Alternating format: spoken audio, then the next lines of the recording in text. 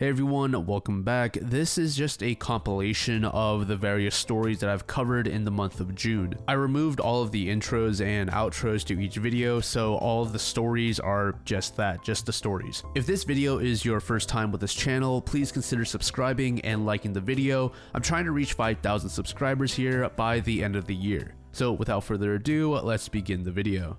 Was created in the Entitled People subreddit in 2021 by user Throwaway for no drama. The post is titled "Entitled Sister Burns Bridge, then wants me to maintain her and her unborn baby. So I, 27 female, moved to the US almost 7 years ago. I have 2 half-sisters from my father's side, all from different women. We used to be very close, and despite both being illegitimate, I shared with them part of the little inheritance I got from my grandparents. They never recognized them and left them nothing. 2 years ago, my sisters also moved to the US. The middle sister, 28, let's call her Mary, got a company to host her with a work visa. The eldest, 30, Karen, got a student visa and moved in with me since I was already working and earning a good salary. The arrangement was that I would pay bills, she would get a job at the university since she was not allowed to work outside, and that was her spending money. I would cover all bills and food. The only thing I asked was to help with some minor chores. I have a dog and a cat, and I told her she had no responsibility while she was at school and at work. It was fine since I work from home and I have a stepfamily that helped me maintain my home, mostly because I'm the free babysitter for them. Pretty sweet deal for a student. Well, apparently that wasn't enough. While she was in school, Karen met Ken. I knew Ken from the time I went to university. He's a creep, but I thought he was harmless. Karen was head over heels for him. I warned her that Ken had a bad reputation at the university, but she didn't care. She's a big girl, so I let it be, with the only condition that Ken was not allowed in my place. COVID hit and my hours were cut. Karen's school goes on pause and she loses her campus job. Because of all of this, we moved into a small apartment. I took a second job and did some freelance on the side. Needless to say, I had no personal life. I am dating someone, but he was also swamped with work and bills, so we barely met each other. During this time, Karen and Ken apparently got closer and he began to appear in the apartment. Karen was not part of my lease, but my landlord was very understanding. Ken began making really inappropriate comments about me. I am not a beauty queen, I just look a bit exotic, as Ken put it. I'm mixed race from the Caribbean, so I have a bit of everything and somehow it all shows. Karen looks more like our father, he was of European descent. In all honesty, Karen is more attractive. I only look foreign in this little Intermountain region. Ken would go out of his way to touch me and he was just invasive. I managed to stay in my room when he was around or use the excuse that my pets needed a walk. I didn't know why, but Karen kept pushing for me to spend time alone with Ken. It will be good for you to bond with your future brother-in-law. They had only been dating 7 months at this point. Whatever, I didn't care. I found excuses to avoid it. In November 2020, I got a better position at my main career job, so I was able to quit my second job and have more time. I reconnected with friends and one of them asked me if I was okay. I asked why and he told me Ken had been saying he was very close to getting me for personal time. I was not okay with that idea.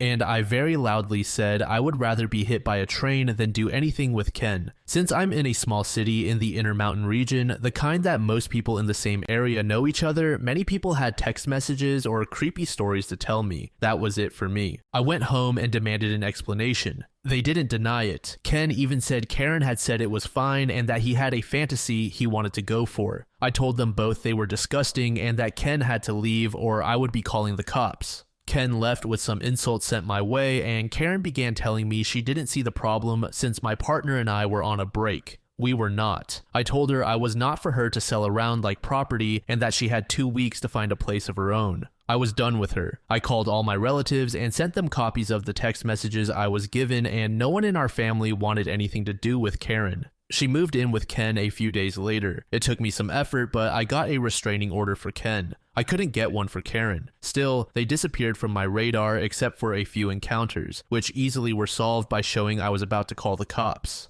Today happened and I had to hold back my laughter. Mary had kept tabs on Karen since they were sisters and she messaged me with a notice. Hey, Karen just called me. She's pregnant and Ken kicked her out. I just stared for a few minutes and responded, that's sad. Mary knew and supported that I didn't care or have any intentions to help. Karen used Mary's phone to call me. She begged me to help since Mary only let her stay for a week before moving to another state. Said that she missed her little sister and had no one else to go to. She knows I have family health insurance and that I could do something like that for her pregnancy medical bills. This baby is a blessing, and I should want to help her raise it, meaning I pay for everything. I let her pour her heart out for 5 to 7 minutes, then said, "Nope." I ended the call. She tried calling again for a while, then stopped when I got a text message from Mary saying she had left her phone on the counter and she was sorry for the spamming. Most of my family agrees with me, even Karen's mom. The only one who disapproves is Karen's aunt. She's not my aunt, but I called her aunt anyway since I've known her for many years. She's been putting pressure on me most of the day. She only stopped when I told her one more message and that I would show her text messages to my stepfather, who is her landlord. I feel bad for the baby to a point. But this is one of those moments that all I can think is, this is not my circus and these are not my monkeys.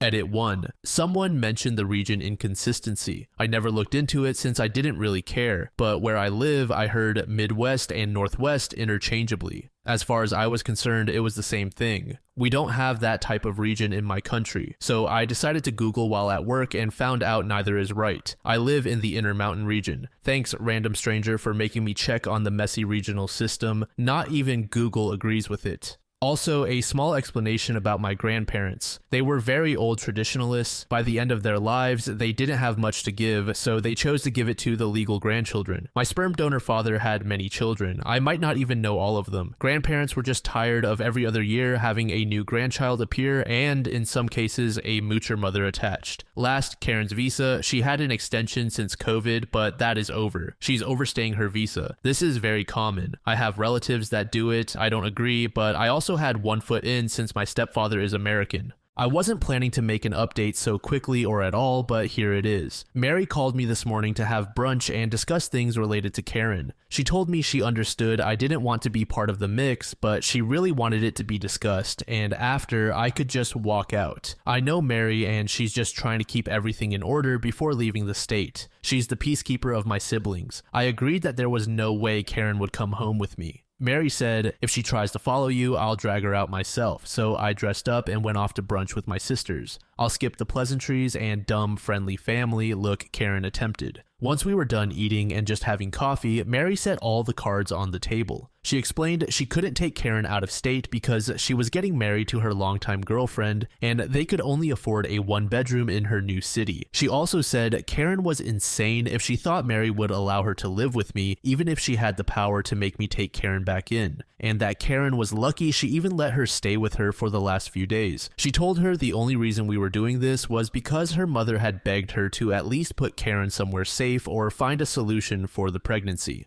So she turned to me and asked me, as the most stable financially, if there were anything I would be willing to help with. I might be an asshole for this. Feel free to roast me, but I basically said I would only give money for 3 things. 1. A termination and a hotel room while she heals from it. 2. A ticket back to their home country so she can live with her mother or aunt and get free healthcare. 3. A ticket to our eldest brother's home country so she can live with him because I know he will take her. I also said she had the option to put the baby up for adoption, but I would not be offering her a place to stay or a way to get medical care out of my pocket. I gave her some links to nonprofits she could use. Karen started crying, saying I was trying to take away her baby and being a bad sister, that a good sister would open up her home and help care for her baby, that I never deserved to have the money I have. Most of my money is from inheritance on my mother's side of the family, so not sure how she would have gotten anything, that my mother spoiled me because she had money. We did, because after our father left my mother and me with nothing, she made a company from scratch. She kept babbling and making a scene, then she said something that actually hurt me. You are just mad because you will never get pregnant. Yes, I happen to be infertile. No, I can't get treatment for it. It is what it is. I already accepted it, but it still hurts. Mary knew this was a low blow for me and basically told Karen one more stupid word like that and she'll be sleeping in the street tonight. I didn't cry or anything, just stared. Karen stopped her crying, muttering, and seemed to get an idea. She looked at me straight and told me to adopt her baby.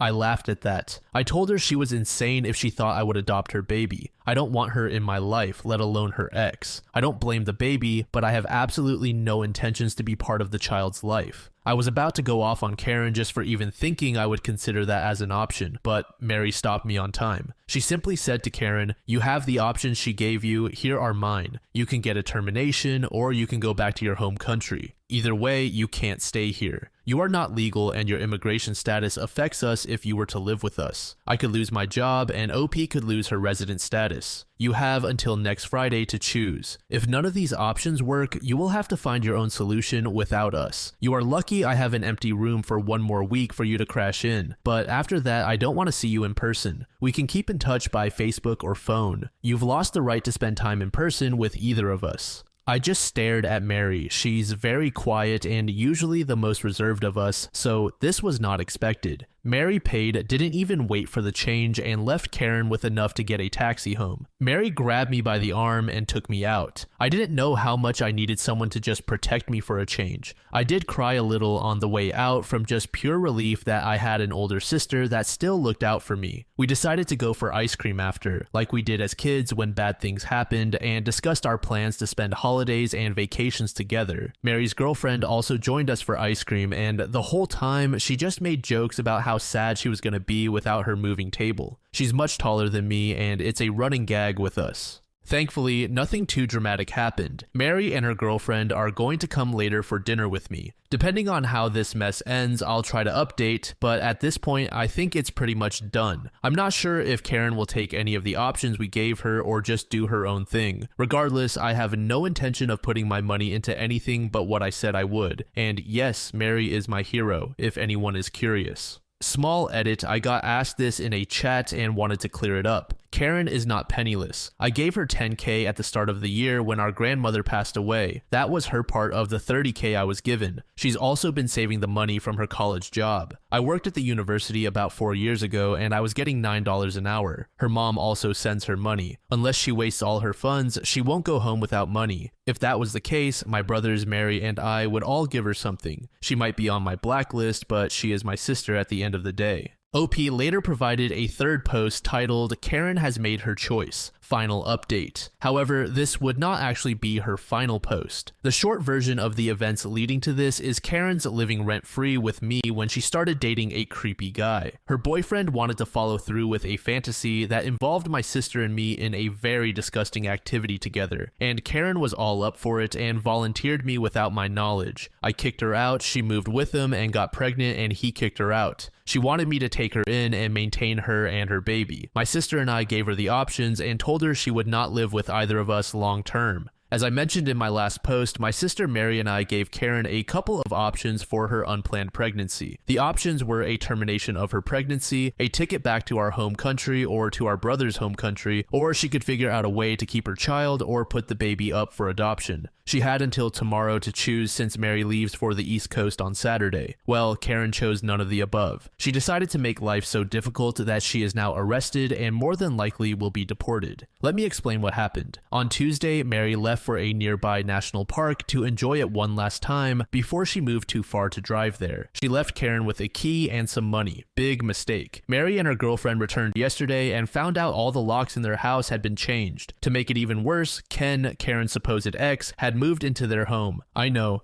Mary should have seen this coming, but they grew up as best friends. They used to be closer to each other than to anyone else, myself included. Obviously, police were called and it was just a major mess. Karen and Ken claimed it was their house, but Mary and her girlfriend kept telling them, no, it was not. It's not even Mary's house anymore. It was sold and the new family that owns it arrived on Sunday. The police officers were done with this mess before it escalated and asked everyone for identification. Ken, Mary, and Mary's girlfriend all handed them over. Karen only had an expired passport. Karen got arrested on immigration charges. Ken got arrested on charges relating to breaking and entering, and some others I don't know for sure. I got this secondhand from Mary while she was basically about to commit a murder felony had it not been for the officers. Today I got called about my sister. Her lawyer said she claimed to be my surrogate, and that the baby in her was actually my child. Yep, she tried this. I told the lawyer that I was not looking for a surrogate or adopting a child. I am already fostering and have no space. and that my sister got pregnant by accident with Ken. He asked if I would be willing to foster her baby since the child would technically be American. I said absolutely not. He tried to work things out with me, explaining my sister would most likely be deported otherwise. I just told him if that's the law, then that's how it will be. I asked him to please not contact me about her anymore. As far as I am concerned, the only family she has is in our home country. Aside from the scare and new locks, Mary is okay. The realtor has copies of the new keys for the family that owns the house. And now my sister and I are planning to have no contact with Karen. I don't know what exactly will happen to Karen, nor do I care anymore. Now, not even my aunt in my home country wants anything to do with Karen, and they even apologized to Mary and me. As for Ken, well, who knows? I hope he goes to jail, but if he doesn't, I couldn't care less. I now feel like a massive boulder is off my shoulders, and I can just focus on work and teaching my foster daughter about Star Wars. We have already watched all of the original trilogy, and we have a Clone Wars marathon planned for the weekend. I want to thank everyone who sent me well wishes to my sister Mary and me. Also to the people that share advice that I am so glad I took to heart. This has been probably the worst roller coaster family mess I've dealt with since my parents' divorce, and it came absolutely from the one person I suspected less. Can't say I have any entitled stories aside from this.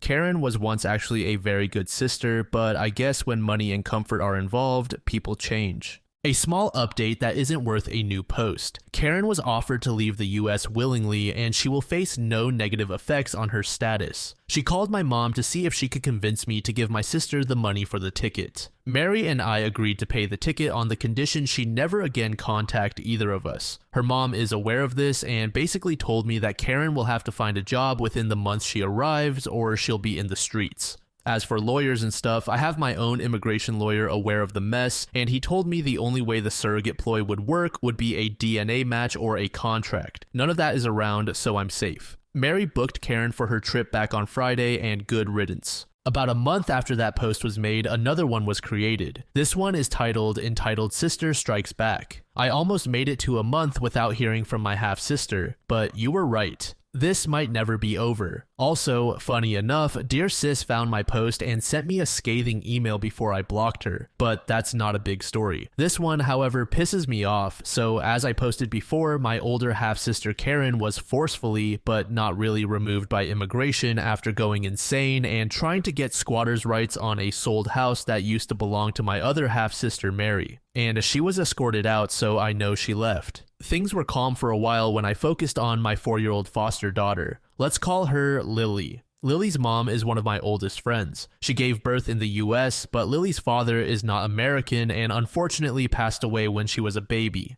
My friend was asked to leave the US to do her immigration process off-country since she has no one to claim her aside from a minor child. This sadly means that she probably won't be able to come to the US until Lily is 18. Because our home country's education system is really bad, she asked me if I could take Lily. By this point, I had already kicked Karen out, so I had an extra room. I told her it was okay if it was in Lily's best interest. Lily and I are tight as thieves, and she's always seen me as her crazy fun aunt. It took a while, but Lily's guardianship was passed from the state to me 3 weeks ago, and just in time for Halloween too. We are skipping trick-or-treating this year due to the pandemic, but Lily still wanted to dress up as a Sith. My mom was incredibly happy to have a foster grandkid, especially since Lily actually doesn't have any other grandparents, so she sent her some fairly fancy Star Wars props. Obviously, we got her dressed up in her Sith outfit and had a mini photo session for grandma, and my mom posted the pictures on Facebook so Lily's mom could see them easily. My family and friends went crazy with how adorable Lily looks. She says she's not cute, she's Sith. And then Karen strikes back. Mom forgot or decided not to block Karen, and when my half-sister saw Lily's picture, she had some of her best hits, such as "My 4-year-old looks fat. She's ugly and clearly going to grow up to be a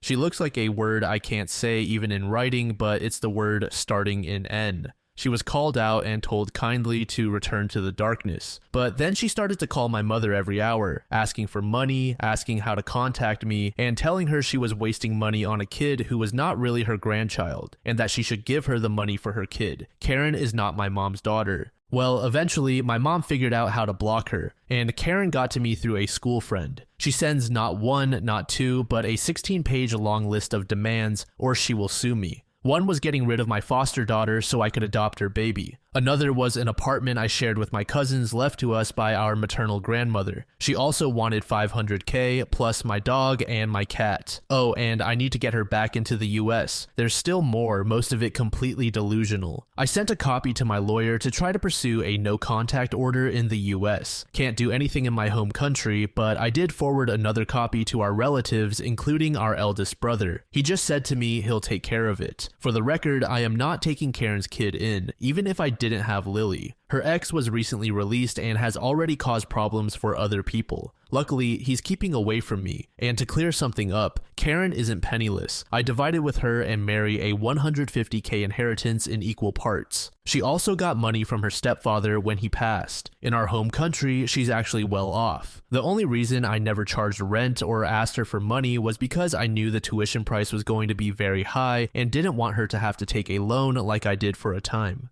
So just as I thought the story was wrapping up, there were actually several additional posts. The first one is titled, "Ken is back and now he's stalking my foster daughter. At this point, I'm just posting to vent out. But god damn it, now my kid is the one getting problems, and I am one step away from saying it and just quitting my job and leaving the state." So as people who've read my previous posts about my sister and her creepy boyfriend know, Ken is a creep who has tried to get both my sister and me to have sex. I absolutely refuse to even be in the same room as that slime for more than a minute, but even with a no contact order, it doesn't seem to hit. After being arrested and released, Ken had all but disappeared. My foster daughter Lily has become my full focus as I work to get her settled. I've even been looking into moving from my current apartment to a small house with a yard for her, and Lily is involved in the search by giving her opinions. She's also going to kindergarten, of course, and is doing well. There are still some adjustments to all the changes, and she misses her birth mom, but we already have plans to visit her during spring break when I can get time off. Today I asked a mom, Tina from kindergarten, if they would be able to bring Lily over. She was okay with it, and I gave her some money as a thank you so she and the kids could have some McDonald's on the way back. She called me in a panic around the pickup time. Apparently, the teachers noticed a man trying to talk to Lily, but their security scared him off. Obviously, the original plan went out the window and I left work early to go to the school. Lily told her teacher and me that the man said he was a good friend of mine and had something for me. He asked her if she would like a ride home with him so he could surprise me. Thankfully, Lily was more interested in a Happy Meal and said no. The teacher and I were horrified and the school cameras were immediately checked. They brought me a picture. Even though it was low quality, I am very sure it's Ken based on the picture and Lily's description. The school promised me they would reach the police and give them the security cameras video, and I also went to make a report on the incident. Since I wasn't there and Lily didn't get a name, they took it as a John Doe event until after they investigated. I am just terrified. With Karen gone, I thought Ken would leave me alone, but now he's targeting my 4-year-old. I am just terrified thinking about all the horrible outcomes if my child had not been more interested in fast food than in whatever Ken was offering. I set a rule with the school that only I, my boyfriend's mother, or Tina and her husband, who I trust, can take Lily out of the school. Lily is now scared since she picked up on my own panic. We had a good talk about strangers and bad people and why she should never go with someone she doesn't know anywhere. I'm getting Lily a cell phone tomorrow at first light and she's staying home at least until Monday.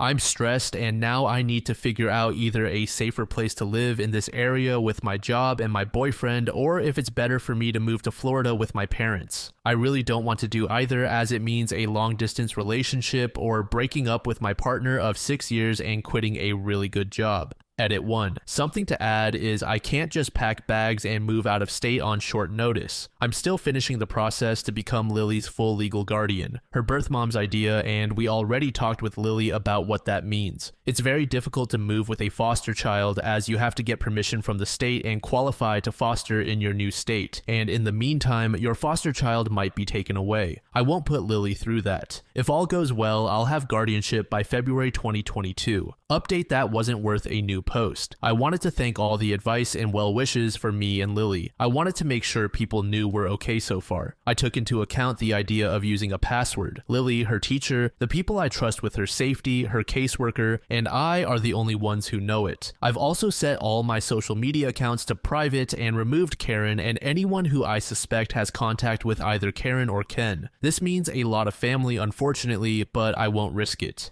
Mary has been a blessing in all this, as she actually was the one who helped me figure out some people I didn't suspect. Sadly, it is not really feasible for me to live with Mary or in Mary's city, but she lives in a very expensive area. Even with a good paying job and my savings, my quality of life there would not be good. Mary has a home paid by her job, so she's doing fairly well, and her now wife is also in a really good position. As for getting a weapon, while I support the right to own arms responsibly, I have a record of mental illness. I am treated and stable, so it is not risky for me to have a child. And legally, I could buy a gun if I wanted to. The issue is I prefer not to. If the worst comes to pass, and even with all the care, I still get an episode, I do not want to risk having a gun accessible. That said, I plan to have my partner teach Lily gun safety in a few years. So far, we've done the basic if you see a gun, don't touch it, and always treat it as if there's a bullet in it. Ken, I have mixed news on him, unfortunately. The bad news is my case has been officially classified as a domestic matter. Since he's technically my sister's partner, I spoke to my personal lawyer and Lily's caseworker, and we've decided to try to escalate the no contact order to a full restriction order with Lily included in it.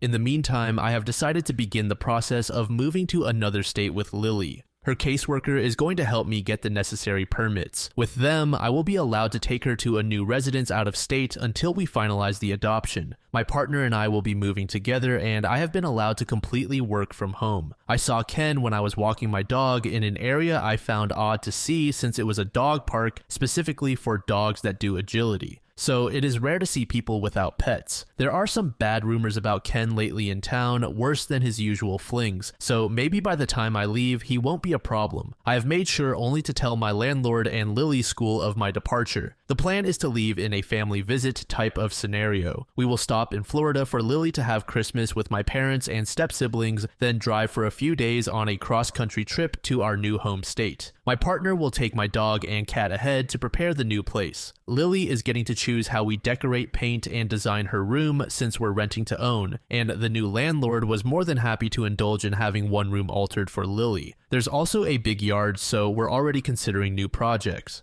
The next post in this saga is titled, "Entitled Stalker Claims I Am His Wife and is the Owner of My Computer." Well, the pettiness is never ending. As I have posted far too many times, my sister's ex-boyfriend and baby daddy Ken is currently stalking me. He's even gone as far as trying to harass my foster daughter in her kindergarten. He's been doing the classics like following me around at a distance, calling me with random numbers, and even trying to come inside my place once. I was not there. I decided to stay elsewhere for safety until I finally moved completely out of the state. Regardless, for the most part, nothing as serious as him approaching my kid has happened until the craziness of this morning. I decided to buy my partner a new PC as a Christmas present. We love video games, but the computer he has is a bit old. So I decided to surprise him and bought a really nice desktop with a 3080. This thing was pricey, but he's been my rock through all the mess with my sister, and he's even the reason I'll be able to adopt my foster daughter. I set the PC for pickup at the Blue Tech Emporium. Well, wouldn't you know, I wasn't even done with my coffee when I got a call from customer service saying there was a man there claiming to be my husband and screaming at their pickup person since they wouldn't give them my order. I obviously told them I was not married and that I would be picking it up in person later after work. They asked me to go there to solve this since they would check for ID. Now, a little detail that Ken didn't know is I changed my name less than a year ago to remove my biological father's name. I had planned this for years, but waited until my grandparents and my paternal aunt had passed away. I knew it would break their hearts if I did it when they were alive. My name now is that of my stepfather and my mom.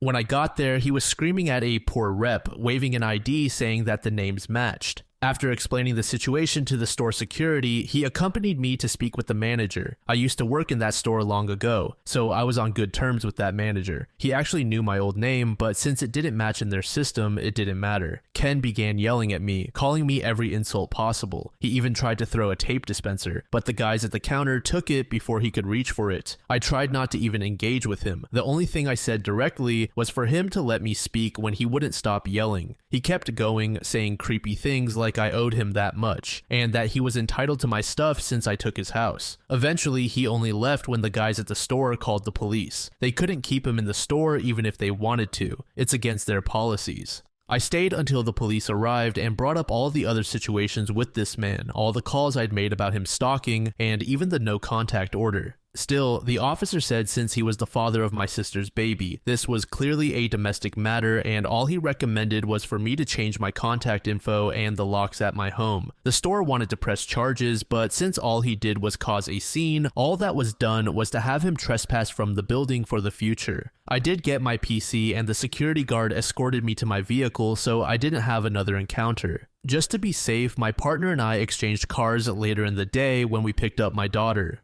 Since it seems the police will do nothing more, I'm just planning to keep going with my plan. I will be leaving this weekend to celebrate the holidays with a family that my sister doesn't know personally. Once the holidays are over, my daughter's adoption should be close to finalized, so we'll be moving pretty far. To people curious why he had an ID with my old last name in it, my suspicion is it's a fake ID. My half-siblings and I used to all have our biological father's name, so he would have known it through my sister. Mary, two of my brothers, and I are the only ones who decided to change our names on the line that we want nothing to do with my biological father's legacy, as stupid as it sounds. The next post is titled, "My entitled half-sister induces childbirth 3 months early to get money." I wish this were a weird joke, but no, this happened. I have to warn you, this is not a pretty story. As the saga of my family goes on, I'm happy to report I have moved to a safer town away from my half-sister's ex. I won't give details where, but far enough, and with some changes in my personal life, that will make it very hard for that creep to find me or my daughter.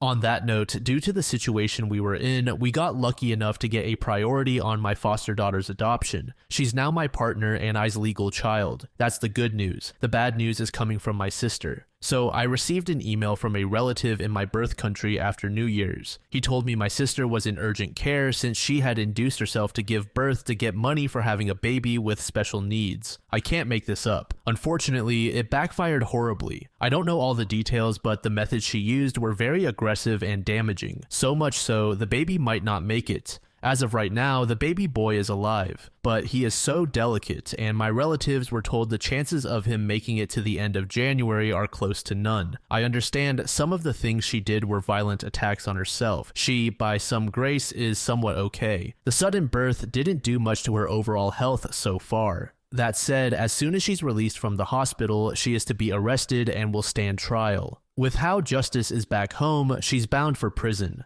Highly religious people don't take this kind of behavior too kindly. If the baby survives, the government will take him in. They consider my sister far too much of a risk to even grant custody to relatives. Not even distant or partial relatives in other countries have been considered. That's also not counting on the possible lifelong treatments that poor little one is going to need. From what I was told, he has a high chance of neurological damage and more than likely will need special care for life. And right now, he is so weak that they have to tube feed him since he can't actually drink, not even from a bottle. I want to make something clear, and if I sound curt, it is because I'm very much pissed off. I offered her a termination, not because I believe in that procedure, but because I didn't want a child to be born to suffer. No child deserves what happened to this baby. Needless to say, my ex-sister has lost not just her parental rights, but any support or affection the family had. I sent a letter to her mother to be delivered to this woman telling her that she is no family, and if she ever messages me, I will block her. Even siblings I don't get along with agree with me. I feel ashamed that filth is even partially related to me. I wish I could put all my thoughts here, but my anger makes me irrational now, so I will focus on settling into my new home.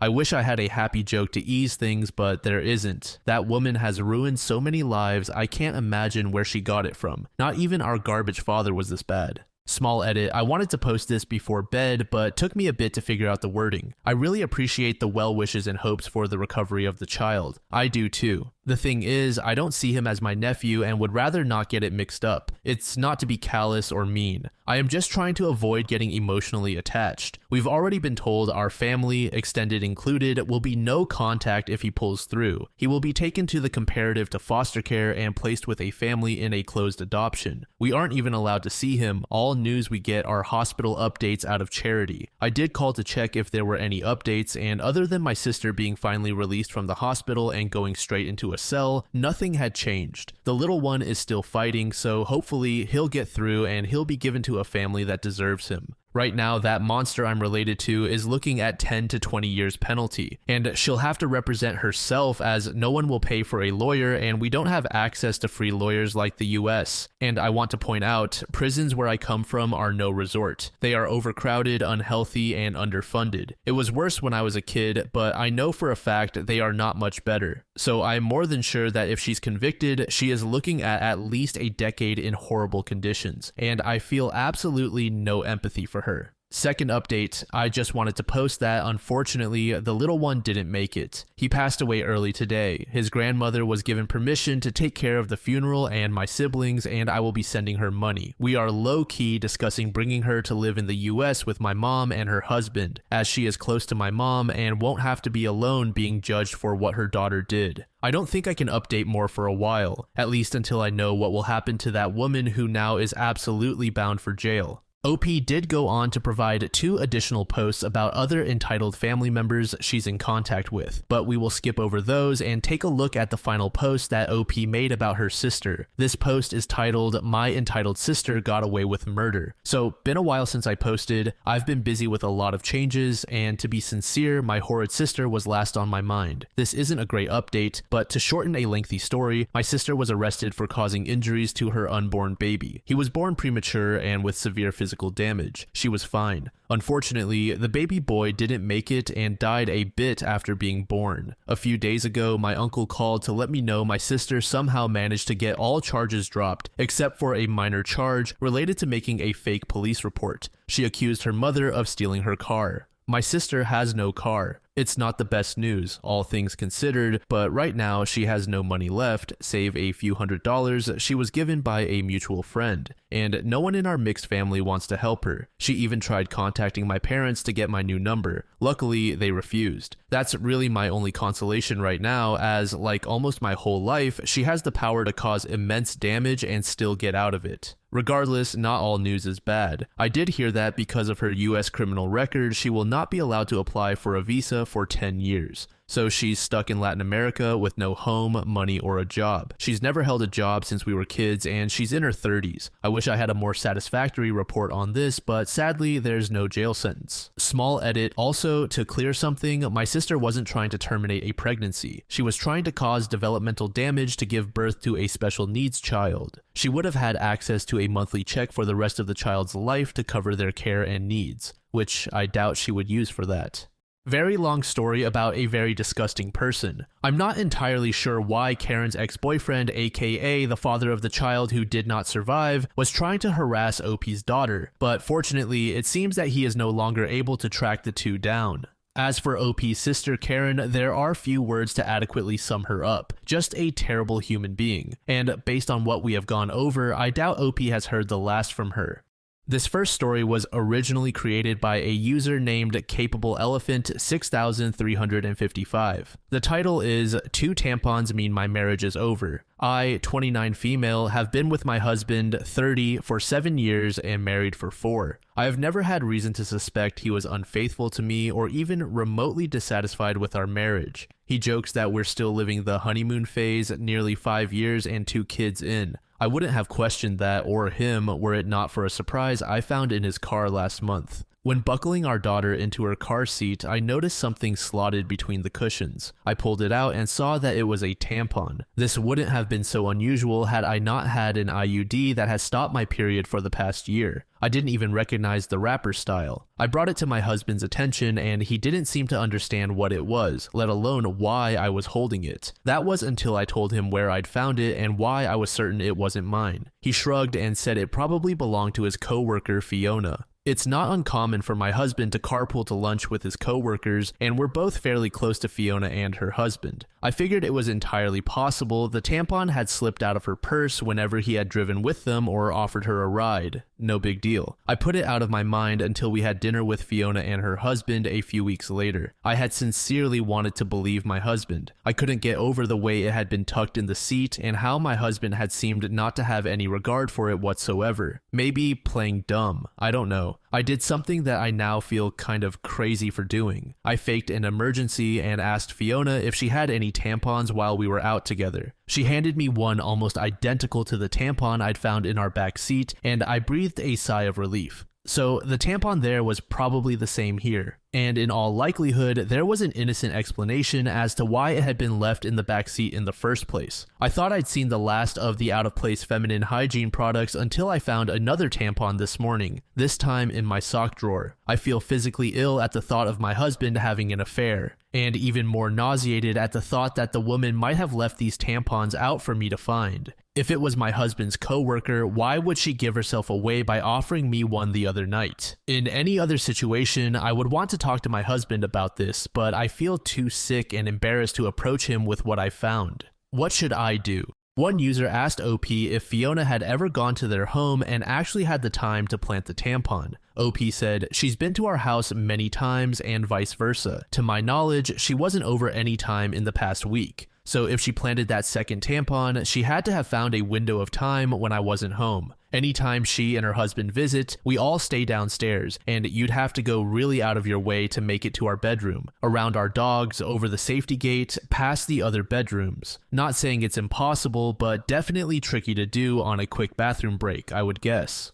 Another user proposed the idea that perhaps OP's children had taken it and had been playing around with it. OP said, "They're 2 and 4 years old. Both have a mischievous streak, so I didn't want to rule out the possibility of one of them moving stuff around. But I can't imagine how they'd get their hands on 1, possibly 2 random tampons that I never bought." A little over 2 weeks later, OP provided an update post. "Contemplating every possible source of 2 tampons has been my personal hell for the past few weeks, but I wanted to share an update. Shortly after posting here, I told my sister what had happened. The tampon in the backseat and the sock drawer, my husband's cluelessness, the tampon from Fiona, and everything I suspected but didn't want to believe. We compared tampons, save for the backseat one I'd already discarded, and they were a match. I hadn't left either in a place where my husband or daughters would have found them and moved them around. My daughters didn't know what they were or where they had come from. My sister was convinced it was Fiona, and that she was either my husband, with me, or both. Direct confrontation with either party still seemed like a bad idea, so she suggested inviting Fiona and her husband over for our Labor Day barbecue. Unfortunately, they already had plans. My sister and I agreed it was too soon for cameras without any other evidence, so it was just a waiting game. I watched my husband for any changed behavior. Nothing. I also kept careful tabs on our house for any misplaced or foreign items, and even the girls for any new friends they might have met. Also, nothing. My sister's husband was adamant on this last point, and partly why he was inclined to believe that the tampons were harmless. He said if anything had been happening in or around our home, it would be nearly impossible to keep it from me and the girls, since my husband was the one taking them to and from daycare and most other activities during the week. I felt a good bit of consolation in that. It wasn't until my younger daughter, the 2-year-old, came down with something last week that I felt any differently. I wanted to be the one home taking care of her, but my husband insisted I stay at work while he stayed home with her. I was okay with that.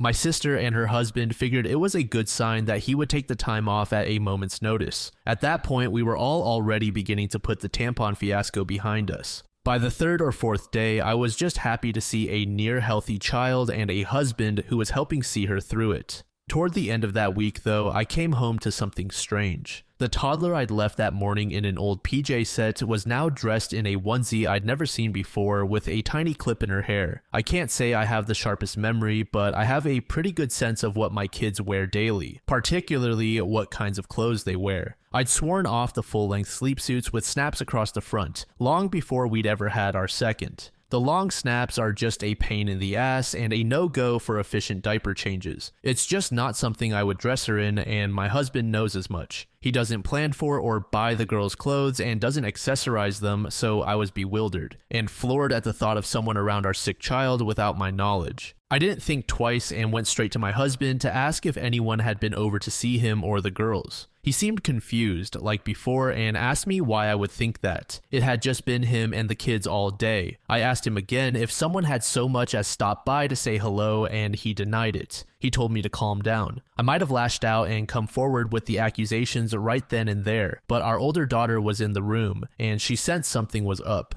In a calmer voice, I asked him a 3rd time if anyone had been around our children, and my husband swore that the girls hadn't been around anyone but him. He also denied buying new clothes or doing anyone's hair. With our daughter in the room and my emotions everywhere, I decided to leave it. I couldn't make sense of it then, and it hardly seems clearer now after I've driven myself half crazy with explanations that aren't adding up. In the comments of this update post, OP added some additional bits of information. My 2-year-old can only string together a couple of words at a time, and when I ask her about her time with daddy or her clothes, she answers based on the cues I give her. For example, I ask, "Who gave you that pretty bow?" And she repeats "pretty bow" back to me or mama and daddy over and over. My older daughter, almost 4, was at daycare that morning and she can't recall anything different from that day. I don't remember the PJ change or the hair clip, so I guess she was changed sometime that morning, but I'm not sure. I have a 45-minute commute to work, so stopping by for lunch isn't feasible. My sister has been kind enough to leave work and drive past a few times here and there, and she hasn't seen anything out of the ordinary. We have a Ring camera at the front door, and I've got the app on my phone with alerts on. There's nothing there yet. If anyone has recommendations for more discreet surveillance, I'd be open to it.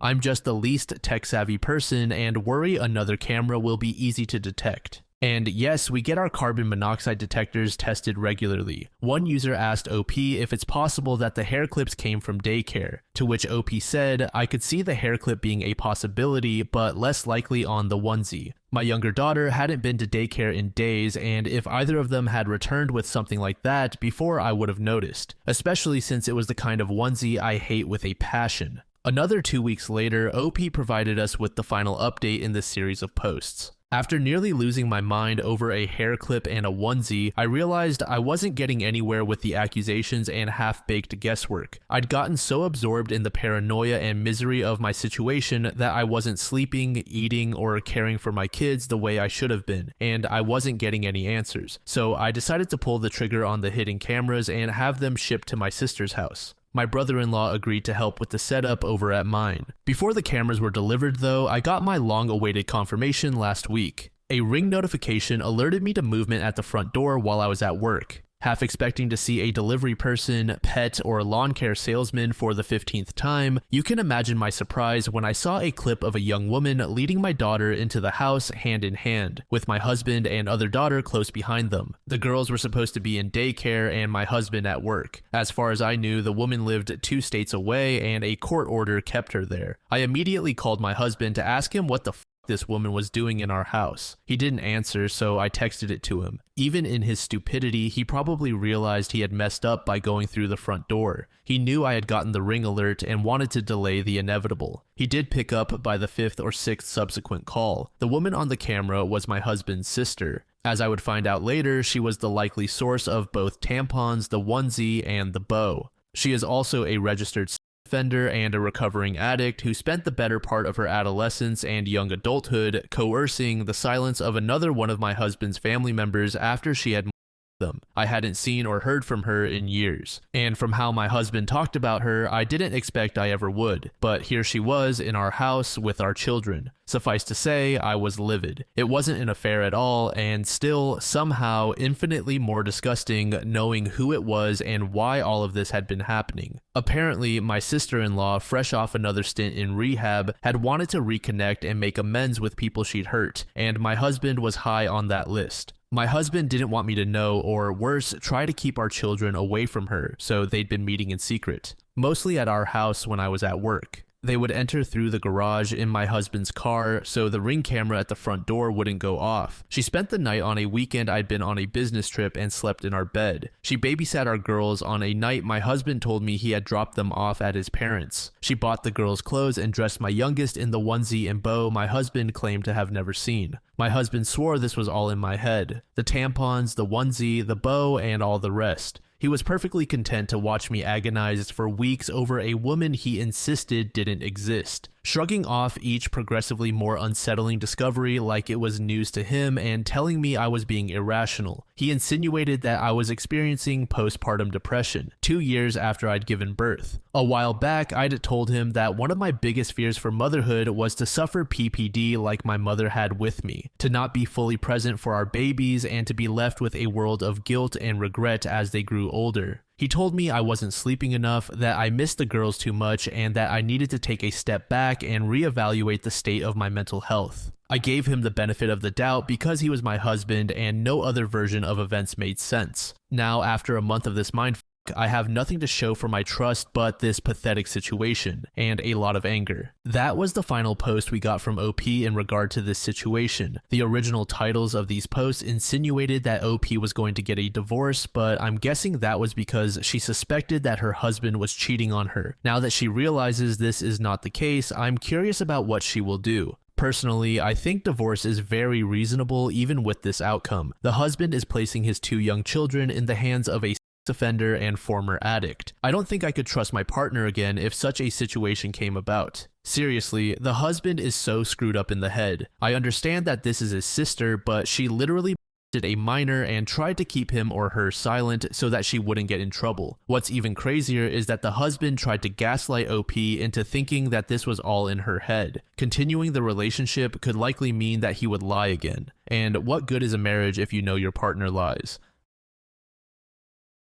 This next story was created in the relationship advice subreddit by user throwaway 1955 787. The post is titled, I, 50 female, introduced a girl to my son, 25, while he was in a situationship. I never understood why my son's girlfriend was always so cold to me. For context, they are both 25-year-olds. A week ago, my daughter told me it was cause I introduced a girl to my son while he was in a relationship with the girl. So 3 years ago, before he officially started dating his current girlfriend, he was in a situationship, which apparently meant they were interested in each other but weren't together. It was like that for a few months, and he was always getting luxury gifts for her, inviting her to our house. When I would ask him whether they were together, he said that she was still considering it since there were a lot of guys interested in her and she was talking to some of them. She's a very attractive online influencer. Around the 7th month that I knew about this situationship, I met a really nice girl who was working for me. She was very interested in my son, so I gave my son her number and told him that she's interested in him and I think she's nice. He just nodded and got together with his current girlfriend about 3 to 4 months later, so I wanted to talk to her while she was at our house today to apologize if I came off the wrong way. She said that I should have minded my business since it wasn't my relationship, and I mentioned that I thought it was a situation where they weren't committed.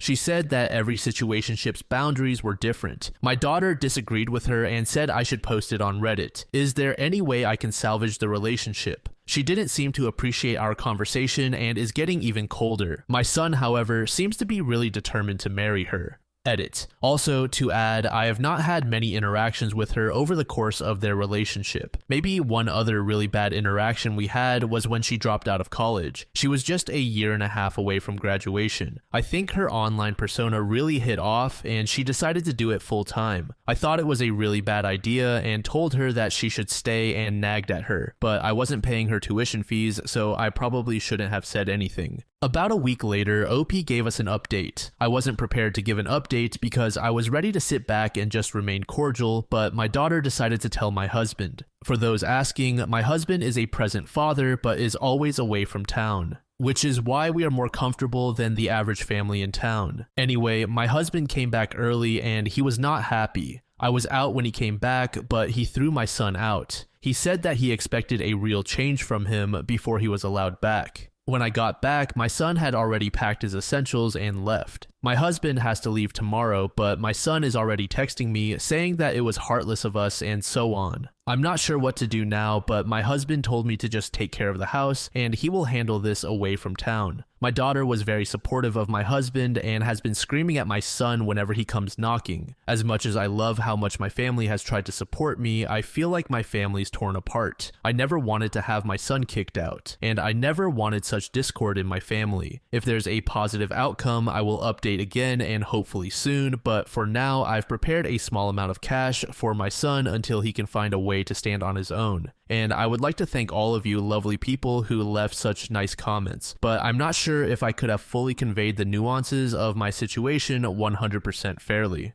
Many people commented saying that it felt as though the story was missing a lot of context. User sbucks2121 commented, I suspect that a lot more has occurred that is not being reported. If that is the case, I applaud the father and sister for protecting OP. We preach every day on Reddit that spouses need to stand up for each other, and he did. Additionally, I find it telling that both the sister and father spoke up. It makes me wonder if OP has allowed a lot of disrespect and poor behavior from her son. Based on what is written, OP has not done anything bad. Her own son did not claim the situationship. He took the number for another woman and then blamed it on his mom. He could have shut that down immediately, but chose not to mention it. Now he is allowing his partner to verbally attack his mom. That behavior would be shut down immediately in my house, and that person would not be welcome. Secondly, OP has a right to be concerned about her son spending lavishly on this person when he still lives at home. She didn't sign up to subsidize the son and his girlfriend's lifestyle. Totally fine if the GF chooses to explore being an influencer, but they shouldn't expect OP's family to pick up the slack financially for it. They need to move out and pay their own way. OP saw the comment and said the following: "Yes, my husband initially was not trying to kick my son out. He wanted to have a talk with him. Coincidentally, his girlfriend was home and apparently she got really angry that my husband barged into the house when they were enjoying a movie. So she left the house and my son started getting angry at my husband, which led to a full-blown fight and him getting kicked out. Also, I am aware that I overly pampered my children. Usually, kids here move out on their own at 21, but since my son was doing exceptionally well academically and he was promising me a lot of opportunities for him, I convinced my husband to bear the financial grunt for him to finish college. We take education opportunities very seriously, as both me and my husband were uneducated and we worked day and night for his business to lift off. We just didn't want our son to suffer the same as we did. I guess I was digging my own grave now that I think about it." Unfortunately, that was the final update we ever got from OP. This story reeked of inevitable breakup or divorce if it even gets that far. The girl that OP's son is dating said that she was speaking to other men at the same time before committing to him, all while accepting expensive gifts from him. I hate the word, but this son sounds like a simp. Both the GF and son come across as brats, and OP did state that her son was spoiled during his childhood, which explains a lot. I'm 100% siding with the parents in this situation. Kicking out the son will hopefully wake him up to the real world and knock some sense into him. In an ideal situation, he will realize that he only had it nice because of his parents. Son is a real sack of shit for letting his GF disrespect his dad in his own home. I'm making assumptions, but this sounds like the GF let social media get to her head. I don't think the son even genuinely cares for the girl. We saw him accept the number that OP gave to him, displaying that he was keeping his options open. Post we'll be taking a look at was created just about 2 to 3 weeks ago in the AITAH subreddit by user monthfar2068. The post is titled, "My common-law husband is in Dubai and his side piece showed up at my door with their baby, AITAH, for kicking her out even though she is basically homeless. My husband, 41, and I, 40, have been together for 10 years, and I consider those years to be very loving and happy, but apparently not for him since he had a side piece. I make furniture and make around $1 million a year. My husband is a teacher. It goes without saying that I provide for us. I don't ask what he does with his salary. We live way below our means because we are both minimalists, but we have a big house, nice cars, and lots of art. Everything is mine, however. Apparently, he met his side piece, female, 25, under false pretenses and told her that we were legally married, so he owned half of my company and everything else I own. When she got pregnant, he started spending his salary on her. I wasn't alarmed because I didn't know what he did with his money. Now he is in Dubai on vacation and her lease on her apartment expired, so she just showed up at my door with her baby. She told me she was his GF and that he was getting a divorce, so she might as well live in his house, and that I could live in a hotel because I could afford it. She didn't have any money or home. She literally refused to step out, so I called the police and locked myself in the greenhouse. When the police came, she was literally unpacking the child's clothes in the living area. They escorted her out. I was very shaken. Later, I found out all the details I had included above. My husband's mother thought I was a jerk for kicking out a baby on the street. That was her only grandson. She added that I used and abused my money and power to control everything around me. But honestly, teachers make $60K a year, so if he gave her his salary, I can't understand why she would be so homeless and destitute. She had big designer bags, a designer stroller, and Van Cleef & Arpels jewelry when she showed up at my home. An update post was made about a week later saying the following: Many are asking for an update, but there isn't much. Here is what's happened this past week and what is going to happen. I will never see him again. It is over. He is back from his trip. He wasn't expecting to start his summer vacation this way. My lawyer has already contacted him about what he's owed. It will be transported to his mother's apartment. Whatever more he thinks he is owed, he can sue me. I will be ready, and I hope he can afford my lawyers when he loses whatever lawsuit he plans to file. Apparently, the apartment that his girlfriend lost was his. He was sending her money for the rent, but she spent it on Prada instead. He swears that the baby isn't his and that he is going to demand a paternity test, as if that would make any difference. Maybe for the baby, but I hope to God that the child isn't his so it can have a better future with more loving parents. I'm moving in with my parents. Right now I am in a hotel, but I have no desire to be in that house again with all the memories. I am selling it, and while I find a new home and sell this one, I will live with my family. The GF has contacted me a few times via social media because she needs to talk. She wants proof that we aren't married because he told her we are. I don't do delusion, so I just blocked her. She has tried to contact me via her friends and mine, so now everyone knows the truth without me needing to make an announcement. I am not sure what more to update. If I have missed anything, I will leave it in the comments. One last thing. I am sorry for maybe using the wrong terms. I am not an English speaker, and Google found that common law marriage is the term used in my situation. Apparently, it has certain laws in English-speaking countries. Our relationship is long-term and we live together. We have a separate economy. We have no rights to each other's property or estate. We don't even inherit each other's stuff without a will. However, anything we purchased during the time we were living together falls under joint estate and is divided equally no matter who the purchaser is. I have no problems dividing these assets in half. I bought our house and some of my expensive art during the time we were partners. It would have been joint assets if we hadn't had cohabitation agreements in place around these expensive purchases. He has no rights to them. Unlike prenups, etc., they are not as easy to contest because he is not legally married to me. Under different circumstances, I would have given him more than what he will get now because I am like that in general. If he had ended things, if he told me he wanted out and didn't love me anymore, because I know that relationships end and people fall out of love. He could have respected me enough to give me that at least, but he didn't. So I will be counting spoons and napkins and he will not get a dime more than what he is owed. That was one of the more shorter stories that we've gone over, but surprisingly enough, it's one of the more satisfying ones. Her soon-to-be ex's GF sounds so irritating, and envisioning her future honestly puts a smile on my face. The fact that she expected to be able to walk into someone's home and just start living there is absurd. Then to have the gall to say that OP was going to lose the house anyway is even crazier. OP shared that her husband has been able to spend his salary on whatever he wants while she covered all of the bills. I'm sure in the near future his GF is going to break up with him and demand child support, while he needs to get back into the habit of being responsible with his money. Of course, I am making an assumption there that he is being irresponsible, but I don't think that that's an unreasonable assumption. As OP shared, her husband gave his GF thousands, potentially tens of thousands of dollars for her to splurge on luxury goods. He really just fumbled a bag with her wife. All expenses were paid and $60K from his salary to do whatever he wanted.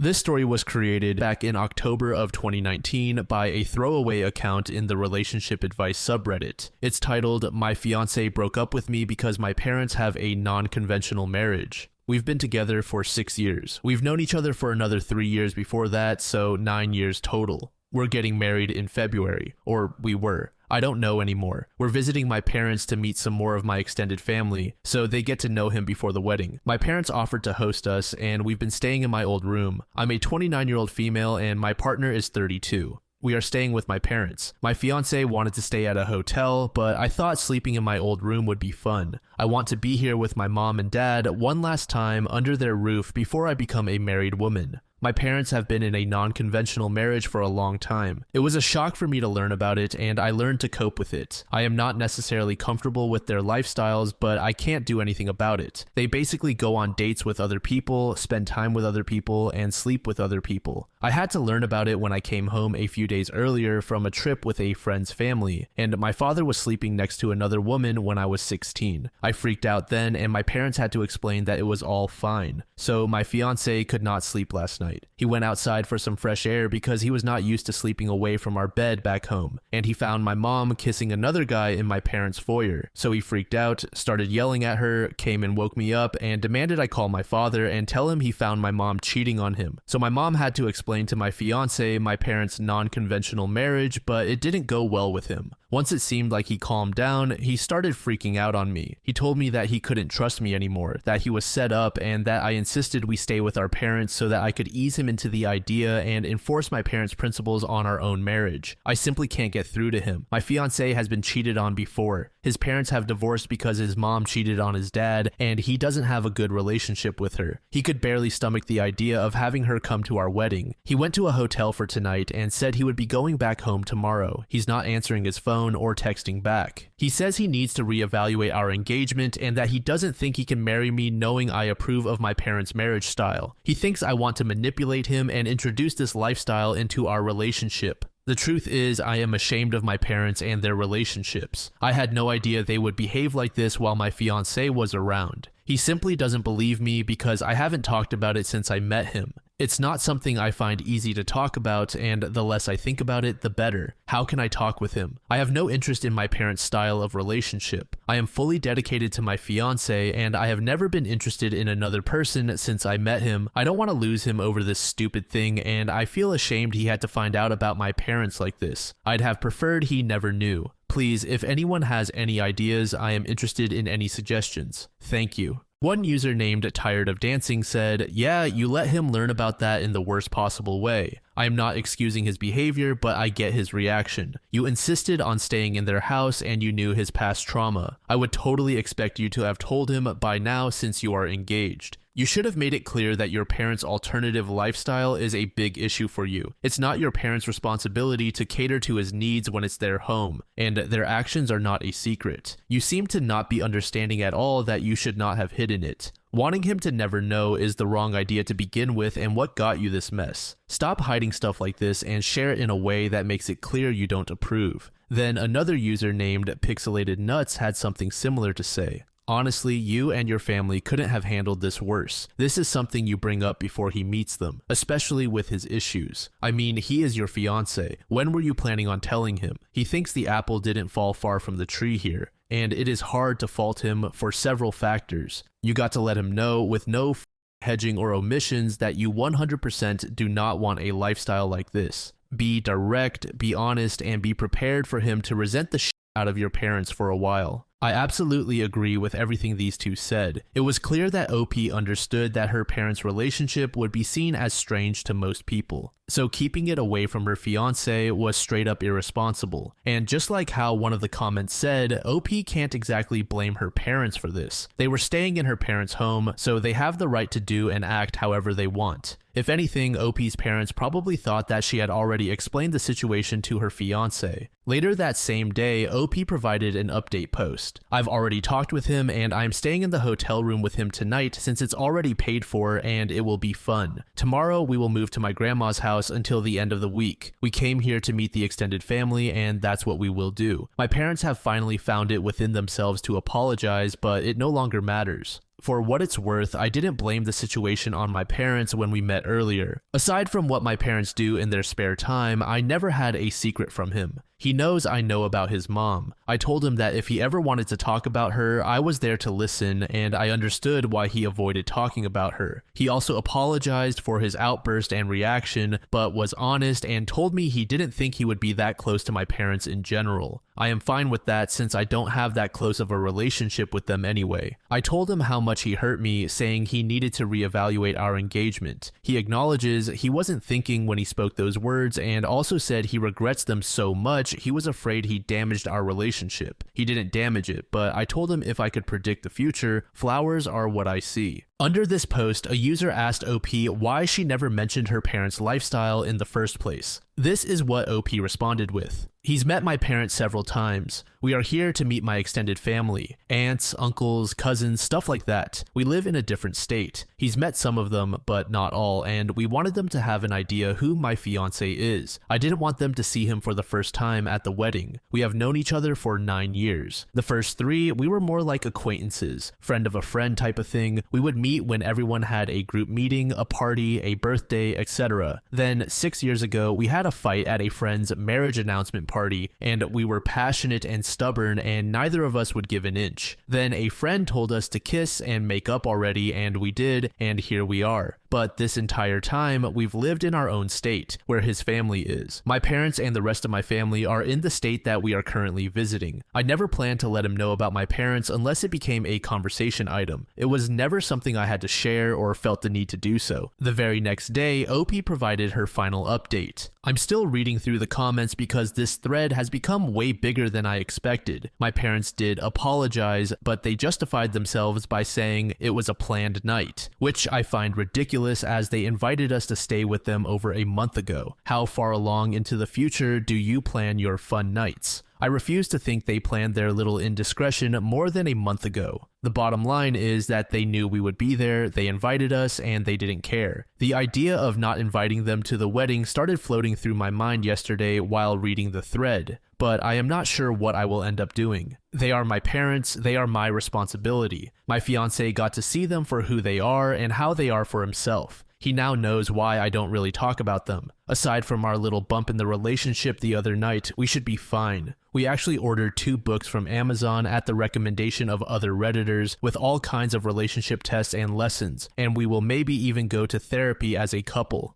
It's good to hear that OP has sorted her situation out with her fiancé, but it seems like she left out some bits of information. Initially, I was thinking that OP's parents weren't all that bad. They even went as far as to apologize, which may not seem like much, but I know of way too many entitled people who would never do such a thing in a similar position. However, my opinion was swayed when OP stated that they were invited over a long time ago. With this in mind, OP's mother should have put off this meeting with one of her lovers, or at the very least, went elsewhere while her daughter and soon-to-be husband were over.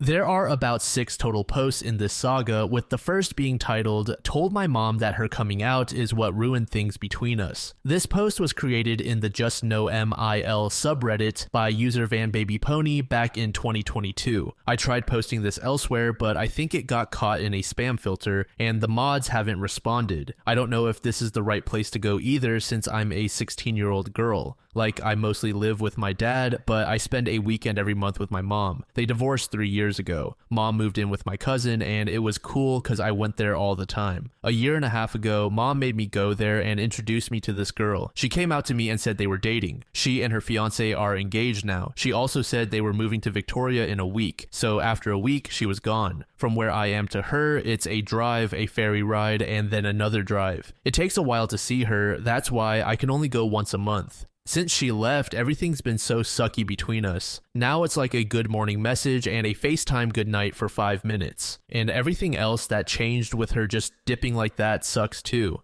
I don't even like visiting her because it's like I don't belong with her and her fiance. But I went because I thought that she wanted to see me, and I miss her a lot every day. This weekend I was in Victoria and she was FaceTiming my cousin while I studied, and they got to talking about the wedding. She said stuff like how her life is 100 times better since she left, how she's finally got real happiness in her fiance, and how she's her world. She says she can't wait to fully move on from her old life. It just made me so angry. It sounded like her life was so much better with me barely in it. And what do you mean, move on from your old life? I'm from that old life. I guess she noticed I was pissed because at night she tried to talk to me. I said I didn't want to talk, but she's like she deserves to know when something's wrong with her girl since I always seem so depressed whenever I come over. That just made me snap, and I lost it and started shouting at her. I was like, I hate the way she came out because my life got a lot worse and it ruined things between us. It sucks that it's like she wants me gone because she's happier without me. That started a pretty bad argument because she was like, I'm blowing it out of proportion. I didn't understand, and then Mom just left the room,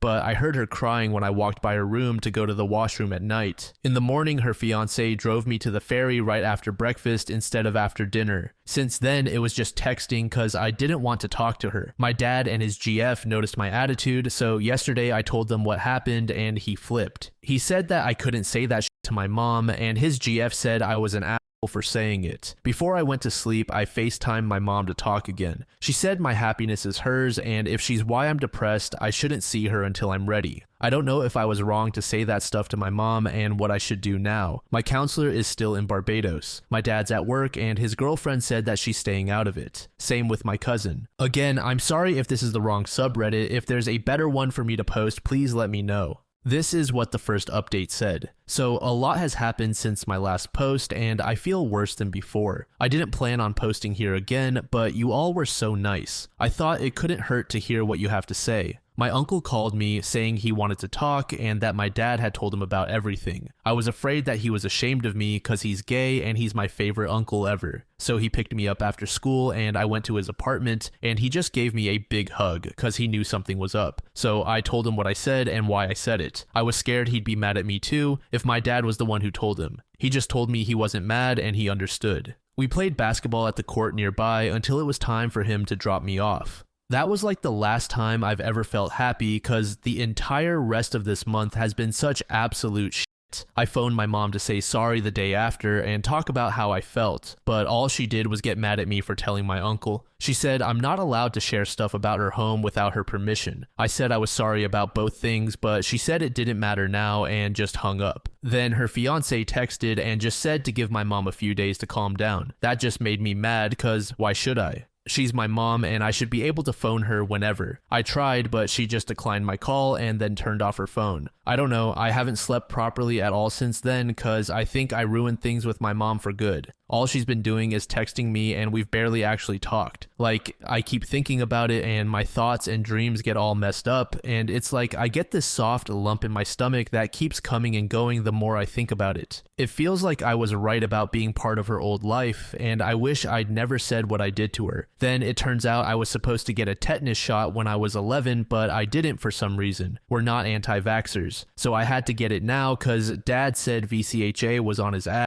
And I ended up having a terrible allergic reaction to it. Like, I got sent to the hospital for a week cause of it. Apparently, I had a super rare reaction. That messed up my exams too, and my mom didn't even come to see me because she was going to a cabin with her fiance the day after. She talked to my dad on the phone and learned how bad it was. She just texted me saying she knew I'd be better and that if I were still there when she came back, she'd come right away like it. This made me want to stay in the hospital for longer. She didn't come. Everyone came but her. My cousin came every day and my dad's GF even slept next to me for a few days. My nieces and even my boyfriend's and best friend's moms came, but my mom didn't. And when I got out, all I got was a text saying, "So happy you're out of the hospital, baby," with a selfie from her and her partner showing off the cabin included with it. I couldn't stop looking at that stupid photo. I obsessed over it for days and kept getting that stupid feeling in my stomach. So I smashed my phone and my dad's girlfriend heard. He got me an emergency meeting with my counselor set up. She's actually a psychologist, but I just call her my counselor. I told her everything but more with details. At the end of it, she said I was very likely depressed and might need treatment. I got scared and asked her to tell my dad. She did and told us to get our family doctor to give a referral to a psychiatrist to get a proper diagnosis for treatment. My dad got scared and made us get that referral the next day. My dad made the appointment and asked my mom to come, but she said she won't be able to. She just texted me to stay strong and remember I'm the most important thing in the world to her. I don't know what to do. I don't want meds or anything. I just want my mom to love me like she used to again. If you guys have any advice on what to do, I need to hear it. It's like my mom isn't even listening to me anymore and the appointment is on Friday and I'm feeling scared.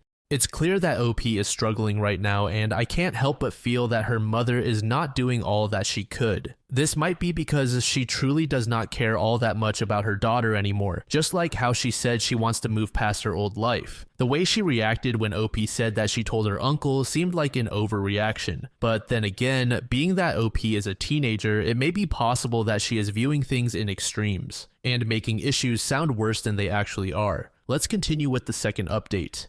I would have made an update earlier, but I just didn't have time. I'm in the hospital right now recovering from my ankle surgery, and all I have is time until I can go home on Friday. so I thought I might as well update. The day after I wrote my post, I had my niece's mom drive me to my uncle, and he just gave me the biggest hug ever. I ended up crying a little, and they calmed me down. I told my uncle about the appointment with the psychiatrist and that I was scared even though you guys were saying it would be okay. I'd just been so unhappy and I just missed my mom so much. He agreed to go with me and my dad to the psychiatrist because my mom wouldn't be coming. I couldn't sleep at all that night and just felt so scared in the morning. I kept thinking about mom and didn't want to go to school either, but I went. It just felt so weird. That feeling in my stomach was just there and not going away. Only hanging out with my boyfriend felt right. Before lunchtime, I just fell asleep in class and got sent to the office. They phoned my dad and he signed me out and dropped me off at my uncle's house. He was already taking care of my niece, so I felt bad, but I went to sleep at the same time as her. He took a really cute photo of us sleeping next to each other. He woke me up when my dad came back and we went to the psychiatrist together. Long story short, at the end of the appointment, the psychiatrist prescribed me a low dose of antidepressants because I was still scared. I've been taking them and they have made me feel a bit better. I have another appointment next week because my counselor says I might need a higher dose.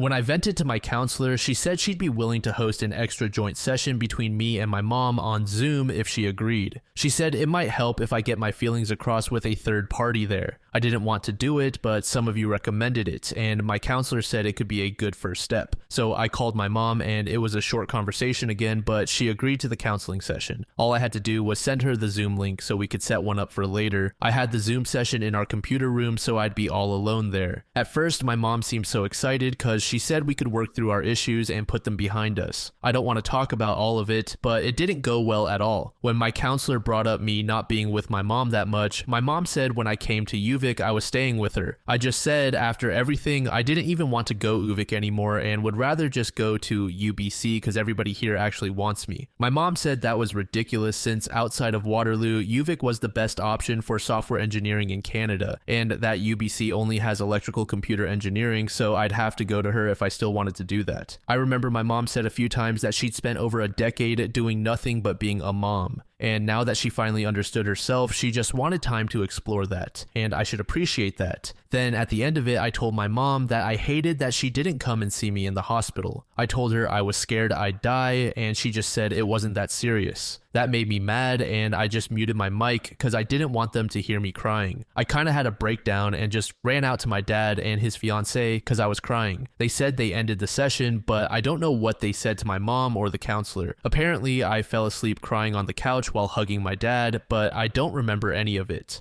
My dad said I was crying really loudly. I think they carried me to their bed because when I woke up in the morning, I was there and my dad was on a mattress by the door. They said it was to block me because they were scared I'd try something. My dad took my new phone and laptop from me for a bit and said it might be healthy for me to stay off them for a bit. I have them back now. I haven't talked to my mom at all since then, not even good morning or good night texts. She hasn't contacted me at all about my broken ankle even though I had surgery yesterday, and I feel like she doesn't even care that I got hurt. I know dad told her that I'm going to surgery, but she hasn't called. I have my phone and laptop back now, but my dad made me delete IG and Snap because he's worried seeing my mom on there might trigger me. A lot of you said I should stop talking to her, but I feel bad about it. When I think about it, it makes me feel worse, like it's over now and I don't have her anymore. I just want her back. The only time I learn what's up with her is if I go to my cousin and ask. Apparently, she's still happy and is occupied with all her wedding planning. Another thing that sucks is that I used to love watching Scream with my cousin, but now I can't even watch it because I feel bad for Billy because his mom left him too. I feel bad for feeling like that because he's the villain. So I couldn't even get through our rewatch and we couldn't even watch the new one. I told my counselor that I still feel really bad and sad and nothing's changed.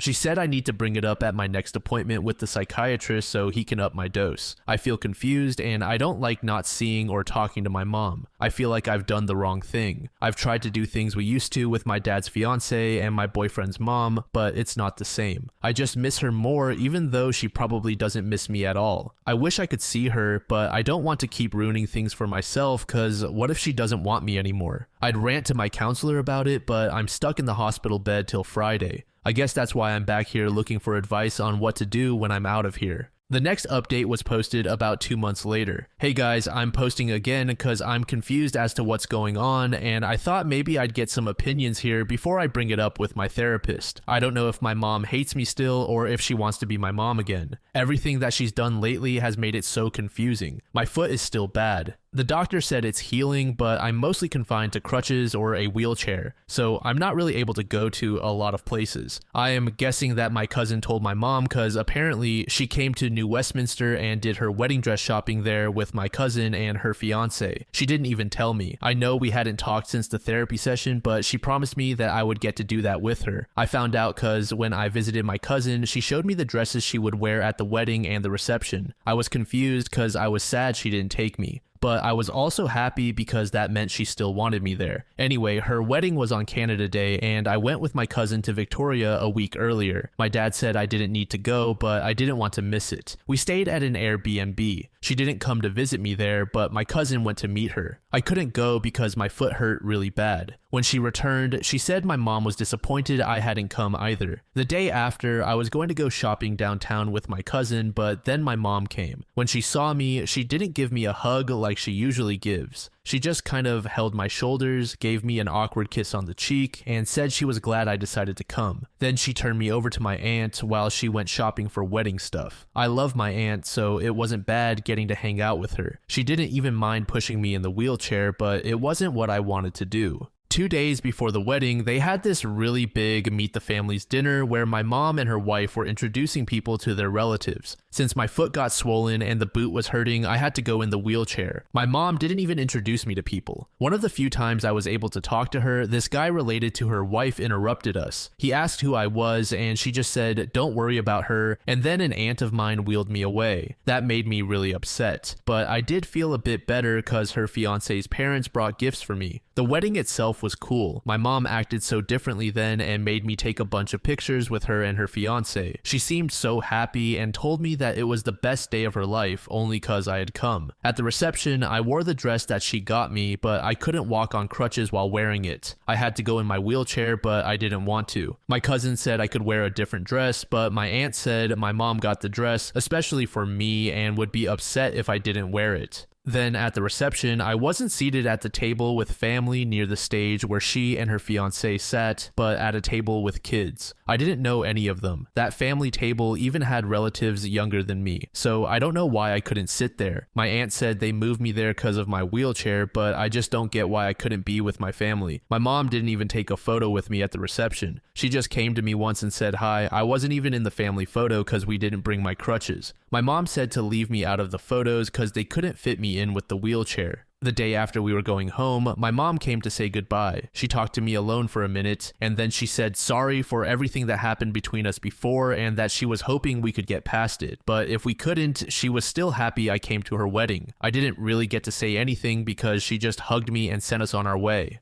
I don't feel too sad about everything anymore though. I think it's because of the antidepressants. I have been feeling happier for about a month now, and none of the stuff I was afraid of has happened. For the last 2 weeks, my mom has been texting good morning and good night again. It hasn't been more than that, but I've been saying it back. I'm just confused with the way she's acting and what she wants. Do you guys have any clue or advice? Edit. I wish I could thank everybody who has commented and given advice. I'm sorry if I didn't respond to you personally, but it means so much to me that you guys cared. I've read everything and I will be bringing up a lot of this with my counselor. Thank you guys so much. I love you all. About another month later, we got update number 4. So I got a phone call from my mom and I decided to answer since I was curious. Ever since the wedding, she's only been texting me. She said she wanted me to come over. Even though I was missing her, I couldn't go. I had plans to go to Seattle with my uncle's family. I said no because I was planning on staying away like everybody here suggested. My counselor also said that it might be good to figure out my life without her. She said okay, but then the day after, I think she phoned my dad. He came and said that I had to go to Victoria instead. I told him I didn't want to go, but we ended up arguing. He said that I didn't have a choice and my uncle would take me somewhere when I got back. So my dad dropped me and my cousin off at the ferry, and when we got to Victoria, it turned out my mom and her wife had moved into their new house. My mom's wife wasn't there because she was in Ottawa for work, but her parents did come. They're really nice. They kind of went on about how they thought they'd never have grandkids and were so happy when they learned my mom had me. They did offer to get me some presents this time, but my mom let them take me to dinner at some pierogi place downtown instead. I don't know what to think about the visit because so much of it was good, but the one bad part was really bad. When I got there, I wanted to talk to her about the stuff at her wedding. I also wanted to tell her that I would rather have gone with my uncle, but then I just felt nervous and couldn't say anything. I kind of felt like I'd just ruined the entire trip if I did. The first thing I noticed in her house was her giant graduation picture where she was holding me as a baby. Then my mom surprised me by showing me my room, and it was perfect. I have a huge bed, a big personal washroom, a walk-in closet, one of those fancy standing desks, and a TV. It's all white because my mom said she wanted me to paint it when my foot was better. She even promised she'd never let anybody use the room even if I'm not there that often. The first night after I got back from the pierogi place, my mom, my cousin, and I stayed up so late just watching TV, and I even fell asleep hugging her.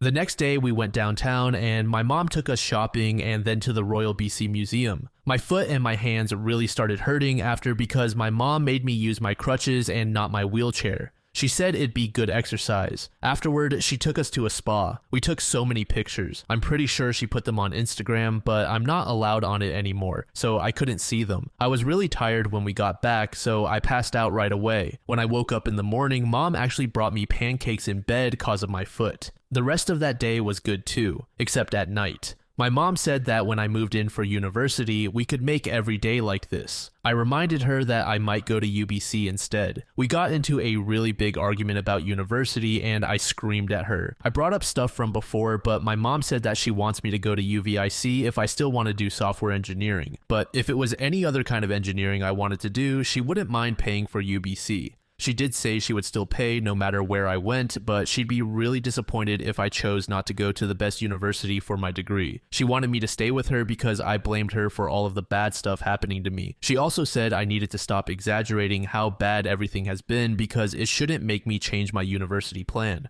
I tried telling her that's not what I meant, but I couldn't say it right. I started crying and she seemed to get really mad. She didn't yell or anything, but she just gave a frustrated sigh and said I needed to stop crying, grow up, and accept that she handled things the best way she could. She added that my attitude problems were why it's been a bad year for us. That just made me cry more. And she said if I don't grow up, I'm never going to get a husband. Then she left the room. I just kind of kept crying because I don't feel like any of that is true. And the husband part was so weird, and I honestly can't stop thinking about that part specifically. Half an hour later, she came back with water. She made me drink it and started telling me how if I wanted to do computer or electrical or any other engineering, she'd support UBC. But that UVIC is the best for software outside of Waterloo, and she doesn't want to send me so far away, but will still pay for it if that's what I choose. I don't know why she wanted to keep talking about that. I wanted to move on from that, so I just agreed when she said she'd take me to talk to an advisor to convince me the next time I came over. Me and my cousin left early the next morning, and my mom said she'd try and come over for my birthday. Apparently, her in-laws wanted to attend. She also said she'd try to make an appointment at UVIC once my foot was better. That argument was the one bad thing about that visit. Everything else would have been perfect since it was just like it used to be with her. I don't even know if I'd be posting if it hadn't been for that argument. I just can't stop thinking about the stuff that she said when we argued. I don't even know why she said the husband thing. I just don't get what she meant by that or why she would bring it up.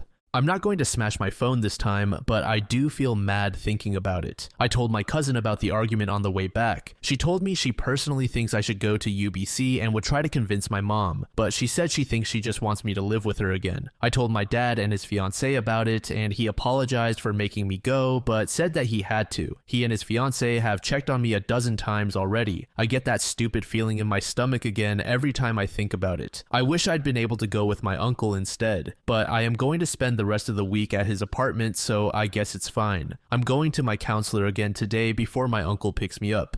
4 months later, we got update number 5 from OP, so some stuff has happened. I've pretty much just been texting with my mom since my visit to her. I tried to say goodnight and good morning, but when I didn't respond to her other messages, she phoned my dad and he told me I didn't have to phone her but to at least respond to her other messages. I had to go to Victoria for Thanksgiving because her wife's whole family was going to be there and she told my dad I had to go. I was only there for 3 days with my cousin and my mom pretty much spent the first couple of days with me. It felt like old times. She and I went shopping and we even cuddled to sleep watching TV again. But on the 3rd day, she and her wife were focused on the dinner and guests and everything. I was upset that she paid really little attention to me, but her wife's entire immediate family was there and I got that she needed to focus on them. But when we left after dinner, my mom said bye and that she was going to book a meeting at UVIC. She didn't even give me a second to talk before saying goodbye. And then it went back to just texting good morning and good night until my birthday. Then my mom and her wife came with her wife's parents since they wanted to celebrate my birthday. I guess they're my step-grandparents, but I like them and they seem to like me too.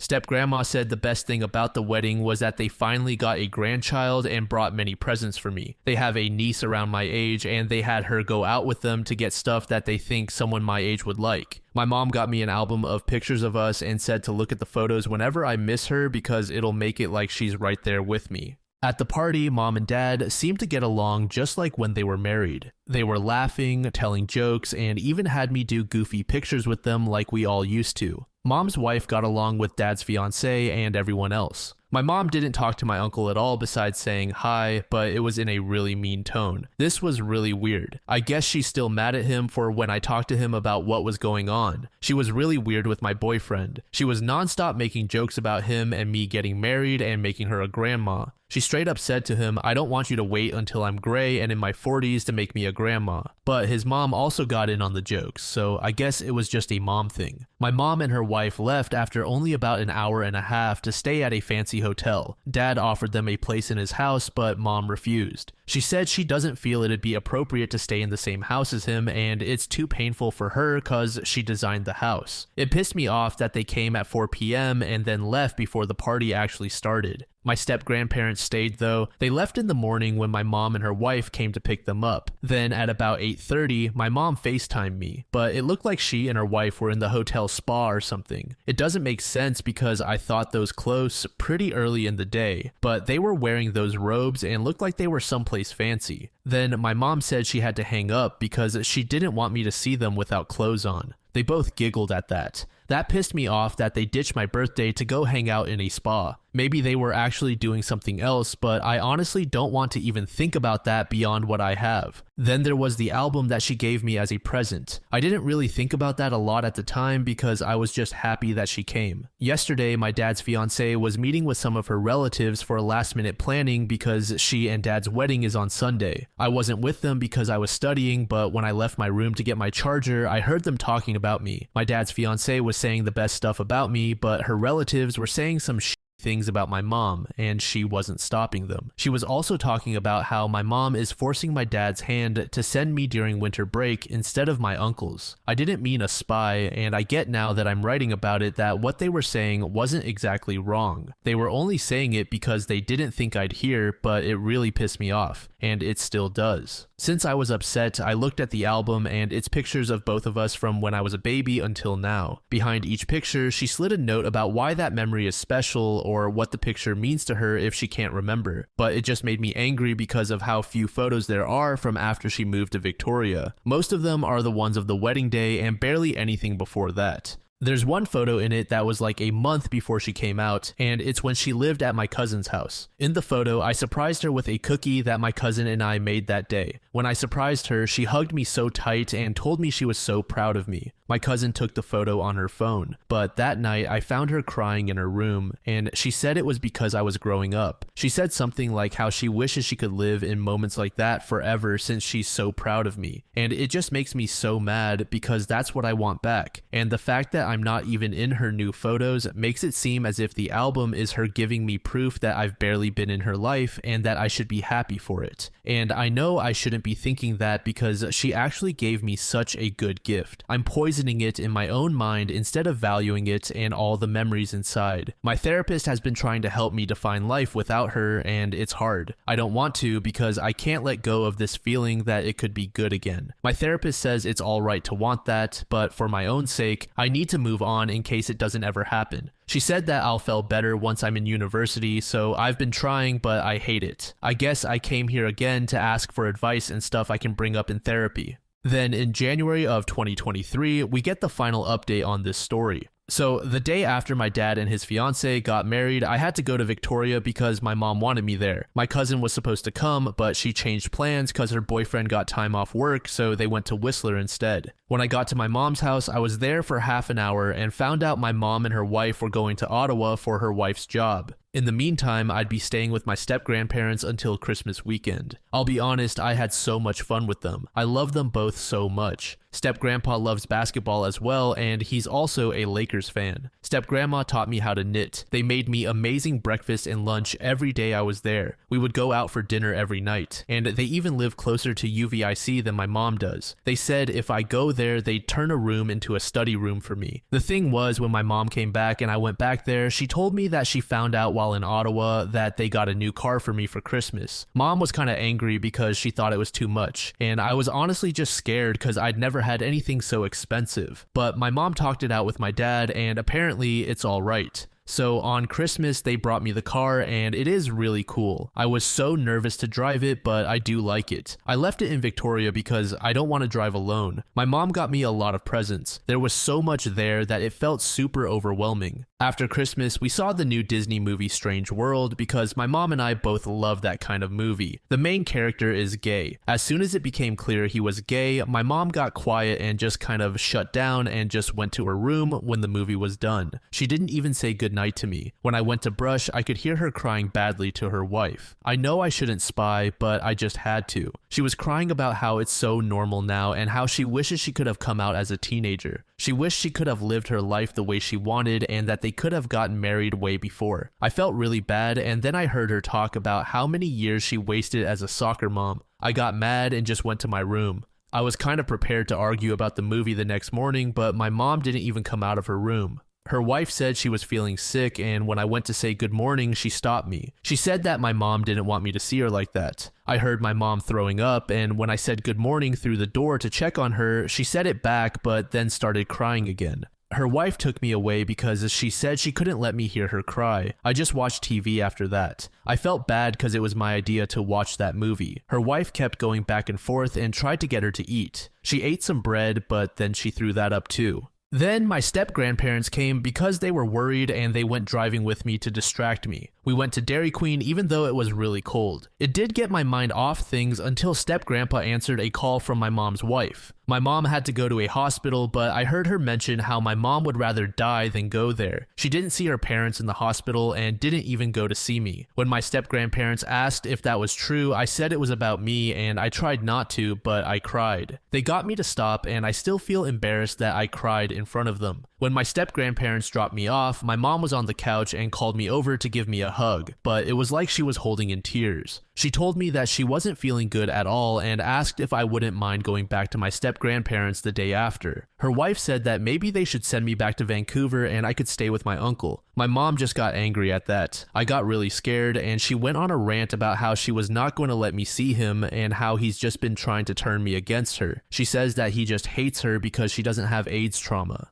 That didn't make sense because my uncle doesn't have AIDS. She added that he needs to get over himself and remember that my dad is his brother and not his son, and that he needed to focus on his actual granddaughter. Her wife tried to calm her down, but then she just yelled out that she wished that my uncle would die. She said it was the worst decision of her life to pity my dad and not just take me with her when she left. I really didn't know that she hated him that much. Like, when I was younger, they were always so close, and Dad would even joke sometimes about her stealing his brother. I started crying really badly because he is my favorite uncle, but that just made mom angrier. She yelled at her wife that this was proof that nobody understood and that my uncle was trying to steal me since I was the best thing in her life. Then she actually yelled at me to stop crying. She said I cried more than I did when I was a baby. Then she said the thing about me not getting a husband again. Her wife just took my mom to their room and they left me on the couch. I couldn't stop crying and I just fell asleep there. In the morning, I woke up with a blanket on me and my head was in my mom's lap. I really felt like crying again, but I held it in. Then my mom actually said sorry. She said she didn't know what had been happening to her since we saw the movie, but it was no excuse to yell at me for crying. She's so sorry that she hurt me so badly, and she's starting to understand how horrible she's been to me the entire winter break. She called her wife over and made her apologize to me too. After breakfast, we had a really big talk about how she was feeling and she seemed really sorry. She said she would never get mad at me for crying again. But what mattered to me was when she took all her anger towards my uncle out on me. She was wrong to do that and wrong to let me know how she felt because it would be wrong to make me stop loving him. She said she knows I might not forgive her, but even if I do, she'll never forgive herself. She will try to change back to who I need her to be so we can go back to normal. She did offer to let me go to him, and I don't know why I didn't say yes, but I kind of felt like I still had to stay.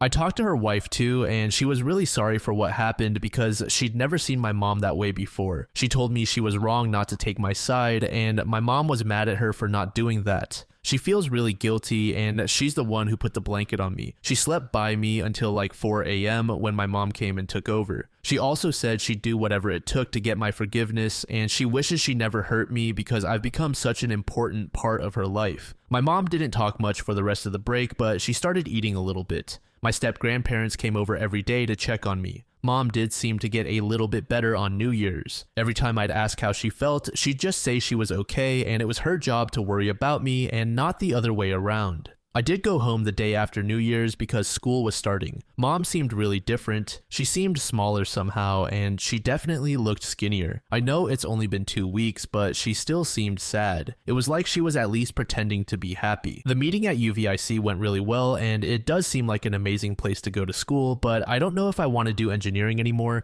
My mom did make me sign up to go check out UBC, SFU, and Langara as well. She also said that she's going with her wife to Ontario in February. She wants to do a road trip together while her wife is working and check out universities there. But aside from the meeting, she didn't leave home at all. When I was there, she cuddled me almost the entire day unless we were eating or she was working from home. I don't know what to make about any of it. I'm not sure if I'm getting my old mom back or if she's just going to keep on changing, or if she's just depressed now. I wasn't planning on posting, but I feel like I need people's opinions on what could be happening with her. That was the final post we got from OP. It was created about 1 year ago now with no updates. Hopefully she's in a stable place now and her mom has come to terms with her own issues. It's clear that she is dealing with a lot of trauma that is caused by regret. And as we already know, OP seems to also go through emotional roller coasters. She is just 16, so all of this drama is probably made even worse in her mind. We never really got any closure on why the mom hates OP's uncle. According to OP herself, the two got along fine in the past. And I don't want to do any sort of victim blaming, but I kind of think that OP's mom is being irresponsible here. I might be in the minority, and I understand that she is dealing with a lot of issues, but to scream at your daughter and direct your anger towards her is a bit unhinged in my opinion. It's fine if you regret having a child and not traveling the world in your youth, but regretting the past isn't going to help. The first post was created in the AITA subreddit. It was posted just a few days ago from the time of this recording by user educationalmeat8359.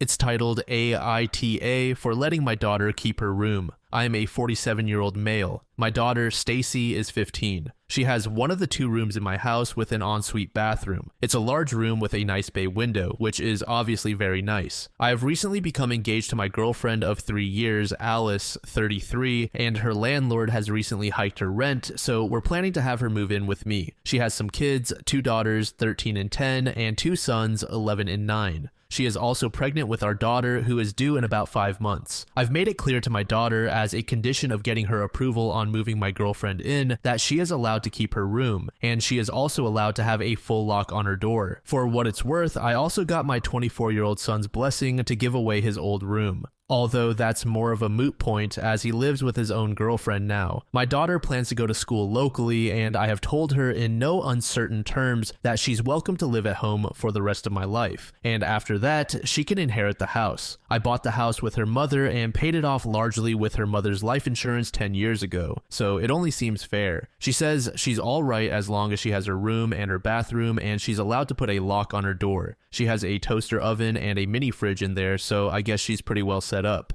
Stacy will be giving up a room that she's currently using as a studio/project space. She does art, videos, voiceovers, etc. in there, so her larger room will become a bit more cramped and she'll definitely need the extra space she has. Alice's girls will have a bedroom in Stacy's old project room, and Alice's boys will get my son's old room.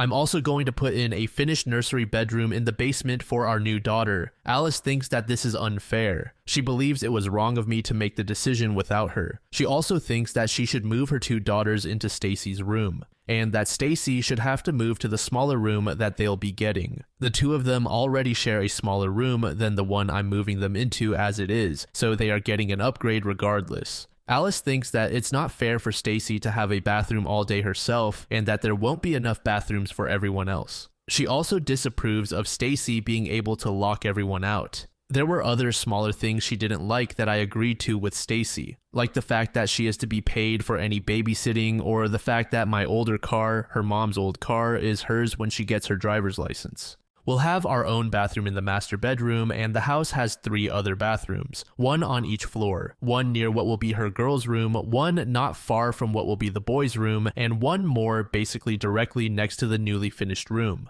I told Alice that my deal with Stacy is non-negotiable, set in stone, and that it's a condition of her even moving in. Alice is upset that Stacy and I have spaces completely dedicated to ourselves. I have my office, which I need because I work from home. Besides, there aren't a whole lot of other spaces to put people. I told her she could pretty much do what she wanted in the living room, but that it was what it was, and there was pretty much nothing to be done about it. A bigger house is not an option unless Alice is going to start making a lot more money and buy her own bigger house. It's already a pretty big house, and housing is expensive. I told her that she's already getting a break by my only expecting her to contribute 15 or 20% to household bills. If we were doing it proportionately, it would be more like 25 to 30%. We keep separate finances, and we've agreed to a prenup. Alice just seems upset that I won't change the setup, even though there's no real way to change it. And she's accused me of treating Stacy like a spoiled little princess and letting her be queen of the house. Frankly, my daughter comes first. She's lived here all her life, and I already know it's going to be a big adjustment to having all these other kids move in. As much as I love Alice, and as much as I want our relationship to work out, if it's a matter of choosing between the two of them, then my relationship with Alice is a sacrifice I'm willing to make. I've told her that if she comes into this with wicked stepmother vibes, that'll be the end of things. She thinks I'm being unreasonable. AITA.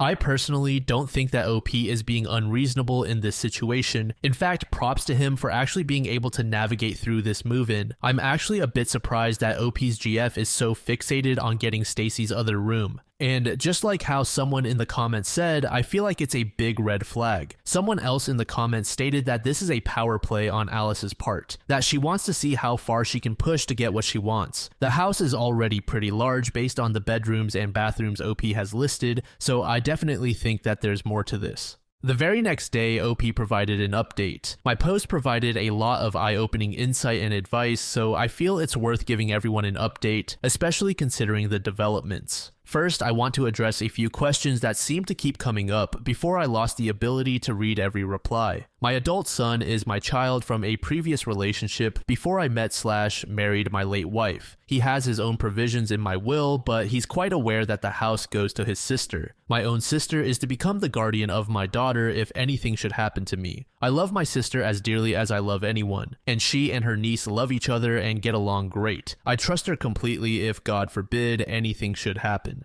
Yes, the basement is an unusual place for a nursery, but I was just trying to make people fit where they could go. The move was supposed to be happening within a month, and Alice's older kids needed rooms immediately. Meanwhile, the baby isn't going to be born for about 5 months, so she could go into the room that isn't made yet. I honestly figured we could keep a crib in our room for a bit. It's no big deal for a kid to have her room in a finished basement. Also, honestly, I didn't want to move my office. It's been where it is forever, and I didn't want to move it. I can admit that. We've had the beginnings and groundwork of a finished basement forever, but there was never any reason to really put a move on it. It was a big change to go from having more room than we need with just me and Stacy rattling around in the house to suddenly scrambling for space and to not having enough. It was the obvious spot where an additional bedroom could go, but not a spot where a bedroom is now. Alice and I had talked about marriage and children more or less in the abstract on many occasions. We both wanted to get married at some point if things continued to work out, and I wanted to have more children, although this pregnancy was quite unexpected. It was Alice's pregnancy combined with the rent hike on her place that accelerated the timetable on things. For what it's worth, the rent hike is real. I've seen the paperwork, and I have literally no reason to suspect the baby is not mine. But yes, the only reason why we got engaged so recently is because Alice got pregnant. The only reason why Alice and her kids would be moving in with me so suddenly is because she was likely to need to move somewhere, and I'd obviously like to be responsible for and help raise my coming daughter. To me, it made sense for my daughter to live with me. I never wanted to be a part-time parent or to not have time or share space with my child. The circumstances all made sense, at least until now. I was definitely wary of Alice and paying more attention to her, especially after the many comments that I read. I came to Reddit to get a sanity check on whether or not I was being a jerk about my conditions with Stacy. I wasn't trying to actually make any kind of major life or relationship changes, but I didn't want to turn a blind eye either. It was Friday and Stacy texted me asking for her allowance. I was with Alice at the time, so I let the subject come up.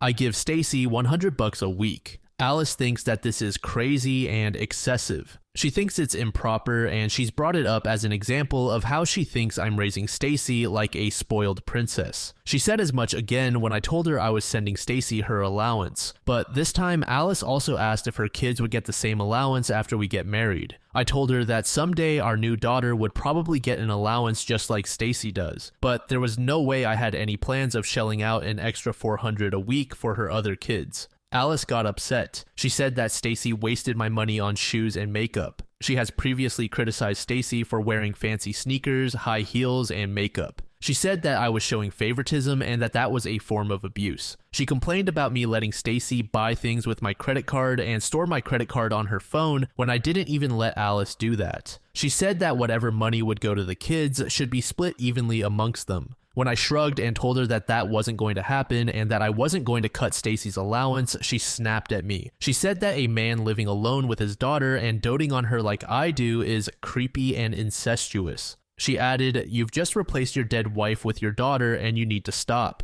That was it. Sure, I've ignored many red flags until now, but that was it. She started trying to tell me about how it's unhealthy for me to be so close with Stacy, how she didn't want her kids to be neglected, and how she wanted to be treated as an equal if we were getting married. I interrupted her and told her that I didn't think we should be getting married. I told her that I didn't want her moving in and that we were going to need to work something else out. To be perfectly honest, my sister, my brother, and some of my friends have expressed some of the same misgivings about Alice that I've read. Although they were generally a lot more gentle about it. I was in love with her. In fact, I'm still in love with her, and I wasn't seeing things clearly. I told her that I would always and definitely make sure that our child had a roof over her head, but that she was going to have to work something out for herself and her kids on her own. Obviously, we had a huge fight. She screamed at me, she called me a heartless bastard. She blamed Stacy for trying to sabotage our relationship. She guilt-tripped me about her cost of living and how I was in an empty house all by myself. She also guilt-tripped me about the stress on the baby, and I actually do feel bad and worry about that.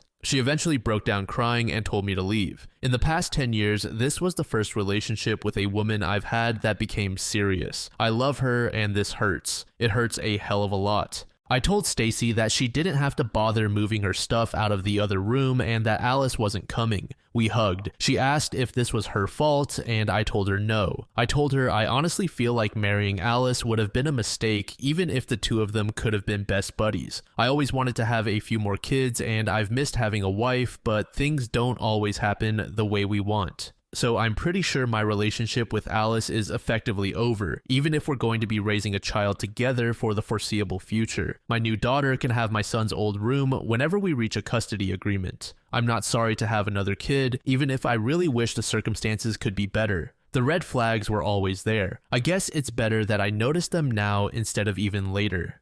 I feel like this was probably the best outcome for OP. Just as he said, if he didn't cut off the relationship at that point, it very likely could have blown up way worse down the line. I understand that the two were getting married and thus wanting to change things would be normal, but the way that OP's GF was going about these discussions seemed way too aggressive. To me, it kinda just seemed like she felt like she secured her meal ticket. Or maybe I'm just in the minority with that thinking. I do commend OP for putting his relationship with his biological daughter over this other woman though. One user under this second post brought up an interesting point. User Danon said, I think that although the pregnancy was a surprise for OP, it was not a surprise for Alice. It was 100% intended. I wonder how many children she is going to end up having, trying to baby trap someone into marrying her. Has she even been married before? Good choice OP has made. It hurts now, but marrying Alice would have seen a level of unimaginable pain to what is being experienced now. I don't recall OP ever explicitly mentioning this in the original two posts, but someone said that two of the children were from one dad while the other two were from another.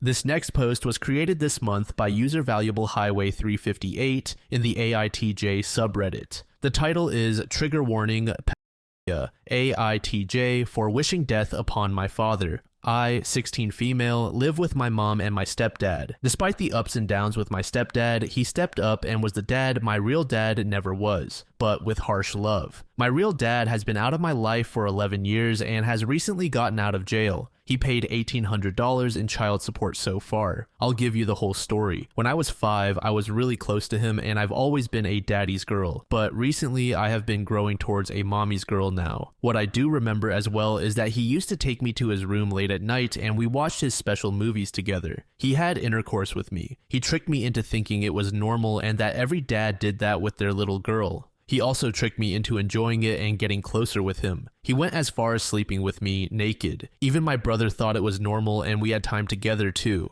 Though today he has realized the error of his ways. We made up and he's going to therapy. I don't blame my brother. He would also take me to see his girlfriend when he got her pregnant. He once again tricked my young mind into thinking it was normal to have 2 girlfriends and I'm gonna have 2 mommies and a little sibling. He and my mom soon divorced for different reasons that I still don't know. It wasn't until I was 14 that I told her what he did, and to my surprise, she didn't know. I've had some major physical and emotional issues I had to overcome. Luckily, my emotional stability is strong aside from the PTSD. The physical issues resulted in STDs and random bad impulsive thoughts that I couldn't control. For example, I started doing things. There were things I did to my pets and me at a young age before puberty would even start. And when I got older, a different stepdad started touching me weirdly and everything has only worsened. I'm still recovering. Now, my mom and stepdad went to court and I couldn't go since I'm still a minor, but they told me that my dad wants to see me again and that he misses me and everything. I said that was BS and he could have contacted me these 11 years when he was in and out of prison with his baby mama. I said I'd call him just to tell him to screw off and go to hell and that I hope he dies. My mom said to be nice and I couldn't wish death upon anyone. I told her that since I was his oldest child and possibly his only since his baby mama miscarried, I would inherit everything. He had no living parents left. And if he was ever in the hospital, I decided everything and that I would pull his life support to charge my phone. He's dead to me and I hope he and the other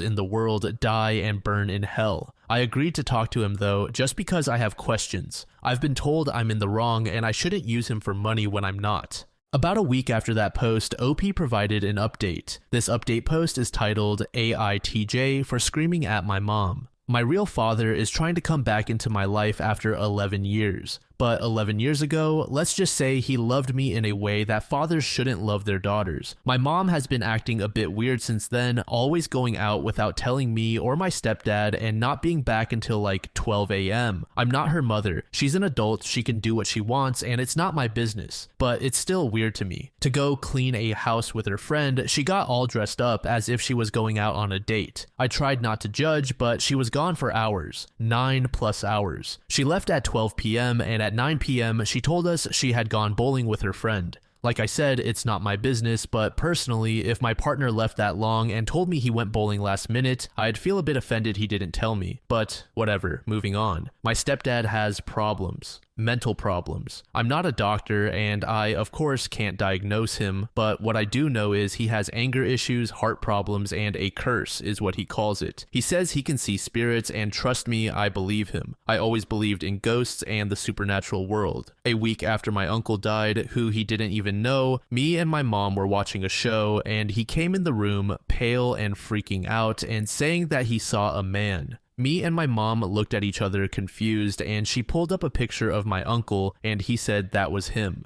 His ashes were in the room, and he regularly sees his dead mother too. Is that relevant to the story? Maybe not, but I figured I'd share a scary fact with the readers. Anyway, whether he truly sees ghosts or not, he needs help, and my mom thinks the same. When my mom was gone, he looked at me and said, "Do you truly think your mom is cheating, or is it the demons?" I said she has been acting weird, and I don't know where she is going, but I don't think she's a cheater. We're all Lutheran, and we normally don't believe in divorce or any of that. But after this, I don't know if they're going to stay married. Even as I'm currently writing this story, they're arguing, and it's almost 11 p.m. He started sleeping on the couch because my mom is disgusted by him. They've been cursing back and forth, calling each other bad names, and I've been nearly silent in all of this. I'll admit, I never thought they'd be together for the rest of their lives, but I had hope, and I knew it'd hurt if he did leave. My mom is saying it's his fault. I personally think it's both of theirs, for my mom changing suddenly and my stepdad having trust issues. They both deserve better, which is why they need to take a break. 2 days ago, I was eavesdropping on the two of them talking, and my stepdad seemed to be talking peacefully while breaking down. My mom was giggling because she thought it was amusing. My stepdad asked if there was someone else, and she just laughed. She went inside, saw me listening, and told me to get in the car for a late night drive. Long story short, we had a heart-to-heart talk, and it seemed like she and I were fine after that.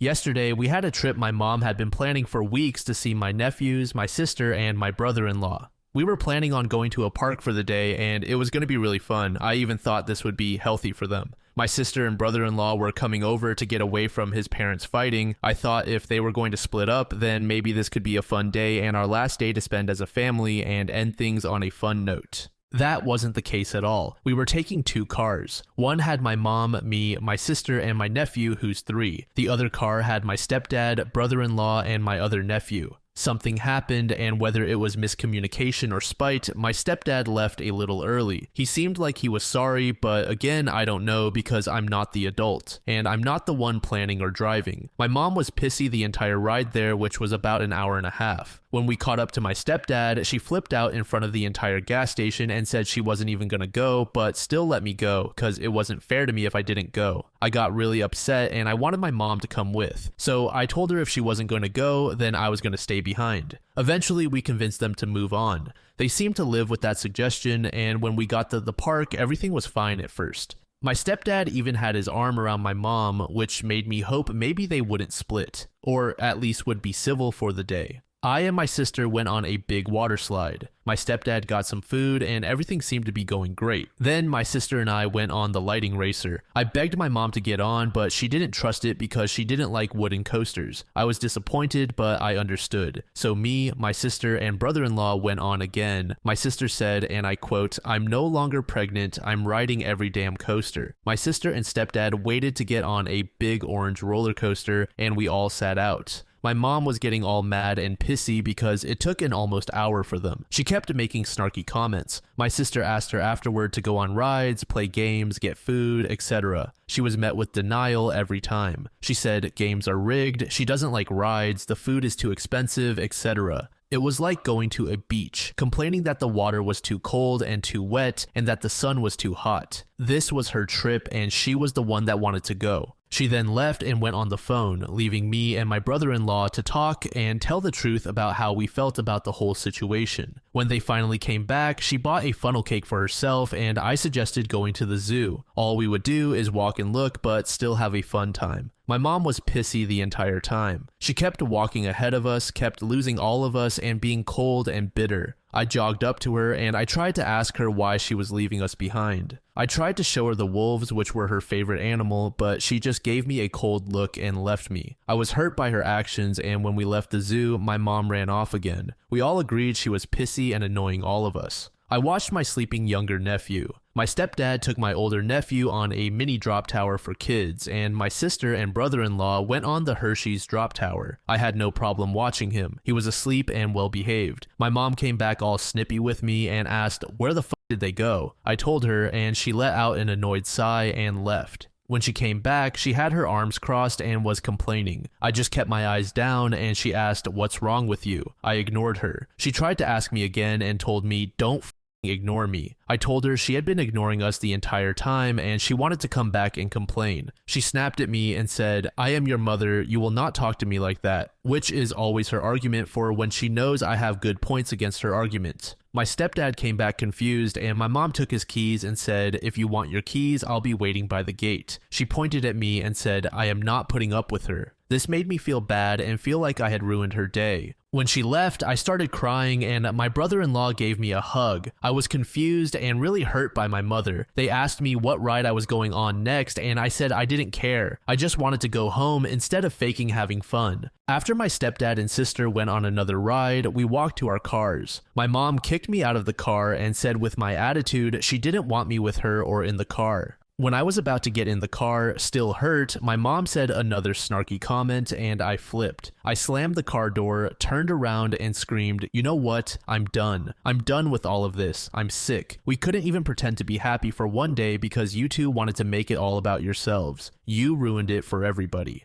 And with that, I got in the car, slammed my door, put on my headphones, and kept quiet the entire ride. My mother called my nana complaining about me and her husband. I was crying the entire ride. When we got home, I refused to eat anything, do anything, or talk to anyone and just sat in my room. When I managed to talk to my sister, I could tell she was hurt and sad, but more irritated than anything, and I asked her, "Does it feel like mom doesn't give a damn anymore?" She looked at me, still sad, and said, "So be it." Then I looked around and noticed that mom wasn't home, so I asked my stepdad where she was and he said she was most likely at a friend's house. This hurt me. She was gone all night. Now I know this next part may seem childish for someone my age, but please don't judge. Every night before my mom went to bed, she'd either hug and kiss me and tell me that she loved me, or if either one of us was away for any reason, we'd call or text and exchange goodnights. It's a thing that our family does, despite how old we get, because my mom always said, "Never go to bed angry, you never know what your last words to someone can be." She didn't that night, which made me really upset and made me think she stopped loving me. I know it's childish, but as someone with abandonment issues and separation anxiety, it was hard for me. When she got home the next day, she was still bitter and never said anything. She was cold with me for screaming at her. I still didn't get acknowledged or told she loved me. She barely spoke to me all day and was just cold. She didn't even check up on me once, or anyone for that matter. Not long after that post, OP provided another update, saying that she doesn't trust her mother anymore. I also recently got told by my sister and brother they went through the same thing. I'll keep this kind of short, but my mom has completely broken my trust with what she did. My stepdad recently went to rehab and we're proud of him. I know my mom is missing him. We have 28 days left until he comes back, and my mom has been acting strange. She invited my nephews, brother-in-law, and sister over so she wouldn't feel alone. Before rehab, my mom and stepdad would argue back and forth and my mom would act innocent. But she left to go work overtime at her hotel, which we all believed at first because with my stepdad not working for the month, she needed the extra money. But then she started acting extra, taking a shower, putting perfume on, getting all dressed up, and straightening her hair. Things she'd never do just to go to work. She usually puts perfume on and then her uniform before leaving, but she swore that she was just going to her hotel and work. But my sister told me she actually booked at a different hotel. When she left, I looked at them and said I didn't think she was actually going to work. They agreed with me. The next day, today, my sister woke me up and said my mom was coming back to take us all to the pool. Then, when she got back, she looked serious and said we couldn't go. I asked why, and she said we just can't. I kept pestering her and asking why until she took only me. When we got there, she looked at me and told me that my dad was there. I told her to drive us back home or I'd walk. I'm not meeting him, let alone in a bathing suit. She said he came 2 hours away and he had to pay for a hotel for the weekend. I should try to talk with him. I have to forgive him. And I looked at her and said, I don't have to do shit. It's my choice. I don't understand how my choices are registering through your head. And she was on the phone with my Nana, who said I should forgive him, give him a chance, and that she thinks I'm inconsiderate and wrong. I said it was wrong for my mom to do this to me while her husband was away, and that she should feel like shit for doing this to us. I told my Nana I love her, I respect her opinions, but I don't give a shit. I don't want to see him, period. My mom said I could go there and ignore him, but to just say hi. I said no. My mom was telling me he had to come here, pay for the weekend at the hotel, and he had no car. And I said I didn't give a damn and that he could spend his weekend walking home. She told me to knock it off. I slammed the car door, grabbed my vape, and walked home, which was only 2 minutes away. She told me my sister lied about my dad touching her when she was 9, had to take a lie detector test, lied over a video game, and that my brother trusted him. When I got home, I told my brother-in-law and sister. My sister said mom was a complete liar, and I knew my mom was a liar because I was there when my sister was touched, and I knew my mom was lying. I then told my sister that I didn't trust my mom anymore because of the stunt she pulled, and that when I was 18, I might just cut her off. This isn't just tricking a kid into going to a doctor's appointment by telling them you're going to McDonald's. Despite everyone knowing everything, she insists my dad is a changed man. I said that's nice, but I don't give a f. She asked why everyone was acting like my dad was the bad guy when even she used to talk shit about him all the time. I used to think it was all my stepdad being a dick, but now I realize my mom's emotionally and mentally abusive. But my stepdad isn't a victim either. He had put his hands on her before and yelled over things. That's why he's going to rehab for alcohol addiction and counseling. I told them they needed to separate before he went to rehab because they were both hurting each other and they both deserve better. They're adults, not high schoolers. If they want a divorce because of my mom going behind my stepdad's back and seeing my bio dad, they can say so. Also, some side notes. I told my mom to stop bringing up my dad and to respect me. If I don't want to see him, I don't have to. This was a few days before today. My mom admitted she had seen my dad before my stepdad went to rehab, but nothing happened, apparently, and she was sorry. She loves my stepdad and doesn't want to throw away 7 years. Now, she acts like she has done no wrong. She left back to the hotel with my dad and said she was done and not doing this shit. She brought my real dad to our house to meet our dog. Me and my sister hid until they left. OP's mom is in serious need of therapy. She is clearly dealing with her own demons. It shouldn't be difficult to understand that OP doesn't want anything to do with her dad, and she should just leave it at that. It's not my place to say who should and shouldn't have children, but OP's mom is definitely someone who doesn't seem like she was prepared for it. OP is totally justified with her reactions thus far. It really seems like OP's mom does not care about her. She even goes as far as to claim that OP's dad is a changed man. Even if that were the case, he's not owed any forgiveness. Many other people who saw the post even suggested calling CPS, which I feel is completely warranted in such a situation. The first post we'll be taking a look at was created by Reddit user TA_WifeFriend. The post was created in the AITAH subreddit and is titled AITAH for not telling my wife about an incident with her best friend. I want to be very sensitive when writing it here, but I have been dealing with unbearable guilt and wanted to know if what I am doing is wrong. I really do not want to trigger anyone, but I will be writing about a very sad situation. I, 33 male, have been married to my wife, 31, for 6 years, and we have a 3-year-old kid. We are very happy together, and I am lucky to be married to a very kind and smart woman. My wife's best friend, Anna, fake name for anonymity, has been living with us for the last 6 months. I wanted to talk about Anna to give a full context of why I am making my decision.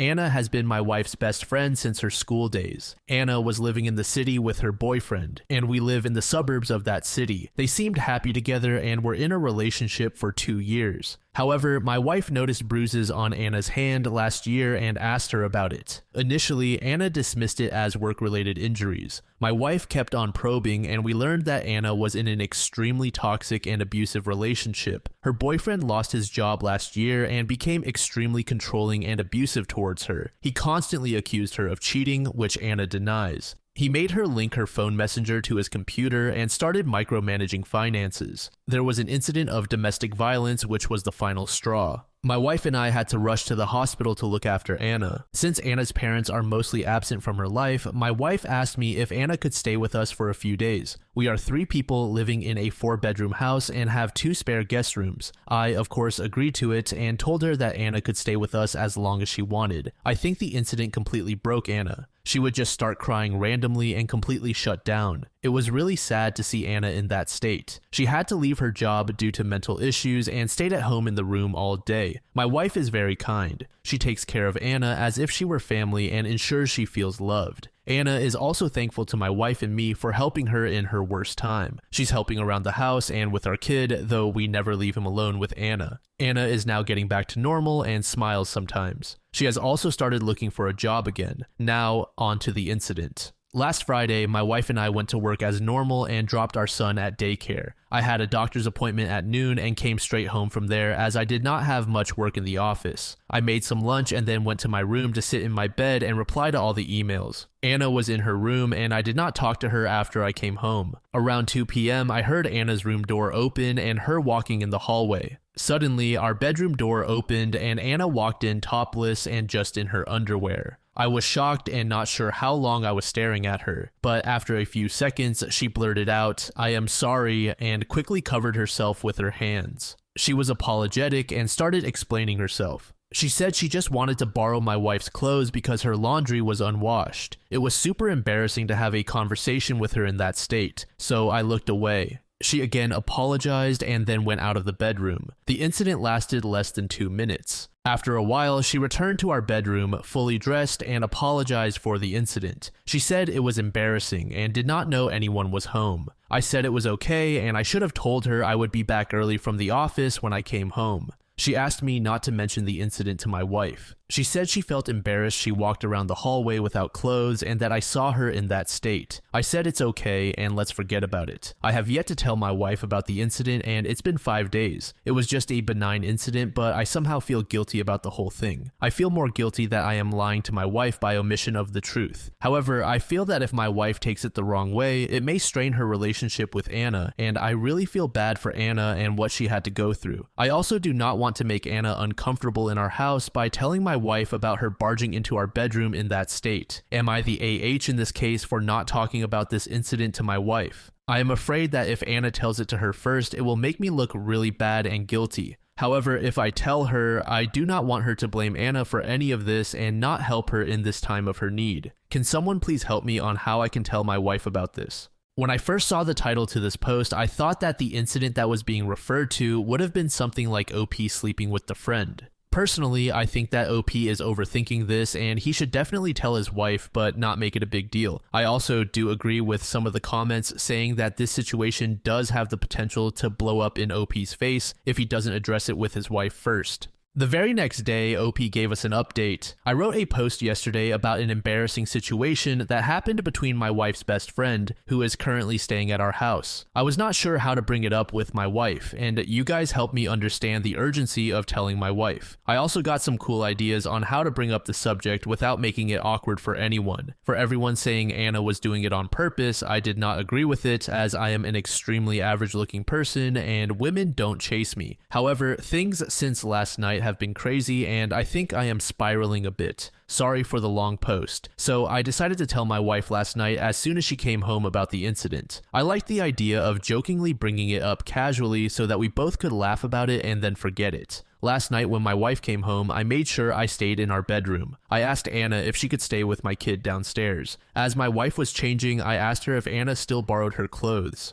Anna had to borrow them regularly when she first moved, but that's a long story. My wife told me yes and told Anna she could take anything from her closet if she needed it. I asked my wife if Anna told her about the funny incident from Friday. My wife said no, and I told her the whole story about how I came home early and Anna came in the room almost naked to get her clothes and how embarrassing it was for both of us. As my wife was listening to this, she completely froze and turned pale. She started murmuring in Spanish, which is her and Anna's native language. I don't understand Spanish well, but I understood the words hombre casado and otra vez. I asked her if she was okay, and she sat next to me and asked me to explain everything in detail. I just told her it was nothing and she must not have heard me coming in. I tried to laugh it off, but my wife had water in her eyes. I kept telling her it was not a big deal, but she kept asking me for more details. She asked me how Anna talked to me. I told her that Anna barely talked to me since she moved in, except for a few words here and there. My wife then asked me about 3 weeks ago when she visited her parents for 4 days. Anna did not want to go with her and stayed back. I told her that Anna was acting normal. She or I would cook dinner after I got home from work while the other took care of the kid. The only difference was that Anna generally spent her evening in her room.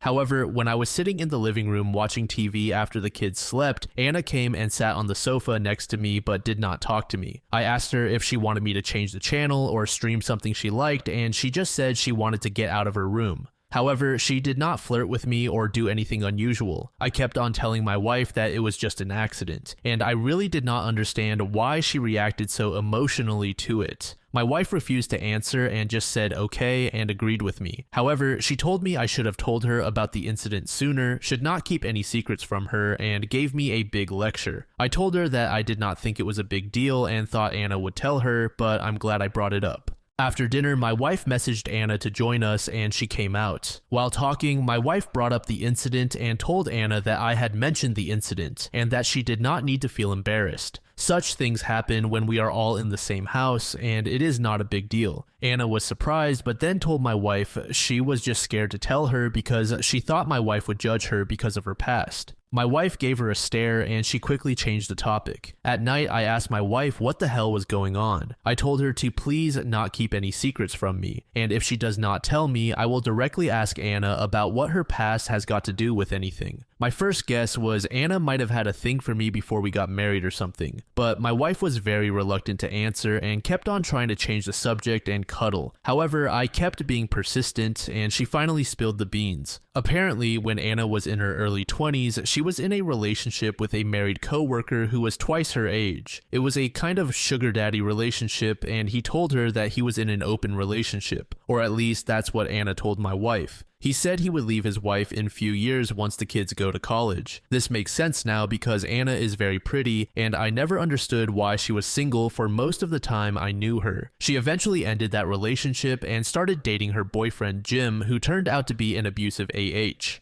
My wife said she suspects Anna was still involved with the older guy while in the relationship with Jim, which explains why he kept on accusing her of cheating. That is why my wife became emotional when I told her what Anna did, because she was worried Anna had no boundaries regarding married men. My wife said that Anna always looks up to us and praises me for being such a loyal partner and how lucky my wife is. My wife was initially worried when she brought Anna home, but her actions from when my wife was away clearly show that she respects the boundaries, and it must have been an accident. My wife told me she is grateful I let Anna live in our house and observe what a healthy and happy marriage looks like. This morning was even more weird. I got up early because I could not sleep well and went down for a cup of coffee. After 5 minutes, Anna walked into the kitchen and told me she was relieved my wife did not overreact to Friday's incident. She said I was a good husband and gave me a hug and a peck on the cheeks. She has never hugged me in the last 6 months. She seemed to be in a happy mood and was making small talk with me while having coffee. I cannot believe my wife had not told me such a huge detail about Anna for all these years. It's entirely possible she cheated all through the relationship with Jim, and my wife is just covering for her all along. She even kept it a secret from me after giving me a lecture about how we should never have secrets. I don't know what else she is hiding. Everything just seems very confusing at this point. I feel angry at my wife for lying to me all these years for Anna. I also now see Anna differently. I'm also worried that my trivializing the incident to my wife might have sent the wrong signals to Anna. The final update was created 3 days from the time of this recording. After I posted the update, a lot of you advised me to tell my wife about Anna hugging and kissing me on the cheek the following morning. I felt uncomfortable with the situation, and the comments really made me nervous. Most of you were reading my post as a telenovela or a start of a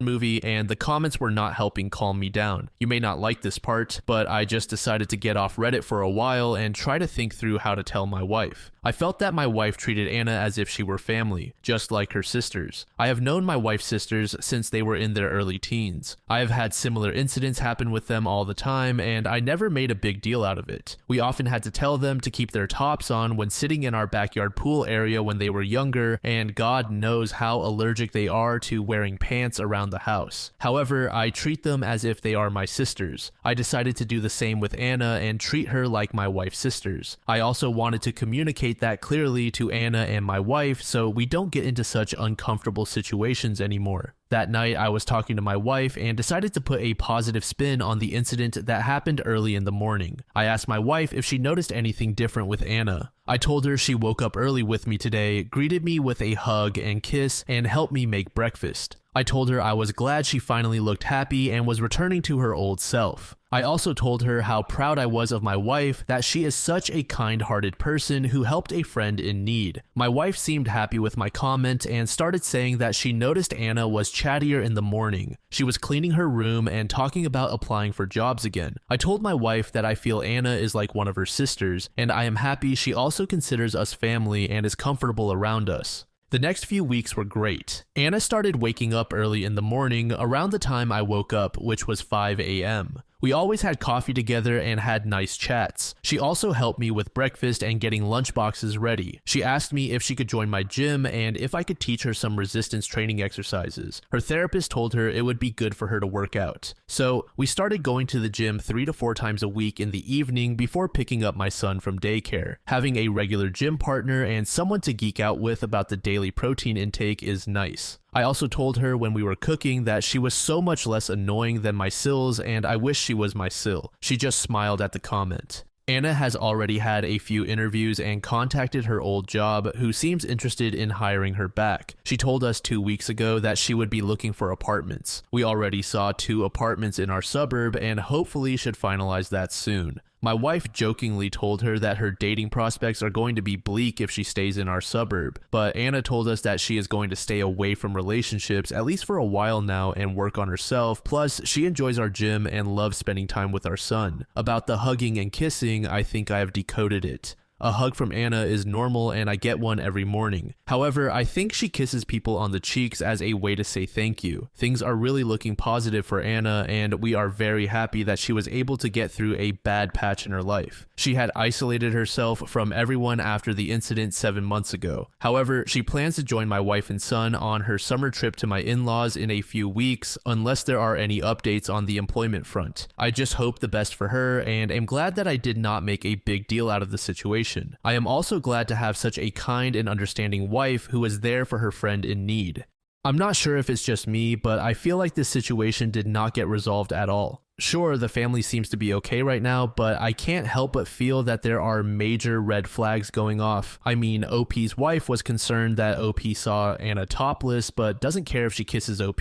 I don't care if it's on the cheeks. I feel like that level of contact is way too far for someone of Anna and OP's relationship. One Reddit user named Sarah Lebowski made a comment that pretty accurately puts my thoughts into words. If this works out for you guys, that's great. For me, it's such a huge red flag that she wakes up the same time as you, joins the same gym as you, and wants to spend a lot of time with you. Plus, she is looking at places to rent near you. Maybe it's because I've seen too many stories like that and in a horrible way. Again, if it works out for you guys, it's great. To me, it's one red flag after another and seems like the start of something fishy. This is all made even worse now that we know Anna had a weird relationship with a man much older than her who intended on leaving his wife. Maybe it's not my place to judge, but surely there are other people out there who would think Anna is kind of scummy for basically being a homewrecker. And I know it's just speculation, but the possibility of her cheating on her ex seems so real now. At first, I was on Anna's side completely when I heard that her ex was abusing her, but now that I know she might have been cheating on him, I understand the violent outbursts. I am not excusing or condoning violence, but all I'm saying is that Anna is not completely without blame if she did indeed cheat.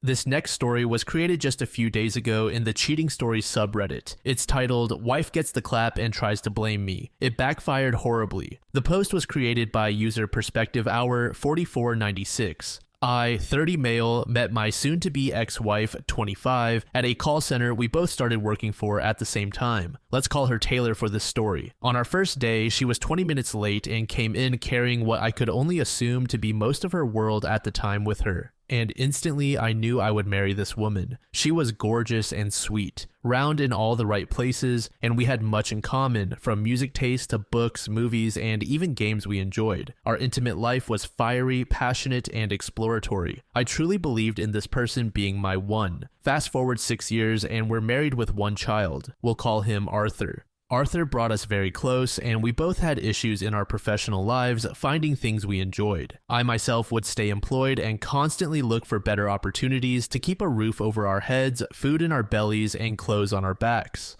Taylor did not work for the first 3 years of our marriage, and we struggled. We were evicted from 2 homes. One was because we shared an apartment with her sister, and she spent all of the rent money 3 months in a row. We were young and foolish and trusted the wrong family member. The second was because she had started working for a short while. Eventually, we had enough to find a place and get out of my parents' place. They were more than gracious enough to let us move in until I could get us back on our feet, even though my soon-to-be ex wouldn't lift a finger to help cook, clean, or pay any of the bills until this point. She immediately quit her job without telling me, thinking I would get a third job with my second, which I actually did. I have done food delivery freelance as a duo with my father, and we would spend whole weeks and weekends practically working a third job. It was too late, however. Speaking with my brother, who works as a welder for a large company, about the situation and asked for advice on what to do, as he had always served to be better with money than me. However, I always made sure we had what we absolutely needed, even if it meant I had to work 20 hours a day to get it. My brother and his wife offered us a room in their apartment, as his wife preferred their newborn to sleep in the same room as them in a bassinet. I got a job as a forklift driver at my brother's company and started making good money. My wife at the time got a similar job but with a different company, and within 1 month stopped receiving paychecks but was gone all day as though she was at work. COVID is hitting the US at this time, and tests are in short supply. She tells us she believes she has it but cannot get a test to confirm. We have to isolate for 2 weeks. My family, my brothers, and our company did not pay us for this time. We each lost up to 30 hours of overtime on top of our regular 40. I came to find out that my wife had gotten fired for not showing up. When we found out, my brother confronted me and told me this was against the rules that we agreed to when he first extended help. If either of us quit or lost our jobs, we would be out. I agreed, as I thought this would be a no-brainer and a driving force to help my wife join the workforce. I wanted her to learn that it is normal to have to work. I had never had to kick somebody out of my home before, and certainly never a romantic partner. It was one of the hardest decisions I ever made for what I believed was for the betterment of my family. It started with me asking, and then I told her she broke the agreement and had to leave. She was about 5 months pregnant at this time, and I planned to convince her to stay with her parents so I could keep working and save up enough money to get a modular home. She agreed reluctantly. I could tell she was hurt, but she put me in this position where I felt there was no other choice. This would help us achieve our goals. All I wanted was to give her the life I believed she deserved at the time. This was my mistake and what I believe she used to justify her further actions. I had been saving for months at this point, and my higher paying wage was really paying off. To prevent my wife from being irresponsible with the finances again, my brother and I arranged for half of the rent I paid him to go into an envelope. After 9 months of saving, I estimated I should have just over $6,500. I began the process of searching for a mobile home to rent or own. I found one, showed it to my wife, and we agreed that it was perfect. We had everything we needed for the time to welcome our child into the world. This brings us to when things truly began to derail unbeknownst to me. I sacrificed so much for this love that I passionately fed, fanned, cherished, worshipped, and desired. I had reached a point in my life where I was now going to be a father, and my dreams of having a family and being a present educational parent and husband were beginning to be realized. What I didn't know is my sister-in-law didn't know of the arrangement, so she thought all the money was theirs and proceeded to buy every Jeffree Star makeup palette released within the year, before effectively using all but $220 of my $6,500. I was furious, irate, upset, and embarrassed. Once again, I had learned I had trusted the wrong person, and with this omen that flew right over my head, I did not see what was happening. Fast forward 2.5 years. We live with my parents again. Arthur is born and is going to turn 3 this summer. It is January. My wife asks me to take her to the ER for what she thinks is a really bad UTI or yeast infection. It was neither of those. She had chlamydia. I walk into my home after a 12-hour shift the next morning, not having heard the results yet, to be berated by both her and my mother, accusing me of cheating. Right now, I will state this. I have never went outside the boundaries of my marriage or entertained the attention of another woman in any way. I was head over heels for this woman who I believe to be so perfect. I will admit that I am not perfect. There were times when my words were sharper than intended. I am a very straightforward and blunt person, and she struggled with this sometimes as she had many unresolved traumas from growing up in the foster system. My attitude could have been better sometimes, and I needed more time to learn patience. I know I am not without fault, and I take accountability for my shortcomings as a husband and father. I tried to grow from them every day, even if the steroids taken sometimes were smaller or larger than others. With that said, the beratement began with my mother telling me I had royally messed up. My wife started walking and screaming the phrase, "Who is she? Who is your?" I was completely blindsided. Never would I have imagined of all things the clap would have come to my home. She immediately pressed us to go get tested. I agreed. Knowing I hadn't done anything, I now had absolute confirmation she had stepped out on me at some point, but when or with who I did not know. Some things started adding up. I thought back to a moment a few months before our anniversary, and I had asked if she would like to get dolled up and go out to dinner and maybe go for a drive or a long walk together. I remember she looked me dead in the eyes, and with the most ice I have ever heard in a woman's voice, she said, "I will never get dolled up because you want me to." I had noticed her makeup was being used up, but I couldn't recall her wearing any, and she was always needing more. Oh, how blind and stupid I am. Once we arrived at a local care center, we quickly explained what was happening. We filled out a questionnaire and waited. My wife requested a separate female physician. This hurt, knowing that she was really going to pull out all the stops to frame me this way. She was not simply giving up on this charade and peacefully talk like adults. My physician came in and inspected me. They told me I showed no signs, but that urine samples were the best and most effective test. After this, they had me join my wife in her room with her physician. Both she and the nurse glared at me the entire time as my wife uncontrollably sobbed. Turning the waterworks on so bad, she broke out in hives. I'd never seen her this way before. I was terrified. My life I had sacrificed so much for was kindling to the bonfire that would eventually burn this forsaken and murdered passion to the ground. Both the physician and nurse spoke to me in accusatory tones the entire visit, saying things to her like, "Don't worry, soon enough, you'll be able to get past this with proof." The proof shocked them. 2 years leading up to this, my wife had been rejecting most of my advances for intimacy, chalking it up to postpartum depression, which I was 1000% understanding of. I would try to initiate, but not too much, as I didn't want her to feel disrespected. I just wanted to worship her the way I knew best and reconnect a bond that had been patiently waiting to be reignited. The next day comes. I'm negative. She's negative. Strange. I asked if we could go again after I got home from work to get a physical copy to look into what may have gone wrong with the hospital test she took alone, as I thought something serious may still be wrong with her intimate areas. She said it wasn't necessary. We had what we needed and we were past it. I pressed again and emphasized that I wanted this to happen. Then she lost it, screaming at me over the phone on my lunch break saying, "I'm positive. There, you heard what you wanted. Are you happy?" I was dumbstruck. She had tried to lie to me and hide the fact that she was still positive. I immediately requested 2 more tests over a month and a prescription for both of us to take care of this and prevent any more harm.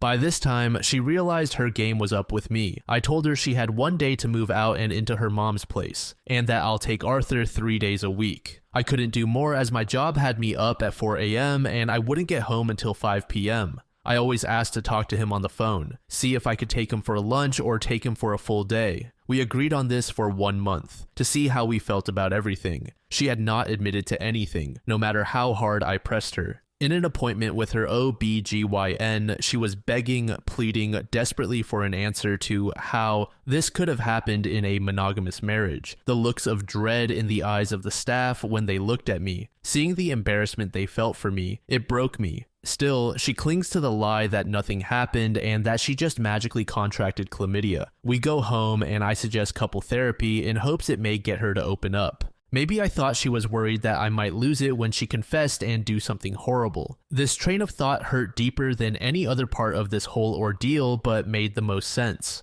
I'd never been a violent man. I never laid a finger on her, even in a playful way that could be misinterpreted. She didn't come right out and say it, but assumed this was the most logical explanation at the time. Our therapy session comes around and she cancels the day of. We reschedule. This process repeated 3 times before I decided it was time to cut my losses. I start planning. In 6 months, if I cannot get it out of her, I will kick her out. I confide in the only friend I have, who happens to be female. She is nothing more than a friend to me. My best friend died this same year, and this girl is the mother of his children. We were all very good friends, so I would ask her for a female perspective from time to time about things. My wife had hills she would choose to die on that I didn't understand in arguments, or these little mannerisms I wanted to be able to effectively understand so I could try to be empathetic and not narrow-minded. My wife went through my phone one night, found our conversation, and blew up at me, saying I was cheating again and she couldn't trust me. I told her right there that she had one last chance to admit what had happened or we were done for good, as all the evidence staunchly supports my claim of innocence in all of this. Innocence of infidelity, that is, not of being vulnerable or weakened of heart through this painful experience. Later that night, when I pick her up from work, she tells me that it was when she moved in with her parents.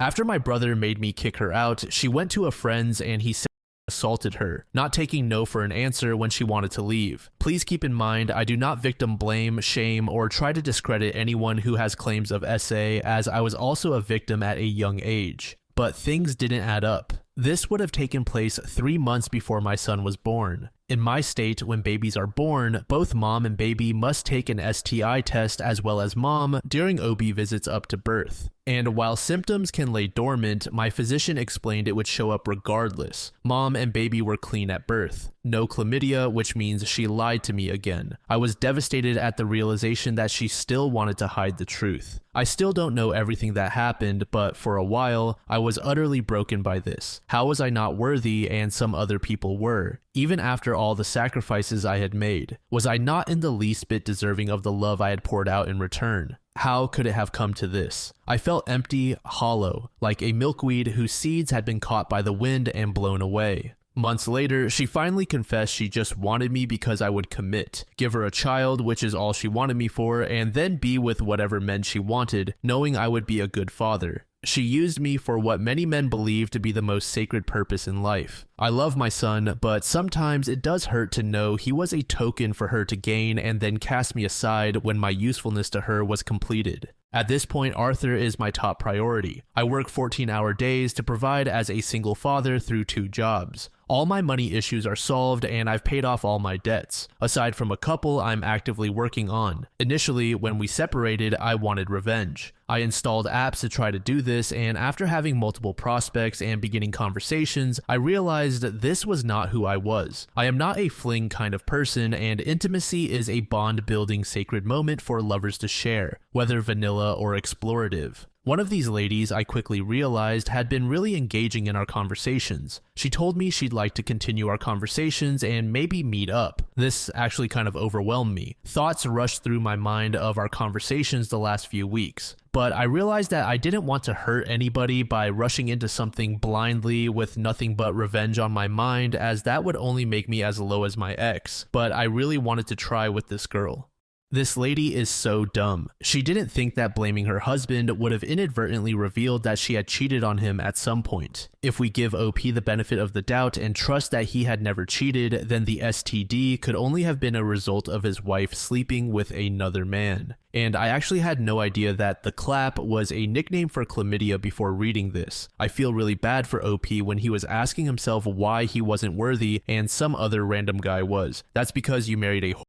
Straight up. According to OP, she even explicitly said that she only married OP for his resources and his capability of being a father. I really hate saying this because I think it's kind of cringe to say this kind of thing, but it genuinely feels like OP was looked to as a nice guy and got played because of it. I have major respect for him though, for wanting to still take care of Arthur, and I'm also glad he has found someone that he may be able to love again. OP didn't give us a ton of specific information prior to getting married to this woman, just that he sort of fell in love at first sight. but based on that brief text saying that his wife didn't want to work, I automatically assumed she came from a spoiled and privileged background. It takes an insane man to voluntarily dive into that, thinking he can come out unscathed and happy. I really hope none of that came across as victim blaming. It wasn't meant to be taken that way. OP is a great man and a great father. Just sucks that oftentimes it's the best people who get the worst in life.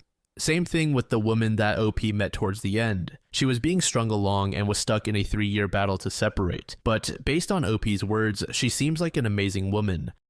The original post was created back in December of 2020 and it's titled, "I'm conflicted. Biological child reached out, but I don't want to be found. I don't know if this is the right place, but I've exhausted other means of support. When I was 12, I suffered a short period of horrible abuse from a distant relative and ended up pregnant. My religious parents were adamant about choosing life so they could maintain their crystal clear image in the community. So I was sent to live with my grandmother for my 7th grade year. I ended up giving birth a few weeks after my 13th birthday and immediately handed the child over to her adoptive parents, who at the time seemed like wonderful people. The only people who even knew of my pregnancy in my life were my parents, my grandmother, one of my brothers, and my therapist. My husband is also aware. I'm now 32. I have been married to the man of my dreams for 2 years and am pregnant with what will be our first children together. I'm lucked out with twins as we require IVF to conceive. It took me the rest of my childhood and the better part of my 20s to get over what happened to me. I finally was able to heal and put it past me, and now for the past 5 years or so, I'm able to go months at a time without thinking about it. I had a closed adoption. I made it clear to the adoptive parents I wanted no contact whatsoever, and I never held the baby I gave away, something I do not regret to this day. I have avoided ever having social media, partially to avoid being found. At the beginning of September, I received a phone call from a PI letting me know my biological daughter wanted to meet me and had hired him to track me down. I immediately made it clear I had no interest in contact and to please leave me alone. By the end of November, I had received multiple phone calls and letters from my biological daughter begging me to meet her. In return, I wrote her a letter telling her I was happy she'd had a great life, but that I had no interest in contact. I made it clear that I will not stop her at all from reaching out to extended family. I won't be mad if she outs me as her biological mother and pursues a relationship with my relatives. She did reach out to my brother, who immediately blocked her on Facebook. I would prefer she didn't, but I don't think it's my place to keep her from doing so. On Tuesday, she showed up at my front door while I was at work. My husband answered and immediately told her to please leave or he would have to call the police. I don't know what to do. I don't know how to explain to her in any other way that I do not want to meet her. I also don't want to be cruel. I don't view her as my daughter, as horrible as that sounds.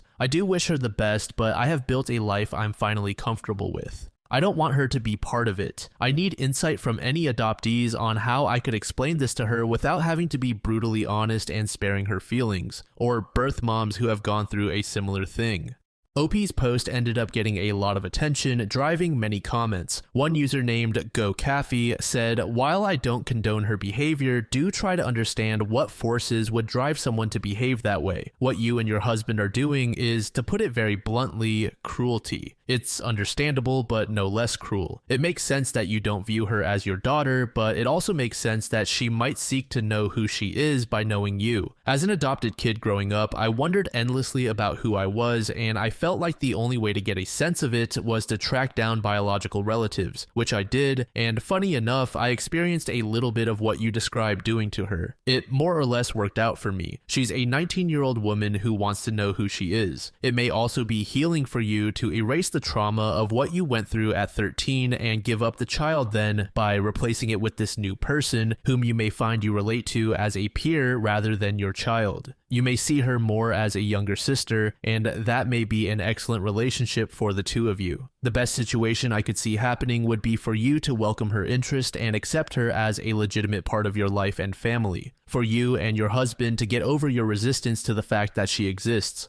I know my own birth mother's husband had to deal with this to a degree. Resisting her will actually make things more unpleasant and have them linger, while dropping the resistance may be the most peaceful path to her leaving on her own. Or better yet, co-creating the kind of relationship that works for everyone involved. Obviously, as an adopted kid, I'm going to advocate for other adopted kids to get whatever they can to gain some closure about their own adoption experience. Adoption is itself traumatic and it echoes throughout life. I think it would do both of you a world of good to hop on the phone together and for you to explain what your resistance is about. OP saw this comment and responded with the following: "Nothing will erase the trauma I went through at 12 and 13 years old. In the span of a little over a year, I went from a little girl who still played with Barbies to being forced to go through the extremely traumatic birth of an unwanted child. She is welcome to be a part of the lives of my extended family. Someday, when my own children are grown, they will be free to know and love her. For my own life, I choose not to have her as part of it.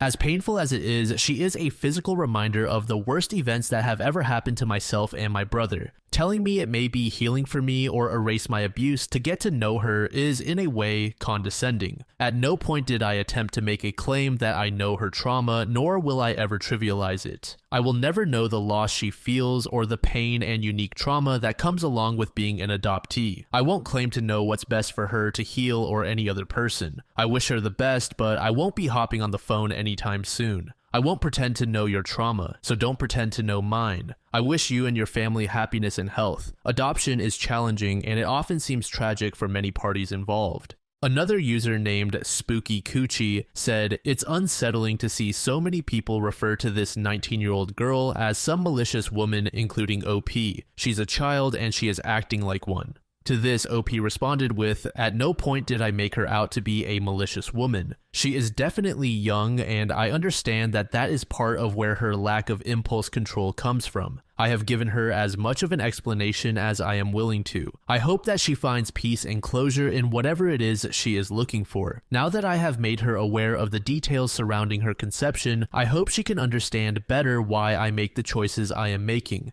I am someone who places a lot of value in having my space and boundaries respected. I don't feel I owe her anything. I was a child myself when she was born, and we are both victims of the same man who forced us into this situation. I do not view her as my daughter, and I do not view myself as her mother. I think we are two people biologically tied as parent and offspring and tied by a series of highly traumatic events that we had no choice. I did not feel a familial kinship for her while I was forced to keep an unwanted pregnancy. I did not feel a familial kinship for her when I was forced through a traumatic birth. And to be brutally honest, I do not feel a familial kinship toward her now. I wish her well and I hope she finds peace, but I do not feel in any way a parent to her. I don't know her trauma and will never know her trauma in the same ways that she will never know mine. I don't think she has malicious intent."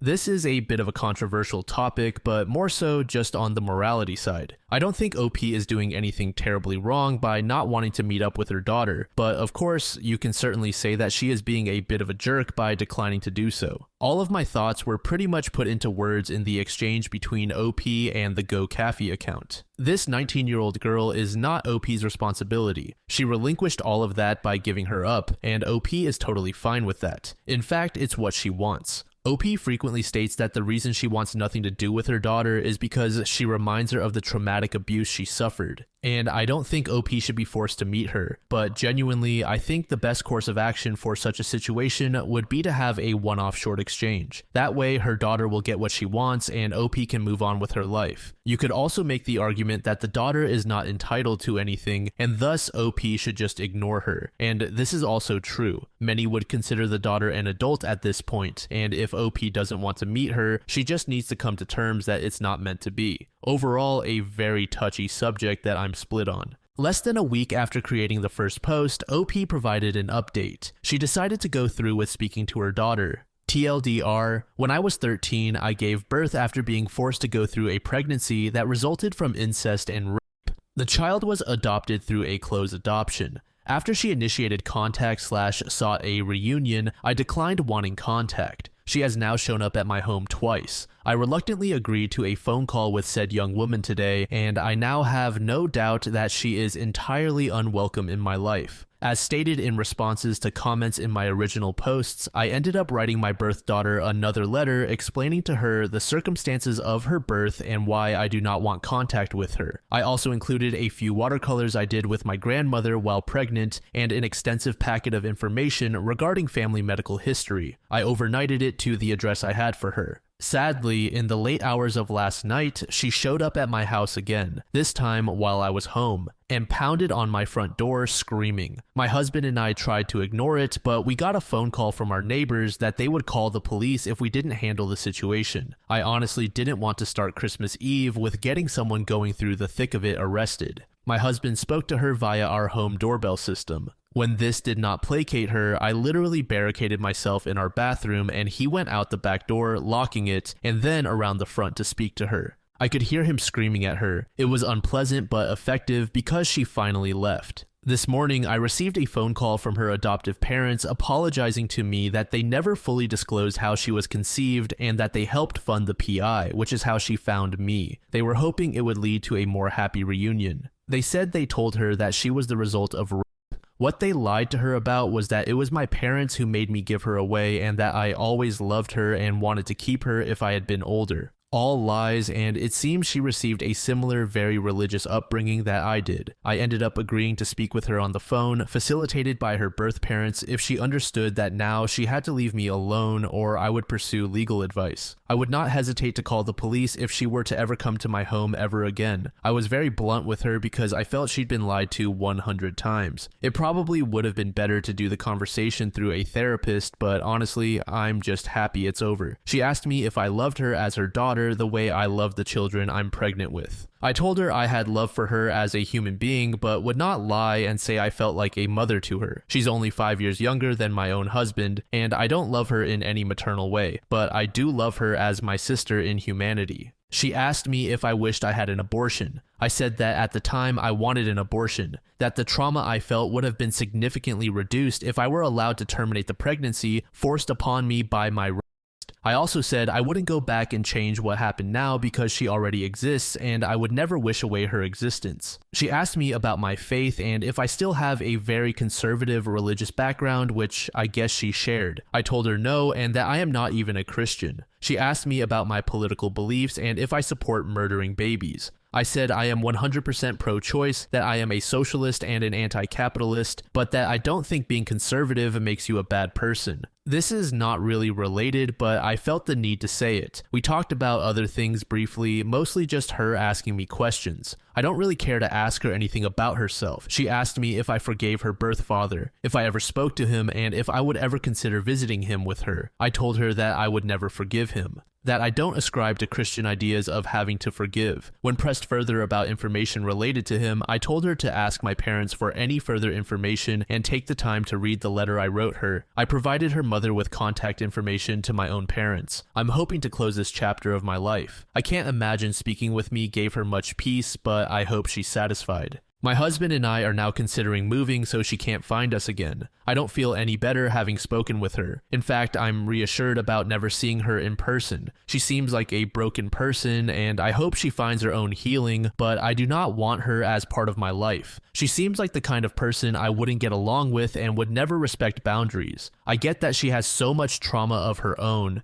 and I hope she can leave the religious community she belongs to unless she's happy there. I don't feel guilty that her life wasn't everything it could have been. I do feel sympathy that she obviously has been raised in a similar toxic religious household. I am glad this is over. I've disconnected my landline and am changing my cell phone number. I am going to restart therapy at the beginning of next year, and if she ever shows up at my home again, I will be calling the police. A user named One Secret Upvote said, "You did everything possible to help her while still keeping that boundary clear. I applaud you for that. I know this was very distributive to your life and she had no right to it, so she obviously crossed the line multiple times. It makes a lot more sense now to hear about the involvement of the adoptive parents and how they have hurt the situation. They should have never told her those things, never crossed a line with the PI, and never encouraged her to keep pursuing this. It was completely inappropriate and entirely their fault. Honestly, the girl was just acting in the way you would expect for her age and upbringing in the context of what she had been told. I'm sure that as she gets older, she will think back to this and possibly read through everything you gave her multiple times. She will be able to process it and most likely be able to understand where you're coming from. She will appreciate the information and the honesty at some point. She is just a child, and everything that she has ever thought about regarding the situation and the possibilities of a relationship is completely wrong. That's a lot to stomach for anyone, let alone a kid. Try not to be angry with her about this. If anything, be angry at those parents. They are the ones responsible for putting her on this mission. Another user asked OP if the man who assaulted OP ever got prison time or some form of punishment. OP said, he spent 16 years in prison. He raped 6 members of my family in 1 year, including myself. Being pregnant after having been pregnant from abuse is strange for sure. My pregnancy is nearly 2 decades apart, but it has brought back weird feelings. I literally chose this pregnancy, my husband and I used IVF, and sometimes I have second thoughts first thing in the morning of horror at the reaction of my baby bump. Earlier, I literally said that the daughter is all her adoptive parents' responsibility. I did not think that they would be the ones to enable OP's daughter into hunting her down. I definitely do not think that was appropriate. I'm not religious, so maybe I'm just ignorant, but the whole idea of peer pressuring someone into forgiving another person is so wrong in my mind. I would have thought that OP's parents would have been more supportive of her own decisions rather than influencing her to forgive her abuser. I'm really hoping that with time, OP's daughter will be able to heal and come to terms that this relationship with her birth mother will just never happen. It's a bit of a depressing and grim conclusion through OP's daughter's eyes, but it's what OP wants, and I think her opinion should also be valued. My one worry though is if OP's daughter decides to meet with her birth father. He literally 6 people, with one of them being 13 years old. I don't think there is anything to gain from meeting him, but since OP's daughter never got to really build a relation to her mother, she might try to find something with her father.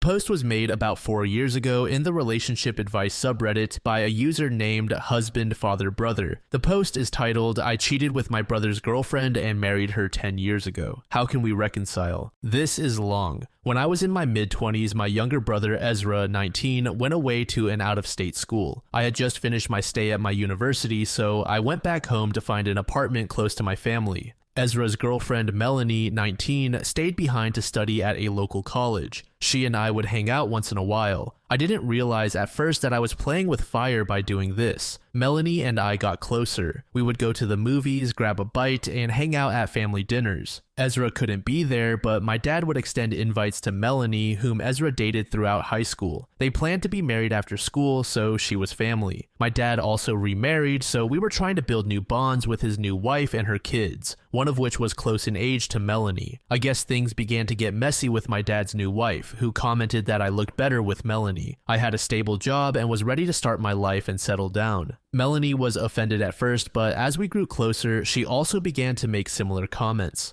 Ezra would come down for summer or some weekends during which they would still sleep together and function like a couple. When he would leave, she would be with me. Things got physical one night after I reacted jealously at her and Ezra snuggling up. It was the turning point that I'd been waiting for. I know now I was wrong, and I'm not proud of any of this. My dad and his wife were at odds over our relationship. My dad was furious with me and demanded we stop. Melanie was disinvited from family dinners, and my dad reached out to my mom to inform her about us. My dad's wife had an opposite opinion. I have another sibling named Aaron who suspected something was off. I have 6 siblings in total, all brothers. Things came to a head when Aaron took Ezra aside during a visit to let him know what he learned from who knows where. Aaron has always had it out for me, or so I believed, but that's a story for another day. But what happened after set my whole life in motion in the direction it's been for the last decade. It's been just over 10 years since Ezra discovered what we had done and set the whole family on fire. He had a go at our parents and my dad's wife for her involvement and their silence, and then he just left. It took a while, maybe about 8 months, but he left and I have yet ever to see him again. During those 8 months, I was not a kind person.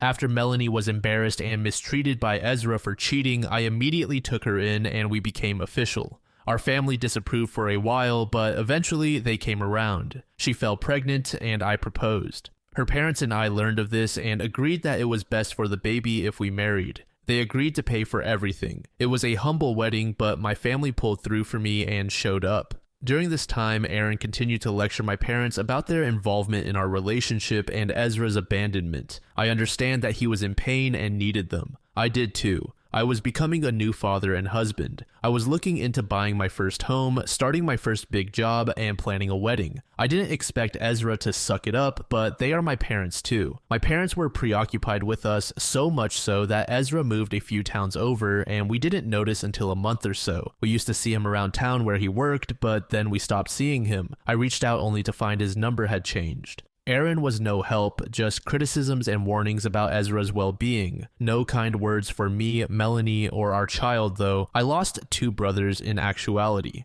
Eventually, our wedding grew closer and the invitations were sent out. There was no response from Ezra and Aaron, which I expected, so I asked my mom to verify with them. I understood if the answer was no. What we found was they were completely gone. Aaron had a longtime girlfriend who declined the invite to our wedding and clammed up about where my brothers went. The aunt who would often echo Aaron's comments and skipped out on my wedding let us know that they were safe and that we needed to move on. So that was that. It's sad to say I haven't seen them in 10 years. My parents were obviously distraught and regretful. It put a huge damper on our wedding and the birth of my child. We thought about combining their names as a middle name for my son, but ultimately decided no. They would likely never meet my kid, so no need to confuse him. However, watching my parents break down whenever the family would get together took its toll. Anyone who knew where they were did not say. It remains a gray cloud over our lives to this day. I thought we had moved on by the time that Mel and I had another kid. My parents seemed happy to be with me and my remaining brothers.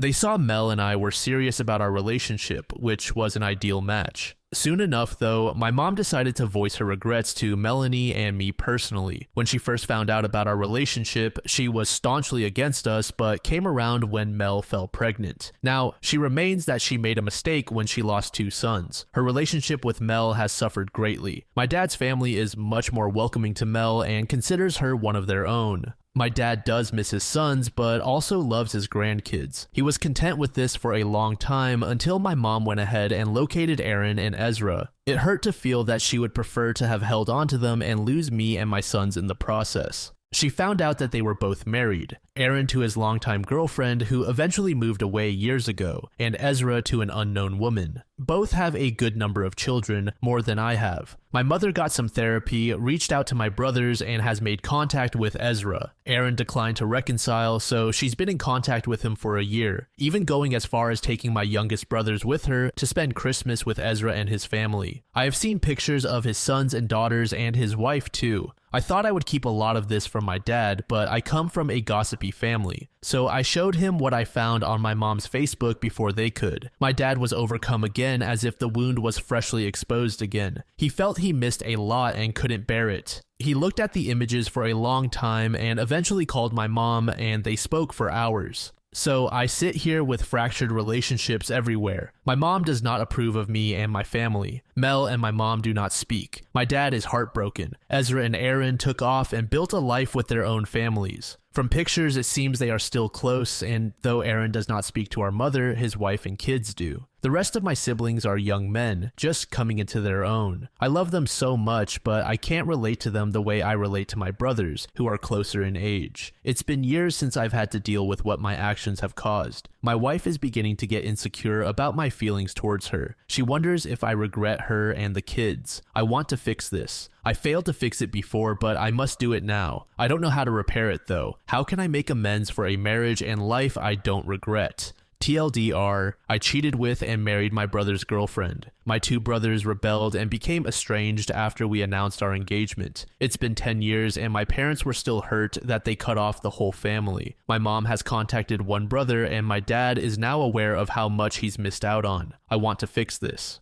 OP is insane if he thinks there's any chance that he can fix his relationship with his brothers. As a person in general, OP is honestly a scumbag. I am still in shock that he thought it was okay to sleep with another man's partner, let alone his own brother's GF. Then there's the likelihood that if someone cheated on their partner for you, it's likely that they'll cheat on you with someone else at some point as well. I don't blame the brothers at all for wanting to cut all ties with their old family, and massive respect to Aaron for following Ezra. The drama didn't have anything to do with him directly, but he knew what was right and what was wrong. OP never provided an update after the original post, and that's probably because he got quite a bit of hate, understandably so. but he did respond to quite a few comments. For example, one comment from user Frisky Frito said, "If it walks like a duck, acts like a duck, and quacks like a duck." To this, OP said, "A psychologist, you are not. A psychiatrist, you are not. A doctor, you are not. If you are willing to diagnose me legitimately, have the credentials to back it up, and put your name on the line to do it, then I will consider your assumption. But you do not have anything to back you up, just a sore spot that's causing you to react to this post emotionally and without reason or logic." Frito then said, "Seems like I struck a nerve. Honestly, your generation is oversensitive. Also, we have a saying where I am from.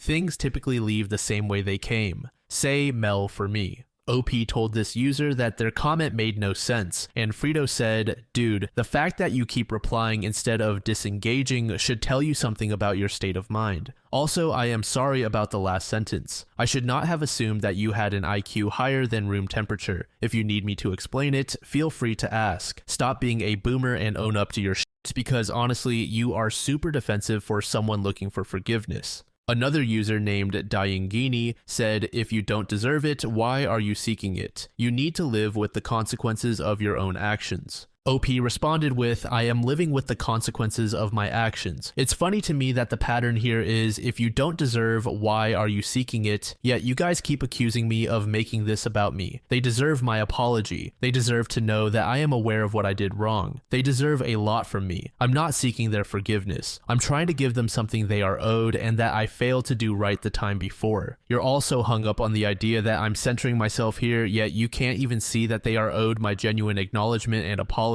Diangini replied and said, "It's because you titled the post, 'How can we reconcile?' Reconciliation is about forgiveness. You can never reconcile with them. What you can do is give them what they're owed and stop trying to make yourself out to not be a horrible person. What you did was disgusting and you do owe the family an apology and much more. But you are not owed any form of reconciliation from them and you do not deserve reconciliation."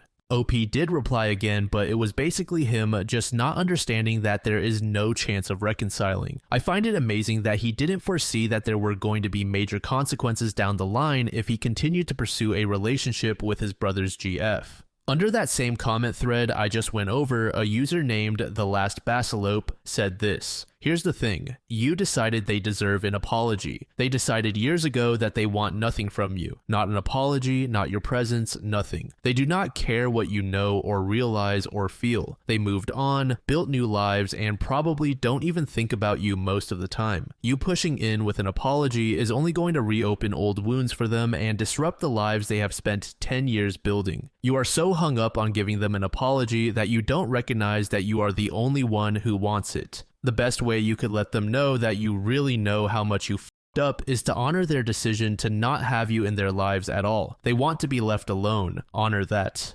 For this first story, it should be noted that this is a repost of a thread from another community. This repost was created in 2019. It's titled "Entitled Sister Tries to Steal an Unborn Baby." So this happened about 3 years ago to my boyfriend's sister-in-law. For the purpose of this story, I will be referring to her as my sister-in-law as well. This is the main cast. Me, BF, which means boyfriend, Sissy meaning sister-in-law, BIL brother-in-law, ES entitled sister, who is my boyfriend's older sibling, and MIL and FIL, who are my mother and father-in-law. BIL and Sissy announced that they were expecting their first child after all the presents had been opened on Christmas Day. Everyone was elated and couldn't wait for the new addition to the family. Weeks passed and the pregnancy was going very well. Then it was time for the gender reveal. BIL and Sissy have been expressing that they wanted a little girl. They wanted to name her after Sissy's mother, who had passed away. Everyone was on board and was hoping for little bits of pink confetti to fall from the balloon when it was popped. But then, boom, blue confetti. Everyone was a bit stunned and then regained their excitement. A baby boy. ES took notice of the moment of stunned silence and determined that it was in disappointment. This is when she made her move. She pulled BIL aside and started to talk to him.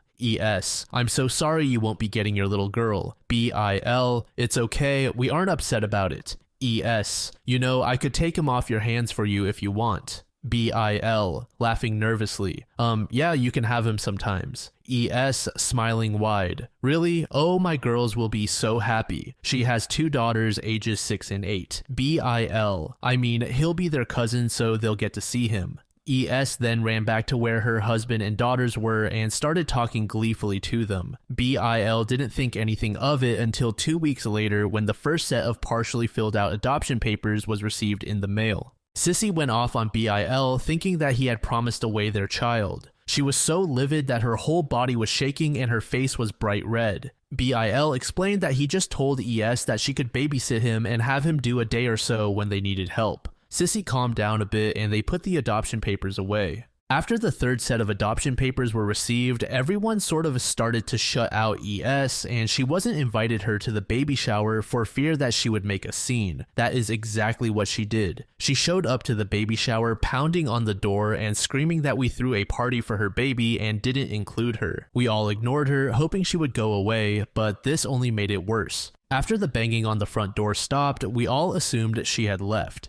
That was until we heard footsteps from the kitchen and then saw ES and her daughters running into the living room. The girls made a dash for the present table and tried to grab as much as they could while ES began screaming at Sissy that she had no right to keep her from her son's baby shower. BF and I stopped the girls from getting the presents and tried to calmly explain that the whole situation was a misunderstanding and that BIL and Sissy were keeping their baby. ES said, "But that's not fair. You don't even want a boy, and I already told my girls that they were getting a brother." ES's daughters looked very confused and the younger one was crying. BIL said, "Well, you shouldn't have said that. He's our son and we are keeping him. You need to leave now." ES put up a fight and even spit at Sissy and called her a but FIL and BF managed to drag her out, followed by MIL and the little girls. We all knew this wouldn't be the end of it, and as it got closer to Sissy's due date, we all agreed not to tell ES until they were home from the hospital and settled in. But ES still had one more trick up her sleeve.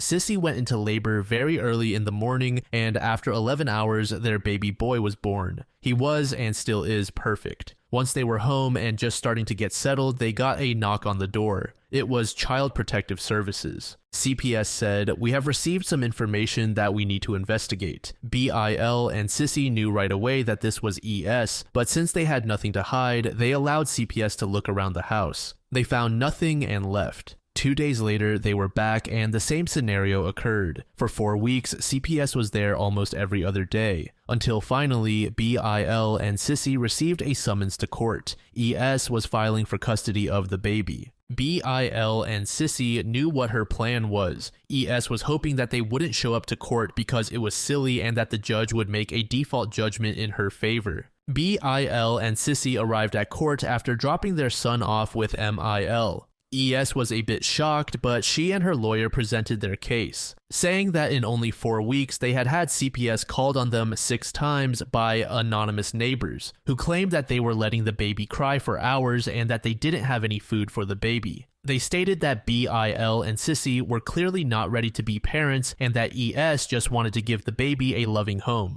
The judge, aka Jay, took a look at the CPS papers and saw that nothing was found. Jay said, "And your case?" pointing to the folder that BIL and Sissy had in front of them. BIL said, "My sister ES asked me on the day of our gender reveal if she could take the baby off our hands, and I assumed she meant she wanted to babysit him, so I agreed." She then proceeded to send us multiple copies of adoption forms and showed up uninvited to the baby shower and demanded that we hand our baby over because she had already told her daughter that they were getting him. And I have a feeling that she was the one who placed all those calls, seeing as our neighbors haven't been over to our house to know if we have food for him and they understand that babies cry.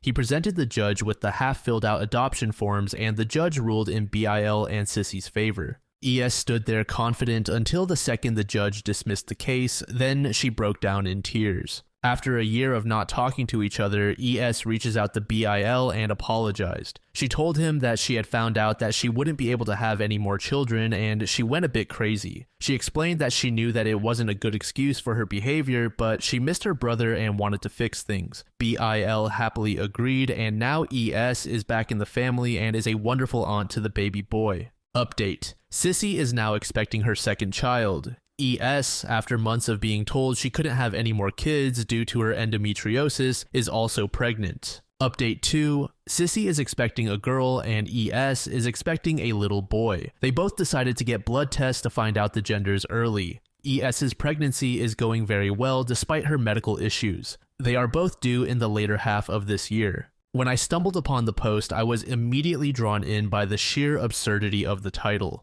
OP explained that her sister has always been demanding and self-centered, which kind of explains her actions. However, it was a major shock towards the end when OP said that her sister was actually unable to have additional children. But fortunately, it seems that everything worked out in the end, which is pretty rare for these kind of stories.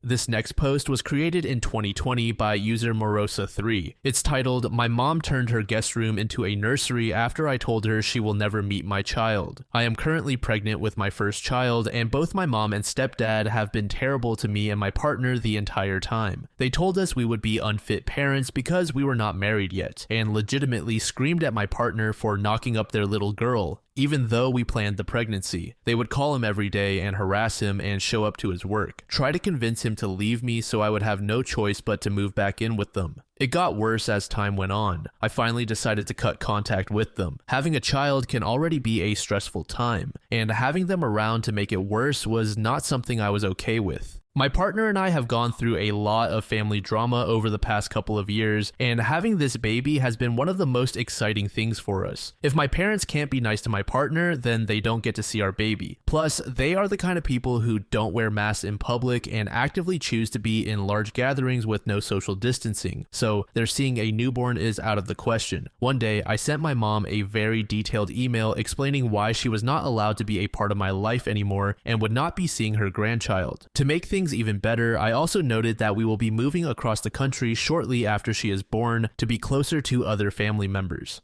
So not only is she cut off, but we are literally moving far away and never coming back. She responds by showing up at our house at 11 p.m., screaming outside our door about how it is her baby and she deserves to be there for it. I tell her to off, and eventually she leaves. Months go by and she will text me randomly asking about technical problems with her Wi-Fi router or something and needs help. Little things like that don't mean much to me, and I sent her the info she needed. My cousin also had a virtual baby shower and sent my invitation to my mom's house accidentally, so my mom came by to give it to me. Things slowly came to a point where we were fairly amicable with each other, but I still stood my ground about our boundaries, and nothing else had changed. She knew this. Then she sent me a video today that blew my mind. She redecorated her entire guest room to be a nursery, a crib, changing table, $400 worth of newborn clothes, toy chest, stroller, car seat for her car, and the list goes on. In the video, she is in tears saying, "OMG, I can't believe my baby is going to be here soon. This is where she will sleep, where I will change her little diapers. These will be her toys." Is she psychotic, her baby, sleeping and living at her house? So I call her up immediately and I reiterate that we are still moving across the country soon and that she will have no contact with the baby before that. Her response, "Oh, okay, we will see about that." Genuinely confused. What part of "you will have no contact with this baby" does she not understand or thinks will change in the next few weeks when she is born? Is she planning on stealing her from us? I am at a loss for words. Edit. Wow, so many great tips from you guys. Thank you for the advice. I showed my partner the comments I've been getting, and I think we are starting to take this more seriously and will be contacting a lawyer on Monday. I wanted to mention a couple things to clarify as well. I have been seeing a psychotherapist the past few months strictly due to the relationship I have had with my mother throughout my life, and all of that is documented. My midwife in hospital is also very aware of the situation and the emotional stress I've been going through, so we will definitely be utilizing this in the case that she tries to sue us or call CPS. Also, due to the virus, only my partner is allowed to be with me during the birth anyway. We will be keeping things hush until after we move. We would have moved months ago if it was financially possible for us.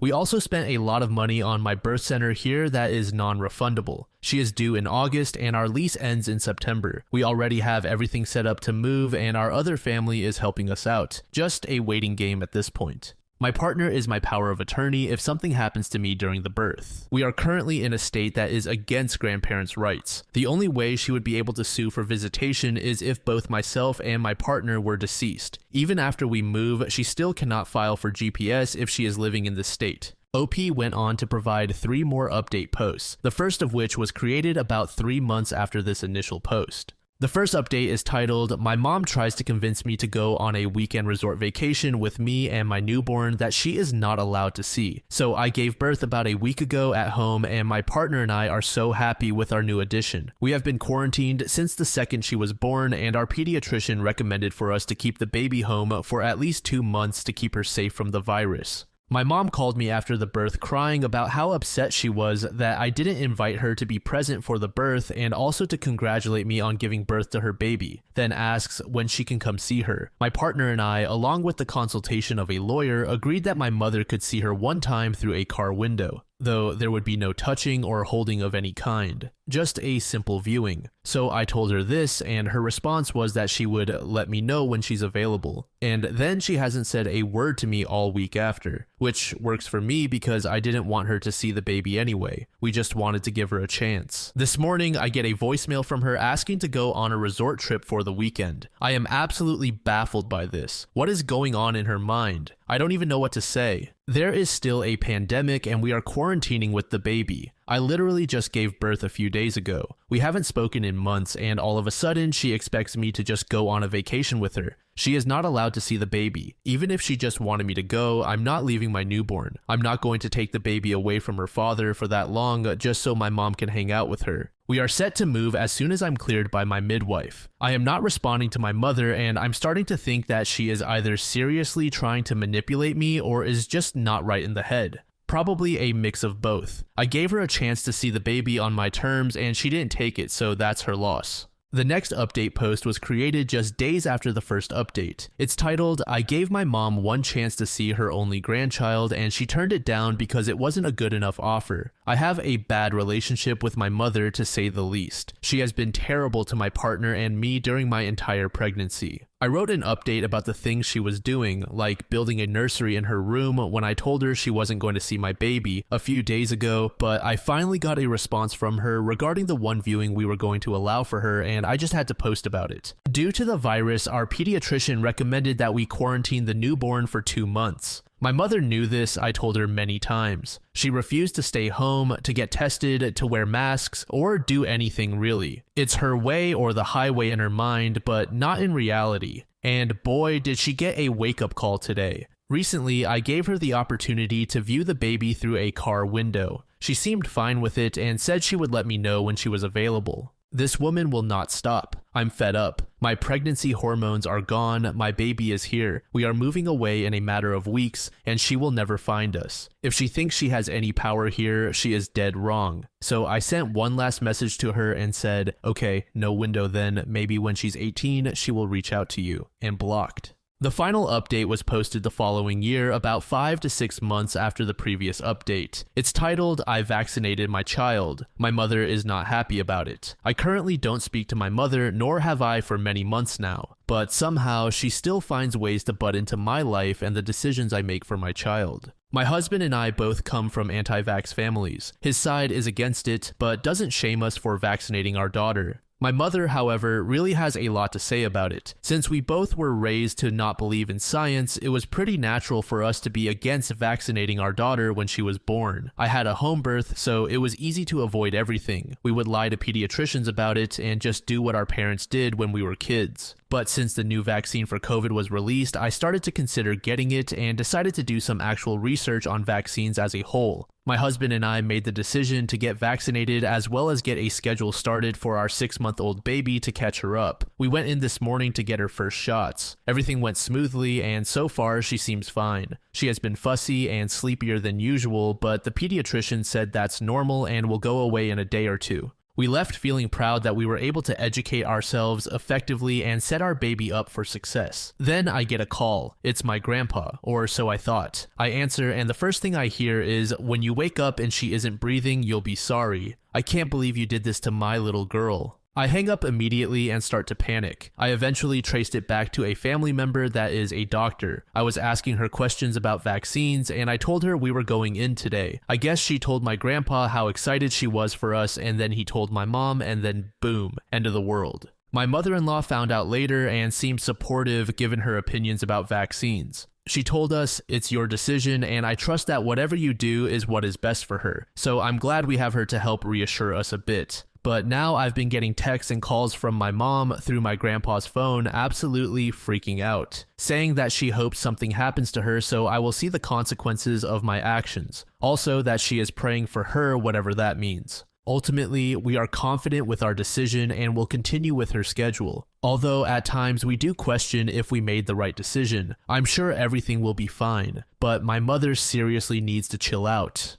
So OP's mother seems like a complete freak. At first, I was thinking that whenever she referred to her daughter's baby as hers, she meant it in a sort of "you belong to the family" type of way. But as the story went on, it seemed more and more like OP's mom truly believed that it was her kid. I just found that extremely creepy. And normally, I would see a gesture like setting up a nursery in your own home as a kind one, but given what we know about the mom, this just isn't the case here. The last update from OP wasn't exactly a good one. So hopefully she was able to fix her relationship with her parents. Or on the other hand, hopefully she was able to avoid them completely and able to live a semi-comfortable life. Today we're going to be taking a look at a Reddit post created in the r/AITA subreddit by user BunnyDad44. Now this story is best told through 2 posts on this man's account. The first of which is titled AITA for being mad at my wife for releasing a bunny in the middle of the yard. This one was created in September of 2022. It said, "A few days ago, my kids found a little bunny and brought it home, and they were begging us to keep it. But we can't keep a wild rabbit and already have several pets. The bunny was big enough to fend for itself, and I tried to nicely tell my kids that it needs to go back home to its family. They were sad, but agreed to take it back. However, I was busy with work and couldn't go with them, so my wife went. I told her to take the bunny to some thorn bushes at the end of the property and let it go there, because that's the safest place to do it. We live in a country area ripe with predators. Well, I went back to work, but a little while later, my kids came running back into the house, loudly crying with my wife trailing after and trying to calm them down and tell them it's not so bad. I asked what happened, and my eldest said that mama made them let the bunny go in the middle of the yard and a hawk took it.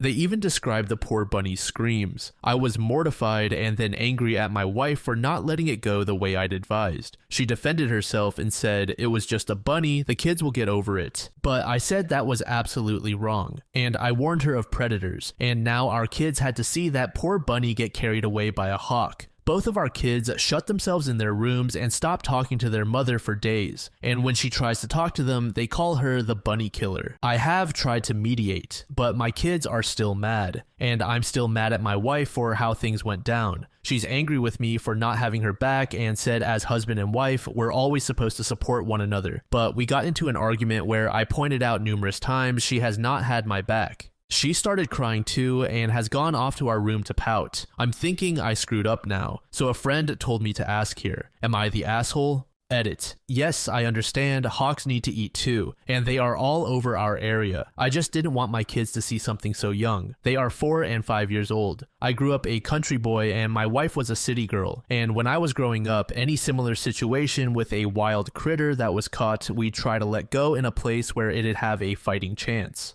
Edit 2. I did not yell at my wife. Where exactly in my post does it say I did that? I admonished her, yes, but I didn't yell, not even when we argued later on. We did that in whispers so the kids wouldn't hear us, and I couldn't go with them to release the bunny because I couldn't get away from my office. I work from home half the week and have to be near the phone at all times to answer a call while on the clock, unless on my lunch break. I also never once called my wife the BK nickname our kids are calling her after what happened with the bunny, and I've tried to make them stop. I will not call my wife such a thing, it's degrading and I'd be acting like a bully. Edit 3. Apologies for so many edits, but my children were not playing in the yard unsupervised. My wife is a stay-at-home mom and was with them when they found the bunny. They came running back to the house with it and I had to tell them it needed to be let go. Edit 4. I can't believe I'm having to make another edit, but people keep pointing something out. Note, this wasn't copied from some online video. I've not seen said video, but I don't doubt it exists. But hawks take small animals all the time. So, is it really so surprising that this situation would happen to some people other than those who recorded a video of the same kind of situation? I certainly don't think so. And my property is almost entirely grassy flatland, save for the house and one tree. I own 4 acres.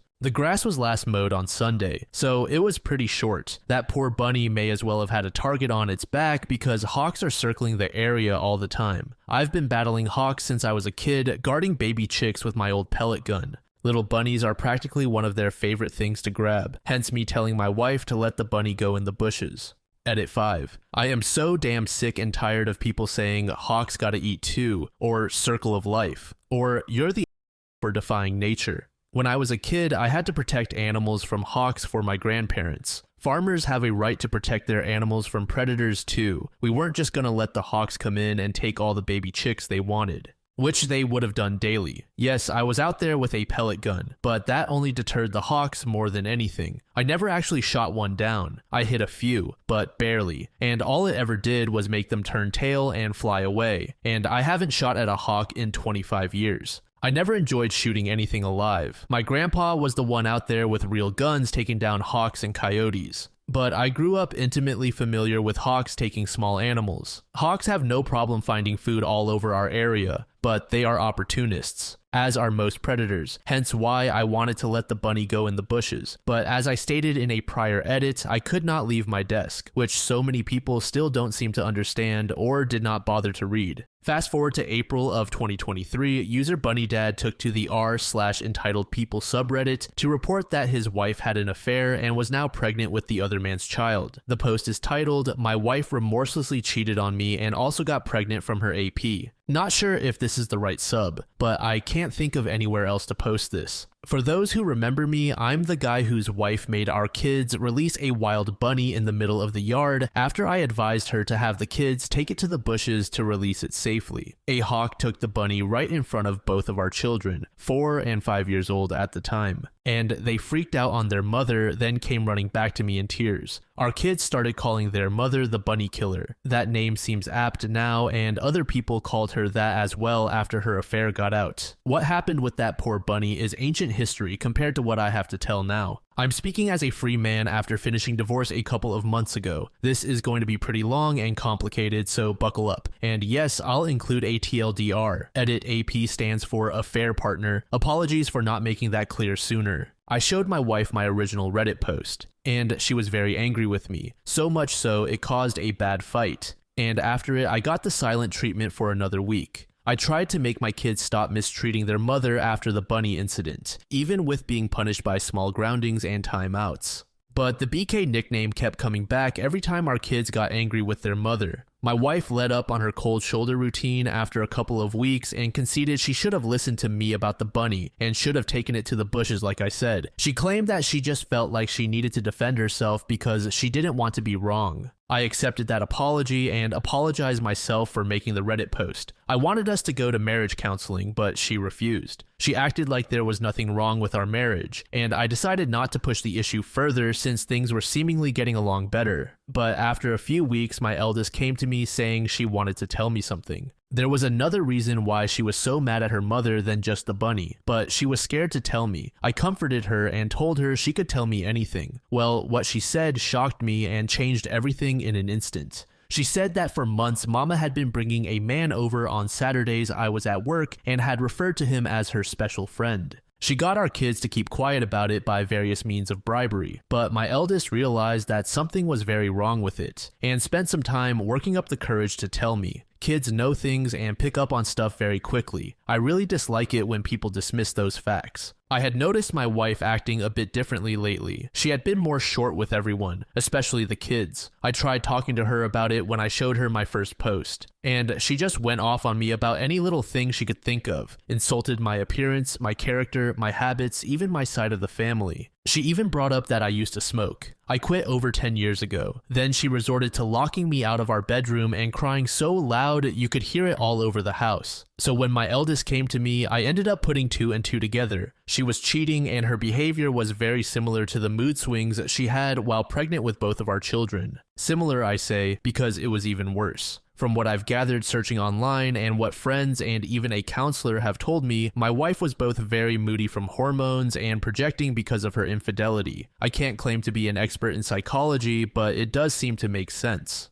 I wanted it to all be a misunderstanding, but I quickly ordered and set up a few hidden cameras without anyone knowing. I had them delivered to my work just so no one at home would see them. Then I set them up on a day my wife went out to have a girls' night with her friends. It was very easy to hook them up and connect them to the Wi-Fi. In just a few short hours, I could monitor every part of the house from my home PC, laptop, and work PC. At first, I worried I might have been going overboard. I thought if it turned out I was wrong, then I could remove the cameras and no one would ever know. But no, my worst fears were confirmed as I got plenty of evidence in just the first week. The man my wife has taken as an AP is a former colleague of hers. I remembered him quite well as they seemed close with my wife whenever I met him at various functions. My wife quit her job years ago to be a full-time mom after getting pregnant with our first. It was a mutual decision for us both at the time. My wife stayed connected with her former co-workers as they were her best friends, but not anymore. What I'm about to tell you has pretty much made her hated by everyone. Firstly, the AP is younger than my wife by about a decade. She mentored him at her former job to fill her position when she left, and the two of them stayed close. Very close. My wife and I are both over 40, but you wouldn't know it from looking at her. She's positively stunning. She got mistaken for someone in their 20s quite a lot.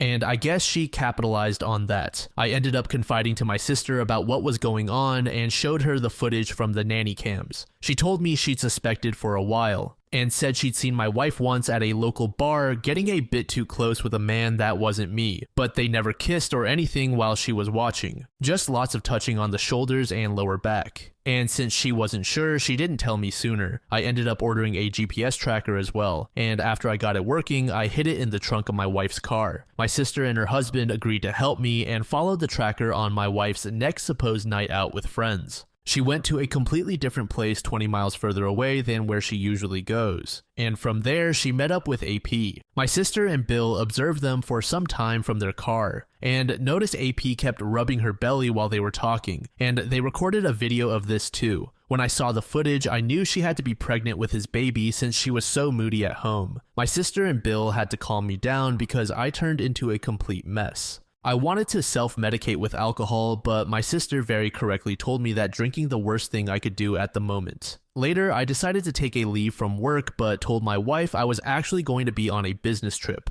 She couldn't have been more excited about it and didn't try very hard to hide her glee that I'd be leaving for a while. Who is this woman? She's certainly not the one I married almost 20 years ago, right? Did someone who looks exactly like her just take her place one day? Is she an alien from the pod people? Did I ever really know her? The more I thought about it, the less it made sense to me. So my end conclusion was that trying to make sense of anything wouldn't do me any good. I had cameras all over the house, and my sister and brother-in-law agreed to take my kids for a few days because they love visiting auntie and uncle in the city. This gave my wife the exact opening she wanted. She called AP only a few hours after I left, and he showed up that evening to spend the night. I won't go into any detail about what they did around the house. You can fill in those details yourselves. But on top of all that, they were joking about me continuously. They openly talked about their baby and how they needed to figure out what to do before her belly starts to show, as she was already over 3 months along by then, and there was no way it could be passed off as mine.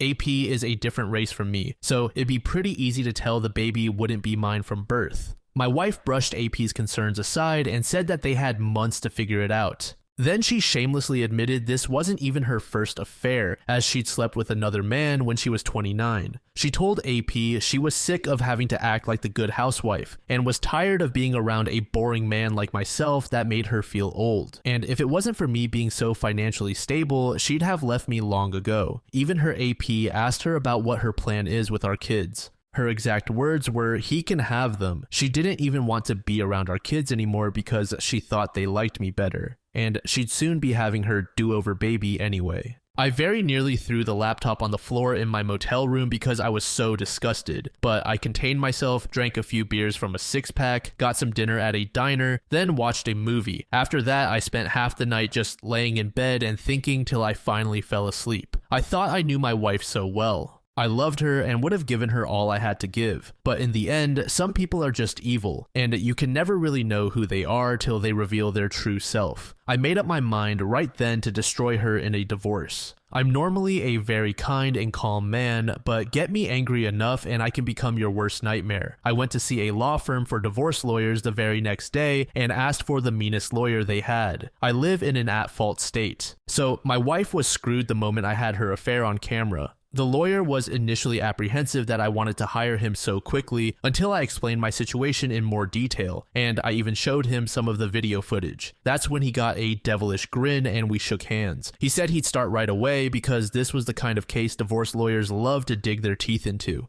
I had my wife served a few weeks later on a day I was working from home and the kids were in school, the eldest in kindergarten and the youngest in preschool. The papers were delivered right to my wife's hands by the local sheriff. The cameras caught it all. She looked scared while she opened the envelope, read the contents, and then lost her mind. She came running into my office to scream at me. But I remained cool and calm the whole time. I was already completely mentally checked out of our marriage. My wife wanted to argue. I just told her I'd made up my mind, and I wanted her out of my house. I'm the only one who's ever paid the mortgage. She screamed at me that I can't do this to her, and then actually threatened to tell people I beat her if I take her to court, and get me fired from my job to boot. I told her to go right ahead and make up any lie she wants. It won't help her. It's not like she wasn't planning on screwing me over since she's pregnant with her AP's baby anyway. She went wide-eyed and asked me how much I knew. I just said I knew enough and told her once again that I wanted her to leave. She refused and said it was as much her house as it was mine, then locked herself in the bedroom again. I saw on the bedroom cameras her having a meltdown and then pulling out her phone and calling the police. She was acting like she was in complete panic, but there was a huge smile on her face while she was doing it. She was quite the actress. I showed the officer the footage from the cameras on my laptop of my wife saying she'd make stuff up to ruin my life. And then the footage from the living room after she ran out of my office and into the master bedroom down the hall. And then the footage from the camera in the bedroom of her calling the police and lying. I'd recorded it all and from multiple angles no less. And even though she claimed to the police I'd hit her, there were not only no marks on her, but the cameras all around the house showed a completely different story. Then I handed the police a thumb drive and said it had all the video footage they needed of her calling them under false pretenses. My wife, even in the face of all this, stuck to her lie of saying I was an abuser, and even tried to say the recordings were illegal and therefore inadmissible. But I pointed out that they are legal because they were security cameras inside of my own home and not recorded in public. My wife looked to the police and told them to do something, to which they did. She was the one put in handcuffs, and she started bawling like a child. I could only sit there shaking my head. This was once the woman I'd loved for so many years.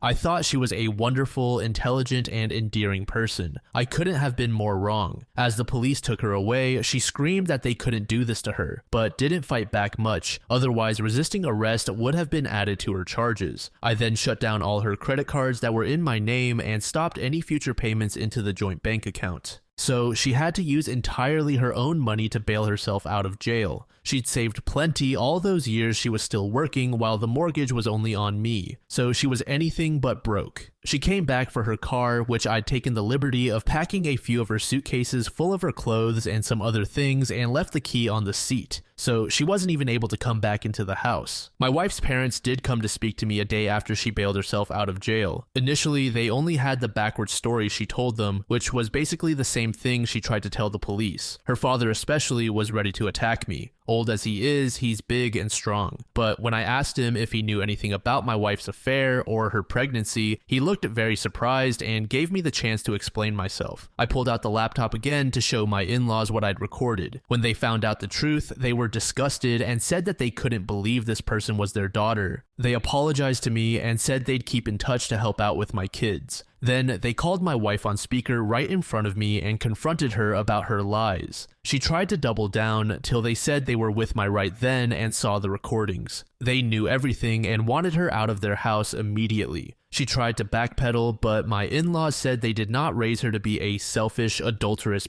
that would try to frame her own husband. And she was no longer their daughter. They disowned her over the phone right then and there, and then hung up before my wife could say anything else. She tried to call back, but they ignored her every attempt. And when they got home, not only was she gone, but she destroyed several things around their house, which my mother-in-law was in tears about. I still consider my ex's parents my in-laws because they still drop by from time to time to see their grandchildren, but my ex is effectively dead to us all. My wife later came back with her AP in tow to pack her things. AP wouldn't even come in the house, and my wife refused to speak a word to me while gathering her remaining things. She knew there were cameras everywhere, and she'd damn herself more if she tried anything else. I wasn't alone either, as my sister and brother-in-law were there to help keep an eye on her. Brother-in-law made sure to keep his eye on AP from the window. My wife was still packing when the kids got home, and she made no attempt to speak to either of them, not even when our youngest cried for her. Before leaving, she did take a few of the photos we had of each other from our wedding off the wall and threw them on the floor to break them. I think she was expecting a reaction out of me because of the way she looked at me while doing it. But since I didn't say anything, she just took the last of her bags and walked out the door. After she was gone, I had to call my elderly mother to come stay with me for a while because I couldn't take care of my kids alone. I couldn't take a lot of time off work, and I didn't have a lot of daycare options either. I also ordered DNA tests for my kids. I was sure they were mine, but several people told me that just in case I had to know. Thankfully, yes, both of my children are mine. And yes, I did get tested for STIs and I'm clean, so no worries there. About a week later, my wife showed back up at my door saying that she would agree to a clean divorce if I did as well, meaning she'd have gotten half of everything if I had agreed, but I said no to her face. There was some fighting back and forth, and she more or less admitted to finding out the law in this state was not on her side. We met, got engaged, got married, and lived our whole lives in this state. There was no way she could get out of taking a major loss unless I agreed to settle, which I did not. Then I said that she betrayed me, our kids, her parents, and practically everyone by having an affair. Then I slammed the door in her face. She left quietly, and I didn't see her again till court. A few months later, in divorce court, my wife was visibly quite pregnant by then, and she'd gotten a lawyer. AP was also nowhere to be seen. I expected her to lie to the judge, which she started to do a few times. But I had enough video evidence to refute any lies, so she really didn't stand a chance. So instead, she tried to drag out the divorce by simply refusing to cooperate and making various demands. She wanted most of my savings for starters, and she wanted a long list of other things I own, and she wanted me to buy out of her half of the house, even though she never paid into it. On my end, I was pushing for full custody of the kids and to get her name off the house deed. I had the video evidence to back up how she said she didn't really care for our children anymore too, and how she said she would make up lies. My wife tried to stall and repeatedly change her demands, but the judge didn't let her keep dragging things out. This being an at-fault state meant that she was entitled to very little since she was the adulterer, and her attempting to frame me only made her case even worse. In the end, she lost all custody of our kids and walked away with nothing more than her belongings, what could be considered a fair financial settlement considering the circumstances and the car I'd previously bought for her. The title was in my name, but I signed it over without a care as part of the settlement. She'd made no attempts to even speak to our kids during the entire divorce anyway, so I got full custody. The house is entirely mine now, and I'm completely free of her. My now ex-wife did try to keep up with her lies about me to others before and during the divorce, but my sister spread the word around of my wife's infidelity, and soon all mutual friends cut her off when they realized who was telling the truth. She and her AP left town together after the divorce ended. I heard AP wasn't fired, but he was transferred. Where, I don't know, but I do know my ex had to go with him. They could have transferred him and my ex to freezing Greenland for all I care. I'm just happy they've both left. My ex should have had her do-over baby by now, and I hope it was worth it to her. This is not what I thought I'd be posting to Reddit after just talking about my wife releasing a bunny where a hawk could get it, but many of the comments I previously got about how my wife was acting made me realize I should have been paying attention to the red flags long ago. I guess I just kept rose-tinted glasses on for our entire marriage, but it's all over now. Thank you to any readers who made it through this. I know it was a lot to read, but this is my life. TLDR, my wife unapologetically cheated on me, admitted to hating our children and even a prior affair while being secretly recorded, was only with me for financial stability. Her AP is a decade younger than her and she got pregnant by him. I caught them with hidden cameras and filed for divorce. My ex lost everything, including her family, as they all disowned her. I am now a free man after the divorce and doing well. Edit, I got my ex's name off the house deed because all bank records that could be dug up showed only I ever paid into it. My ex was also repeatedly argumentative with the judge, and in an at-fault state, being a confirmed cheater puts you in world of trouble during a divorce. It's comparable to having a signed prenup against you. And when I said I got the meanest lawyer at the firm I went to, I meant it. The man was like a bear and a shark. The payout my wife got was 60 grand, and she also got the car I bought new for her a couple of years ago that cost me 50 grand. The car was paid off and I transferred the title to her. My ex was also still offered partial custody of our children, but since the video of her saying she didn't care about them anymore had been seen, she didn't bother to have any custody and willingly relinquished all rights to our kids when she realized that she couldn't get her way. And for those who might think the police wouldn't have arrested my ex for lying, think again. The police here don't mess around. And my ex, with a sociopathic grin on her face, tried to frame me as a wife beater. That's plenty of grounds for arrest. This story is a gut-wrenching and emotionally charged account of betrayal and heartbreak. Having an affair is already bad enough, but to get pregnant is just insane. It's good to see that the community's response to OP is overall very supportive. This is one of those moments where the internet has done good, becoming a place for someone who has suffered pain to go and vent. I'm sure it's obvious to everyone, but this post just serves as another reminder that infidelity and betrayal can take an immense emotional toll on someone. And today we're going to be taking a look at a post created in the r/relationship subreddit. It was created in 2016 by user Windfall Curse. It details a very tragic moment in OP's life that just gets worse and worse. The post is titled, "I am a 30-year-old male with my 27-year-old girlfriend's family following my sudden inheritance. Feel like my life is shattering. Apologies in advance for the wall of incoming text. Where do I even begin? I'm so lost right now, I don't even know how to put things into words or find a good starting point. I guess it goes with how 2 months ago, my life was exactly where I wanted it to be. I've been with the girl of my dreams for the last 3.5 years. We have a house and animals. Both of our families get along beautifully, and honestly, the last 3 years with her and my family and her family around the holidays have been some of the warmest fuzzy memories I've had in my entire life. And believe me, I've been thinking about those times a lot lately. So, like I said, this problem is going to come in parts because my entire life feels like it is on the brink of completely falling apart.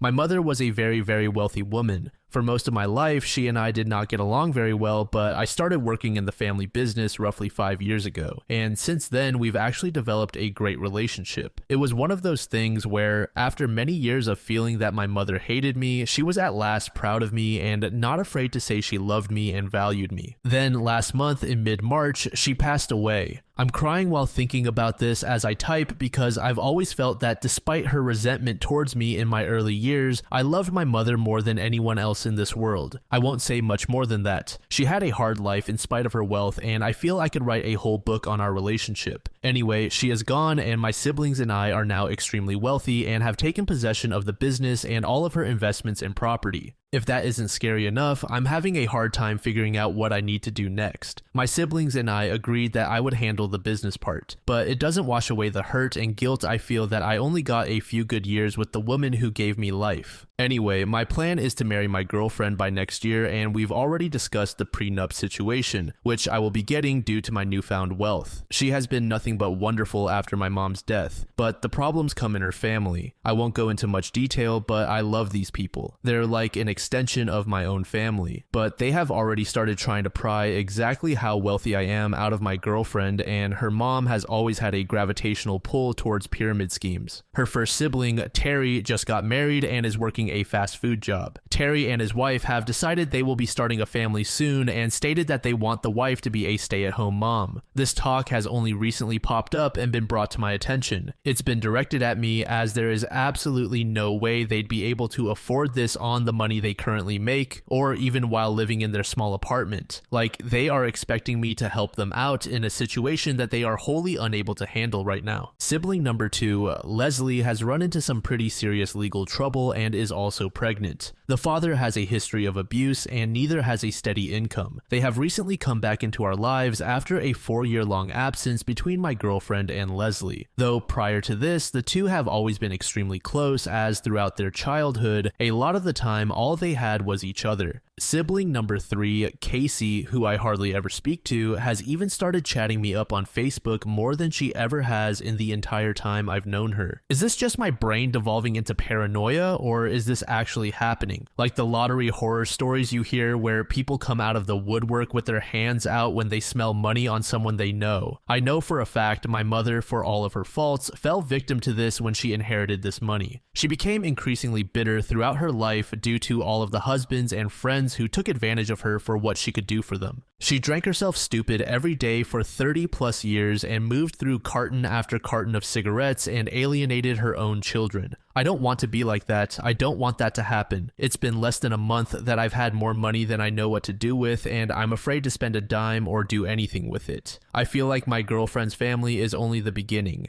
What's worse, and will probably make me look like a total shithead, is my girlfriend has already committed to helping Leslie. They were close their whole lives, and with all of the legal trouble and pregnancy, my girlfriend cries at night thinking about what's happening to her. She has not asked me to help financially or anything, but I have been there every step of the way to help support them and her as best as I can. But how will it look when my girlfriend starts giving out her money to people while I don't and get viewed as a selfish Scrooge? All of this is too much. The last 3 years were just so wonderful. So many magic trips to the beach, wonderful holidays, surrounded by not one but 2 families full of great people who accepted and loved me. Now it seems like, because I lost my mother and am getting a windfall because of it, everything is changing. I don't get to be happy with family anymore, and my whole life is crashing because of this. I know this is so far beyond a first world problem. Poor baby is now a multi-millionaire and is a little sad he can't have a happy Christmas, but I feel so broken. I miss my mom, I don't sleep at all, I hardly eat, and despite knowing full well the path my mother went down, I've been drinking a bit and smoking more than I ever had, on a daily basis in fact. My siblings seem to be coping just fine, and now I feel like everyone is out to get me. Even my girlfriend is getting a little tired of hearing me voice my concerns over her siblings and her mother. Now I'm even doubting myself and thinking it's all in my head. Too many times my mother drunkenly told me about all the times she trusted people and was let down. I'm just so lost. The next day, OP provided an update post. First, I just want to say, wow, this whole thing blew up and has made me feel much better about the whole situation. Thank you everyone for your understanding, condolences, and advice. I read the lottery winning thread many of you linked, and while I'm not currently $300 million richer, I will look into a smaller scale version of all of the things you offered up. I'm not sure if it's worth writing a whole update, but last night I called my sister and drove an hour to her house and stayed the night with her, her husband, and my nieces and nephew. Over some beers, she and I started talking about the whole situation. Oddly, it's the first time we've talked about anything alone without attorneys or my other siblings around since my mother died. Side note, she passed away on March 8th, and I know there was at least one comment that said this seemed like everything was moving too fast. Anyway, it turns out she isn't as together about everything as I thought she was. I showed her the thread and all of the replies, and both she and I agreed to talk to a financial advisor and look into getting attorneys to help us with this. She had been primarily working with my mom's attorney up until now. I'm going to look into setting up a trust as well. Nothing too crazy, but enough that I can give small gifts to these people and have a cap on it, so to speak. I talked to my girlfriend on the phone this morning and kind of laid it all out, and she was in total agreement. She said she was surprised Casey had suddenly started talking to me and that it was very suspicious. She also said that Terry's wife brought up the kids again and was showing her houses they wanted to get that were way out of their price range. My girlfriend kind of played dumb and just kept asking questions about how they plan to afford all that, so I know she and I are on the same page, for now at least. Lastly, when I talked to my sister last night, she said something that uplifted and destroyed me. We were talking about our mom and what a hard ass she was, and my sister said that in one of the last conversations she had with our mom, my mother said, "You guys can trust him, he knows what he's doing, and he will make sure everyone is okay." Of course, my mother was referring to me when she said that. Anyway, thank you all again for all of your comments. I feel like a better and stronger person, even though it has only been one day. It obviously sucks to go through such a situation, and based on what OP said, it seems like he is holding on to a lot of feelings that he never actually got to release. So hopefully at some point down the line, he was able to do so. As for the inheritance, this sort of thing is to be expected. There are so many scummy people who suddenly take an interest just so they can benefit themselves. I'm glad that OP has a loyal girlfriend who didn't turn face at the inheritance. The situation is complicated, so please excuse the vague title. A few minor details have been fudged to provide some anonymity. My dad had a marriage before the one to my mother. It was only for a few years, but they had one child, my older sister, aka OS. My mom was her babysitter and ended up marrying my dad when OS was 5. I was born 9 years later, and my younger sister, aka YS, was born 2 years later. After YS was born, my mom decided she didn't give two shits about OS and that OS was taking resources from YS and me. I'm not trying to defend her, just give context. She basically prevented our dad from paying for OS to go to college or helping OS financially in any way, along with pretty badly abusing OS while dad was away on business trips. OS is now in her late 30s, I'm in my late 20s, and YS is in her mid 20s. Our dad passed away from heart failure a few weeks ago, and all hell has broken loose. Apparently, some time ago, my dad convinced my mom to divorce him for tax reasons. My mom is not good with money and was paying her a chunk of change in alimony every month while they still lived together. So the will has nothing for her except one small house he owned in the middle of nowhere. YS and I are both given trust funds that pay out a monthly stipend and can be used for certain expenses. Weddings, medical bills, grad school, etc. Everything else, the business, the money, all the other houses, everything was left to OS. This doesn't really bug me as I wasn't interested in taking up the family business, and I have a decent career on my own. But my mother apparently doesn't have a savings or retirement fund of any kind, and hasn't worked since she babysat OS ages ago. She didn't finish high school, she dropped out to marry my dad when she turned 18. I tried approaching OS to talk to her about giving something to my mom so she doesn't have to work, but she is pretty firm on making sure that my mom gets nothing. I tried going from the angle that our dad was kind of a predator and my mom didn't know any better, but OS is of the opinion that being destitute is her just desserts for the crap my mom put her through. I tried to see if mom could contest the will on the grounds of their common law marriage. As far as I know, no one knew they were divorced except them. But my state apparently did away with common law marriage in the 1920s. OS is the executor of the estate, and it's in probate right now. I think that's the right terminology. Sorry, I'm not a lawyer, but I gave a copy of the will to my friend's dad, who is a lawyer, and he said he'd take a look over the weekend. My questions. 1. Can the trust I was given be used to help my mother instead of me? 2. Is there some kind of loophole where we can still get some money from OS to make sure mom doesn't have to work? I know she probably should get a job, but she has no experience and is over 50. 3. If we can't get money from OS, the estate, or my trust, am I required to provide my mother with care if she refuses to get a job? I'm hoping to get some answers to these as a sort of second opinion alongside my friend's dad's opinion, so I know if I need to be setting aside money for an attorney to fight hard for my mom or just kind of distance myself. TLDR. My dad was a serial cheater and my mom was admittedly abusive to my OS, way more than I've mentioned here. Mom and dad weren't married when dad died. OS got basically everything, trying to find out if there's anything to be done for my mom or if she's royally screwed. After reading that, you might think the exact same thing as the comment section, that the mom shouldn't be getting anything. User RS Obsidian said it perfectly. So you want your abused older sister to support your abusive mother who abused your older sister? Good luck with that. To answer your question, you've already stated that you have a lawyer's friend looking at the will. Their advice is probably going to be more useful than anything here. While it's fair to think this way, we must not forget that according to OP, the mother was sort of manipulated in her younger years. Although that is unfortunate, it does not excuse her abuse of the older child. Overall, the situation is just very complicated. And I really can't blame the older sister for not wanting to help. More than anything, it kind of just feels like OP and his mom are a bit entitled.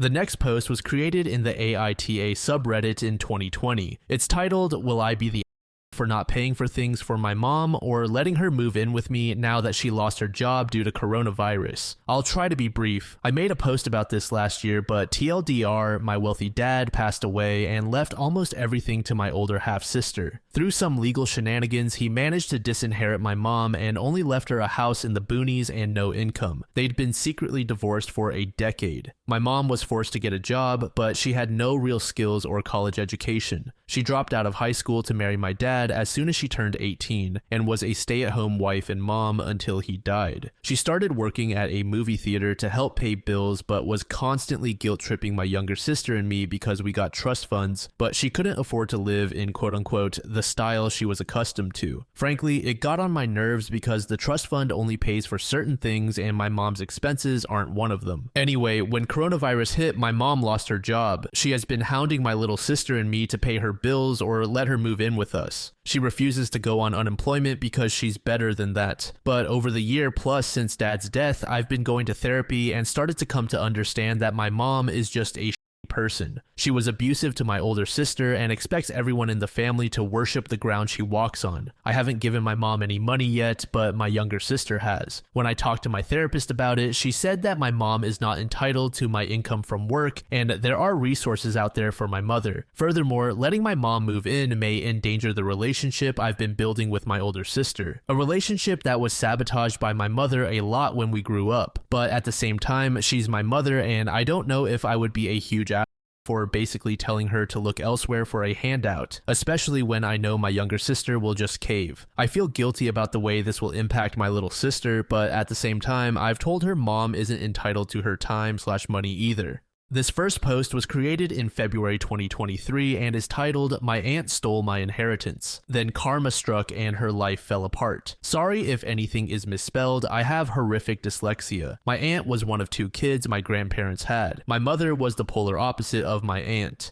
She worked from the age of 12 in my grandfather's shop, never asked for anything, and eventually managed to start her own business. My aunt never held down a job till the age of 26 and was constantly stealing from her parents and was constantly in trouble. Despite this, my aunt was spoiled by my grandmother and so were her kids. She had 3 kids from 3 different men and her first husband was not one of them, if you know what I mean. Didn't matter what my aunt or her kids did, my grandmother would always jump to their defense. She never had time for my mom and her kids unless it was to get something from us. The only reason my mom would visit her was because she loved my grandfather. My grandfather passed away in 2004, and a few months later, my nan decided to write up a new will. My mother and my aunt were both present for it when she signed it, so they knew what was in it. It made it so that when she passed away, her home would be sold and the money would be split 25% each to my mom and aunt, and the remaining 50% would go evenly to the grandkids. At the time, the home was worth more than £500,000, so it would be a nice little inheritance, but nothing life-changing. In 2010, my mom died after an accident and did not have a current will in place. As she no longer had her business and was renting a house, she didn't have anything of much monetary value. The only thing she was concerned about was what would be done at her funeral should she have passed away, but had told me everything she wanted. The music, the flowers, the coffin color, and even what people were to wear at the funeral. She wanted people to wear bright, warm colors.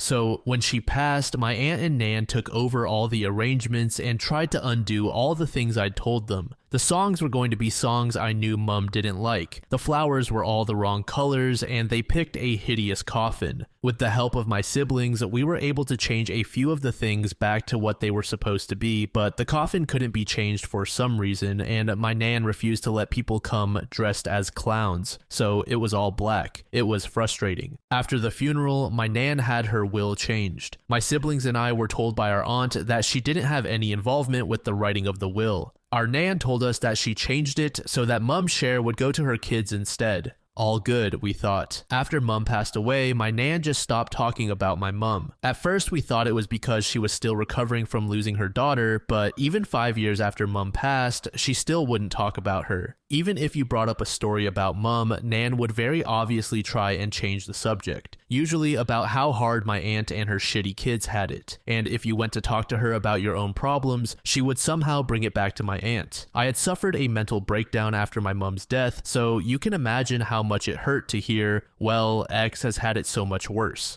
In 2016, my nan passed away. She had written down what she wanted to be done for her funeral, and it was basically all the same things she had picked out for my mom's funeral, even the music to be played. I don't know why she tried to have a dress rehearsal funeral using my mom as the stand-in, but it was obvious that's what she was trying to do. So after a couple of months, our siblings and I were waiting to hear about the will reading, and my aunt kept telling me, oh, it'll be another month before we can do the reading. I didn't mind. I wasn't fussed about the money, to be honest, but my oldest brother was hoping to use the money to pay for a honeymoon for him and his then fiance, and my younger brother was about to start uni, so it would be a hell of a help. Eventually, my dad bumped into the solicitor my grandmother had used to deal with her will and asked what was happening. The solicitor let slip that the will had already been read and that it left everything to my aunt. When my dad questioned this, the solicitor told him that my aunt had been present when the will was written, despite promising that she had nothing to do with it. When confronted, my aunt initially tried to deny, but eventually admitted to lying to all of us. She showed us the will and it confirmed what we already knew.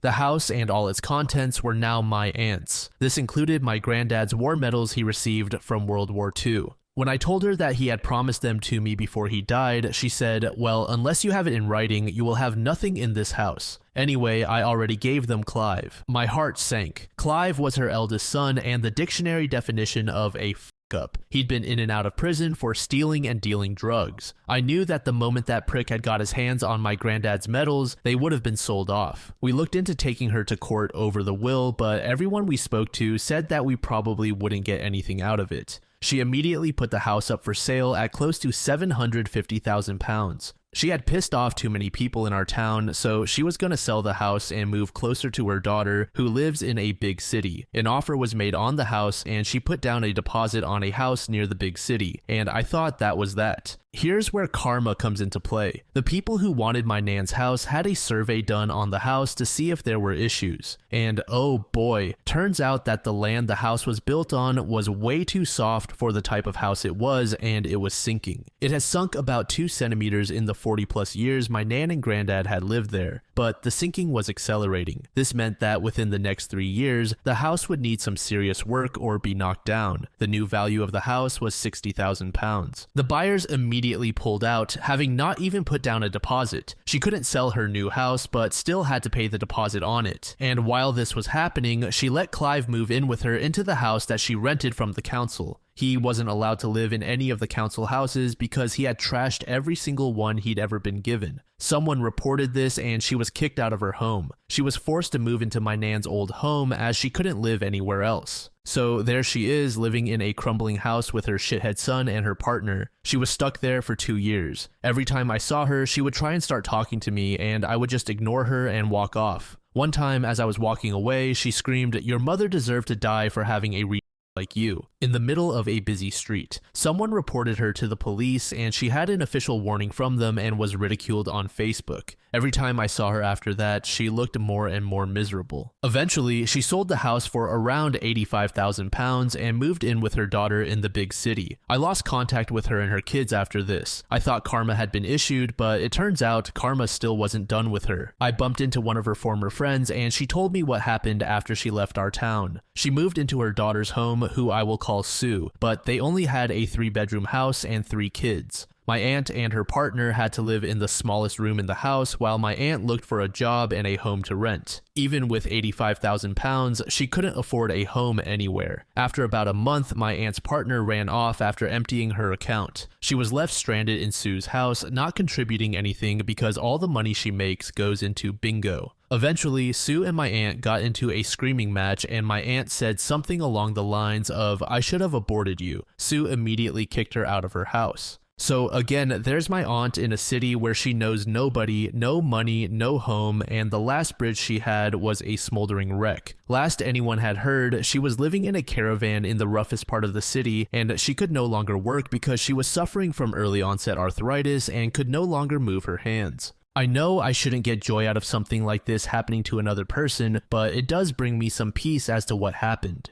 The post serves as a reminder of how entitled and greedy some people in the world can be. Whenever money is involved, it's always best to educate yourself on every little thing that is happening with it so you do not get taken advantage of. Never simply trust anyone's words without proof in these situations. But it was very satisfying to hear that the aunt's life was effectively ruined in the end. This next post was made in February of this year by user ThrowAwayTheChicken9. It's titled, "My sister-in-law is stealing from me and using her baby as an excuse. Hello again, Reddit. I didn't think I'd be back to this throwaway, but here I am. My sister-in-law, Jessica, who is 29 years old, and her husband, my brother, Liam, who is 32, are staying with me, 27-year-old female, and my wife, who is 30. They're having issues with their home. Simply put, she's been an absolute nightmare when it comes to taking things that aren't hers and brushing them off because she needs them due to her baby / my nephew, Liam Jr. I'll just list the worst of it, but do note that this is a very condensed list. She took my expensive hair products made specifically for thick hair because, and I quote, Liam Jr. can't handle strong scents and yours are just gentler on his nose. She used an entire 16-ounce bottle of conditioner in 3 days. I caught her trying to take the food I ordered for everyone into her room after it was delivered. I ordered almost 6 full meals to dish out for the entire house, and she was just holding this large paper bag in her room. She told me she was just sorting through it to find her food, but she was sitting down with chopsticks and the door was closed, so I called it BS. My pantry has a shelf labeled specifically for me due to a mild food allergy. It contains all the snacks that I bought. I keep seeing her walking back and forth past my room with my snacks. If my wife or I try to confront her, she cries that she's breastfeeding and needs the energy, then she'll get my brother to chew me out. For the record, we do have a communal snack bin, but she won't touch the snacks in there. She took my gift card stash from my shelf in the kitchen and spent nearly $75 on random BS because she claimed she wanted to make the room more comfortable for her son. I use those gift cards when I go shopping or as presents for sudden events. She knows this and still took 6 to 8 gift cards out with her. It's been nonstop for the last 3 weeks and I'm so done with her. She's taken my hair ties, my shirts from the laundry, my sleep bonnets, and my lipstick. She even took a bottle of my apple cider gummies, which I know she doesn't like because she's tried them before. I feel like she's doing it just to spite me or to assert herself, but I'm seriously considering kicking her out. Edit, I just wanted to clarify that Jessica used my shampoo on herself, not her son, because the smell was, I guess, irritating him.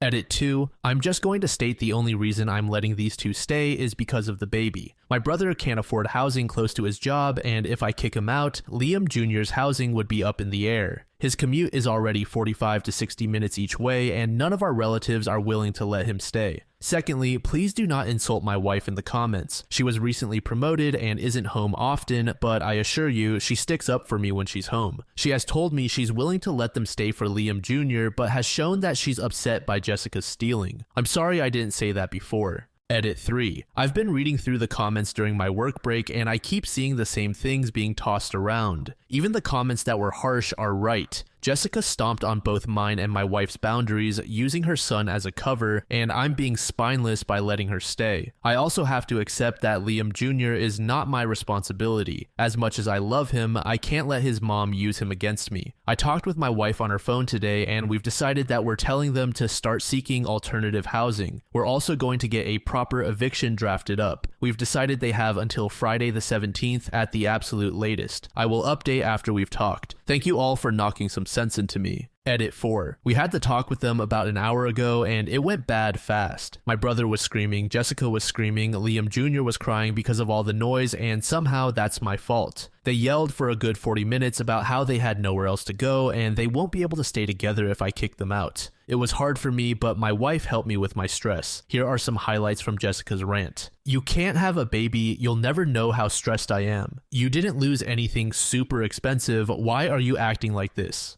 And my personal favorite, if you kick us out, you'll never see me or my son again. I told them that our decision was final and Jessica locked herself in her room with her son. My brother tried to apologize, saying that he was just stressed from work and the baby and Jessica putting pressure on him, but my wife cut him off and told him to imagine how stressed I'd been when my things went missing. He just kind of slumped in his seat and then joined Jessica in the room after I denied his pleas to stay again. I heard them arguing for a bit, but only for around 15 minutes. I got a text from Jessica's mother asking what was happening, but it wasn't hostile, so I don't think she has the full story. I'm debating telling her since she's technically not involved yet. I've gotten 3 or 4 similar messages from numbers I don't recognize, so I think Jessica may have told people my number or posted something. Jessica and Liam woke me and my wife up by clambering around about 20 minutes ago. They didn't say much while they packed up their stuff, but Jessica did say, "I hope you're happy now. Don't expect to see Liam Jr. anytime soon."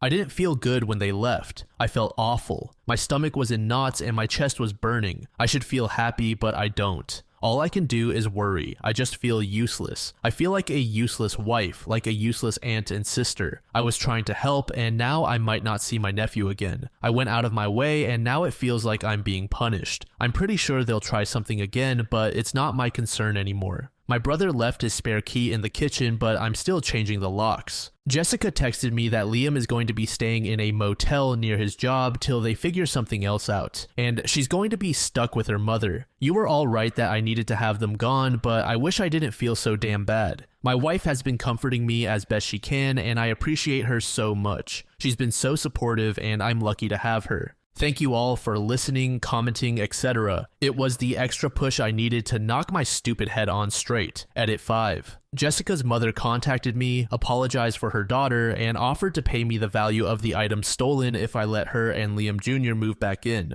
I told her no, and she was surprisingly kind and accepting of this. The call was very short, but I can only assume Jessica told her mother some short or watered down version of what happened. I think things are settling down now. I also got a text from my brother, but it only said that he was safe at the motel. Edit 6. Me and my wife have decided to send my brother a bill for the items Jessica stole. The exact number is a bit touch and go as we don't know the value of some items. We're going to send it tomorrow and I'll update you on what happens. Edit 7. Sorry I was away for so long. There was a sudden death in my family. They were someone we dearly cared for, and Reddit was the last thing on my mind. I've taken time, and I believe an update is in order now that I'm in a better headspace and everything cooled down. Jessica and Liam received the bill that I sent over text, and they promptly blocked me. Jessica ranted on Facebook and Instagram about how I'm supposedly separating them on purpose, dragging her name, and forcing her into an unsafe home. All 3 things are untrue, obviously, but a few family members did reach out to get details. After that, Jessica posted about Liam Jr. needing a better home to stay in as the place she's currently in isn't baby-proofed. This entire drama was suddenly halted with the death of our family member, but Jessica did recently start a vague posting about being separated from her husband for too long, so that might start something. My brother has been radio silent since blocking me, but that's across all platforms. He was much closer to the relative than I was. I am really happy that OP was able to make the decision with her partner to kick Jessica out. If they weren't, the situation was guaranteed to get worse. I had a similar situation in the past with a family member who frequently overstepped boundaries. The entire situation is a headache to deal with, but the sooner you rip the band-aid off, the sooner your life will get back to normal. This first story was posted in the AITA subreddit 4 years ago by user Throw It Away. It's titled AITA for not caring if my brother has changed and feels badly about how he treated me growing up. I'm a 19-year-old male and my brother is 21. I realized I was gay from a young age and came out at 14. My parents were supportive from the get-go, but my brother was not. He tried telling me I wasn't or that I was trying to get attention and tried to get me to change my mind. When that failed, he called me a freak and diseased and said I was going to hell, even though we weren't that religious. He made it clear he didn't want a relationship with me. He outed me at school, but my friends already knew. He tried to get others to join in on the bullying, but no one cared and nothing changed. Needless to say, I vowed to limit contact with him as much as possible, but the comments continued until he moved out when he turned 18. I've since gotten into a great school and have completed 1.5 years. I'm in a relationship, my grades are the best they've ever been, and everything has fallen nicely into place. My brother sent me a Facebook message back in August. He started by apologizing for how he treated me, saying he was depressed before and was stuck inside his head and fell into the wrong crowd online. He said he'd gotten treatment for his depression, feels more confident than he has in years, and was on the upswing and wanted to meet up to repair our relationship. He said he was proud of me for being gay and supported me and apologized for taking so long to make it known. I didn't respond, nor did I respond to his happy birthday message in September. Then he started texting me, saying he understood if I was still hurt, but that he'd love nothing more to make up for the hurt he caused. I haven't responded to these either. Here's where my boyfriend says I'm the jerk. Over the holidays, we were all back at my parents' house. I had a great time seeing my family, except him. Each time he'd ask about me or try to talk to me, I'd give him one-word answers or clam up. He offered to get a game for me as a gift, but I declined. He pulled me aside to apologize face to face, reiterating the stuff he said before, but I also cut that short and walked away. Meanwhile, I talked with my parents like usual and was very open with them about the happenings of my life, typically within earshot of him. The day we left, I said my goodbyes and found him by my car crying. He said he understood why I was closed off to him and that he regretted how it turned out, wished me well, and went inside. I told my BF about this when I got back, and he's pissed and called me a jerk. BF says it's clear my brother feels bad about how he used to be and he's changed. That throwing that all back in his face is a move. My parents agree and say he's a good person, but ultimately feel it's up to us. Personally, I've gotten so used to the idea of not having a brother that I don't know if there's anything left to salvage. He made his choice to sabotage me then. Is it my problem that he regrets his actions now? It took several months before OP gave us an update post. It said, so it's been a few months since my first post, and since a few people were asking, I thought I owed you an update. I would have provided one sooner, but this is a throwaway, and I had logged out earlier. The TLDR of the last post was I had ignored my brother's attempts to have a relationship with me after the homophobic he threw at me when we were younger. I'm glad to say that's no longer the case. A little after my last post, I texted him that I appreciated his words, but that his actions had really hurt me and that I needed time. He texted back he understood and to take as much time as I needed. He also thanked me for reaching back out to him. I spent a lot of January and February in self-reflection and trying to figure out what I wanted. Lots of people in the last post said I needed therapy, and I agree I likely did. I never ended up seeing a professional, but I got really into some guided meditation and calming exercises I saw on YouTube. Making a habit of it helped me realize how much weight I was carrying and has helped me start to let that weight down. I still have some ways to go, but I can feel my empathy growing, and I like that.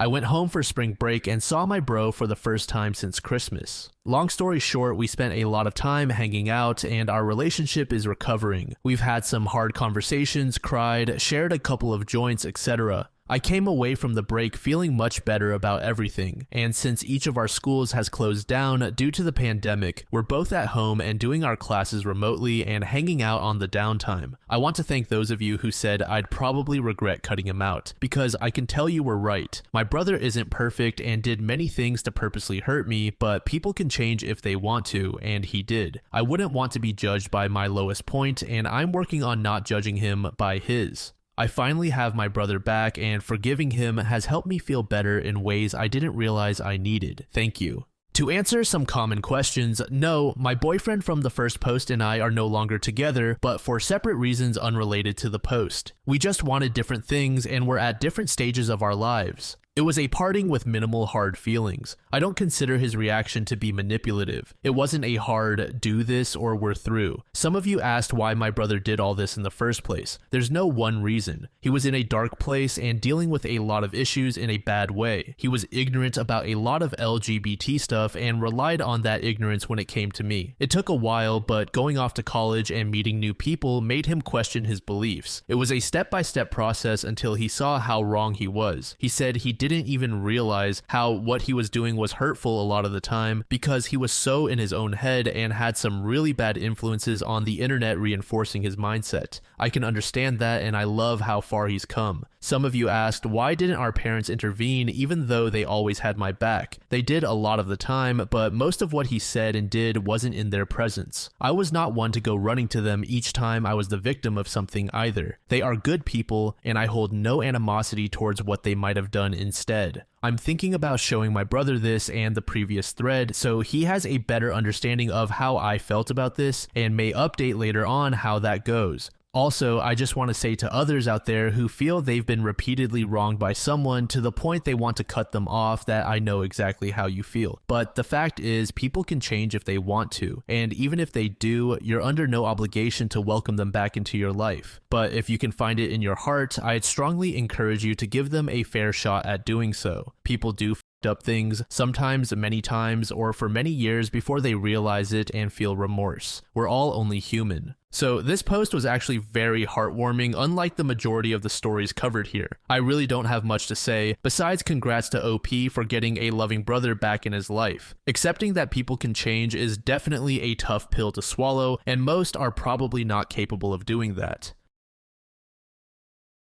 This next post was created in the Surviving Infidelity subreddit in 2020 by user in desperate need of help. The title is "Daughter's Drunk Confession Turned My World Upside Down and Current Circumstances Make It Even Worse." I'm not sure if this is the right place to post this since my situation is very different from others, but I am desperate. My wife and I have been together for 25 years but married for 19. We are high school sweethearts and have 2 amazing kids, a daughter and a son. I was honestly under the impression that we had a solid marriage and that our relationship wouldn't be like our friends and colleagues, and that we'd actually stand the test of time. Now I see how spectacularly naive and wrong I was. My wife has been a stay-at-home mom for most of our adult lives. This is something we both agreed on, but after our kids went to college, she began feeling restless. Empty nest syndrome, I guess. She would tell me she was feeling unfulfilled and felt like she had lost sense of who she was. I tried recommending hobbies we could do together, places we could visit, or even adopting puppies if that would help. At first, she was all for it, but soon began saying she wanted to feel like she was contributing and not simply coasting through life. I understood and was willing to support her. She never liked sitting still, so I expected it.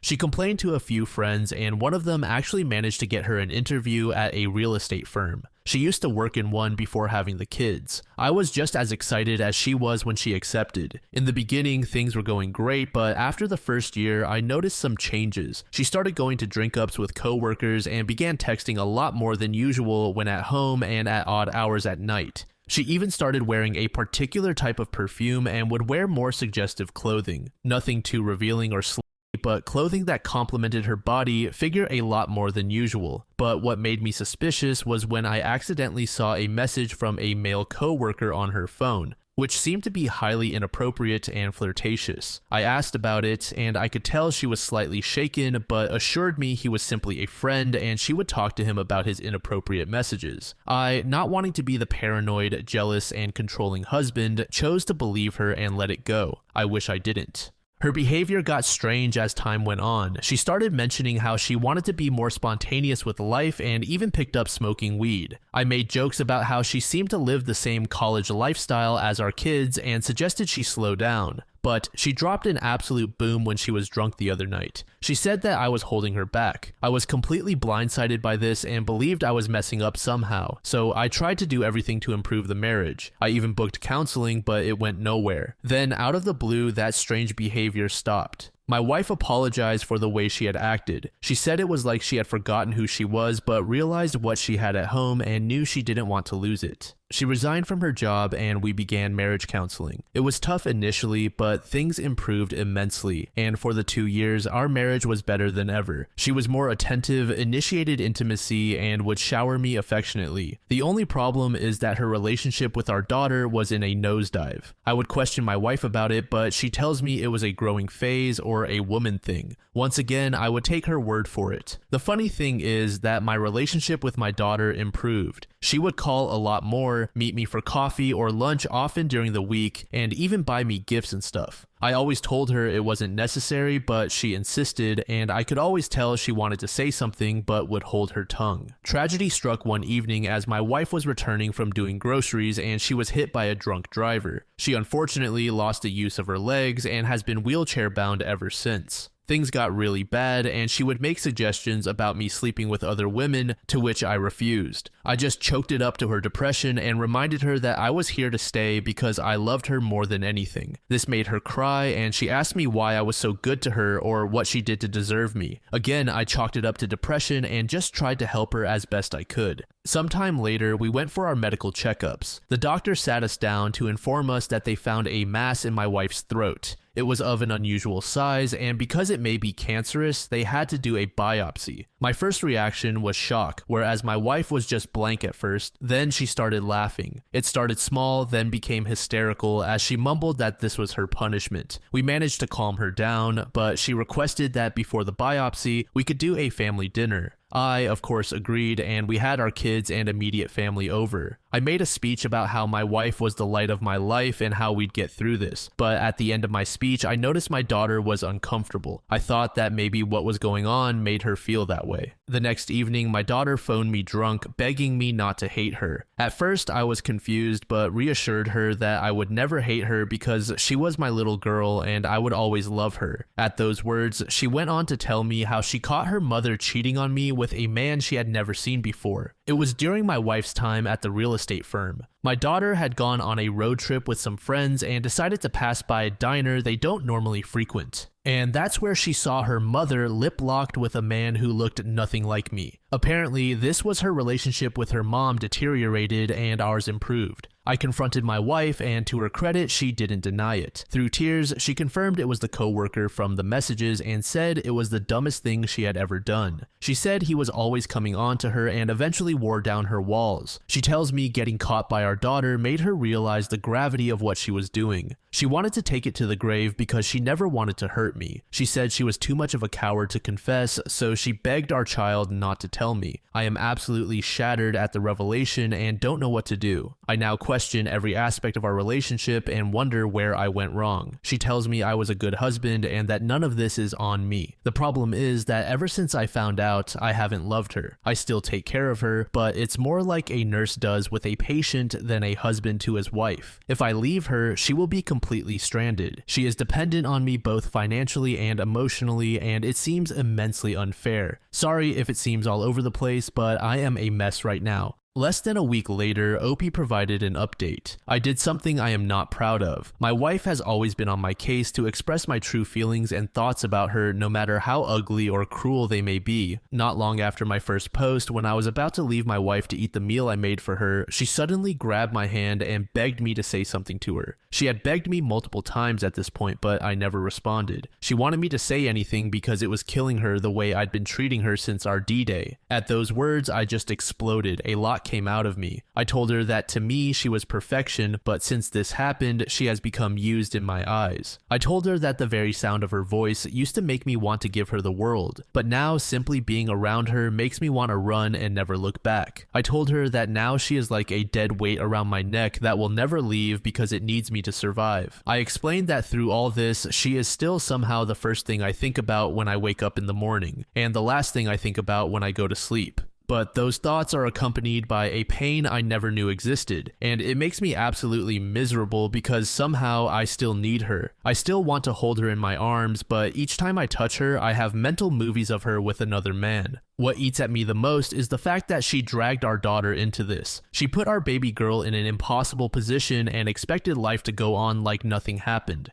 I pointed out that even despite her current circumstances, her relationship with our daughter was still bad, and that is the fruit of her actions. My wife just sobbed softly through it all, and at the end, she simply said she deserved all that was coming her way. She said she tried her hardest to atone for the disgusting decision she made during that time, and that she has never stopped seeking forgiveness from our daughter. She explains that seeing me in this state makes her feel like a murderer, and she will do absolutely anything to help me heal and recover from this. She added that she wanted me to know that even if I never forgive her and end up divorcing her, she has and always will love only me. She doesn't regret our life and marriage because it is more than she could have ever asked for. Apparently, she could hardly look at herself in the mirror because of who was looking back at her, and she never wanted to be that person. I can see she clearly hates herself for what she did, but I am torn about all this. I never knew it was possible to absolutely love someone and hate them at the same time. I have decided to book therapy for me and my wife because I have a lot I want to say to her, but I am afraid I'll go too far. So, speaking in a controlled environment will be best. I also have this overwhelming urge to speak with the man she was involved with. It might be useless after many years, but I feel like I need to for my own sanity's sake. I want to know who was the man that had the audacity to actually come between a husband and his wife. I believe I will ask for his information during the therapy session. Once again, thank you all so much. And unfortunately, that was the final post we got from OP regarding this situation. While I am pissed off alongside OP, the man genuinely loves this woman with all of his heart. Honestly, back when OP mentioned that, his wife suddenly started asking things like, "What did I do to deserve you?" I instantly knew she cheated on him. We've seen that sort of thing happen 2 to 3 times already with partners who actually regret their choices. OP also never informed us on how far his wife went with this other man. From what I understood, his daughter saw the man with OP's wife kissing, but we don't really know when she actually caved and started seeing him consistently. And while I think there's more to cheating than just the physical aspect, if all the two did was kiss, I don't think it's as bad. Still, piece of shit thing to do regardless. It puts you in a mental position where you can't really trust your partner ever again if you choose to stay with them. And maybe it's the fact that the wife lost the use of her legs and has cancer that I'm feeling somewhat sympathetic. Like OP said, his wife didn't just hurt him, but their daughter as well. She had to go through every day with this secret. The couple also had a son, and I'm sure this situation sucks for him as well. I really wish we got an update, but doesn't look like we ever will since there hasn't been much activity on the account.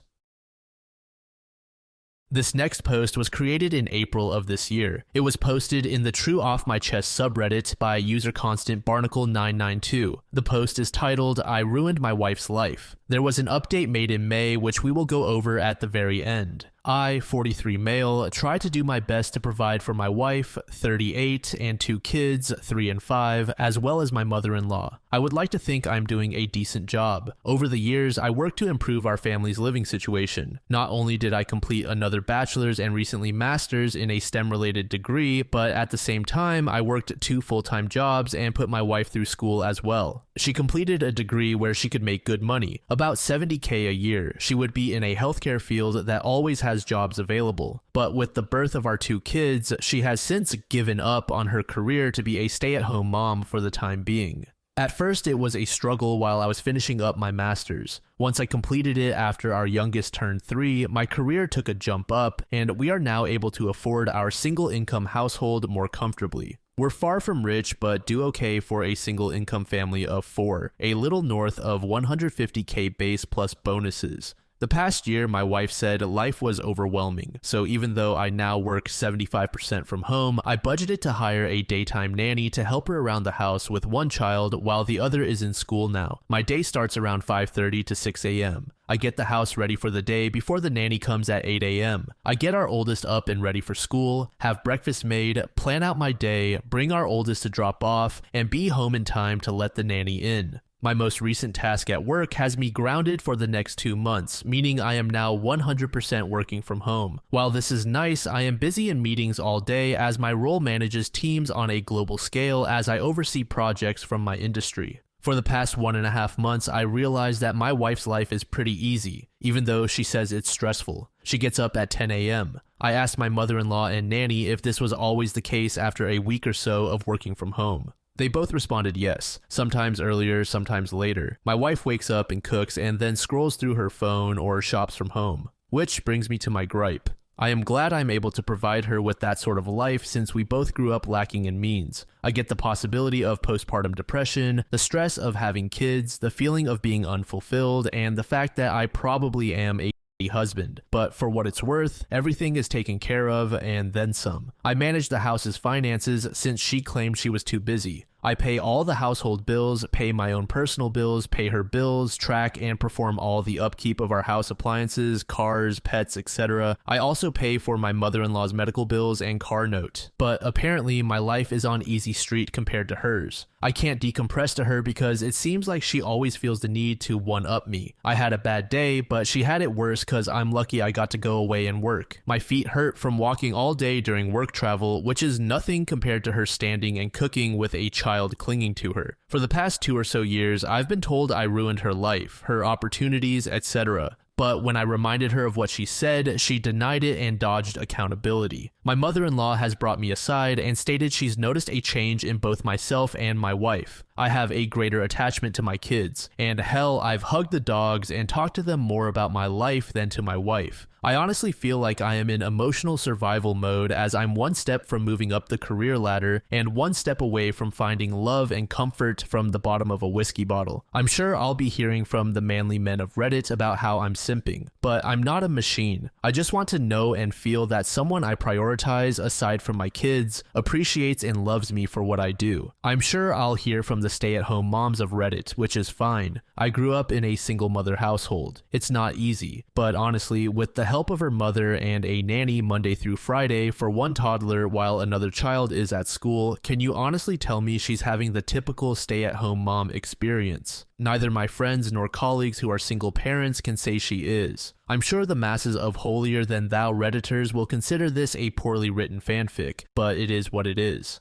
TLDR, it feels as if my wife has checked out of our marriage. We're only roommates where she can still reap the marriage benefits. I'm not asking for her to throw herself at me all the time and let me do whatever I want. I really just want to be told I'm doing good and just offer me some form of emotional comfort as simple as a hug, but I guess as the man who ruined her life, I deserve it. To add more context, I never cheated. I do work in an industry that has a large female population, but I'm literally an open book with work. I name colleagues and staff under me, and she has access to my work agendas and correspondence if she really wants to snoop. But on that note, she still doesn't know what exactly I do for a living at this time. We, as a whole family, her parents and mine, have tried to get her to go to therapy, but she refuses or skirts around the issue. Aside from my coming from a single mother household purse, my biological dad was present in my life. She has had both parents in a reportedly monogamous marriage for over 40 years. I have tried to talk to her about everything and my own feelings, but again, she tries to one-up me all the time. What I am getting out of the marriage was asked. Right now, aside from my two beautiful kids, I've been asking myself that same question. We have had a non-existent life mainly since last year. I always figured maybe it's part of depression or whatever she may be going through. Maybe I'm just not attractive enough or just horrible in bed because of my health conditions. I'm not some supermodel husband, but temptation and opportunity do knock, and I can perform still. But I never give in because, as cliche as it sounds, I honestly do love my wife and want to only be with her. I'll give credit where credit is due as I don't want to sound biased. When I say she wakes up and cooks, she cooks for everyone in the house. Myself, kids, mother-in-law, and even the nanny. Aside from breakfast, she cooks all meals and snacks. I typically fast until lunchtime, and our oldest tends to eat a small, simple breakfast in case they don't like what school serves that morning. She does load both the kids and her laundry, but seldomly folds and puts them up. I typically do my own laundry. She also keeps track of our pantry and fridge, but after she makes the shopping list, I'm the one who goes out and buys everything if not delivered. She cleans our bathrooms and house 50% of the time. The other 50 is done by either my mother-in-law or myself, or sometime the nanny if she feels like being extra helpful.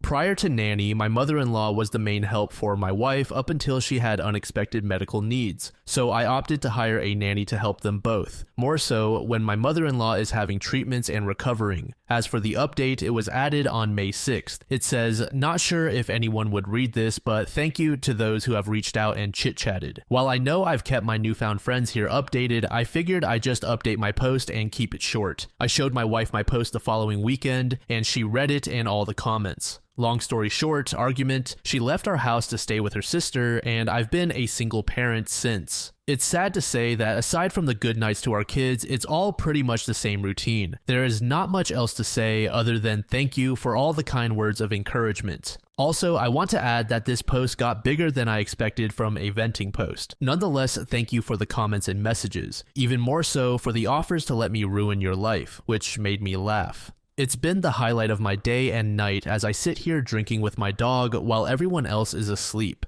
It's depressingly sad that I have to turn to random internet strangers for validation in my rant. My apologies in advance as I try to keep this as vague as possible. OP provided an update post not long after. The update was made on June 3rd. Post-birth, our kid's pediatrician's office gave my wife those postpartum depression screening forms. She scored pretty high and was suggested to see a therapist. With our second child, she scored significantly higher, and we, or rather I, made an effort to get her the help she needed. She refused. That's where my mother-in-law and the nanny come in for support. I know what people will think, but this is one of the reasons I am not 100% ready just to give up and file our life together away. Also, I know silently suffering in the near and long run of our kids' future will not add to a healthy atmosphere, but neither would a bitter and hate-filled divorce. I know some have compared it to ripping off a bandage, saying it'll hurt at first, but that pain goes away. But I'd instead try to spare my kids from thinking that their parents ended up hating each other because of them or something along those lines.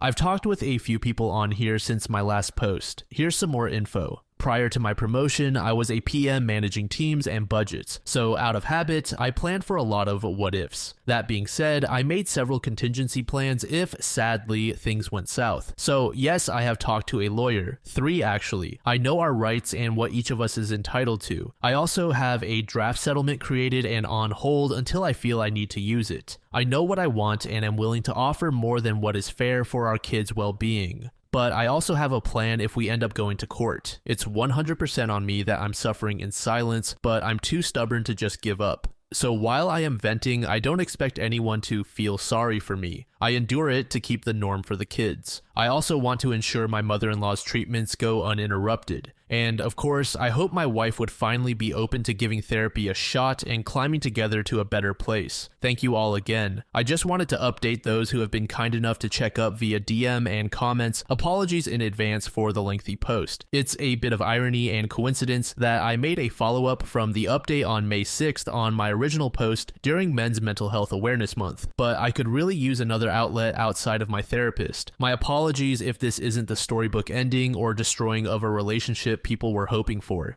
To save you a read. Wife left and then came back like nothing happened. She made it about her. Nothing's changed. I'm continuing to suffer mentally, knowing nothing will change while trying to keep it together for our kids. Lots of takeout. The day after she packed up and left, my wife attempted to come back and take the kids with her to her sister's. Naturally, I was against this, and thankfully, so was her whole family, including that sister. Not only was it not fair to our kids for her to sweep them away into a home that's not theirs, but to put that financial and housing stress on the rest of her family was wrong. Since she doesn't work, she was freeloading on her sister's family of 5. After a little over a week of being away, I guess she cooled off, so she just decided that it would be fine if she walked in the door with her bags as if she just came back from Target. She came into my office while I was working and angrily stared at me while I sat on a conference call meeting with my team. I couldn't just jump off as this is a busy time of the quarter for us. I guess that didn't sit well with her because once I took off my headset and closed my laptop, she started yelling at me about how much I really didn't care about her and her well-being overall. At that moment, I couldn't do anything more than look at her and just shake my head.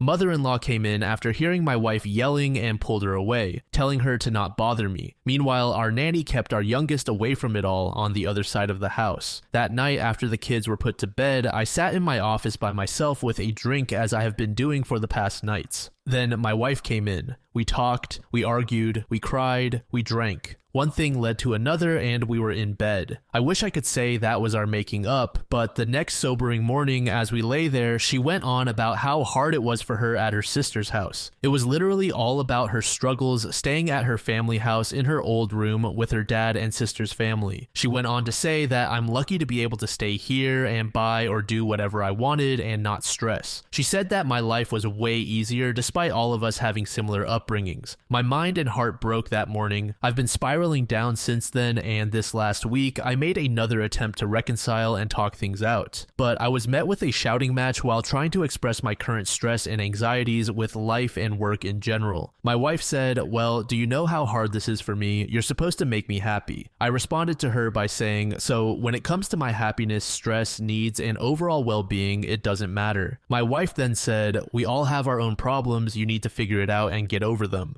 I don't know who the woman I am at home with is, but that wasn't the woman I married and vowed to spend my life with and raise our kids together. Since that conversation, I've been noticeably distant from her. I've been sleeping in my office, on the couch, or with my kids in their bed after putting either one of them to sleep. It still doesn't change her starting her day at 10 a.m. and sitting on her phone talking to her mom groups between cooking meals. All the while she leaves the kids in both mother-in-law and nanny's care. Nothing has changed, and I doubt that anything will change. Sadly, I think even if we got a divorce, nothing would change or feel different anyway, since during my wife's leaving, the days seemed like any other day except with a little more takeout than usual. My main fear there isn't that I wouldn't just lose my wife, I'd lose my kids in the process. So I guess it's sad to say the grand finale to my story is I'll just continue to smile and suffer in silence.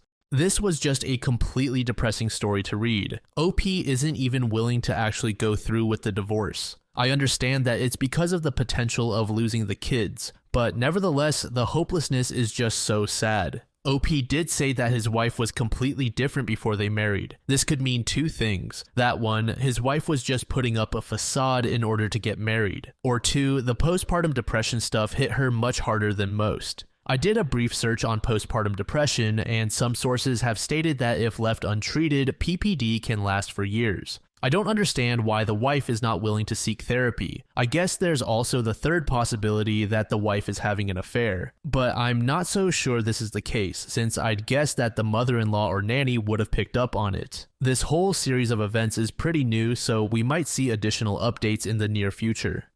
The post was created in 2022 by user Big Town Pizza Lawyer. It's titled, "My ex-wife contacted me out of the blue to tell me the man she cheated with and left me for is mistreating her. I told her I don't care, and now people are shaming me on my social media. I'm 31 and my ex-wife Claire is 35. We were married 10 years ago, right when I turned 21 and graduated college. We were married for 5 years. During my whole marriage, I thought we were happy. I certainly was anyway. I worked in the IT field and still do. We never got into fights during our marriage and our life seemed to be satisfying. A couple of months before I finally caught her with her affair partner, she turned cold to me. Whereas before she had loved to initiate sex and loved having it with me, suddenly we tapered off. Every day turned into once a week. Then for the last 2 weeks before I outed her, not at all. I caught her because she had left her phone out and it was still open to a naked selfie that she had sent to a number I didn't know. Although I was crushed, I kept my head on and took photos of her phone with my phone. I saw her message stream with her boyfriend, some guy from the gym for whom I was paying her bill. I didn't confront her. The text told me all I needed to know. They had been screwing while I was at work in my bed. I just kept quiet. Then the following Saturday, when I knew she would be at her supposed double yoga class and that's why I'll be gone 3 hours, I loaded my stuff into my car and left. I had talked to a divorce attorney and they said I would be fine. I was 25 and didn't have serious money. Her father had passed away and left her like $200K, so she was rolling in dough. I had no claim on that money, nor should I have had one. We had no kids, although she had always claimed we would start having kids when she turned 30. That birthday came and went, but rather than start having kids with me, she decided to just spread her legs for someone else. Although I was the sole income earner, she had a very large amount of money, a college degree, and was a school teacher for 2 years before we got married. The divorce papers were left on the kitchen table. Of course, she blew up my phone later with all kinds of apologies, begging and pleading, but I ignored her. A lot of her friends tried to call me and left nasty messages about how I was a coward and never loved her. I ignored all of them. The only person I called was the guy's wife, who promptly dumped him, but I guess it worked out for my ex because she and her boyfriend got married just a few months after the divorce was finalized. The only time I ever saw her again was in front of the judge to end our divorce case, where I had to pay 0 alimony and it was a clean break. She never looked at me once but kept her head down. She brought her boyfriend from the gym and he was flexing, trying to look hard like he was going to fight me. I just shook my head at him and thought he gets what he pays for. I've been on dates since then and have had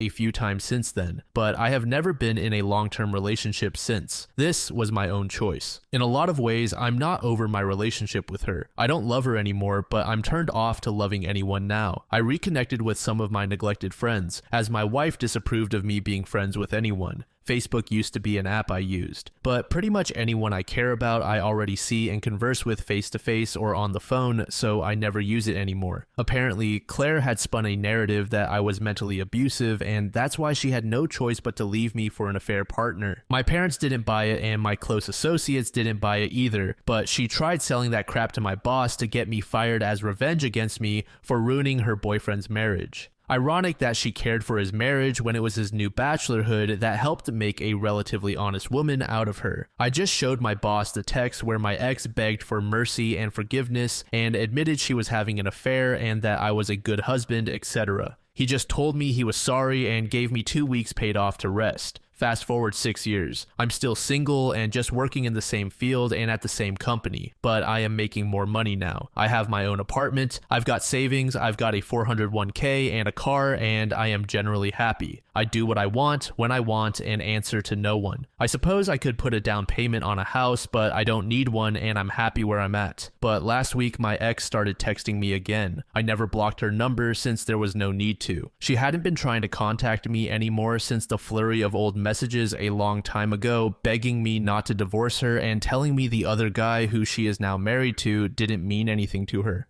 At first her messages were just friendly. Then she tried to call me, at least 10 times. I didn't pick up and I didn't answer any of her texts either. She then told me how much she missed me and how I was the only man who was ever good to her. Then she started sharing information. OP, my AP is such a bastard. He hurts me. I don't know what to do. I made the biggest mistake of my life throwing you away. You were the best thing that ever happened to me. I still ignored her. Then she started naming off different ways that he hurt her. I don't ever want to contact her again, so I texted our mutual acquaintance and told him what Claire told me and asked him to get into contact with the proper authorities if what she's saying is true, because I don't give a mother about Claire anymore, and I don't care if she starved to death in the street or died, but maybe her friends care. Additionally, this mutual acquaintance had joined in on calling me a coward years ago. Looking back, it's obvious I care. I bothered to try to send such a hateful message through an intermediary. I didn't want to get involved otherwise. I also think Claire is trying to manipulate the former nice guy I used to be. The old me would have rushed to her rescue and been a shoulder to cry on.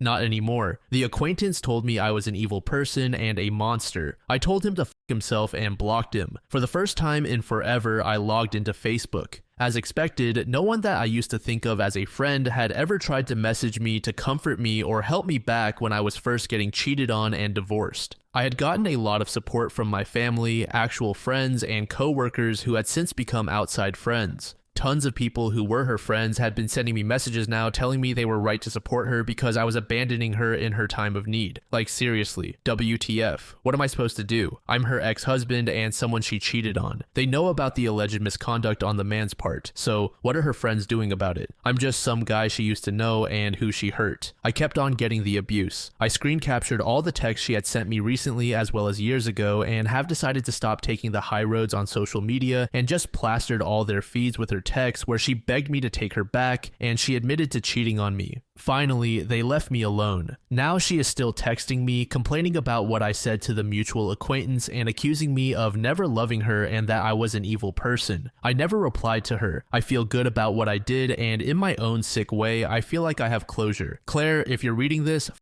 off and die. OP is absolutely right with his decisions thus far. His ex-wife now has to lay in the bed she made. It's laughable that she actually expected OP to come to her rescue. Additionally, in many of these stories that we go over where someone divorces, we always see one of the partners trying to manipulate the outside to harass the other. I find it pretty amazing that so many people are so fast to jump to conclusions without hearing the other half of the story. I'm surprised OP was able to go 6 years without opening social media, but it was definitely the best decision. Great to see that OP is in an even better position now than when he was married.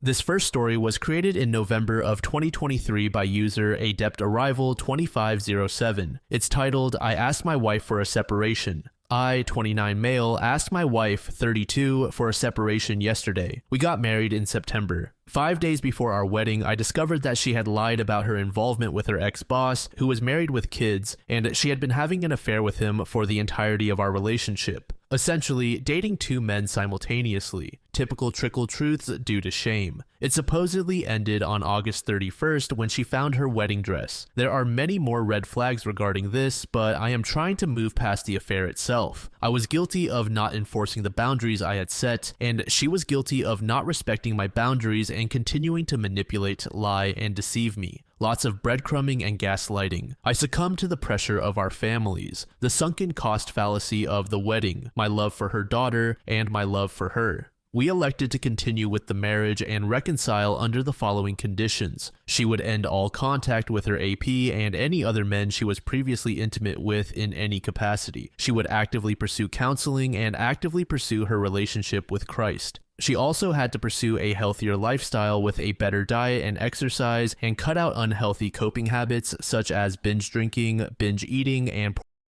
She agreed and promised that she would do whatever it took to ensure she was never that person again. She added that she would never hurt me in that way again, among other vows. I baptized us together the night before our wedding, and we had such an amazing day together when we got married. We asked all of our family present to help guide us and support us, and to help hold us accountable to avoid the mistakes made previously. The last 2 months have been an absolute roller coaster. I started a new job that requires me to be gone for significant amounts of time. We discovered she was pregnant, which was something we both wanted even before the affair. She miscarried. Dynamics and priorities have shifted. She started strong. As for contacting other men and her AP, to my knowledge, she has not communicated with her AP at all or with other men inappropriately. She immediately gave me access to all of her devices, set her text messaging apps up on my iPad, and has been relatively transparent. However, we have had 6 men over the last 2 months reach out to her that she was previously intimate with in her past before me. I asked her to delete or block anyone she was intimate with. She didn't. Boundary crossed. She even offered one of them to come see both of us, not just her, whenever he was in town. We agreed to change her phone number so that the triggers would not continue for me. However, she still has men reaching out to her through her Apple ID. As for counseling, she immediately signed us up for Regain, and we pursued couples counseling together. We did this for about a month, and we decided that the counselor wasn't the best fit for us and that we would find a new one, as well as individual counselors. I found an individual counselor immediately through a referral from my previous one. I also found her a referral through my new counselor. That was almost 4 weeks ago. She called them the first week and left a voicemail, and only after the risk of separation did she call them again yesterday, claiming that we can't afford it and she's too busy. I am paying for it and have referred her. Boundary crossed that she would pursue counseling. 1 week is understandable, a month is not. As for her relationship with Christ, she has done a wonderful job on the spiritual front. She is active in church and devotionals, although this has waned since the miscarriage, which is understandable. Immediately following the discovery of the affair, I invested hundreds in premarital books, devotionals, Christ-centered recovery, etc. We have completed one of maybe 12. Never completed our Christian premarital counseling. Then there's her health. I signed her up for a gym membership as she expressed interest in it and has been an active person historically. She has gone once with me in the last 2 months and walked with my mom once. She has not changed her diet. She claims she does intermittent fasting, but then her one meal of the day is cookies, cake, bowls of mac and cheese, or girl dinner. Again, crossed boundaries here. She also has lots of bad habits. She is codependent on her family. She has no support groups outside of her immediate family, who also struggle with alcoholism and abuse. They deny that my wife is abusive towards me and through her behaviors, and will not hold her accountable to honoring her promises to me. My wife claims she needs alcohol or a buzz to help her do chores. While she is not a typical alcoholic and doesn't drink regularly, when she does, she drinks in excess and typically gets sick. She claims she will never do that again, only to do it again 2 weeks later. After she miscarried, instead of pursuing healthy support, she spent $150 on a phone game and another $150 at TJ Maxx. This was money I gave her to cover our bills. Subsequently, we were unable to pay our bills and had to get more money from her parents. I understand that a miscarriage is devastating to a woman, especially one who already has such low self-worth. But I have tried and tried to pave the way for her to establish healthy coping mechanisms through counseling, church, reading, and exercise. I am unable to provide a lot of emotional support as her husband because I am still in immense amounts of pain, and I too lost a child, although I know it is different. She made multiple commitments and has broken most of them, always claiming excuses. She says she's too busy and does not have enough money, or that her timeline looks different. Her family is under the impression that I need to accept her no matter what she does. I have rebutted that I will always love her unconditionally, but I cannot continue to let her cross my boundaries and self-destruct. I can love her without being with her. They have said that she will only find self-worth when she knows I am truly committed to her and that my love is unconditional. I tried to explain that this is the epitome of codependency. I am not perfect. My mindset has shifted pretty negatively. I have pressured her to get healthy for our marriage and child. I have lashed out in my pain. I shut down and get angry when I see yet another man pop up on her phone. I know she is just going to minimize her relationship with him, only to find out she was intimate with him at some point. I jump to conclusions when I get triggered because I don't know what I can trust and what I can't. My patience and grace are very thin. I have not been able to provide the support I would like to provide to my wife during the loss of a baby. I feel like I have been breadcrumbed again. She gave me just enough effort for me to marry her and continued for a short while afterward, but it has since tapered off. My counselor, our old marriage counselor, my recovery group, my uncle who is a strong Christian mentor of mine, and my family have all emphasized the importance of me setting and enforcing boundaries. So I asked for a separation, and I haven't budged. I have been cussed out. I have been guilted for actively distancing myself from my hurting wife and precious stepdaughter. I have been accused of not wanting to connect with my wife through physical touch and quality time. I have also been begged to come home. Instead, I sit in my hotel room while I train for my new job, which my wife encouraged me to take, and watch my home life dissolve from thousands of miles away. I am constantly accused that it is solely my responsibility to stop making mountains of molehills, and that although she caused the initial hurt, I am the one preventing us from moving on, that I need to give more grace and forgiveness, and that I am in the wrong for lashing out in my pain. I want my wife to be happy and healthy. I want a happy and healthy marriage with her and raise beautiful children together. She has so many redeeming qualities, but she also has a lot of demons as well. She lives in a self-destructing prison, and it hurts me to see that it is so obvious what she needs to do to get there. Still, she is so blinded by her own traumas, shame, and mental illness that she cannot handle the overwhelming tasks in front of her. We qualify for an annulment until March 15th. I hope it doesn't come to that and that something begins to stir in her, but it is clear that this relationship in its current state is toxic for both of us. I do love my wife unconditionally, but I do not need to continue an abusive marriage with her. I recognize that this is just my side of the story and that she has a different one, but these are my truths. This is all I have that seems like reality to me, but my view on reality has been so scrambled by her affair that it is difficult for me to discern what actually is real and what isn't. Maybe I am so far off base, but the mental damage caused doesn't allow me to see it any other way. If you are religious, please pray for us, but especially her. She needs all the help she can get. I just can't give her any more.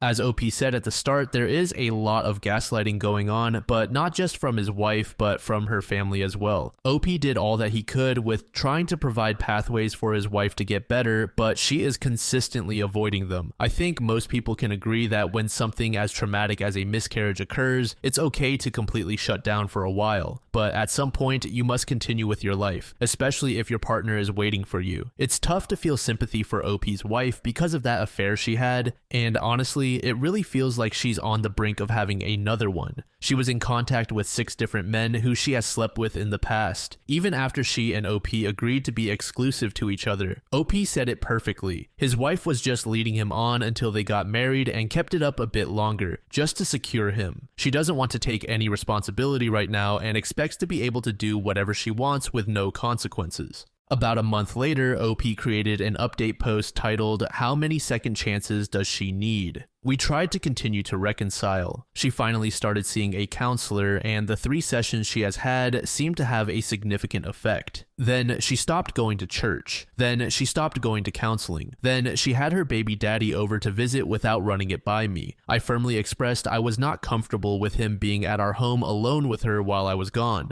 She fought me and fought me on it. He should be able to see his daughter, but I am uncomfortable with him in my house or alone with my wife while I am not there. She eventually caved and had her mom be with them and then gave me the silent treatment for enforcing my boundaries. Then she started disappearing with one of her male students. Let's call him Jay. 2-hour work sessions turned into 4-hour work sessions. 4 hours turned into 5. They started getting coffee together, they started getting lunch together. He is around for nearly every one of her appointments, even the ones they don't have together. I noticed this trend. I expressed I was uncomfortable with him and the level of interaction their relationship was beginning to have. She acknowledged it and said she would no longer allow him to sit in. This was last Thursday. Last night, I got a picture of my stepdaughter at her Christmas musical. Jay was in the background. I then found out that my wife and her family took him to dinner afterward too. He is her student and client. I expressed that I was uncomfortable with him. She did not communicate with me that he would be there or that she invited him. I found out by a third-party picture of my stepdaughter. She assures me that they are not having an affair and the dude is not attractive at all. But nevertheless, my wife's behavior is unacceptable. She refuses to take accountability for it. She knows I am uncomfortable with him, regardless of the reason and past infidelity, and elected to spend an evening with him deceitfully. She has had an explosive meltdown the past 2 nights, regarding me stating that it was unacceptable behavior of a wife who is trying to repent and reconcile. Even if there was no infidelity, it is inappropriate behavior and disrespectful to our marriage and me as a husband.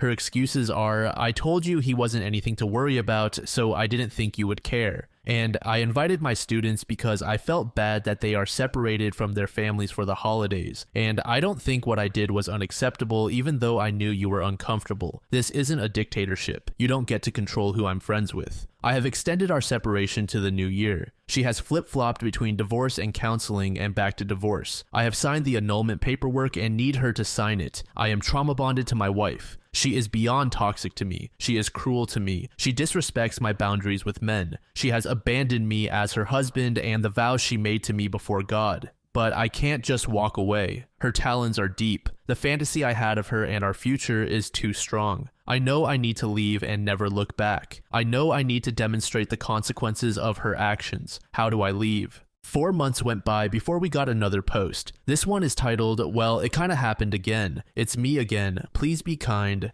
I'm in extensive therapy and support groups. Things significantly improved once I came home from training. January to March were spectacular. We made a lot of healthy progress. I became significantly less controlling. She became significantly more communicative. We did a great job being intentional with our time, recovery, and relationship in general. Fights became fewer and farther between, less explosive, and we would implement solutions to the problems. We were both actively in counseling and marriage counseling. She did a better job of respecting agreements and boundaries. However, it was still far from perfect. We were very active in church and regularly attended 2 great church groups. Things were looking up. In February, we discovered she was pregnant again and were happy about it. In February, we lost our second baby. I came home from work early to comfort her and to grieve myself. I took some time off in March to give myself space to heal. On March 7th, I discovered that she had watched pornography as a comfort for the second miscarriage. This is an issue because we vowed to each other that we wouldn't be bringing porn into our marriage. Then I discovered that she had been consuming porn and hiding it from me for our entire marriage. Then I discovered that she would regularly neglect her daughter while she pleasured herself to pornography. She did things like leave her in the bathtub or on the couch alone. Then I discovered it was almost every time I would leave the house and she would encourage me to go out with friends so that she could pleasure herself. Then I discovered she still had all of the inappropriate pictures and videos she made with the man she cheated on me with within a secret app. She claimed that she deleted the app before our wedding, but there is no way for me to verify that or trust that she didn't use that material. I pointed this out as an addiction and she claimed that it wasn't an addiction because she dated a man with a real porn addiction and this wasn't that bad. She acknowledged this was a massive breach of the frail trust we had rebuilt. This created an environment where I didn't want to leave the house because I knew what was happening while I was gone. This crippled my self-esteem, especially sexually. She asked for reconciliation and to join me at my therapist because they specialize in affair recovery and sexual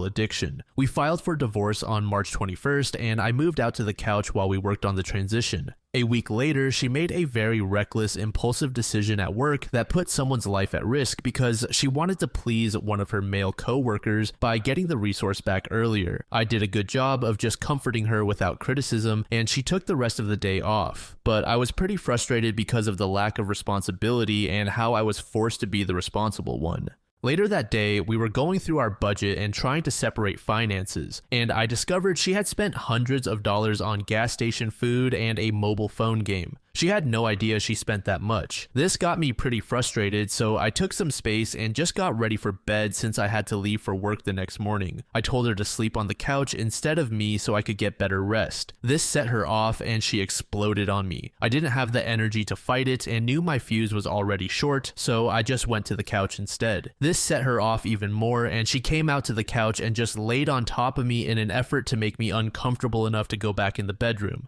I identify this as physical abuse. I calmly told her I didn't feel physically safe, needed space, and to go back in the bedroom. She mocked me and belittled me and flipped it to how she doesn't feel safe. Eventually, I de-escalated, got her to leave, and slept on the couch. The next morning, while I was showering, she came in to apologize for how she expressed her feelings, but not the content of which she expressed. I told her I didn't forgive her and that the physical aspect was absolutely unacceptable. I packed my things, kissed my stepdaughter on the forehead, told her I loved her, and tried to leave. My wife stopped me and started asking very detailed questions about when I was leaving and when I would be back. I felt she just wanted to know when to act out. I snapped, told her I was disgusted with her behavior and that I would be leaving soon enough for her to enjoy your porn, or maybe just have another man come over to please you since neither of those are beneath you. I couldn't even look at her and left. She immediately blocked me on everything and began the scorched earth process. In my anger, I exposed her publicly. I felt like my voice and my story needed to be heard since she silenced me for so long.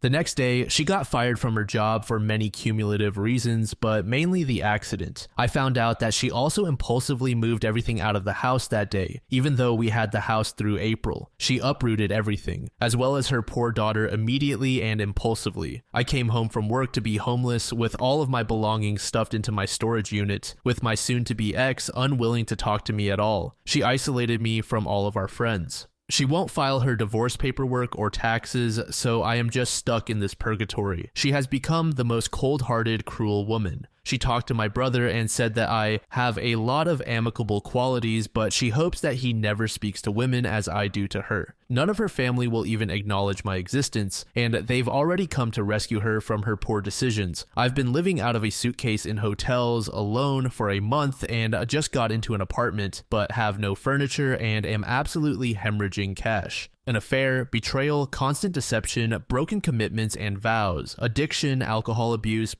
abuse, manipulation, impulsivity, people-pleasing, enmeshment, miscarriages, so much trauma. I am seeing a dedicated trauma therapist for PTSD and love addiction and am in multiple groups. I have some family here that have been very helpful. There are two parts of me. My head is absolutely disgusted by how I've been treated and the decisions she has made. My heart hurts for her and the things she is putting herself through. My heart wants to care for and support her. I know I genuinely love her, but it is intermingled with my own addiction to her as a result of the abuse. I am a survivor of narcissistic abuse and my story deserves to be heard.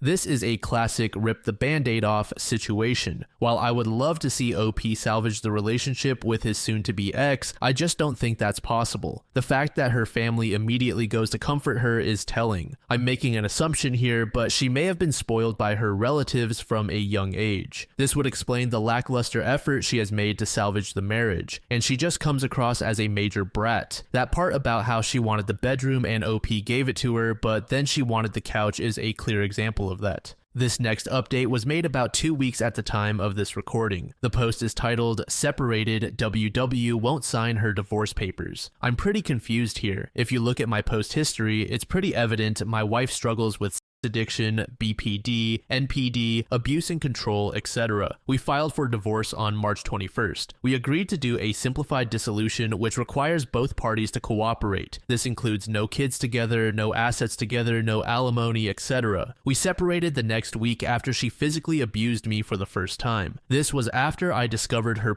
addiction and the existence/consumption of material that she and her AP made together 7 months into reconciliation. She also lost her job due to people pleasing a male colleague who put her student in danger. I finally snapped. I told her I was disgusted and that she could go enjoy her alcohol, her her other men, and hell since I was leaving for work. I recognized this was wrong and I did a piss poor job of emotionally regulating myself. I ended up apologizing. The next day, she immediately moved everything out of the house while I left for work out of state. In the 2 days it took me to come back, the house was cleaned out. Most of my stuff was dumped into our storage unit, and there was nowhere for me to stay. She immediately blocked me on everything and said we would only be communicating over email, which is fine by me. It's been 2.5 months of coldness. She continually says she'll get her paperwork in, but her life is chaos right now. But to be honest, this would mean her life is always in chaos. The goalposts move every time. It was as soon as she got a new job, and then it was the end of May, and then it was the end of June. This is how she behaves in almost everything. It's 5 sheets of paper. None of them require a lawyer. Only one requires a notary. You can submit them online to the clerk. It is not a big ask. We finally met at the courthouse 2 weeks ago to sign our settlement agreement. She was cold as expected. I even provided her with copies of the paperwork and she had the opportunity to just submit them then and there, but obviously didn't. Leaving the courthouse, I drove by her in her van on the way to my therapist. She was broken down, sobbing in the car. It's so confusing to me that she's so stone cold and avoidant, but then, behind closed doors, an emotional wreck. Yesterday, I saw a mutual friend post a picture of my wife giving her adult male student a piggyback ride with a huge smile on her face. That is no longer a mutual friend. Clearly, time and busyness are not issues, and her promise to herself of not pursuing other relationships until ours was finalized was not true. She won't file her paperwork, but is adamant about divorcing. She won't give me her income information for last year's taxes. She won't give me some of my belongings back. What the hell is wrong with people, particularly her? I've got consultations set up with some family lawyers. I'm hoping to get them to send a letter to light a fire under her ass.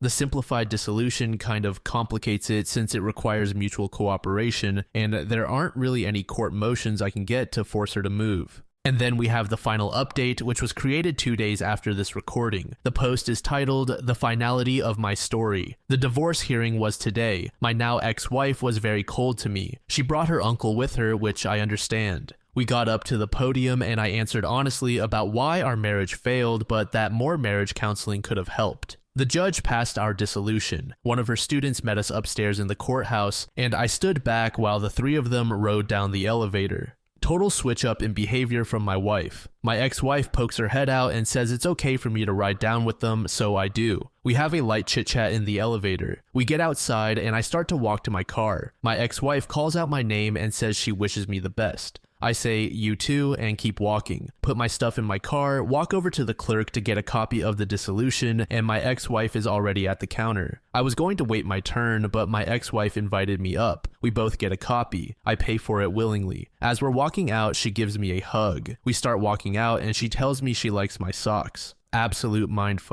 I know if we spent any amount of time together over the last 3 months in person, today probably wouldn't have happened. The 2 minutes we were at the counter together sparked everything again. I'm experiencing a lot of grief, but also some peace in that my energy can finally be directed elsewhere. If you get cheated on, for the love of God, just leave. Forgive, but leave and don't look back. There's a reason it is one of the only allowable reasons in almost every faith to divorce. It is devastating. It ruins so many relationships and causes so much chaos. Just leave and heal.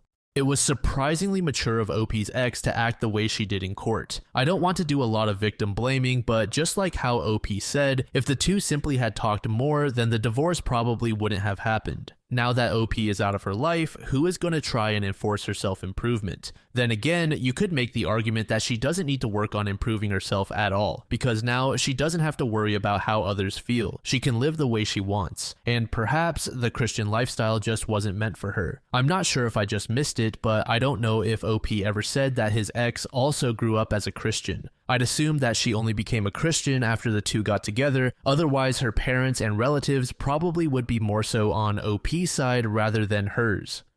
The post was created in 2020 by user Hell Hath No Fury. It's titled, "My husband is currently on a vacation with his mistress and I'm confronting them. Forgive me as I am new to the online community. Just wanted to tell my story and maybe get some input. I, 37 female, accidentally found out last month my husband, 38, was using work trips as an excuse to sleep with his also married coworker who lives across the country. When I say accidentally, he sent me a screenshot of Amazon purchases for our children and included at the bottom of the photo a delivery to this woman. So yes, the worried wife and me checked his search history and email. It was all right there. I learned his November trip was a romantic getaway, but this current one is luxurious. A spa resort with massages, couples cooking classes, and monogram bathrobes from Etsy. He mailed her a box of gifts a few days ago for Christmas, purchased lingerie, sent her money on Venmo, and even started planning a January trip to Las Vegas. I was furious when I learned all this, but I kept my composure. Here's my plan. He left this morning for his work trip, but before he left, I gathered all evidence of his affair. I spent 4 weeks collecting emails, credit card statements, reservations, and confirmations. I wrote him a 10-page letter, put it in an envelope, and taped it inside the lining of his suitcase. I plan on sending a group text to him and his mistress right after check-in and telling them to enjoy their trip. I will also inform them that a letter is in his suitcase and that I want a divorce. I wrote a special section just for her and I want to make sure she sees it, so I will be emailing her the letter as well. He is currently in the air. My group text goes out this evening. Stay tuned. Update 2. I sent pictures of our children and he did not respond. FYI, he is in the middle of the desert. My texts are going through green, which puts a monkey wrench in my plan for a group text to him and his mistress. I need suggestions. Should I call the hotel and connect right to their room? I worked so hard for this. It has to be tonight. Update 3. Thank you to everyone standing by and waiting. My best friend has come to my house to help me through this. It seems my texts are going through green, undelivered, but when my friend tried, it was blue and delivered. He has blocked me. I guess that helps his guilt. The plan now is to call the hotel. We'll wait a few minutes after check-in to make the call. Very soon. Please stand by. Update 4. Like most of you predicted, he does not care. He had 0 answers to my questions. That was the most hurtful part. But guess what? I have all the emotional support and economic support, so I'm not mad. Every question I asked, he had no response because his mistress was sitting there. I suspect his answers will be different when he is home alone with me. I have made sure that he will not emotionally and financially f me because I have secured support from family and friends. He can go f himself. Update 5. Called his hotel room. I talked to his mistress and finally lost my shit. He ended up calling me a few minutes later and had 0 empathy. I'm shocked, but I'm not. He said a divorce was in order and fought me on nothing. I expected him to be sad. He was not, but that's okay. I started packing up his shit. I have some great friends who helped me put everything in the garage. Good riddance, I guess. I woke up this morning broken. My house is in shambles as I went on a rampage yesterday, ripping photos off the wall, throwing his stuff in piles on the floor, and angrily breaking random objects. Now that I've had a night's sleep, I feel a bit clearer in my thinking as I analyze the conversation we had yesterday. He was different on the phone. That was not the man I knew. Everything was a lie. The only thing he cared about on the phone was getting the kids. Which is perfectly okay, he should want to see his kids. But he refused to answer any question I had or admit to anything. I feel his lack of remorse was because he was sitting before his mistress. This would not have been his reaction if I had confronted him at home. When he comes home Monday night, I expect to see a different man. Also, in my conversation with the mistress, I learned she was recently separated. I called my mom. That was hard. While she and my dad have always been loving and supportive, it was hard to make that phone call. I felt like a failure. I know it wasn't my doing, but admitting that I made a poor choice in a spouse was difficult. Was this really all because of a mistake I made 13 years ago? Honestly, it doesn't matter. I have 2 days to empty my house of his things. Who do I tell? Do I call his dad? Do I tell his mother? I wish there was a manual on how to do this because I'm lost. Even with all my preparation, I'm still humiliated. Luckily, he did not take his house keys when he left, so there is no need to change the locks. I'll remove his keys and send him on his way. I don't plan on seeing him when he gets home Monday night. The doors are locked and everything you own is in the garage. Have your people talk to my people and I'll see you never.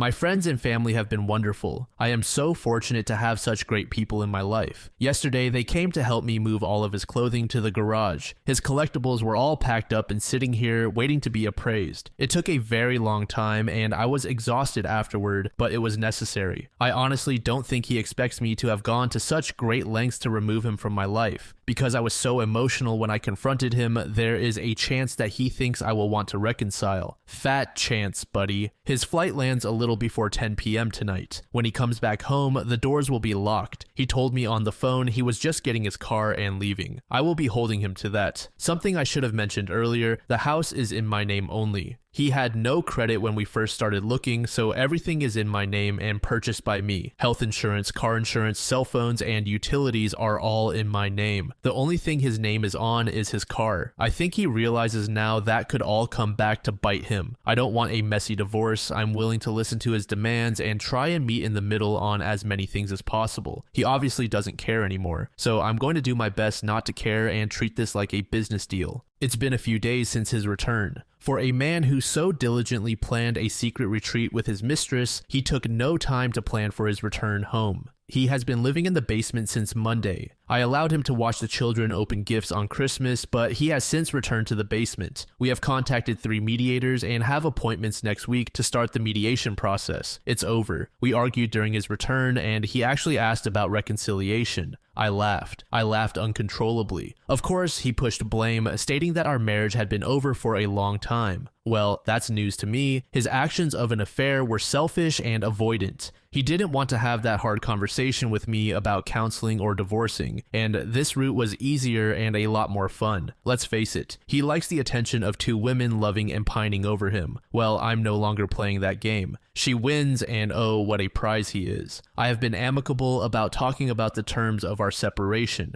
My biggest hang-up is her. He may continue seeing her, but I have questions about her character. What kind of woman or mother cheats with a man she knows is married and has children? When I confronted her on the phone last Saturday and asked her that question, she was silent. I asked if she was sorry. That kind of person I do not want around my children. People who show no remorse, especially when they are in the wrong, are not kind. I have found solace in friends and family, and thank you for everyone's recommendation of Chump Lady. I'm halfway through the book, read through the website, and find it so helpful. Thank you again to everyone. I can't believe the outpouring of support. To the trolls, sorry you think I'm an unfit and inattentive wife, but cheaters cheat because they want to. Thank you again to all. Not sure if you want a mediation update or if my story is over. Either way, I'm happy to have met you all. If you listen to the books and advice always given about cheaters, it all says the same thing. It's not you. They made a choice. My STBX insists things were bad. While I don't think we were Pam and Jim or Lucy and Ricky, things were good.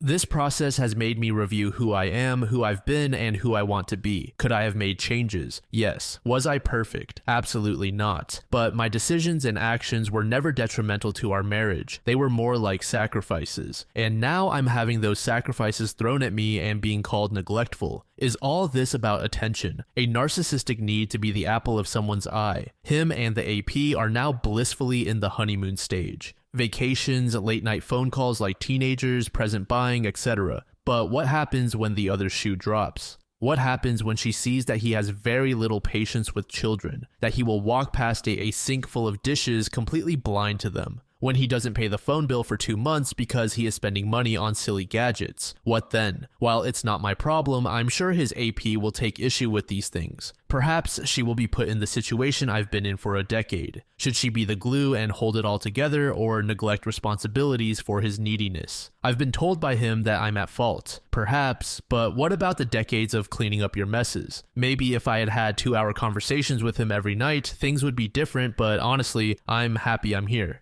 Now, reflecting back, I see how underappreciated I was, how neglected I was. All these years, I thought I was helping, but I was really being taken advantage of, and this affair is no different. Just a word of advice to all the mess cleaners, excuse makers, and spouse sheltering people reading this. Stop. Stop now. I've learned that all the helping is simply them learning to manipulate you. Draw that line in the sand. Prepare for an uncomfortable situation when they start to stumble under the pressures of real life, but don't lose yourself. I lost myself years ago, and it's not a place you want to be. We had our first mediation appointment via Zoom yesterday. It was very amicable, but only because I didn't want to fight, and I just wanted this to be over. He apparently wants nothing. Not the house, not the furniture, not what he's entitled to of my pension. He just wants to be done as well. As I've been packing up things in the house to declutter, I've been offering him things, but he wants nothing. I suspect the moment our marriage is dissolved, he will be packing up his collectibles and clothing and driving across the country to live with her. I guess I should be okay with this, as I don't want to be married to him anymore. It just kills me that he will be moving in with her and helping her raise her 2 children while mine are fatherless. It makes me so angry, seething. The man who was abandoned by his father is now doing the same thing. Something he said would never ever happen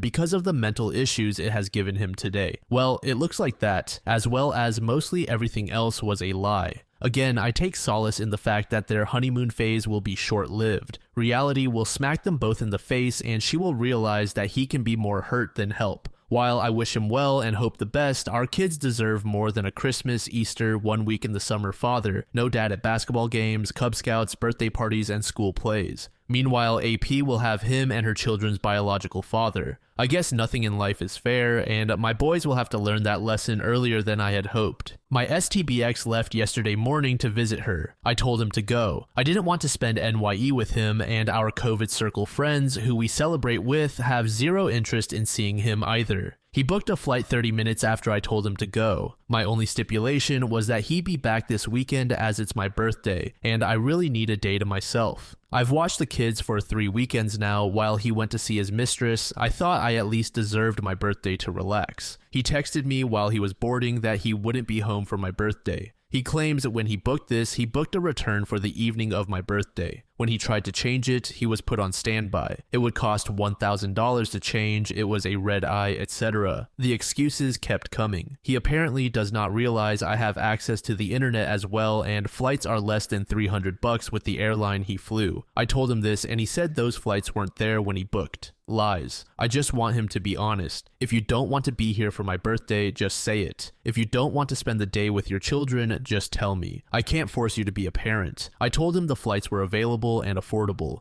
It was his choice to rebook. The ball is in your court. That's all I can do. Stay tuned for an update on his return this weekend. It was 12:40 a.m. on NYE and there was still no call from him. I was angry for no other reason than I explained to the kids that even though daddy wasn't with us, he would call at midnight to talk to them and wish them a happy new year. I was made to be a liar. So I texted my STBX and his excuse was they are with their friends. I didn't want to bother them. You mean you didn't want your kids to bother you is what you are really saying. If I was across the country on NYEE without my kids, I would have called and done the countdown with them via FaceTime. I think most parents would, but not him. He said, if you would have told me that you told the kids I'd call, then I would have. He tried to spin this on me, that I created this mess. Why do I have to tell you that you need to call your children at midnight? This small act said a lot to me. Our children are not a priority. I guess he didn't want to ruin his perfect vacation at his new girlfriend's house with her children. He has a nice new family now. Today is my birthday and he returns this evening. I told him in my NYE text that I would speak to him on the 12th, our next mediation meeting, because I'm done. I tried to be civil for the kids, but he is not putting forth the effort for them.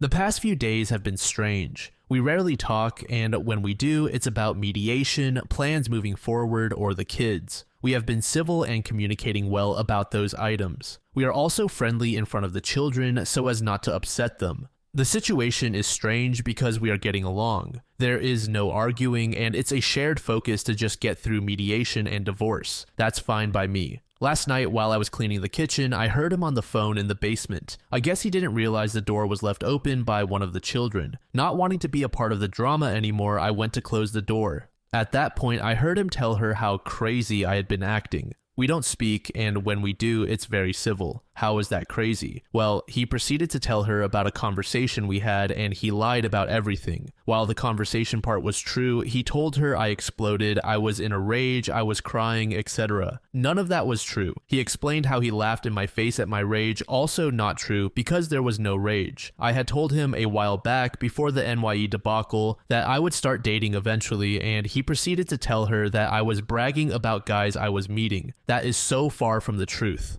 I slammed the basement door. I'm sure he knows I heard, so I ask, why the need to lie and make me a villain? We aren't staying together. I have no reason to fight with you anymore. That's why we are paying a mediator. Why start lying to your new girlfriend that you love? How is that a good way to start a relationship? I don't know what is happening here. This is my concern. This woman and him are in love and want to start a life together. Okay, that's fine. God bless and congrats. But this woman only knows me by the stories he has told, which I'm assuming are all lies. If he does move across the country to be with her, how can I trust a woman who hates me because of misinformation to treat my children properly? I don't care if she hates me personally, I'll still sleep fine at night, but now I'm worried about sending my kids to stay with them in the summer. I want to confront him about this, but I know I can't. Maybe it's not that I can't, but I don't know how. Also, he has told no one we are separated and has not told people why. How come? You initiated this, you cheated, you are happy now, so why can't you tell people? He told his father he was bringing the kids alone to visit him because he and I weren't seeing eye to eye at the moment.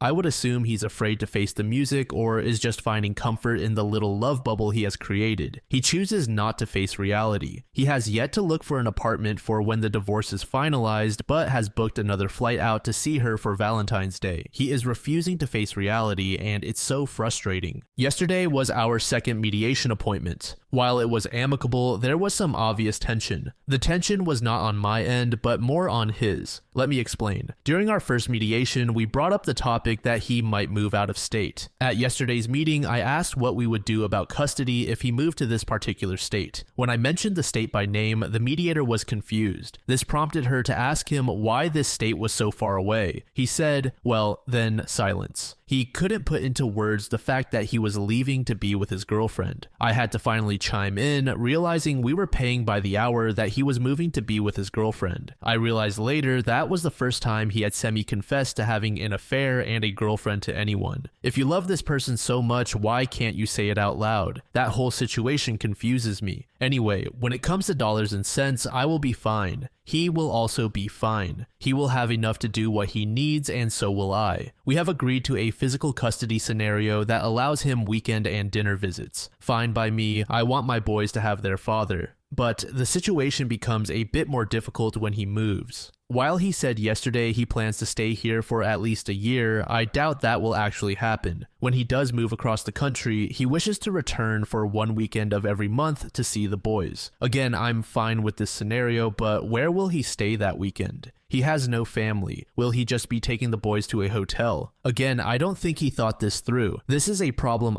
we will tackle when he does decide to move. Lastly, the mediator said it could take about 2 months to finalize everything. He and I spoke after the session to go over some facts and figures, and I brought up the tentative date for the finalization of our marriage. I told him that 2 months is a good amount of time to save money and find an apartment, to which he agreed. I also reminded him about his promise not to return to visit her until our divorce is finalized or he has a place to live. He quickly became frustrated, telling me that he knew and tried to shut down the conversation. I told him I'm happy we are on the same page, but I'm not budging. If you leave while you still live here, you cannot come back. We both agreed to that. Now, the big question remains, who does he break a promise with? Obviously, it's a win-win for me. Stay home and help me with the kids while you save $500+ and move out quickly or leave to visit her, and I get you out of the house sooner. I'm happy with either decision. I want to move on with my life and enjoy my moments with my children. When I took this dive into the Reddit community, I had no idea where I would land.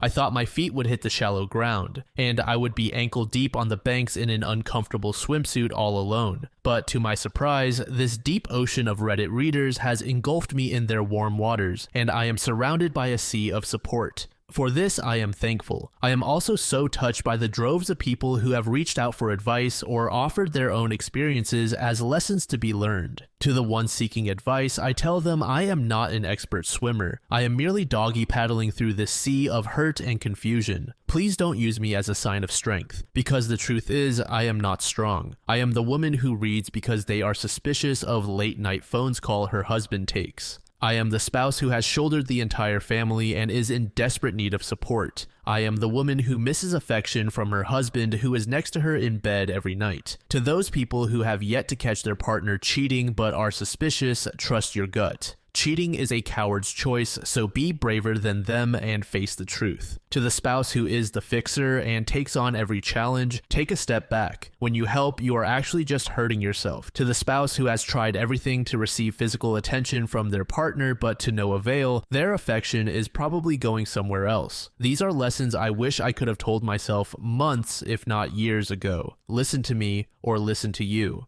If you have been following along, then you know that there was a chance he would leave for Valentine's Day to go visit her. Well, he left this morning. He told the kids, "I'm going," as he walked out the door, leaving me to explain a few hours later that he had to leave to work when they started asking for him. I have learned that I can't have expectations. Just because I would try to be more honest with the kids doesn't mean he would. I was really proud of the fact that I didn't even engage him in the discussion of going. Yes, I had loudly vocalized some feelings a week ago when he told me he was going, but I have not engaged him about it since. All I asked was for his flight info so that I would know when to expect him back. He did not provide this information. Maybe he thinks I'm not entitled to it. Either way, he left and I was fine. While we had the conversation multiple times that he would not visit her again till he had an apartment, he has reneged on that agreement. Shocker. He claims that he has every right to be here and he can do as he pleases. He put a down payment on an apartment a few days ago, but says he doesn't know when he is moving.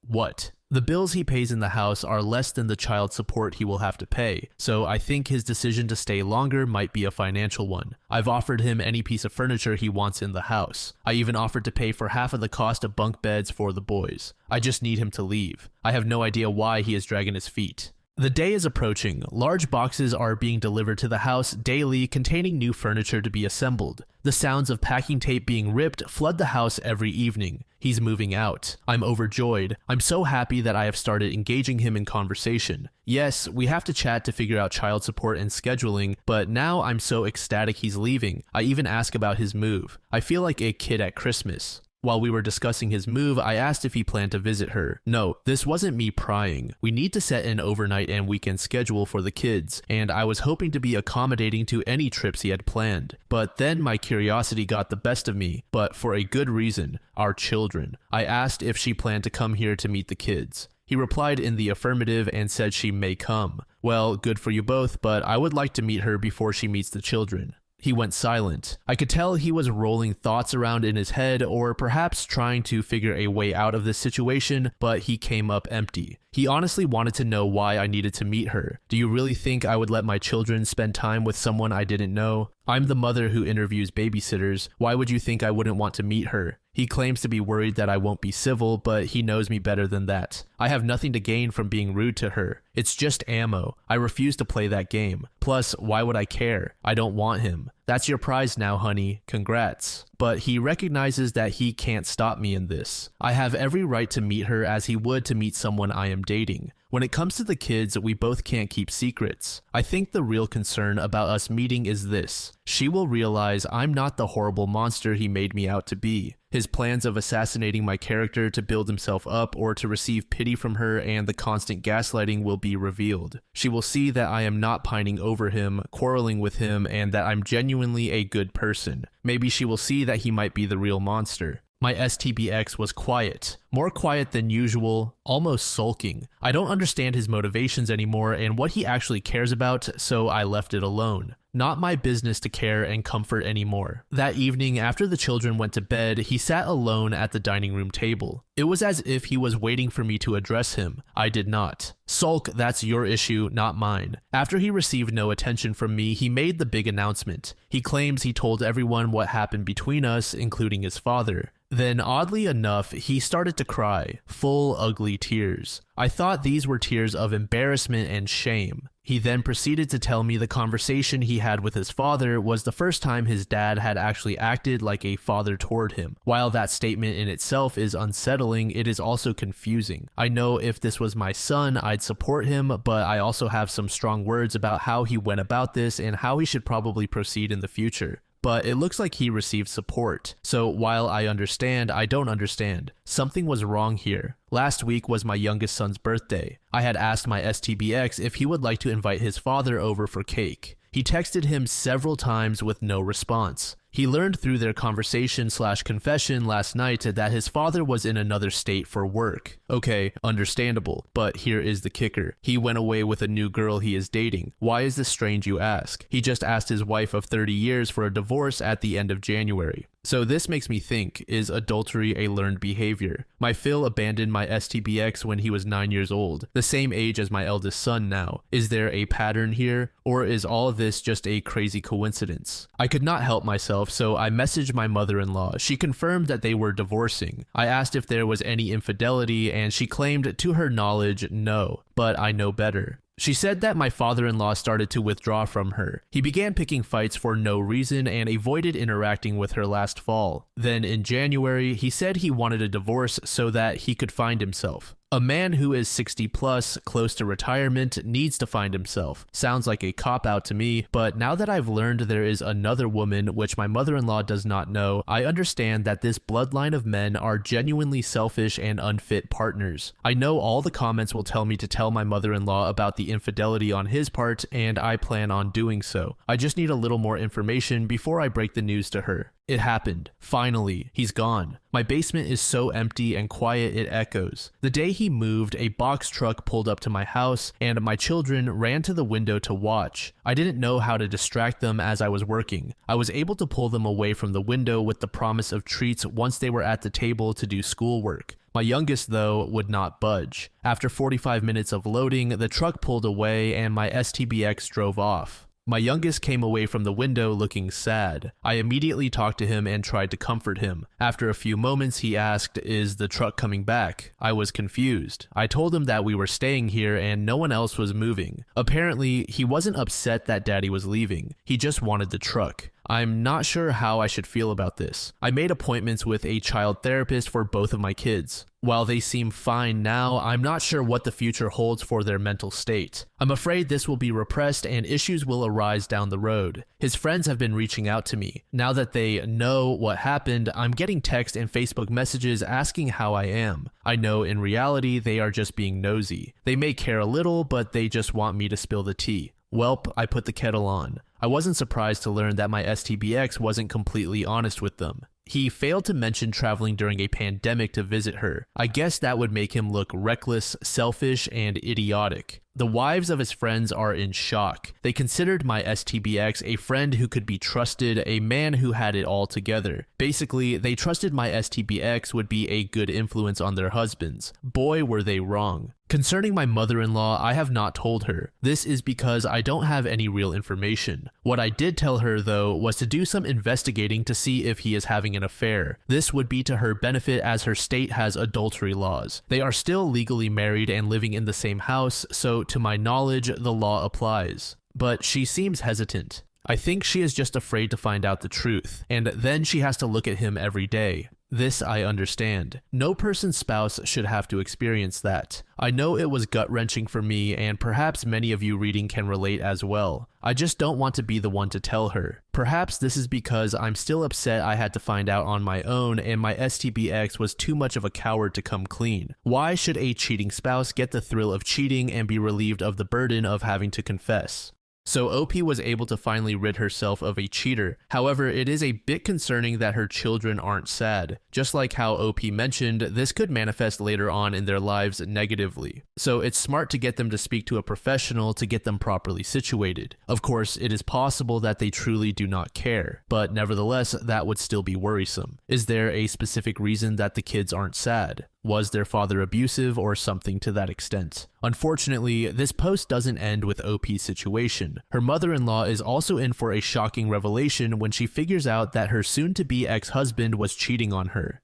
This first story was posted in r/true off my chest back in June of 2023. It's titled, "My husband is cheating on me with my best friend." I'm honestly not sure where to start, so I guess I'll just start. My husband and I have been dating since I was 19 and he was 22. We've been married for 6 years now. We have 2 kids and I'm 6 months pregnant with our third. 2 years ago, I found out my dad has stage 3 colon cancer. My dad is my only parent as my mom passed away when I was 12. He's my favorite human and life without him doesn't seem as colorful. His laugh is contagious and he gives these big bear hugs that seem to make all of your broken pieces feel like they're perfectly in place again. Whenever I've had a hard day, he doesn't poke and prod and just lets me vent and listens. About 5 months ago, we discovered the treatments aren't working for him, and in the direct quote from the doctor, he said, "Months, not years." Since then, he's gotten progressively worse and now is losing memory. He looked at the dog he got for me on my 21st birthday and said, "Wow, that's a nice dog. Where'd you get it?" My husband has been my absolute rock. He has been there for me, holding my hand and helping me through this. He's been so loving and attentive to both my kids and I. Don't get me wrong, I am a mother first always. I don't allow myself to wallow. My kids are still loved, cared for, played with, and I haven't let my load slack around the house. Once my dad got his updated prognosis, my husband encouraged me to quit my job. About a month later, we discovered we were pregnant again, and I still hadn't let go of my job. I kept holding out for some reason. After finding out I was pregnant again, he assured me it was still okay to quit my job, that honestly, it would save us a small fortune on daycare costs anyway. So I did. I quit my job. My best friend and I have been friends since diapers. Her family is like my family and vice versa. My mom and her mom grew up together. We've always been solid. Right after my dad's appointment, when we found out he had so little time left, I drove straight to her house, and she held me while I cried for hours. If there are soulmates in friend form, she was mine. Thick as thieves is what my mom used to say. This morning, as I was up with my 3-year-old, my husband's work alarm went off. He always sets a few of them, so I turned that one off and gently woke him up. He said he was up late working, so he took the morning off, rolled over, and went back to sleep.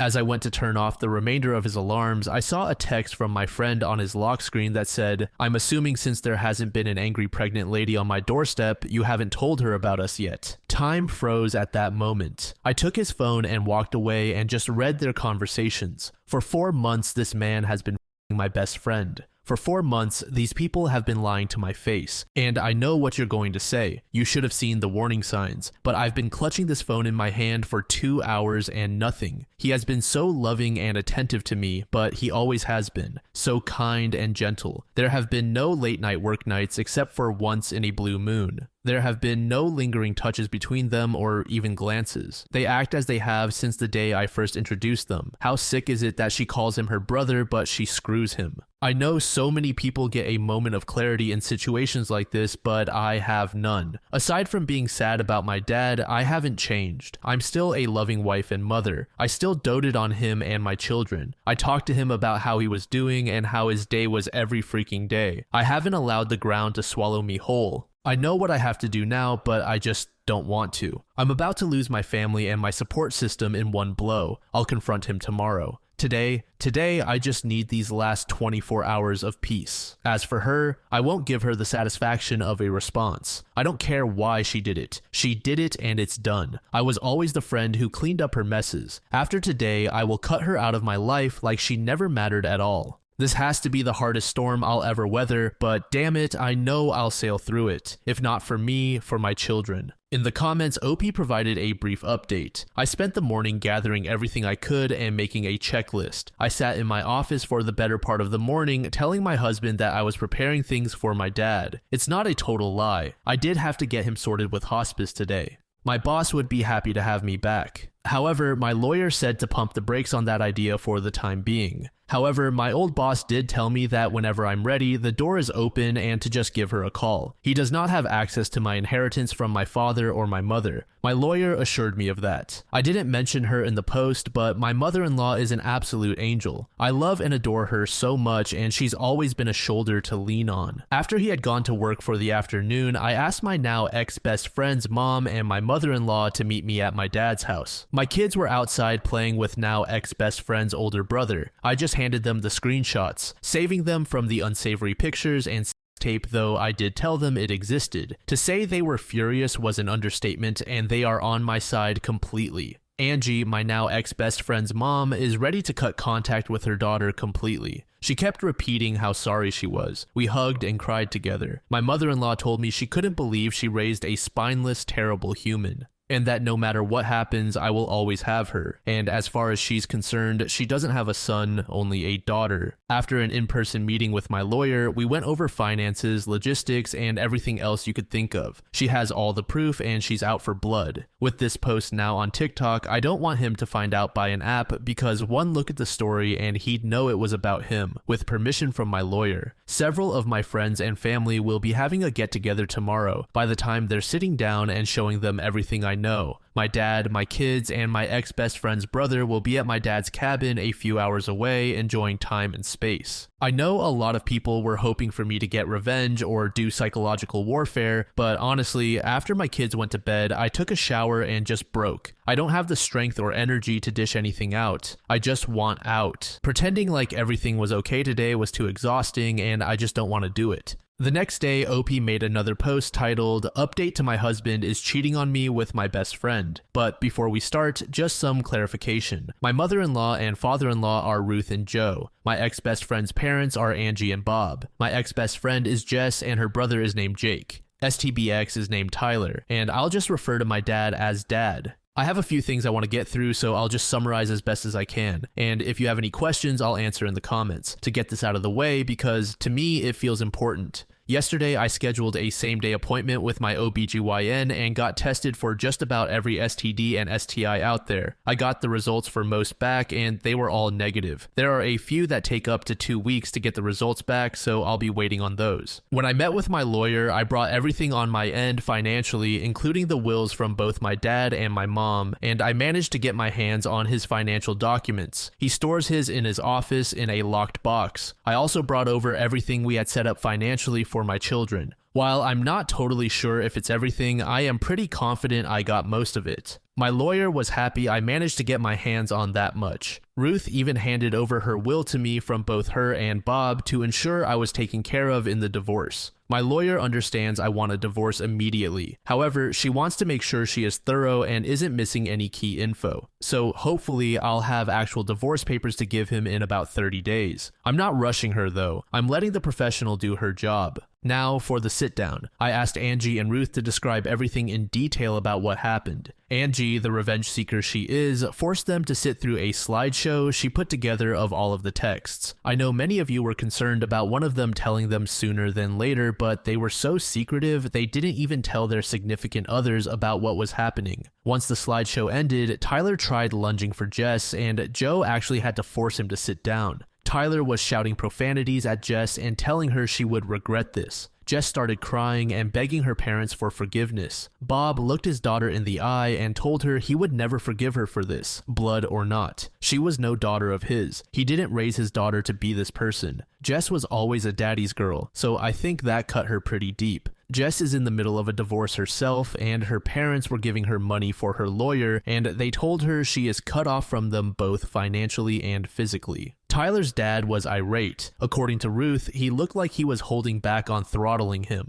From there, Tyler went straight home. I know because we have a Ring doorbell camera along with a few cameras in the house for our kids to keep an eye on them when we aren't right next to them. Tyler came home and saw that most of his and the kids' stuff was gone and he had lost it. Started yelling and throwing things. The house is now trashed with a few holes in the walls for decoration. When he didn't find us there, he went to my dad's. While I did spend most of the day, he was at work packing and moving things into my dad's house. We were already at his cabin. Tyler took a baseball bat to my dad's door, trying and failing to break it down. My dad's neighbor actually called the cops on him and he was arrested. His parents refused to bail him out. I had an appointment with my therapist today. I've had one for a year now since I was struggling with my dad, and it felt good to just cry it out and let everything out about how I was feeling. It was very helpful, and she gave me a few tools to work through my emotions with this one. I felt very grounded and empowered leaving my session today. I'm also planning on setting up my children with a therapist when we get back from the cabin to figure out the best way to deal with telling them. I know people said I shouldn't, but I will be telling them just in an age-appropriate way. I don't want there to be secrets and lies between us. I've always been as open and honest as I can with them, again in the most kid-appropriate way. Just because they're small humans, they're still humans and still deserve the truth. I had a handful of comments telling me I should stay and every man cheats. I should work things out because most of our marriage was good. I refuse to believe all men cheat. My parents were married for 20 years and after my mom passed, my dad never moved on. I watched my dad love my mom for 12 of those years and cherish her. I will not accept anything less than that kind of love. He never cheated, nor did she. While I'm not sure when I'll be ready to move on, falling in love is the absolute last thing on my mind at the moment. I refuse to let Tyler win and destroy love for me completely. I will move on from this.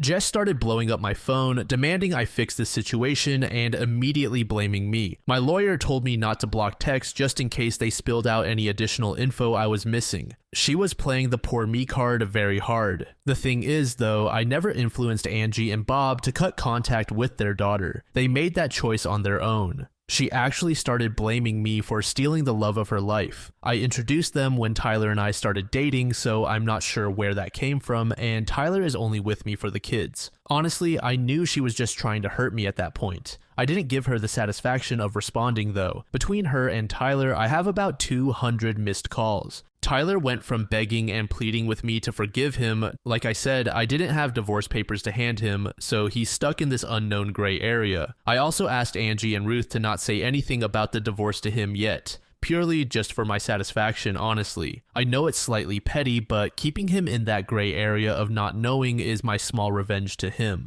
To threatening to call the cops on me for kidnapping, telling me Jess wasn't the only one, to telling me I'm a stuck-up bitch, to threatening me, to back to begging me for forgiveness. Honestly, it was just a whiplash reading those texts. I'd be lying in saying if those texts didn't hurt me and terrify me all at once, but I refuse to let them break me. As for both of them together, I don't think he is going to stay with her. I think he blames her for blowing up our marriage, honestly. Who knows though, they deserve each other. I was initially okay to do a 50-50 split with Tyler for custody, but after his reaction, I don't feel comfortable with that, so I'll likely be going for full custody. Jake has about 30 days of leave he saved up and he's going to be using them to help the kids. I get settled at my dad's house and honestly, to be there in case Tyler tries showing up going crazy again. He's been such a big help to the kids and me lately, and I'm forever in his debt for this. Last night after the kids went to bed, he hooked up his Xbox and we played a game called Diablo 4 together to help me take my mind off of things. It was fun. However, he did sort of confess that he's always had feelings for me somewhere in the midst of things, but he also told me not to say or do anything back. He understands a relationship or anything like that isn't on my mind and won't be for a while, but just that he's felt that way since we were teenagers and just wanted to get it off his chest. Thank you again. Seriously, your comments, your support, your messages, all of it has been one giant breath of fresh air. Just knowing I have a whole online community willing to go to bat for me has kept me treading water these last couple of days. Your comments popped into my head when I felt like just giving up on leaving him because it's so hard. You gave me so many great points and helpful advice. I know I deserve more and I can't accept his actions. And to the people who commented relating to my situation, my heart goes out to you all. This pain is awful and I hate that so many of you can relate, but your stories have resonated deep within me. You all keep commending me for my strength, and my personal favorite is telling me how proud of me you are. Every time I see those words, I start to tear up, which I blame on the pregnancy hormones. But your words have helped put me at ease, so that way I could do what I knew I needed to do. So for now, I'll leave it at this. If anything of importance happens when I go back home, I'll update further. Thank you all, and I hope you have a wonderful evening. A month later, OP provides another update. Hey everyone, I'm still getting daily messages and comments for an update, so here is what could possibly be my final one. My dad passed away about a week after my last update, and even though I knew it was coming, it still feels like a gut punch. Thank you for everyone who kept him in your thoughts. Truly. My marriage has officially ended. Once Tyler, I believe that's the fake name I assigned to him. Please don't call me out if it's not. It's been a while since I discovered just how serious I was about leaving him. He became compliant and was willing to give me everything I asked for in the divorce. So my lawyer opted for a dissolution versus divorce. The process is a lot quicker and went smoothly. As of right now, I have full custody while he works out his anger management and whatnot with therapy. I'm not sure if I'll ever trust him again with the kids, but I'm also in therapy as well are my kids. I'm not making any decisions at all right now when it comes to that. He gets supervised visits at a facility where there is an army of staff and security and someone is there at all times. That's once a week and he does get video calls twice a week. The kids are adjusting pretty well. There are days when I think it affects them more, but they've suffered some big losses, so it's to be expected. I did decide to give the baby my dad's first name though. It just felt right. But the baby is doing so very well and is thriving despite the amount of stress I've had going on. I'm managing as best as I can with everything going on. I miss my dad like crazy and I'm still trying to figure out how to exist in a world where he doesn't. The grief still is so very heavy. I'm still mourning my marriage as well. I don't regret leaving him, but it still hurts me deeply. However, I'm picking up the pieces and making my life whole without him. My mother-in-law, or rather my ex-mother-in-law and Angie helped me out so much. They've really allowed me to lean on them in these moments, whether it be taking the kids for a little while or cooking dinner for us when I don't have the energy. I truly am so lucky to have them. And finally, to what you all have been waiting to hear about, Jake. Jake is now back in California. He tried extending his leave, but the military said no. It was truly wonderful having him there and helping me. In the first few days after my dad's passing, he picked up so much slack for me that I will truly never be able to repay him for it. He is so patient and kind. That being said, nothing has happened between us. However, he did hold me while I broke down after the kids went to bed a few times, but that's the extent of it. No kissing or anything like that. He does call me and text me multiple times a day. Right now, I just don't have any room in my life for romance. I have so much grief and the weight of being a single mom has been heavy.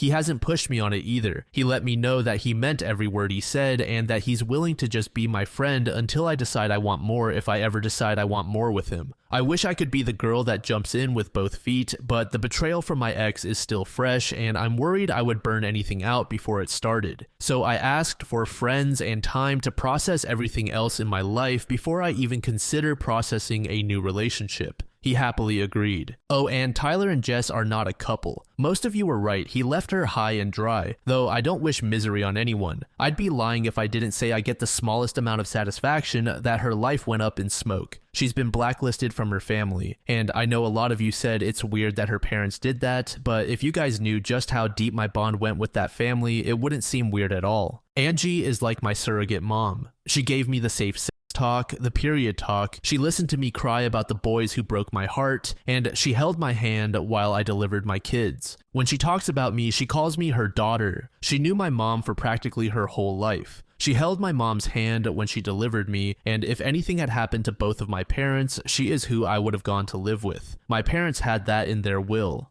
So with all of that being said, please just be kind to me in the comments. I put this off for a few days because of how hostile some people were, and the prospect of being called a liar doesn't sound too appealing at the moment. Again, I can't thank you for the amount of light and love I've received from you. I promise I read every comment and message, I just haven't had the capacity to respond. You have really helped brighten my days with all of your words of encouragement. I appreciate you all. I am so lucky to have an army of internet friends. You guys are the best. Then there was one final update made a year later. First things first, I meant to update sooner, but if you saw Jake's comment, you know I was locked out of my account. Well, someone changed the password to my Reddit account and then the email to it as well. You'll never guess who it was. If you guessed Tyler, you'd be wrong. It was Jess. Let's rewind about a month ago. I'm cooking dinner for Jake and the kids while Jake is playing in my backyard with the kids. My front door opened and I figured it was one of my in-laws. They don't usually drop by unexpectedly, but Angie and ex-mother-in-law both have a key to my house since they help me out. It's just easier that way. Imagine my surprise when I'm chopping up carrots to see Jess waltz into my kitchen. I simply pointed the knife at the door and told her to get the hell out of my house before I called the cops and pressed charges for breaking and entering and trespassing. I wasn't concerned with how she got into my house. I just wanted her out and would figure the rest out later. She started screaming bloody murder and was calling me psycho for threatening her with a knife. Jake heard the screams and rushed inside. His immediate response was to restrain Jess because he thought she was hurting me even though there was a solid 15 feet between us. He dragged her out of the house and told her to leave. She was screaming that she would ruin my life and all she was coming over to do was ask for forgiveness. Well, she called the cops on us and made up this elaborate story about how we lured her to my house to set her up, how I tried to stab her, and Jake was punching her repeatedly. She had zero proof, and I have cameras hitting every angle of the outside of my house and in all of the main rooms on the inside of my house. Naturally, I just pulled up the footage and showed the cops, and they left, taking her with them. Jake has spent the night at my house every night since then. Since then, she has hacked into every single last one of my social media accounts, including Reddit. She posted some truly awful and hateful things on my Facebook and Instagram. I'm thankful she didn't manage to post anything on Reddit before I got it back. She spammed my job, I'm a nurse at our local hospital, with complaints and some truly awful fabricated stories about me. After a week of suspension to investigate, I was welcomed back after everything I told my boss and my boss's boss, HR, and everyone else above me proved to be true. I filed for a restraining order against her and my children when she tried to pick up my oldest from her school without anyone's knowledge. Thankfully, I already had a talk with the school about this and gave them a strict only these people can pick up my child, everyone else you send away, call the cops, or whatever you need to do when Tyler got violent in front of the kids a while back, and they escorted her off school grounds and kept her very close by for pickup until they saw me. Right now, I got an emergency order approved, but will have to go to court for a more permanent one within the next month, so I will let you know how that goes. She must have had a key from when we were growing up together or something because Angie and her husband have not spoken to her, nor has she had access to them or their home. I got the locks changed immediately. The Tyler update is that there is none. He still hasn't reached out to see his kids, hasn't asked about them. He's been a ghost. We were eating dinner with Jake about a week ago when my oldest quietly said she wished Jake was her dad and that her real dad never played with them and was really mean when I wasn't home or looking, which really just confirmed my fears. They were too accepting of him being gone, and now I know why. I did learn through the grapevine, which is my ex-mother and father-in-law, that he is already remarried and has another kid on the way. Mother-in-law told me they got a baby shower and wedding invite in the mail. Honestly, I feel bad for the new wife. The kids are truly just wonderful. Still in therapy, but the therapist has nothing but positive things to say after their sessions now. She did mention that my oldest brought up calling Jake dad, but I'll be honest, I'm not sure if I'm ready for that. Jake has made it clear that once we're married, he fully intends to adopt the kids. But that is another conversation for another day, haha. I don't want to deter her from having a bond with him, but it still feels too soon, you know. My middle child seems to have forgotten Tyler completely and is my usual ray of sunshine. I've seriously never met a happier kid. The baby is babbling away, smiling, and laughing now. Can y'all believe it? I am truly blessed with such wonderful kids. Now, as for Jake, I have never felt such happiness before. He was genuinely concerned at how many people were commenting asking if we were still together and told me, "You better update right now and tell them we're still together." I wish you guys could hear just how funny he truly is. I officially allowed him to give me the title of girlfriend, though he says I've been his girlfriend practically this whole time, haha. He has been sleeping over essentially every night. He says it's under the guise of being worried Jess might show back up, but secretly I think it's because he hates being away from the kids. Whenever he's at work or anywhere that isn't my house, he will text whoever is with the kids, asking for picture updates of them and expresses how much he misses them. It's actually really sweet. He's been allowing me to set the pace still, just also helping give me a nudge when I need it. He's attended a few of my therapy sessions with me to help get a better understanding of what I need from him in terms of this relationship. Jake is honestly just everything I could have asked for. I'm lucky to love him. So there is a lot to unpack. I thought that this story was pretty much going to end with OP and Tyler divorcing, but hearing about how Jess actually showed up on OP's doorstep was kind of insane. It also really sucks to hear that Tyler was actually hurting his kids when OP was not around. Something else that I also find very hilarious and infuriating is just how entitled some people are. For example, when Jess blamed OP for her parents disowning her. Overall, the ending was very good. It seems that OP is moving on and has found someone who is truly kind. But unfortunately, it seems like someone else out in the world now has to suffer from Tyler's shenanigans.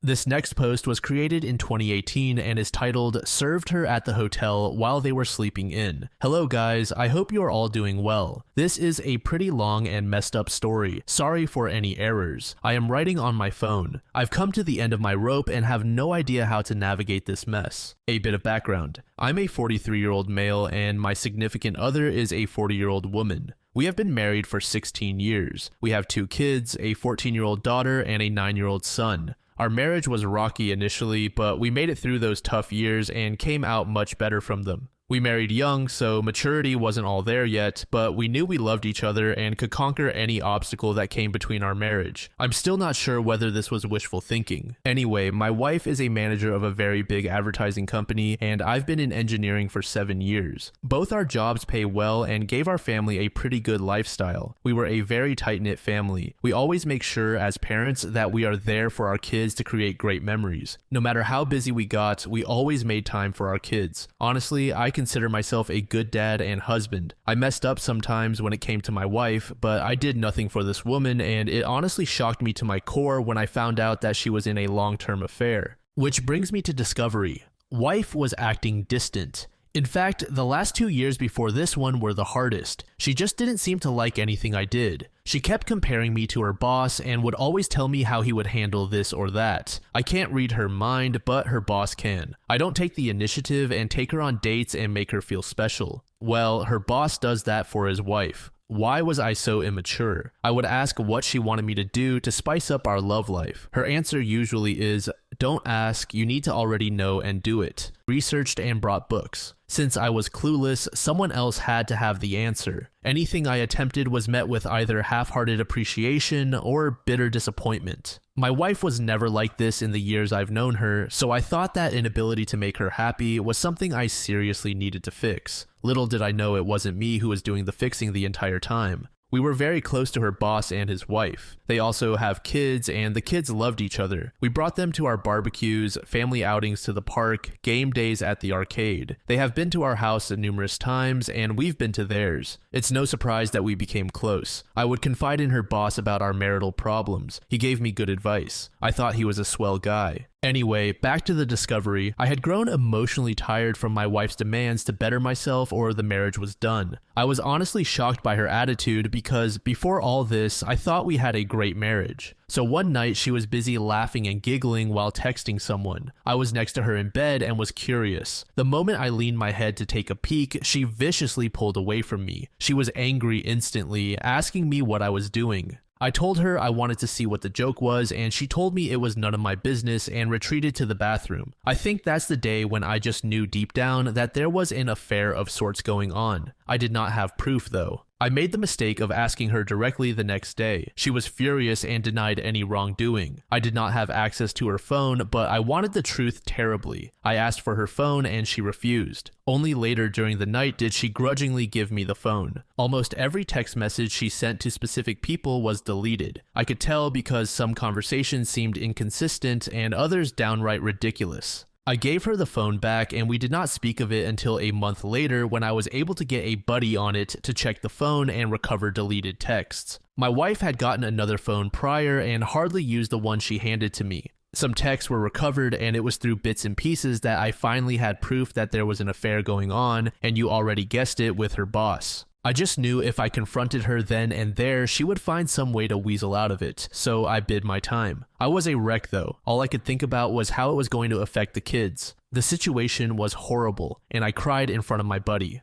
I still did not want to give up the marriage, so 3 days later I bought How to Help Your Spouse Heal from an Affair. I started reading, hoping that if I gave it to my wife, she would stop this nonsense. I wanted my wife back, and I wanted to save the marriage. I had planned on talking to her on that Saturday to work things out, but she had told me they had an emergency at work and not to wait up on her. Of course, I contacted the workplace on the day to confirm the story she gave me and received no answer. They were not open on Saturdays. I tried her phone, but there was no answer. She came back home at 2 in the morning on Sunday and immediately showered and then came to bed. I asked why she was late and she dodged the question by saying that she already told me not to wait for her. I was sick of this. I did not give her the book I brought. I was suffering and she didn't care. She saw me suffering and didn't care. I contacted her boss's wife to find out if she knew anything. I was so desperate for stability, and to this day, I don't regret doing that. She was as shocked as I was when finding out. She wanted to confront her husband, but I told her he would probably lie and try to hide it better, like my wife did. We met at her house to discuss what was going on, and I gave her the little evidence that we had. She wanted more evidence, so we both decided to gather evidence on each of our sides and compare them. I started snooping on my wife more, and she did the same with her husband. It was very easy on her end to find undeniable proof. Her husband was so arrogant that he didn't even delete the text on his phone between him and my wife, and the little text I found earlier finally made sense, and we had a whole picture of how long the affair was, 2 years. The boss's wife was livid, and so was I. She wanted to get revenge on them, and so did I. They slept together everywhere. Her house, my house, expensive hotels, business trips. It was sickening to read all that. They even sent each other pics, but we decided to ignore the pics because we didn't want to scar ourselves with the images. We wanted revenge, but not an affair ourselves. We both decided that if they wanted each other, then they could have each other. We both drew divorce papers at round about the same time. We were dead set on it. Our spouses didn't know that we knew, and we acted our part. By the time our ducks were in a row, they were at it again. This time, through collaborating with the boss's wife, we knew exactly where and how they were going to be served. We knew which hotel they booked for their weekend of fun. I personally went there with the sheriff. I waited in the lobby as the sheriff got everything working, and my wife was called to come down from her room. She did, dressed in a bathrobe, and I fear nothing else. She's panicking, frantically asking me what I was doing there. It was quite a distance from our home, but not too far. The sheriff asked for confirmation of her name and information. She confusedly answered in the affirmative and was served. It was very satisfying seeing the shocked look on her face, but I did not want to rub it in, so I decided to walk away knowing the job was done. She didn't let me and was holding my arm, pulling me back and demanding to know what was the meaning of this. I told her, "You had an affair and I'm leaving you. Simple." She started screaming at me and pulling my arm hard. The sheriff had to step in and tell her to release me at once. She did so and started crying, telling me she could explain. I had the wrong idea. It's my fault. I was getting angry, so I left quickly to get home. My wife told her boss and he panicked. From what I was told, he rushed home only to be served there. We did not give them time to get their heads on straight. We blindsided them just like they did us. My divorce will be finalized in a couple of months. Hers might be taking a bit longer. Both my wife and her boss have been fighting us on the divorces. Neither wants to get divorced. The excuses I hear is that they never intended to leave their spouses. It was a purely affair, nothing more. People have worse affairs and still come out with a great marriage. They up and would like a chance to unfuck the situation. I have asked my wife what she thought the outcome of all this was. She said she was going with the flow and acted completely out of character. She is not that person anymore. I told her she's an idiot. People around me are calling me evil for not giving my wife another chance. My kids know what's going on and they are behind me 100%, but I would like it if we stayed together. My resolve is slipping, coupled with the fact that we still live in the same house and my wife is going to therapy and reading the book I brought. It's getting harder to stick to my guns. She says she's remorseful and will do whatever it takes. All I tell her is that she's sorry she got caught and that's all I need to know. She's called me a bitter, resentful person who can't look past all the negativity. She apologized for it later, but I know that's how she feels. The boss's wife and I still talk, and my wife absolutely hates that. She thinks I'm going to have a revenge affair, or her boss's wife is the reason I will not give us another chance. She has asked me repeatedly to initiate no contact with her boss's wife, just like she did with her boss. I told her she was crazy. We didn't do anything wrong, and why should I respect your opinions now? See, I think I'm done. I have no respect for her. I told her she was not going to manipulate me with sex.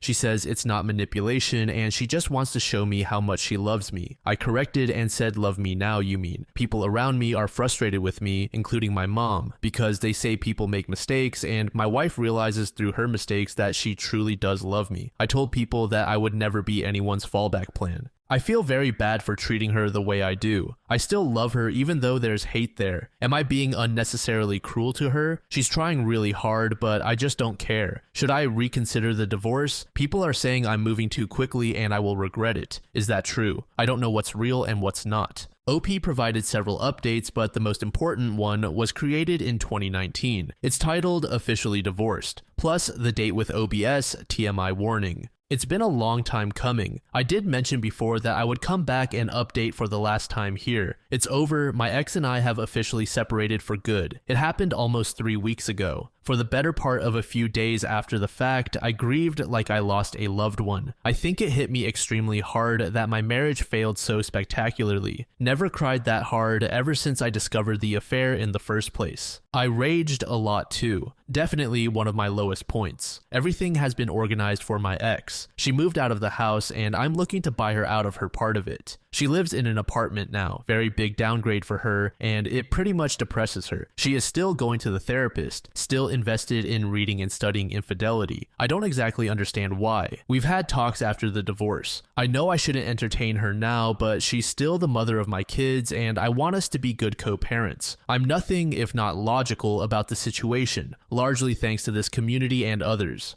Of course, it's the same tune. She wants to reconcile, and I think it's too risky for me to put myself in that situation again. Unfortunately, I'm not in the mood to give her that gift. This past weekend, I accompanied OBS to dinner with no intention of enjoying each other's company and chatting. We talked about all sorts of things. Things got flirty between us, and I must admit I was very reluctant to entertain the rapidly changing mood. Well, I guess I should say the night ended in a very passionate way. Sorry for TMI, it was probably the most mind-blowing I've ever had. OBS is very much a giver and spades above my ex. I did not intend for it to go that far, but OBS was willing, and I was as well. Learned quite a few more tricks in the sack. This was the first time I ever had someone who was enthusiastic to please me and not the other way around. I guess I shouldn't call her OBS anymore as she divorced her ex, but for privacy's sake I'll just use that. I do not think we will take our relationship further, to be honest. I think the hormones and wine got the best of us that night. She would like to, but I am undecided. I need to sort myself out emotionally, and I think she does as well. I feel very good though. People might not like hearing this, but the I had with OBS really helped a lot with my residual self-esteem issues. I felt desired, alive, and finally understood what I was missing out on. I will never settle for robotic sex again. What was more satisfying was knowing that I was not cheating and did not lower my morals. All things considered, I'm very proud of how I handled all this crap. I wasn't perfect, but did the best I could. I'm probably coming out very lucky compared to many, even if I did lose a substantial amount of money in this process. But it was because I was willing to absorb advice and listen to people with experience instead of going in blind and hoping for the best. For that, I will be forever grateful to you guys. You and everyone who lent me an ear saved me from destroying my self-worth even further. Takeaways. Respect yourself. Never, ever accept disrespect from anyone else, not even the people closest to you. Everyone deserves a healthy, fulfilling relationship. Never settle for scraps from your partner. Every committed relationship should include a healthy and fulfilling life. If your partner is not giving his or her all to you, but did so before with someone else, do not tolerate it. I'm not advocating for simply lay out your dissatisfaction. If your partner isn't willing to meet them, do not settle for boring unless you both agree on it. It is okay to walk away from that. Communicate, communicate, communicate. I cannot stress how super important that is. If you're ever betrayed, only you can truly heal yourself. It took a long time for me to understand this. There are many more, but that's all I can think of right now. I'll be available to answer comments that you may have. But in about a few hours from now, I'm done posting here for good and moving on with my life. Have a good one, everyone. Luckily, OP figured everything out and now has his life sorted. Being completely honest, I was sort of getting the feeling that OP was a bit of a pushover. I don't want that to come across as victim blaming or anything, but her wife had already done the deed, so trying to passively move forward would not work. It was only when he put his foot down and actually aggressively making plans did things really start working out for him. This first story is brought to us by user %3223. It's titled WIBTA if I, a 21-year-old male, don't want to talk and reconcile with my ex, 21 female, after what she did to me. I'm not sure whether this is the right place to post this, using a throwaway account. My ex, let's call her Beck, and I had been together for nearly 3 years, and we have been living together since March of this year. We are no longer living together. In June, Beck broke up with me. She said it was because she couldn't give me better and that I deserved better. I would have believed that she had good intentions intentions if it wasn't for the fact that a week later I found out she had been cheating on me with a coworker of hers, who she is now dating. I confirmed this via their text messages and a friend of theirs who I will refer to as Al. Al explained the timeline of their relationship. The following day, after I discovered the messages and met up with Al, Beck overheard a phone conversation I was having with a different friend about the situation and got mad at me. She said that she didn't cheat and was upset about how I went through her messages. This ultimately culminated in her physically assaulting me, and her sister, Kaz, was able to record some of it. Kaz was also living with Beck and me at the time, and she knew of the situation at hand. This resulted in the police being called and a family violence intervention order being placed on my ex, Beck. This has since been reduced to a limited order following a visit to court. A few days ago, Al reached out to me saying that Beck wanted to reach out to me in order to clear the air and to get closure on our relationship. At the time, I said that I would think about it. However, I'm very hesitant to reach out due to a few reasons. I've already had my closure. Everything that happened, including the cheating and the assault, was my form of closure on the relationship. I don't trust my ex. I don't really believe that Beck is reaching out from the goodness of her heart. I think there is some ulterior motive behind her reaching out. I suspect this because of her character and how she treated me during the relationship. I don't believe that Beck is genuinely remorseful for her actions. This is because after everything had happened, I learned from a separate friend that she had been slandering me, talking behind my back, and being untruthful about the events that took place. Following the breakup and the subsequent events, I've been in a much better place mentally and physically, and I think that reaching out would ultimately undo the work I've done to rebuild myself. Beck and I have been broken up for a month and a half, which I believe is way too soon for me to entertain reconnecting with my ex, regardless of what they did to me afterward. Ultimately, I don't believe there is any benefit to me interacting with Beck again. However, I've never been in this situation before, so I wanted some outside perspectives. WIBTA if I didn't talk to and reconcile with her. Note, I have made a comment in the comments section for further information if you are interested. As for the comment made by OP, this is what it said. She was blocked on all social media the night she assaulted me. All the information I've gotten about her is from friends of mine who also know her. We don't share the same friendship circles. She made me unfriend all of her friends, most of whom I didn't care about. But I did refriend a couple with whom I was close, including Al. The limited order states that she cannot abuse me in any way. She cannot destroy any of my property, and she cannot get someone else to do that. I would have thought that was a given, but at least now, if she does that, she will get in a lot of trouble. The person she cheated on me with was a friend of mine too. I had asked him whether anything was going on between them, and he said no, and of course I trusted both of them. While the comment about making her drive an hour to meet her only to ghost her made me laugh, I've already gotten enough material from her and her actions, so I think I'm set for a while. I don't consider myself a vindictive or heartless person, so I don't want to hurt her or anything like that. However, I can be quite petty, so I'll just let karma do the work for me. Just a couple of days later, OP provided an update. Thank you again for all of your advice and support in the previous post. I really appreciate it. The reason I even asked in the first place was that I wasn't sure how exactly to go about the situation at hand. This was my first serious relationship, and honestly, considering how my ex treated me during and after the relationship, I think my sense of what's considered reasonable and what's a red flag in a relationship has been really shaken. She exhibited a lot of red flags in the relationship that I brushed past because I genuinely wanted to be with her. I thought they were things that every relationship goes through. Before I get into the update, here are a couple of notes from the comments I received. To the people who suggested I get with her sister, Kaz, it gave me a laugh. But that is not something I will be exploring now or in the future. I appreciated everything she did for me, and she is a good person, but she's not my type.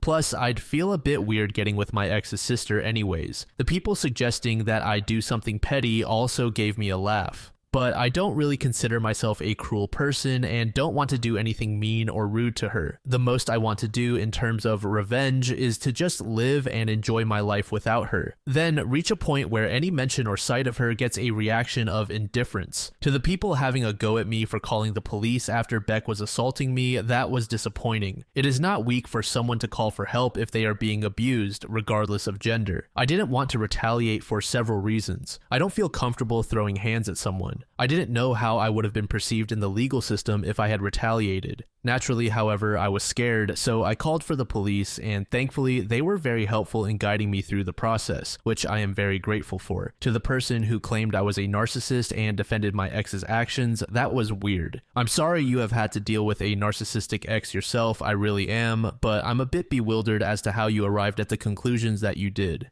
Anyways, on to the update. After reading through your comments and consulting some of my friends, I decided to text Al to let him know that I wasn't interested in clearing the air with my ex. It read as follows. Hey Al, I hope you've been well. I just wanted to let you know that I do not wish to make contact with my ex again. I feel as though I have already gotten my closure and have moved on with my life. Mentally and physically, I have been doing a lot better now that I am out of the relationship. So I do not want to risk undoing my work to get back on my feet by meeting up with her. I do not believe she is reaching out for my benefit, and I do not trust her or feel comfortable being around her. Ultimately, I do not believe meeting up with her to clear the air will have any use for me. I do not think there is any air to clear, and I am comfortable with where I am at currently, so I do not want to risk it. She is more than welcome to find closure and clear the air of our relationship. However, it is not my responsibility to help her do that, nor do I owe her as much. To Al's credit, he completely understood where I was coming from. He said that if I was satisfied and didn't need to reach out, I should enjoy myself and do what makes me feel best. As to how I've been going since the ordeal, I've personally been doing well. Apart from this last request, my ex is slowly but surely fading in the rear view. Blocking her from the day she assaulted me has helped with that. I've been reconnecting with friends again, keeping myself busy with work and college, and I've started going to the gym consistently. Mentally, as I stated previously, I've been feeling a lot better than I have for the past few months, and I'm loving life again. I'm comfortable with being single again. This was something I didn't think was possible during the last few weeks of my relationship. I probably won't start anything serious for the foreseeable future, which I am okay with. Thank you again for all your help. I appreciate you guys so much. Have a good day, and hopefully I won't have to update you all again. OP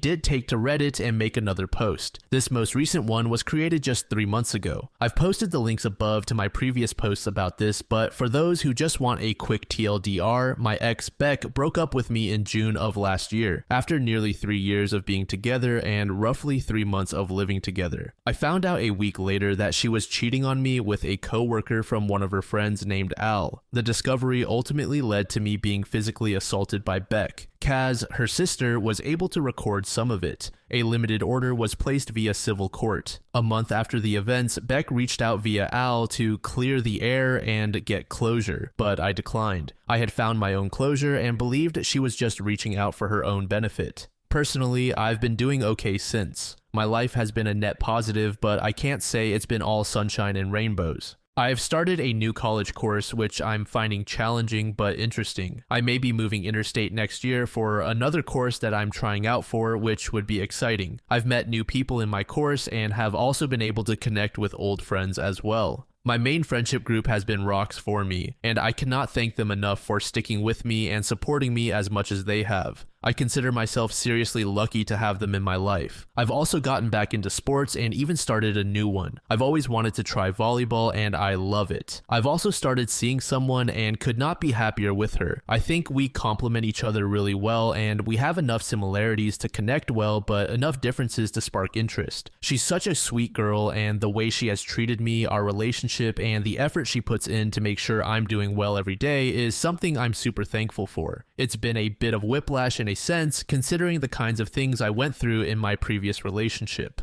The current girl even comments about how appreciative I am of what she thinks is just the bare minimum, which probably says a lot. Most notably, I'm happier. My friends have said the same. I appear more lively and happy like my usual bubbly self, and I feel it too. Yeah, life is hard at times, but I don't feel as downtrodden as I used to.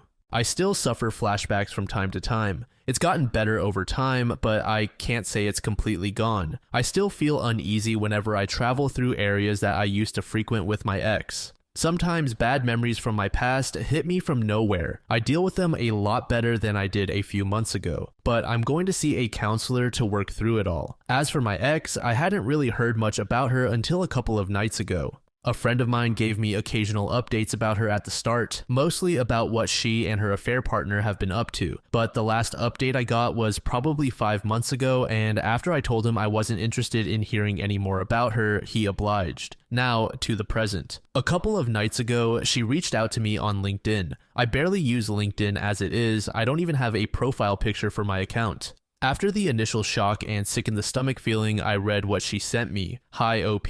I know I'm currently out of line, but the past few months have been rough for me since we ended on a horrible note. I'm sincerely sorry for bringing up bad memories, but I wanted to apologize and make it right. I don't want to force forgiveness, but I also don't want to not apologize and let things go. I had been unfair to you and you deserved none of it. I've been guilt-ridden for months and have been worried since we lost contact. It's taken me a lot to text you, but please let me clarify any miscommunication and misunderstandings between us if you're comfortable, just so we can move on a better note. If you'd like me to stay away, let me know too. Sincerely, Beck. Ignoring the fact that it reads like a job application, I find the message laughable and a bit infuriating, to be honest. She said she felt guilt-ridden for months. Yeah, you are so guilt-ridden that you're still dating the affair partner, have a job, probably haven't come clean to your friends, considering they're still friends with you, and by all accounts, haven't changed your character. I think she still takes me for the lovesick doormat person I was when I was still with her. Knowing her character, I genuinely do believe that she's full of it, and she's just doing this for her benefit. My guess is that because she has recently gotten a part-time job as a nurse for a hospital, she doesn't want her past to bite her back, so she's trying to settle grievances. I ended up telling my friends and my partner about the message. They both were incredulous about it and also believed she didn't have good intentions behind the text. My partner in particular was annoyed about the timing of the message as well, considering my birthday is in a week and this is not what I need to deal with in the lead up to it. Ultimately, I'm not going to respond. She can kick rocks. I'm happy and don't need anything from her apart from her leaving me alone. Anyways, that's the update. I will probably get some therapy. Have a good day and take care of yourselves.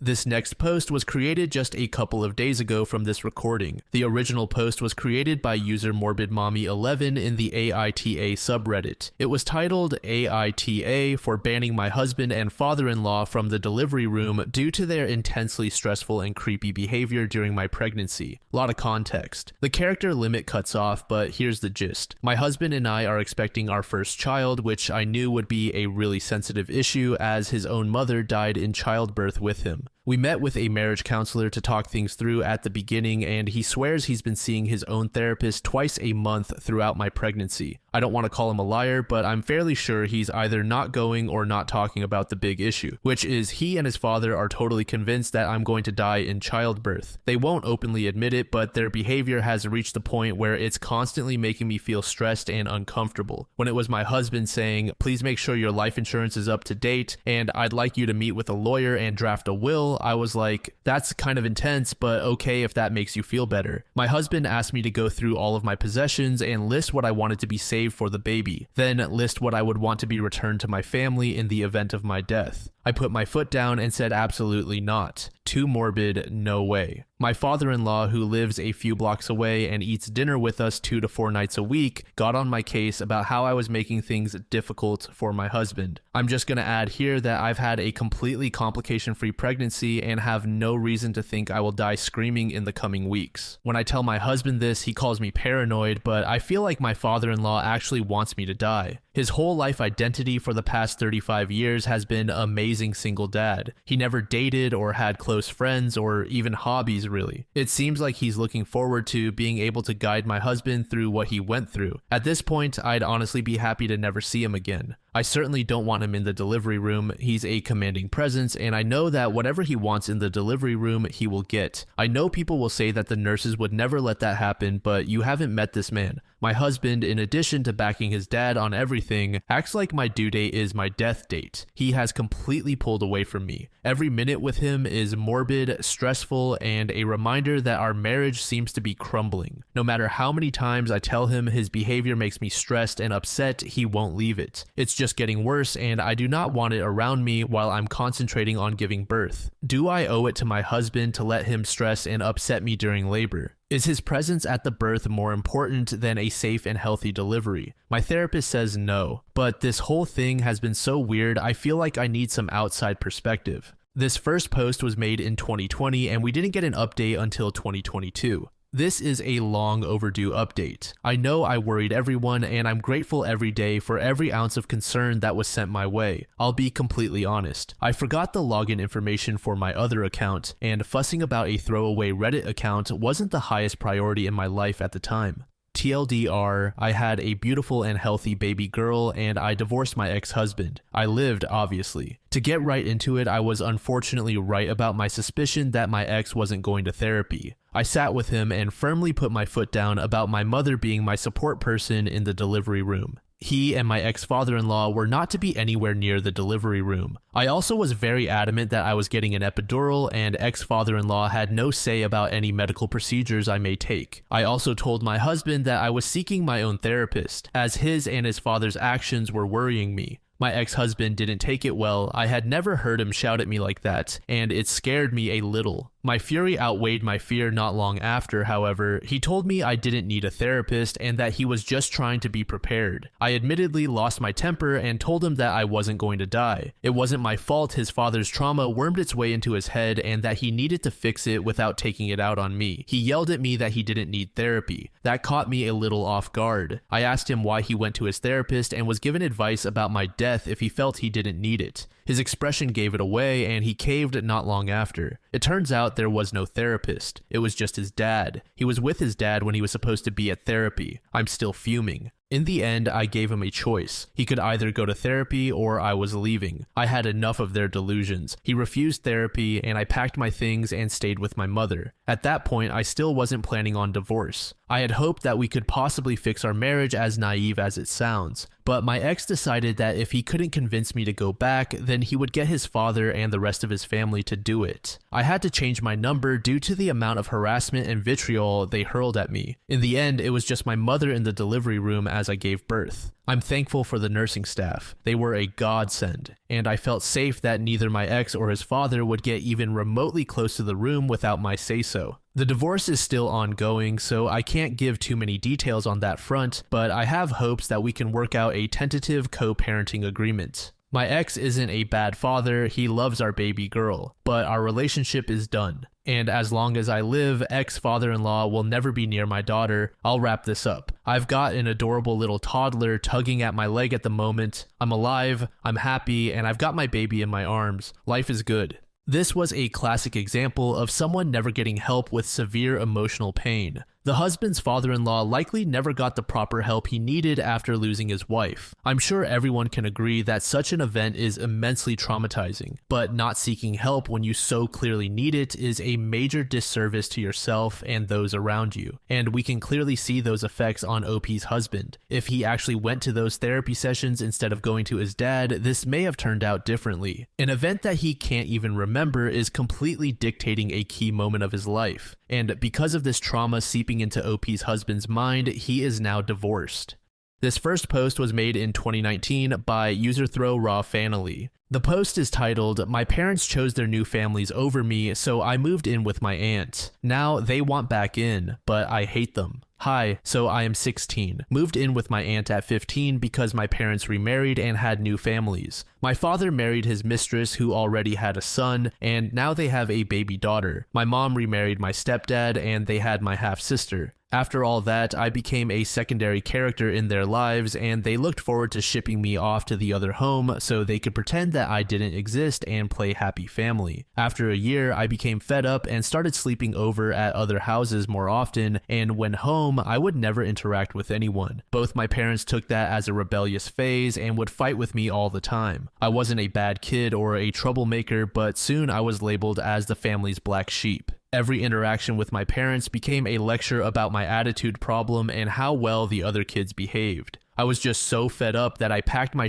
and disappeared for a few days. I took a bus and went MIA for 4 days. Of course, the police were called, and when I appeared again, I got another lecture. We got into a screaming match, and they called me a disappointment. I told them I hated them. I called my aunt crying, and she came to fetch me. In the car, I could hear how she was screaming at my parents. Neither of them tried to convince me to come back home. We informed the respective authorities about my changed living conditions, and my aunt is my current guardian. My parents half-assed our contact, appearing only when it was convenient, sometimes giving me money and stuff. Recently, they tried to build more contact, but I was not interested. I won a story writing contest and didn't tell them, nor did I invite them to the celebration. And on the website where you can read my story, the thanks goes to my aunt for loving me unconditionally. I didn't invite my parents to my Sweet 16 party. Basically, I have cut them out of my life. I am not interested in their lives or families or anything. Mom tried to meet up for my birthday, but we didn't. She got upset and called me crying. I just didn't care. It was like listening to a TV character cry. It wasn't important. She wasn't important to me anymore.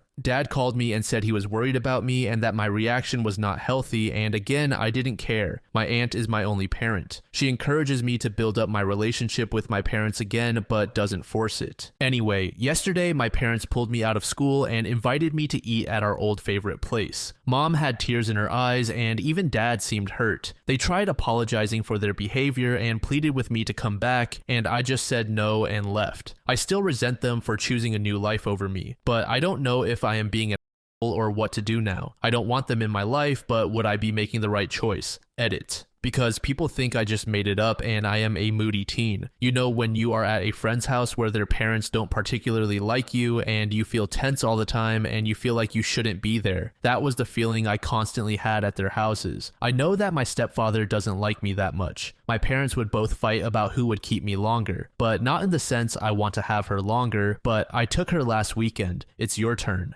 Also planning fun activities for the day after I leave. My father and his wife would often schedule visits to the parks or bigger trips, especially during the weeks my mother had me, and my mother and her husband would leave me alone at home so they could go out with the baby. Every chance they got, they would ship me off to grandma's or my aunt's place with some excuse and then do family stuff. Also, when you went through the houses, there were barely any pictures of me. They had big portraits of my siblings and them together, but almost none of mine. They shipped me off to my grandma's and grandpa's for a whole summer and only called twice. When there are family functions, I am often excluded. For example, my dad had a family BBQ and didn't invite me. They forgot my birthday on more than one occasion, and when they remembered, they got me a $10 Starbucks gift card, even when they knew I didn't like Starbucks. So no, they never straight up said it, but they didn't hide it either. About 2 months later, OP provided an update post. It said, "It's been about 2 months since the post about my parents. Turns out they are still selfish.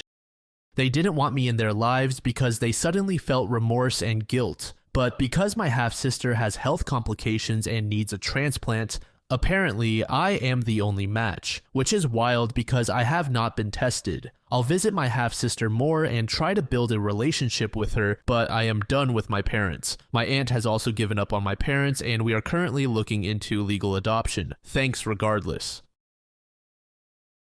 This next post was created in May 2024 by user money photograph 4176. It's titled, "My entitled mom wants me to pay my creep stepbrother's student debt. I'm a 29-year-old female and have an older stepbrother, Chris, who is 42, and he's been a nightmare since the day my mom married his dad. Let me give a bit of background. Our parents married when I was 4 and he was 17. Both our parents were widowed. After their wedding, we moved to the US since my mom had American citizenship through marriage. I was born in the US too, but after my dad died when I was 1, my mom and I moved back to Colombia. My stepdad got his residency through marriage and my stepbrother because he was a minor. My stepbrother wasn't a big fan of me. My only memories of him are just constant bullying. He would be left in charge of me since he was studying locally and lived with my parents, but mostly his babysitting really meant things like locking me in the guest bathroom or the shed outside. He would steal my lunchbox whenever he was the one who dropped me off at school. He even began to harm my pets. I have an old cat that has been with me for almost 22 years. He tried more than once to run her over with his car. My parents never believed any of it. He's the classic golden child. My mom absolutely wanted a son instead of a daughter, so my stepbrother took priority over me. The bullying just kept getting worse and creepier. He had this long key for the bathroom. The door was designed in case it got locked by accident. One could open it by inserting a long stick or key through a small hole on the outside. He would use it to walk in on me showering. My underwear would disappear sometimes, and I know for a fact it was him.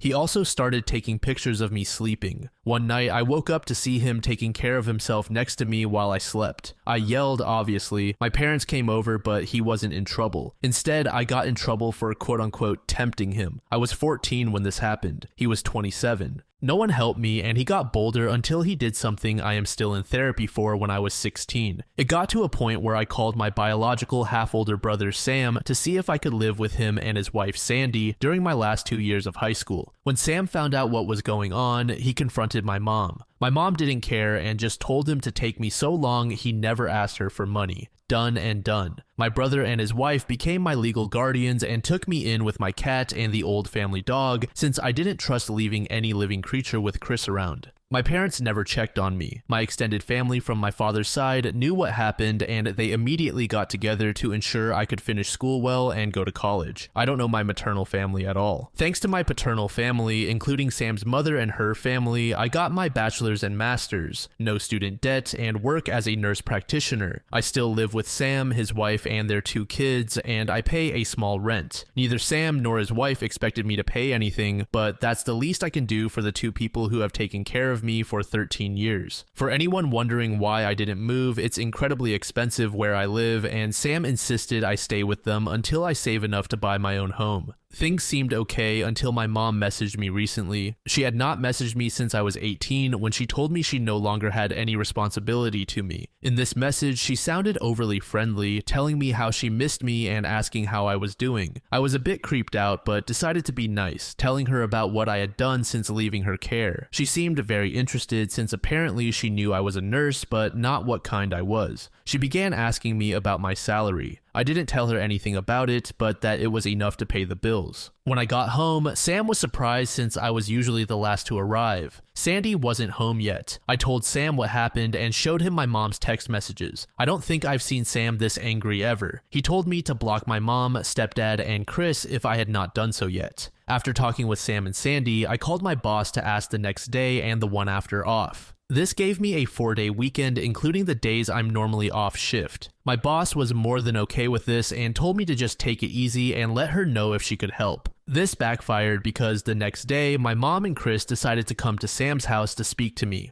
I was alone since Sam and Sandy were at work and the kids were at school. I immediately called Sam and told him what was going on. He told me not to open the door and that he was on his way. My mom said that I owed them for raising me and that my sweet brother deserved the money. Chris was going around trying to find a window or door unlocked. There wasn't any since the windows have safety bars and the only other door is in the closed garage and one in the yard. The yard one was locked and just in case, I locked the one in the garage. I won't post what he called me when he saw me from one of the windows, but basically he pretty much told me they should have thrown me away when I was a baby. He pounded in one of the windows so hard, he actually cracked the glass. Eventually, he gave up and went back to the front door, clearly trying to kick it down. I didn't have anything to worry about. The door was a security door, but I was still very scared. Between yelling, threatening, pleading, and insults, I finally heard Sam screaming to them to get lost. I only saw things from the window. Sam pretty much dragged them both off the porch. They got to a point I couldn't hear, but I saw my mom and Chris pale and look scared before they pretty much ran to their car and drove off way past the legal speed limit. Sam came in a bit after and immediately went full overprotective brother mode, asking me if I was okay. He kept saying sorry and hugging me. Sandy arrived almost immediately after and she looked like she was about to commit a felony. Apparently, Sam threatened him with filing charges for what he did to me when I was 16. My brother's ace. My stepdad was willing to testify against his own son.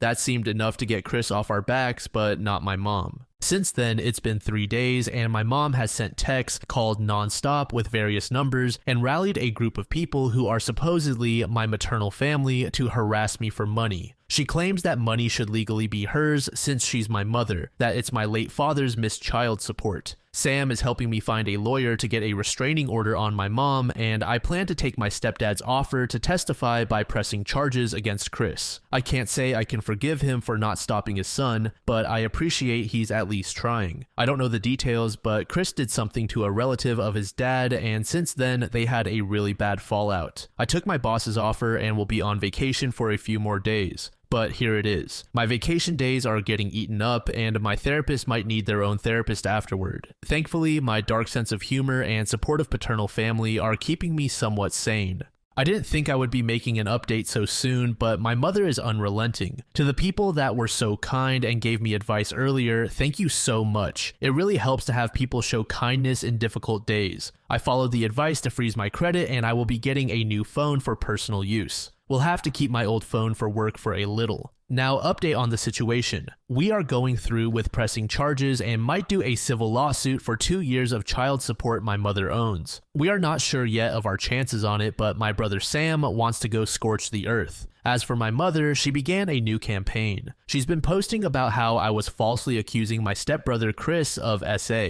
She's been accusing me of being a temptress that tried for years to sleep with my brother, and even got a few relatives who I just found out are my aunts to join in, saying they were witnesses. I never met these women in my life. My stepfather actually commented in her post saying my mom was lying and accusing his own son of being a.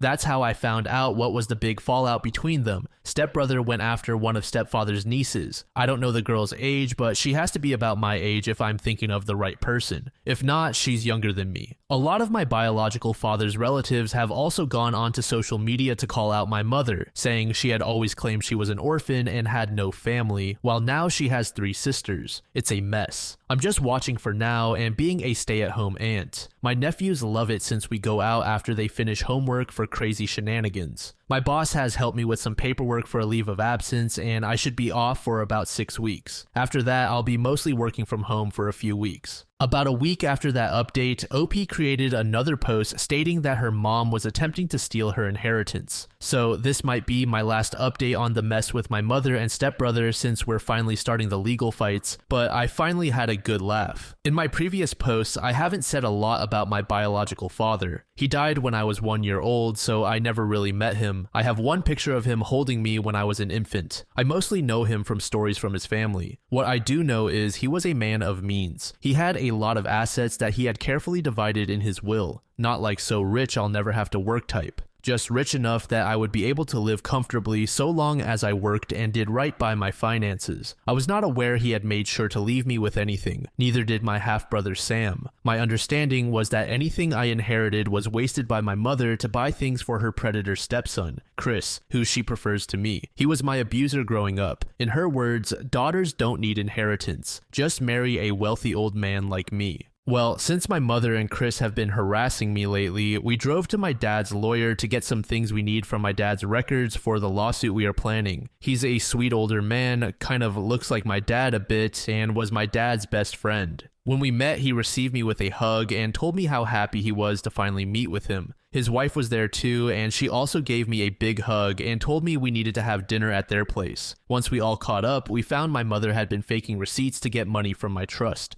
A lot of it. Some of it is from when I was under Sam's guardianship, and she's not the executor of my trust. She had to provide receipts for anything. She's been sending receipts for me because I'm still in medical school. I finished school in 2021. Well, her meal ticket not only got torn, but now she's in big trouble. Because this is fraud, and basically, my hands are tied about pressing charges or not. She claims me as a dependent on her taxes, so my dad's lawyer would refund her for her expenses. He basically told me there's just no way we can keep this just in civil court. He had to contact the IRS and the police. Doesn't help, she's been using my social security number for some things she shouldn't. Thank you to the people who advised me to freeze my credit. You guys saved me for sure. I probably won't be able to post for quite a while, and I'm going to be incredibly busy. I'm just mentally exhausted about how much has happened. I wouldn't have done anything about my mom using my trust if she had left me alone. I wouldn't even know about it because the trust is set for me to take over it with proof of marriage or graduating college. and since I didn't know about it, I never sent the required paperwork to take control. She could have milked it dry if she left me alone and just kept sending fake information. I am in the process of getting what's left of my trust. There's quite a bit in it, and it should be enough for me to get a house or condo if I mix it with my savings and still have left over to invest or do other things safely. I might wait for a while to buy anything though. I don't know how safe it would be since my mom still has my social security number.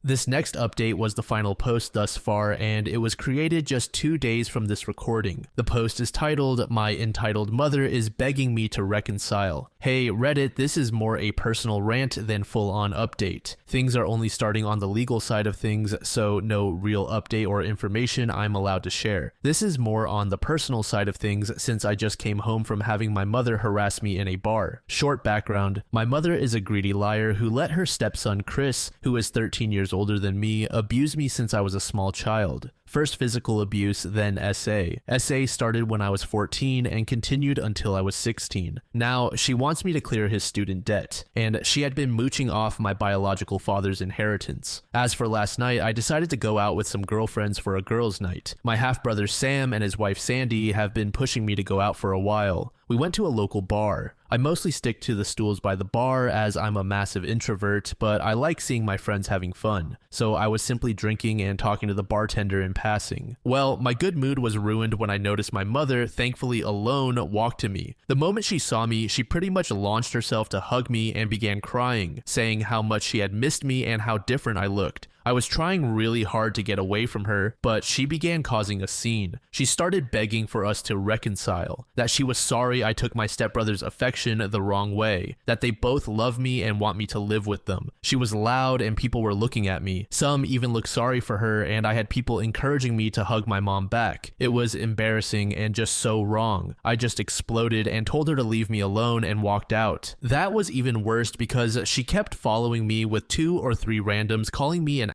and terrible daughter. She just kept swearing Chris truly cared for me and wanted us to be a family again. She even said that he found me so beautiful that he couldn't help himself when he made love to me. I was a minor when he attacked me. He was almost 30. I just started crying and screaming at her to go away and leave me alone. Thankfully, one of my more sober friends called Sam and he came over very fast. He scared away my mom and took me home. I'm now 100% sure I don't want to go out. For people wondering why I never called the cops, I called the cops since I was 11 to report the abuse. I reported at 16 what he did to me. They took his side. I don't trust them. I truly believe cops don't care about SA victims. I'm just writing this to get it out of my system. My therapist is unavailable, so Reddit is the next best thing.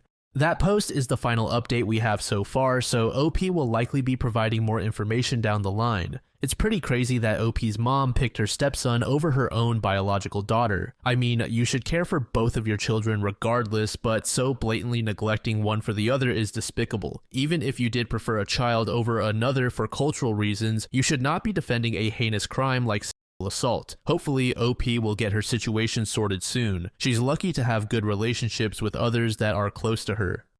This first post was made back in 2021. Now to be clear, the post you guys will be seeing is a repost. The original one was deleted, but it was created by user KEBoy. The post is titled, "My sister, 17, is threatening to out me, 19 male, to our parents unless I break up with my boyfriend who is 21 cause she's obsessed with him." Hello, I'll keep this as short as I can and include all relevant details. I am gay and have been dating my next door neighbor Evan for nearly 2 years. My little sister has always had a crush on him since we were kids, so when me and him would hang out together as kids, she'd insist on coming along. She'd cling to him like a bad rash and would boast about him to all her friends. Me and him started dating not long after I turned 18, and we kept our relationship to ourselves because my dad, who was raised in an Egyptian household, is quite homophobic, and my strict Korean mother always forbid dating. Plus, if she found out I was dating a guy, she'd have a stroke. She's also kind of a Karen, she'd be disappointed I'm dating a white boy. Anyway, we kept our relationship relationship between us this whole time, apart from his family, who are very supportive of us. My family thought we were just good friends and thought nothing of us having sleepovers, but whenever we'd go see a movie, smoke a joint, or hang out in general, my sister would be trying to cozy up to him. Multiple times, she begged me to ask him to take her on a date, and I'd shut her down, not just because he was my boyfriend, but because she was also being a creep and she was still a minor. She stole his phone number from my phone and harassed him so many times that he blocked her. My parents don't see the problem as they think it's an innocent crush that she'll get over, even though it's been years. The day before yesterday, whilst I was at his house all alone, we started doing what young couples do, and suddenly we heard this squeal come from outside his window. We looked to see my sister standing outside his window. His bedroom was moved downstairs after he broke his leg in a biking accident, so he didn't need to move around as much. My boyfriend started yelling and cursing at her, but she just had tears streaming down her face. Then she started saying homophobic slurs at us and saying how much she hates me for stealing her true love. She was just being a brat, which she always has been, as my folks have spoiled her all her life. She ran home sobbing and I got dressed and chased after her, but she had locked herself in her room. For the next day or so, I kept trying to talk to her, but she would just be unresponsive, so I kept an eye on her in case she went off to go tell my parents anything. It wasn't until a few hours ago that she came into my bedroom with her threat. She told me that unless I broke up with Evan so she could be with him, then she was going to tell our parents and get me kicked out. My family lives near a decent college and pay my tuition, and I'm fairly dependent on them. I did remind her of Evan's preference for a phallus, but she says that I've just corrupted him with my gayness and that she'll show him the light. We argue so for an hour, and then she tells me I have 2 days to do it or else.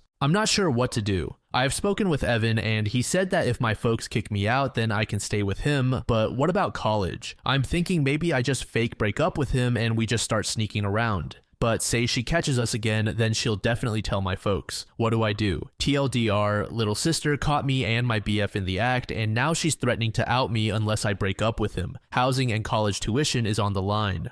About a week later, OP provided an update post. So my boyfriend and I looked over your replies in my previous post and we read through all of them, talked with some people who had suggestions, and decided the best way was to go to my parents and get serious with them. We would reveal my sister's stalkerish tendencies and do just the smallest amount of gaslighting just to make her story seem less believable. We fabricated some stuff to make it seem like I wasn't even in my boyfriend's bedroom at all. Evan and I got a female friend of ours to pretend to be his girlfriend. We also deleted chats between each other, and I also went to my aunt, who is the family member I'm closest to, who I knew wouldn't spill my secrets. I told her everything and came out to her, which was followed by lots of crying and hugging. My aunt said that she would say I was with her that day, but that she would talk to my sister first to get her to back off. Anyway, my aunt did just that. She spoke to my sister about what she was doing was cruel, but she wouldn't budge. After that, my aunt said she would be my alibi and that she was helping me with a college essay. She's a historian and I'm in a history class, so it made sense. She also said if things go sideways, then I can go stay with her. On the day that was supposed to be my deadline, me and Evan went to speak to my mom and dad and talk to them about all the things my sister had done to my boyfriend. Evan talked about how it was cuter when they were kids, but now she was harassing him over the phone. He saved texts she had sent him and said he had seen her peeking into his window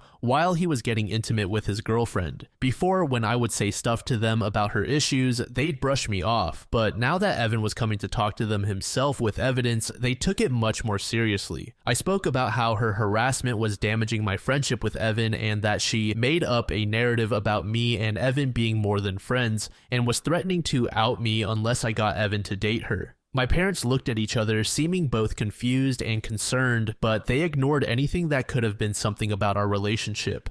My sister was out that day, and when she got home, we had a sort of intervention about her harassment. My parents were saying that what she was doing was not okay and that she could get in major trouble with the law for doing so. Evan was there with his parents and girlfriend, and they spoke about how they didn't approve of her actions. She then tried to out our relationship, but my parents told her to stop lying. She began to throw a tantrum on the floor like a big baby. Everyone left and my parents got her to calm down. They told her that in the new year, she's expected to go see a therapist to get help, which, to be honest, she needs. I do feel bad that she's like this, but she did need to be confronted for her own sake. Me and Evan are now being extra sneaky about our relationship. Christmas wasn't that fun in the house since my sis hates me now. Evan is working to save up for his own apartment, and I just casually mentioned to my folks that he asked me to be his roommate, which they thought was cool. If I do move out, they'd pay for college still while I get a job and pay rent for my place. So overall, my sister's plan didn't work. She's getting therapy. I'm out to my aunt, who provided an alibi when my mom did her own prodding for info later, and I'm going to be living with my boyfriend next year. So hooray all around. It's great that OP seems to have sorted out his problems, but it's definitely a bit odd for someone of his sister's age to be so obsessed with an adult. But I can't help but feel that this sort of situation is just prolonging the inevitable. I feel like eventually OP's parents are going to find out, and when it happens, OP is in for a world of toxic drama. He may potentially even ruin his relationship with his parents.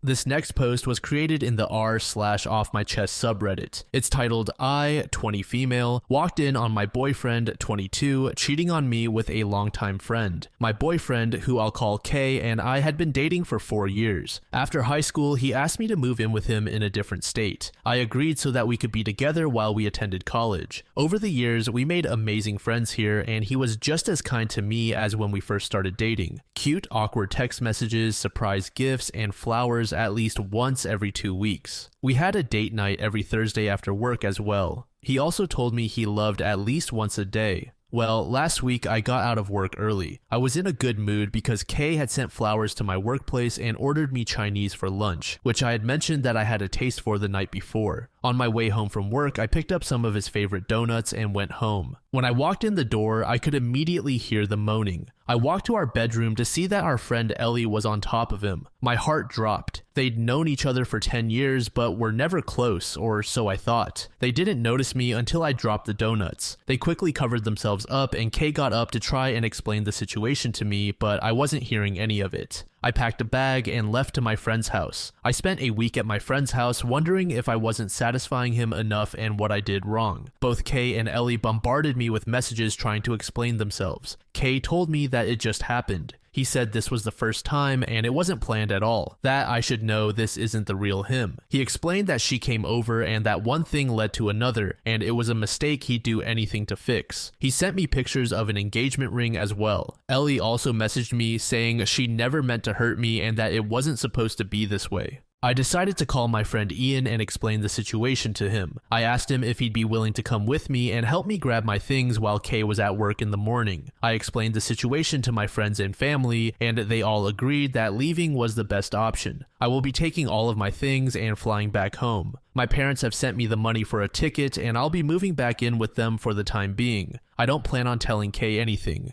He will just come home to a partially empty apartment. This next post is the first update. As planned, my friend Ian and I went back to the apartment in the morning when I knew Kay wouldn't be there to pack my things. We packed my things into our cars and then went to have them shipped back to my parents' house. I got on my phone to look at the security cameras, and Kay was throwing things around and acting in a way I had never seen before. He called me at least 100 times, but I didn't answer. I decided to take the advice and block him and Ellie. I'll be on my flight to my parents next morning. Sorry, it took so long for an update. A lot of crazy things happened after I got to my parents. As I was getting settled in, it turns out that a mutual friend of ours told Kay what I was doing, and he thought it would be a good idea to come to me in person to beg for forgiveness. To be honest, I almost had a moment of weakness until it became apparent that he didn't come alone. He brought Ellie with him. He said it was because he figured with her also guaranteeing that it wouldn't happen again, I would believe him and return to him. Ellie also decided this was the best time to admit that she was pregnant and that Kay might be the father. Kay said that even if he was the father, he would only be there for the baby, but his heart would only belong to me. I was furious and my heart was broken all over again. This also made it very apparent that it was indeed not the first time. Since Kay wouldn't leave, my younger brother, 18, also came out and started calling Kay and Ellie all sorts of things, and it led to a physical altercation. My little brother punched him in the face, and thankfully, Kay took that as a sign to leave. This is all such a huge mess. I don't want to see Kay or Ellie anymore. I don't want to hear the excuses. My heart feels like it's been ripped apart. They can have each other for all I care. If I post more updates, they will likely be on my page for anyone interested. Thank you all for all your kindness and calling me strong even when I don't feel like it. The third update said this: I'm sorry for the late update. I've been going through a wave of different emotions. First, I'll address some simple questions I got. I didn't drop out of college. Thankfully, prior to this whole incident, I was already taking online courses. I do plan to move back, but in my own apartment. As for what happened next between Kay and I, he came back twice to try and apologize and ask me to reconsider. He reminded me about how I said I had never felt this way for someone before and that ending this would be a mistake, that we could work through these problems if I give him a chance. I told him that I don't plan on being a step-parent to his mistress's kid, so even if I dismissed the cheating, which I made clear that I wouldn't, I'd break up with him because of that. He began crying and saying he would talk her into getting an abortion if it meant that I would go back with him. I hate them both, but to be honest, hearing that made me feel disgusted. I told him that we were done and he needed to leave. My dad threatened him the second time if he didn't leave the property. I'm sorry this probably isn't an interesting update, but thank you all for your support. Your comments really helped me stand my ground on this. And the most recent post was created about 1 month ago. Hello everyone, it's been quite a while. Around a year I think. I had to pull away from everything for my own mental health, especially after I made that unsavory drunk post. But I truly appreciate all the encouraging comments you all left for me on my original posts. I thought I would give an update in case anyone here was wondering about what happened after the mess. I'll start off by saying no, I never got back with Kay, and I never will. If any of you remember my friend Ian, the one who helped me pack and get out of that situation, well, we started dating about 5 months after that situation and have been together ever since. He's helped me every step of the way in moving on from what happened, and I'm so grateful to have him. As for Kay, for the first few months, he was doing everything in his power to attempt to contact me, including showing up outside of my workplace. I went to the police, but they told me there was nothing they could do since he didn't do anything yet. I then heard that while he was doing all of this, he was dating Ellie and she didn't know about it. I told her to get her man, I sent her screenshots, then blocked her again. I hadn't heard from either of them since, but a friend told me that she was still pregnant and they had gotten married. Well, they got divorced recently because she cheated on him. Go figure. Anyway, I doubt there will be any future updates. Thank you all for your messages. You don't know how much they help me push forward and move on. Thank you. Unfortunate that OP had to go through that. It's truly baffling that people throw away relationships that took years to build, but I guess it just goes to show what people's true intentions are. It's pretty despicable that Kay tried to gaslight OP into taking him back. Personally, I feel that 99% of the time it is not worth even attempting to reconcile, and it seems that OP is in a healthy relationship now with Ian, which is great. The post was created by user cute quarter9399. The first post was created 2 years ago and is titled, "My sister is turning into the biggest bridezilla, and I can't stop laughing." So a little background. I am the second youngest of 5 kids. My older siblings are 2 brothers and 1 older sister who we'll call E. She and I have a 5-year age gap. As a result, we never really had that sisterly bond you would expect most sisters to have. Growing up, I was always a burden to her, and anytime it was my turn to pick the family movie or just do anything, she would get upset. The reason being that she had control issues as early as 9, so I'm guessing you can already see where I'm going with this. I'm currently 18 and E turned 24 earlier this year. Her BF, who we'll call A, proposed to her at a family beach day earlier in June of this year. It was one of those big white letters and rose petals proposals that he set up before my family arrived. She was thrilled and said yes, and my parents were very happy, along with my older siblings. The youngest is 4, so I don't think she understood what was happening. Now, here's the drama. Since the proposal, she has gone into full bridezilla mode. At the behest of my mom, E made me a bridesmaid, so I'm roped into all the BS. So far, these are the demands my dear sister has made. All bridesmaids must pay for their $300 blush pink dress, shoes, hair, and makeup. All bridesmaids need to attend all wedding and bachelorette events, including the $800 bachelorette spa day. They must attend the bachelorette vacation weekend in Toronto at the Fairmont Hotel, which costs over $1,000. They must go to all of the bride's dress appointments and food tasting days. My mom says it's bride anxiety. I say it's just my sister trying to control everything because she wants a December wedding on a ski hill.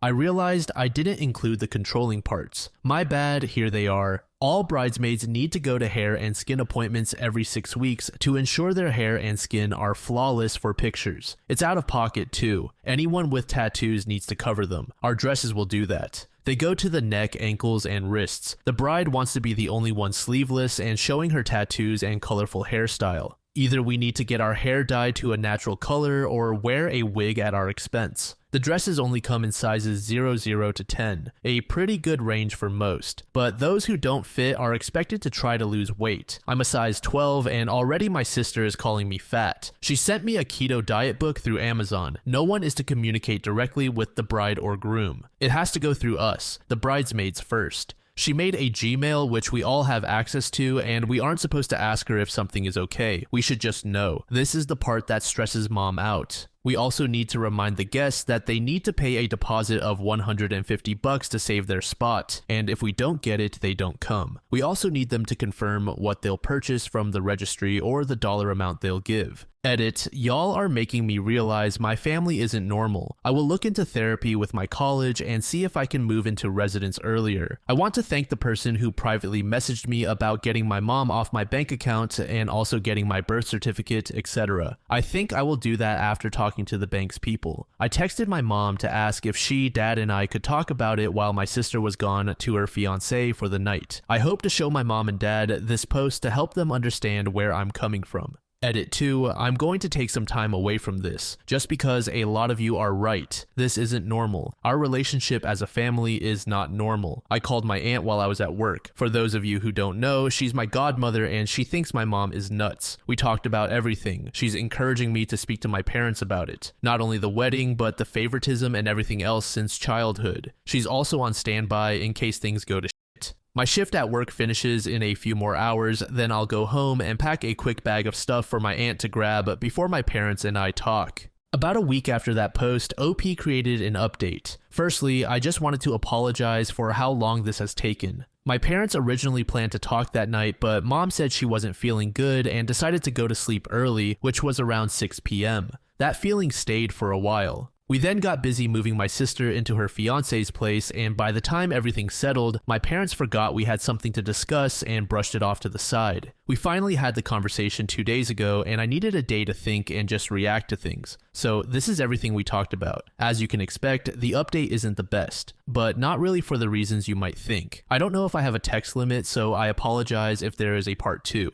So it turns out my dad never knew the whole story. He knew he was responsible for paying for my sister's dress and a portion of the wedding or honeymoon. This is because my parents told me that my parents had been setting up $25K accounts for myself and my siblings. My dad confirmed this through bank records. The rule was that these accounts could be used for anything once we turned 19 and went off to post-secondary. It was our money to use. I had just turned 19 and my dad was getting ready to sign the money over to me when we had this conversation, which caused a bit of a blow up, but right now I need to give some background info I was given. Right after my sister got engaged, she apparently had a conversation with my mom about how she always felt like the child that was left out. She's used this line before, so I do believe my mom fell for it and was guilt tripped. As a result of a very long conversation, my mom figured that she could divert some of the funds from all the kids' accounts to pay for my sister's wedding. For those wondering, my 2 older brothers are in the military. They aren't married yet and live on the base. They never used their $25K because the Army in Canada pays for your education, housing, etc. So my mom had $50K at her disposal. Then combined with my sister's and my $25K, it would have been $100K. Mom figured that because I had $17K saved up, she could give me my $25K later for a car or a house payment or wedding. Sister did this because, again, she is a master manipulator and possible narcissist. She used some of my mom's mental and physical health conditions against her. When I was born, mom went through very bad PPD, resulting in her leaving for a treatment facility for 4 months, leaving my sister, 2 brothers, me, and dad behind. My 2 older brothers were 9 and 7 at the time, and I was only a few months old. My sister, for reference, was about 5. Since my brothers were trouble, my dad and his brother had their hands full. A live-in nanny took care of me, so my sister had my aunt, who lived with us at the time and got little to no attention from dad at an age where attention was important. I think that triggered the bad side of her to come out. While the nanny helped the sister with the basics, she wasn't a replacement for mom. Even my aunt wasn't a replacement for mom, despite her being there mainly for my sister and sleeping in the same bed as her, helping her with homework, having girls' trips, etc. When mom came back, my sister had a huge grudge. Not to mom, but to me. I was the reason mom left, which led to her trying to smother me with a pillow. Mom caught her in time, and it was a funny story for us as a family. It turns out that's a coping mechanism. Over my childhood, my sister used the manipulation to get what she wanted, and she did it for the wedding too. Mom felt bad and decided to give her little dove everything she desired. I proceeded to have a meltdown as my sister grew up. It wasn't little toys and candy anymore, but girls' trips. As a result of this, Dad and I grew very close. He's my best friend. My sister and I had a decent relationship from when I was around 12 to 14, but it changed again when Mom got pregnant with my youngest sister. I became the target again of my sister's rage and abuse after that. While I know it doesn't excuse a lot of things, I figured it would be important to give you the whole story since I forgot some very important details in my last post, which I added later. The next update was created 3 months later. Hey everyone, figured I would update you since it's been a very long time. I apologize, I lost the login to this account but just found it, so onto the update. Family therapy is going really well. My 2 brothers were given temporary leave to come back to Canada. They were both stationed overseas for a bit. I believe they have to go back soon. Our family is getting back on track and my mom and I are closer than ever. It honestly feels like I have my best friend back. As for my sister, honestly, I don't know what's going on with her. A friend of mine still follows her social media and everything seems well. The wedding was moved up to November 26th instead of December 17th as she had originally planned.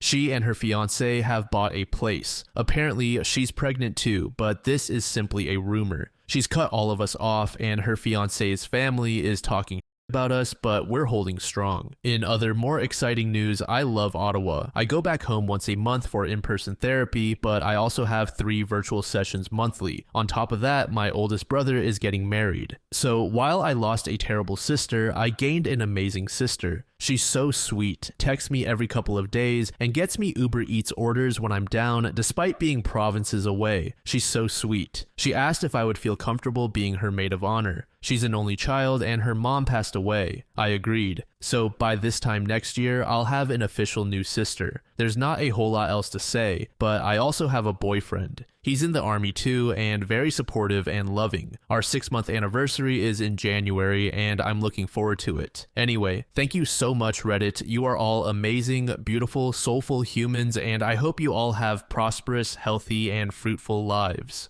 The day after the wedding, OP provided yet another update post. This would also be the final post she makes regarding this topic. A lot of people wanted to know what happened at the wedding yesterday, so I shall provide the update. My family and I were banned from going, but my cousins and friends in her now husband's family filled me in. So not a whole lot happened at the ceremony. The mother of the groom showed up in an off-white dress, and a few people brought their kids despite it being a child-free ceremony. But no true drama happened until the reception. I feel a bit bad for my sister because of this, but the groom's mother invited one of the groom's ex-girlfriends, but it went wrong. She tried to get between my sister and her now husband, but her husband told her to leave. Honestly, it wasn't dramatic overall. They made it to the altar and are leaving for their honeymoon today or tomorrow. But one thing that was confirmed is my sister is definitely pregnant. At the end of the wedding speeches, the groom said his with a slideshow, and the last slide was an ultrasound picture saying the baby is due in June 2023. Sorry, it isn't much of an update. At first, I was thinking that the peak of the story was going to occur at the wedding, but instead it was during a flashback. The fact that a 5-year-old tried to kill her infant sister is just insane. It's even more crazy that the family brushed it off as a joke. Now, I do think that not all of OP's family is actually aware of this. She says that her dad is her best friend, so I'm assuming that he's a pretty competent man. However, OP's mom is clearly dealing with her own trauma even after her therapy for her PPD. This makes her easily manipulated, as we have heard from OP. So it might be possible that only she and OP's sister actually know about this attempt on her life. Like OP said, this is a coping mechanism. You're just suppressing a deeper issue, and if left to brew, it's going to resurface. I think that it is highly irresponsible to just let OP's sister off without any form of therapy after she just tried to kill someone.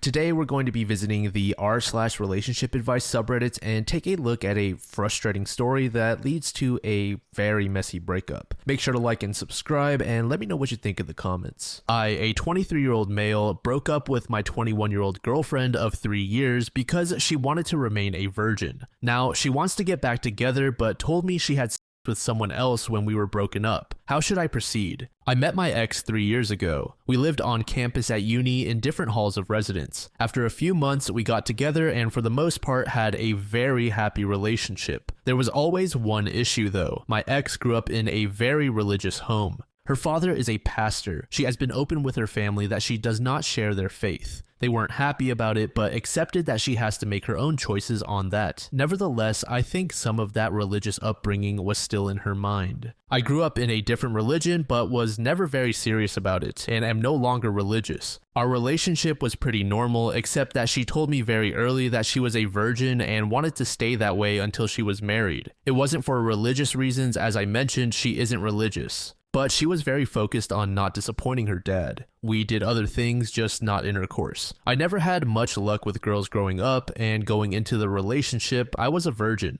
And I still am, at least if you classify being a virgin as never having had intercourse. Anyway, I was becoming more resentful of the fact that everyone I know was having normal sexual relationships and we weren't. I couldn't understand why she didn't want to have a full relationship, though of course I never pressured her about it. I felt that while I was at uni and pretty broke, getting married was something for the future. Last year I was in my last year of uni and she was working in her first professional job. Her degree was shorter than mine, so she finished uni first despite being younger than me. She was talking a lot about all of these successful guys she met at work, which did make me feel lesser as I was still a broke uni student. Coupled with her still not wanting a full relationship, it did make me feel more resentful. We had some arguments about it, and after a while I felt that I should end the relationship as we wanted different things and our lives were on different paths. It was awful. She was crying a lot and I felt terrible afterwards. Anyway, it has been nearly 6 months since we broke up. We haven't been in touch at all for most of that time. I have not been involved with anyone else in that time as I was 100% focused on finishing my degree. I have finally finished uni and am about to start my first professional job. She recently got in touch again and asked to meet up. I was hesitant, but decided we had so much good history that I should hear her out. She told me she's been missing me terribly these past 6 months, that she thinks she wants to get back together and is open to having a relationship now. I asked her why now and she looked uncomfortable. After a little prying, she said she had a short-term fling with one of the older guys at work while we were broken up, which of course was fine as she wasn't my girlfriend anymore. Anyway, she said he persisted with her until she started having sex with him. She ended it with him recently. She was clear that it was consensual, but that the guy was very persistent with pursuing sex with her. I was gutted. I couldn't understand why she'd make me wait all those years, but was fine doing it with some new guy she'd only been seeing a short time. I asked if the reason she was open to having a relationship now is because she wasn't a virgin anymore. She said yes. I asked her to give me some space to process all this. I'm conflicted and would love some advice on this. I have missed her a lot and still have strong feelings for her, but at the same time, it feels like I was strung along for years. It's hard to put my finger on why I don't want to take her back. Everything logically makes sense for us to get back together. I'd even get to finally have a relationship with her, but I feel awful about this whole thing and don't want to ignore those feelings. This original post was created in January of 2024, and in early February, OP provided an update post. Hello again, I appreciate people taking the time to comment on my last post. The response was a lot more than I expected with over 2,000 comments. I'm amazed so many people wanted to comment about my situation. Thank you.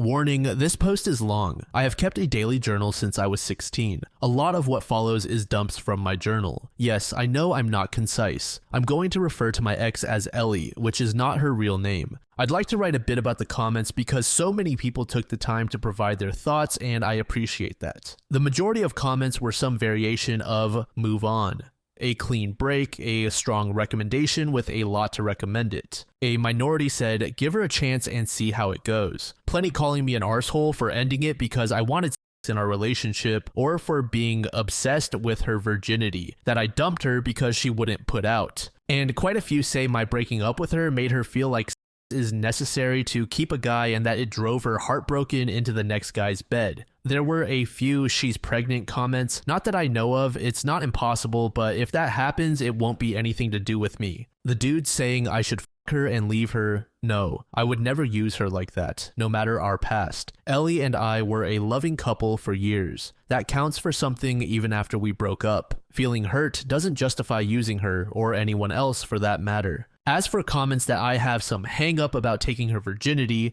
my issue when together was that we weren't having sex in our relationship, not whether she was a virgin or not. Her being a virgin was her reason for being abstinent, but wasn't directly an issue either way to me.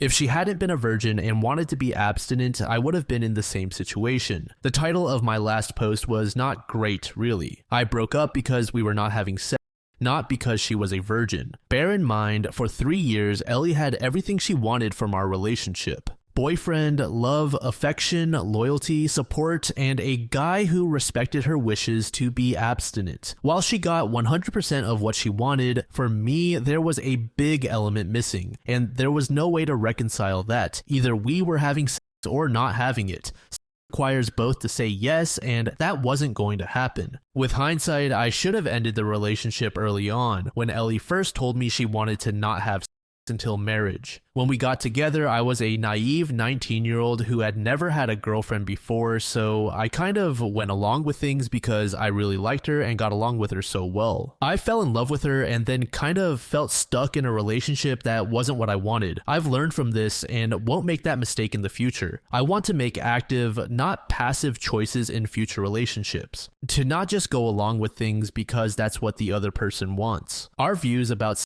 in our relationship were not compatible, so I ended the relationship rather than waiting any longer, hoping she'd change her mind. It was scary to take that step, and I put it off for way too long because I didn't want to hurt her. But I couldn't stay in the relationship just for her. I had to also consider myself too. My mistake was waiting so long to get to that point. I regret that, as it caused her more hurt than if I'd ended it early on. Many of you say that just isn't that important, but for me it is, at least as part of a relationship. You can disagree, that's fine. Some people are fine being in no relationships. No judgment from me, but that's not what I want. Some people took issue with me saying I felt she strung me along. On reflection, that's fair. Ellie was clear to me about wanting to not have sex until marriage. I foolishly stayed way too long, hoping she'd change her mind one day. She didn't. That was my mistake. I strung myself along. She never led me on in any way. It hurt to learn that she had sex with the next guy relatively quickly after I waited so long, but she is my ex, so that is not my business anymore. She is allowed to change her mind. She can have sex or not with whoever she chooses. I don't get a say in that. My hurt is an emotional response, not a logical one.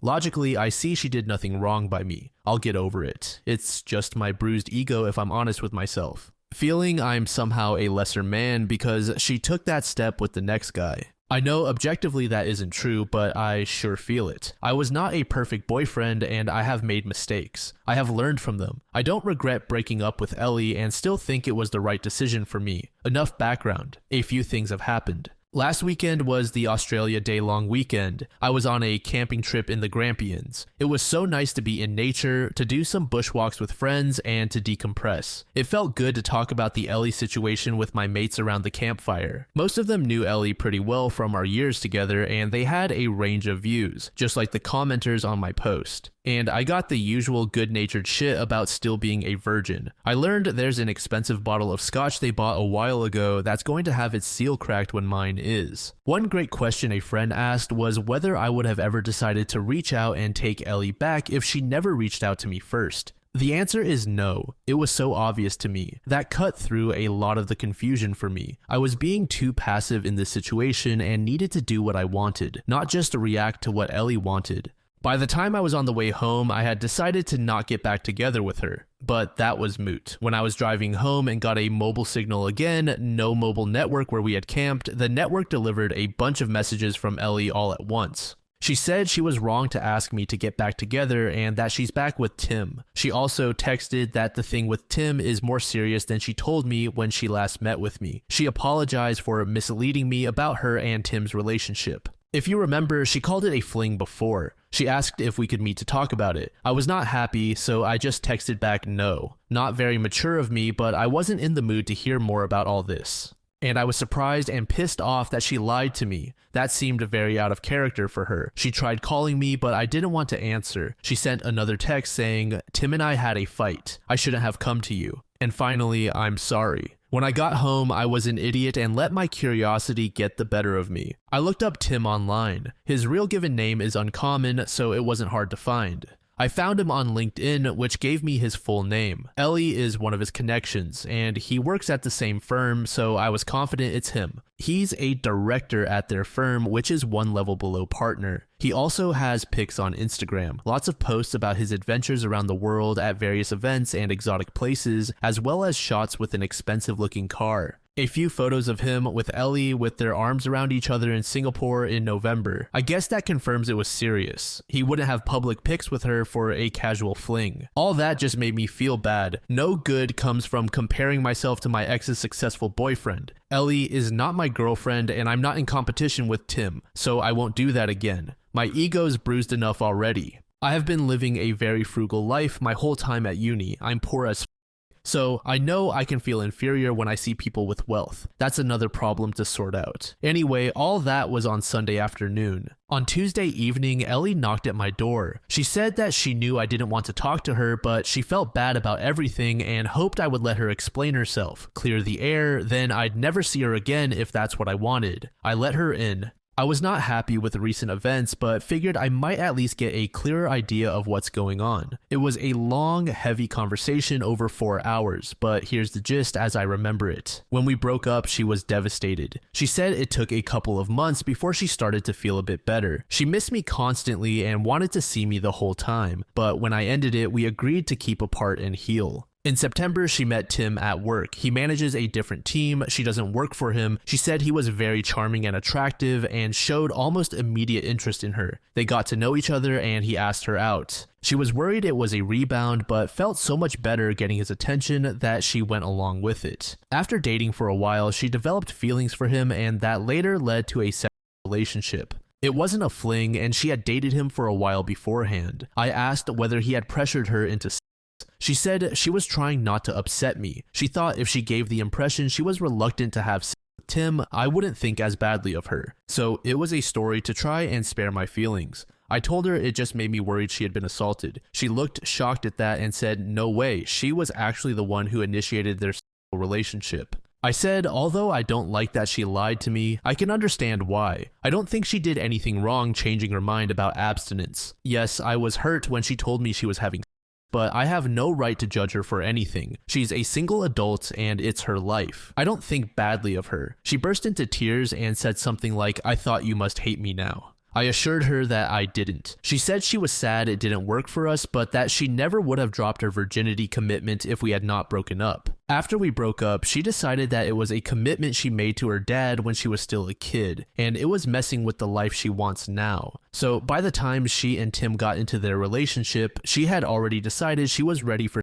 with the right person. I asked about her dad and she just said he doesn't need to know. I asked about why she asked to get back together. Tim is older. She told me he's 32 and has been at the firm for 10 years. One day at work, one of the women made a snarky comment to Ellie about being another one of Tim's girls. She did some digging and it turns out that Tim has a history. He has dated a long list of women from work. Several of them were young graduate employees, just like Ellie. The rumor around the office is that Ellie is just the next girl to get used by him. She was horrified. She accused Tim of using her. They argued and she told him it was over. Soon after that, she came to me. She felt as if we might be able to rekindle things now that she was open to a relationship. But my hesitation and time to calm down made her realize that was a mistake. Over the weekend, Tim asked her to work things out. She decided to give it a chance. She tried to call me, but they went to voicemail. I was camping. So she sent those messages instead. So I guess that's settled. I don't want her back, and she's in a relationship, so she doesn't want me back either. We chatted a bit about how our families are going. She congratulated me on finally finishing uni. She asked if I had been seeing anyone, and when I told her I'd been studying hard and working a lot since exams, but just retail jobs with no time for girls, she laughed and said I'm still a big nerd. She hoped we could be friendly if we ever see each other, but she wants to keep out of contact out of respect for her relationship with Tim. She wants to give it a real chance of working, which is fair enough. She gave me a hug, said thank you for understanding, and left. So there you have it. Ellie involved me in her relationship drama.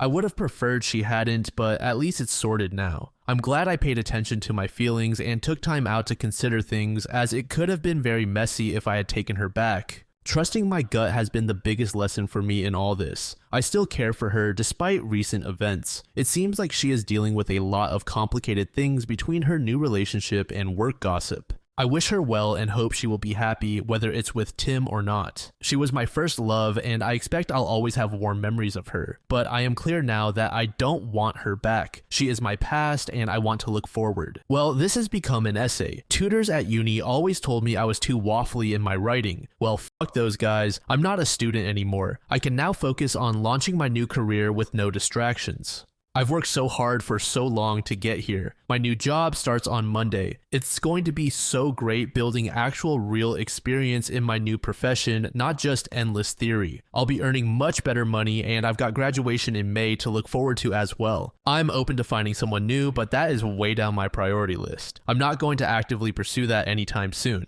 Cheers everyone for your comments and advice. This next post was created pretty recently, about 2 weeks from the time of recording. It was made by user SR Bias, and it is titled, I, a 50-year-old male, just learned that my spouse, 47-year-old female, was unfaithful years ago in marriage. She came clean from guilt. Where do I go from here? This will be quite a lengthy read because I'm laying out everything to get honest opinions with all the context. There's a TLDR at the end for those who'd rather skip the backstory. I know that most people go incognito with a throwaway account for this kind of post, but I wanted this to be authentic using my real account. I didn't want anyone to think this was disingenuous. If we know each other in real life or you find me on my other socials, let's keep our chats here or in PMs. I don't want anyone harassing anybody, and I have a 16-year-old daughter who has been spared this drama so far. I tied the knot shortly after high school, and let's just say, if my marriage were a collegiate course, it would be F Up 101. It was a masterclass in what not to do, featuring every red flag in the book. I was fresh-faced and barely off on my life journey, thinking I'd hit the jackpot.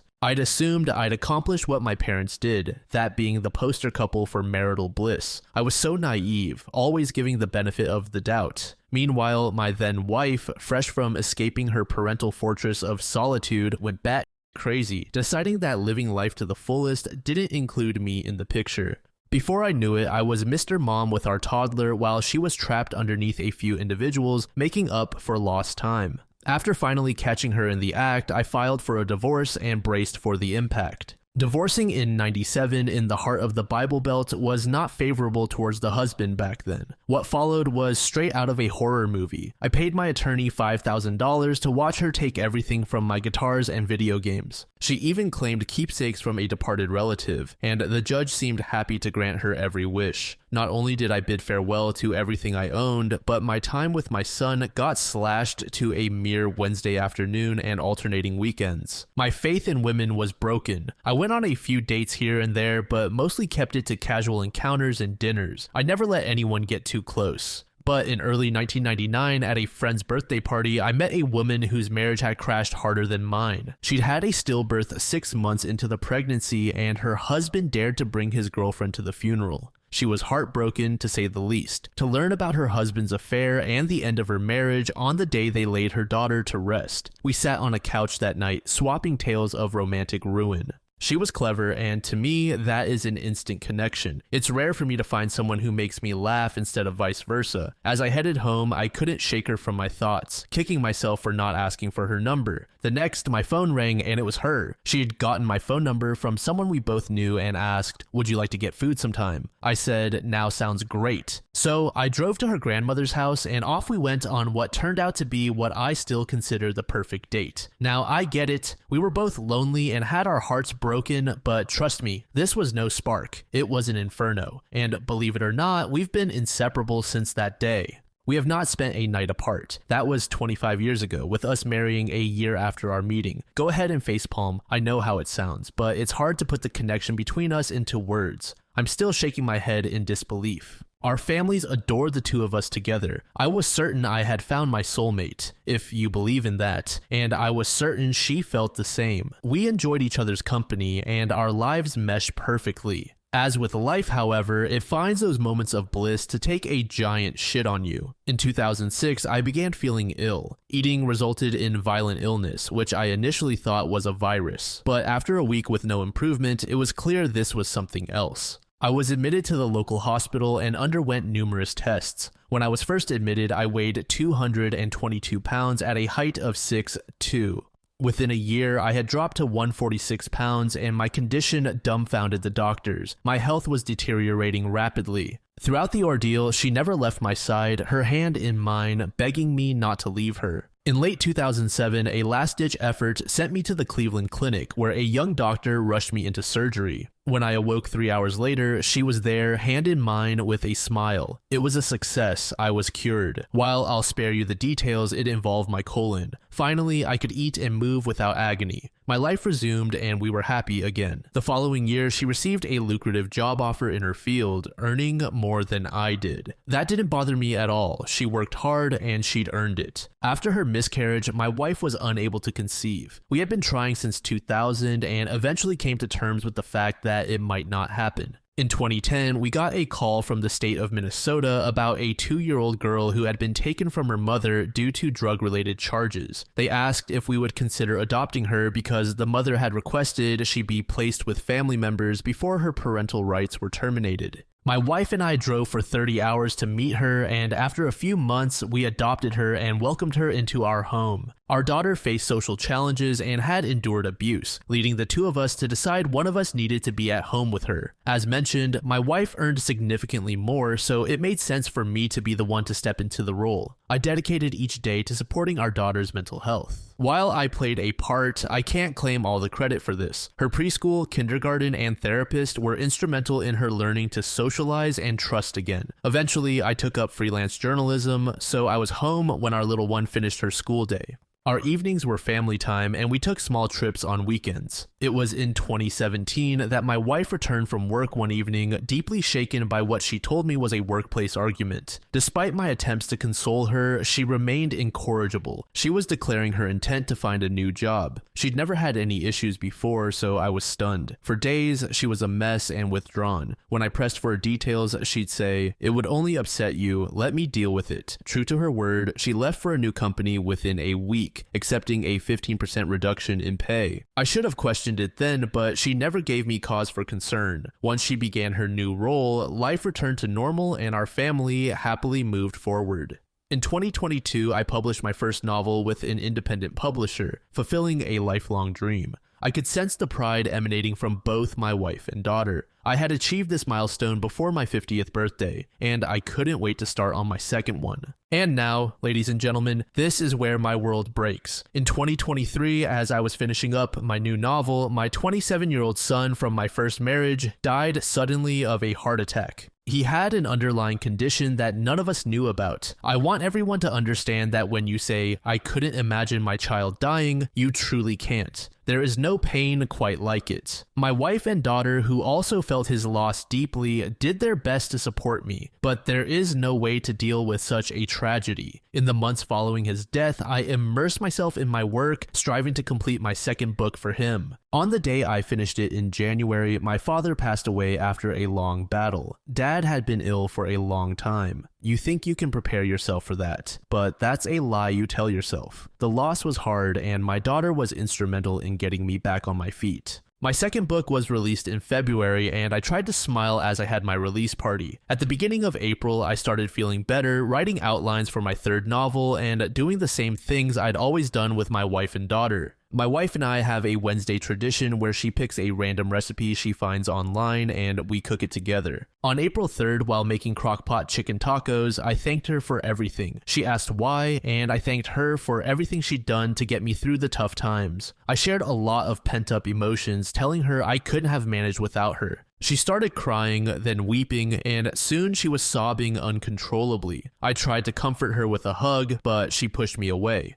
I apologized, not realizing my words would stir such a reaction. Suddenly, she confesses her infidelity. I laughed, mistaking it for a joke. She grabs my shoulders and then details how, back in 2017, a 28-year-old at her former job started flirting with her, and she reciprocated. She believed it was innocent, yet it persisted. My wife has always feared growing old. Her birthdays were days she dreaded every year. She admitted that the attention from a younger man was exhilarating. She told me that turning 40 had sent her into a tailspin and that she couldn't talk to me about it because I would have just shrugged it off. He invited her to leave work early and come to his place one day. She couldn't understand why she chose to. Maybe it was the thrill. She said she didn't know, but she went and ended up sleeping with him. Afterwards, she felt terrible glaring at her keychain in his driveway because it had a photo of me holding our daughter. She drove home, and that's when she lied about having a workplace argument. She never wanted to return there. It's why she suddenly went somewhere else. She then told me she wanted to tell me, but didn't have the fortitude to do it. I remained silent, just wide-eyed and open-mouthed. She apologized, saying she couldn't live with it any longer. I just shook my head, unable to speak a single word. She offered to leave if that's what I wanted, to attend counseling, or even to beg for my forgiveness.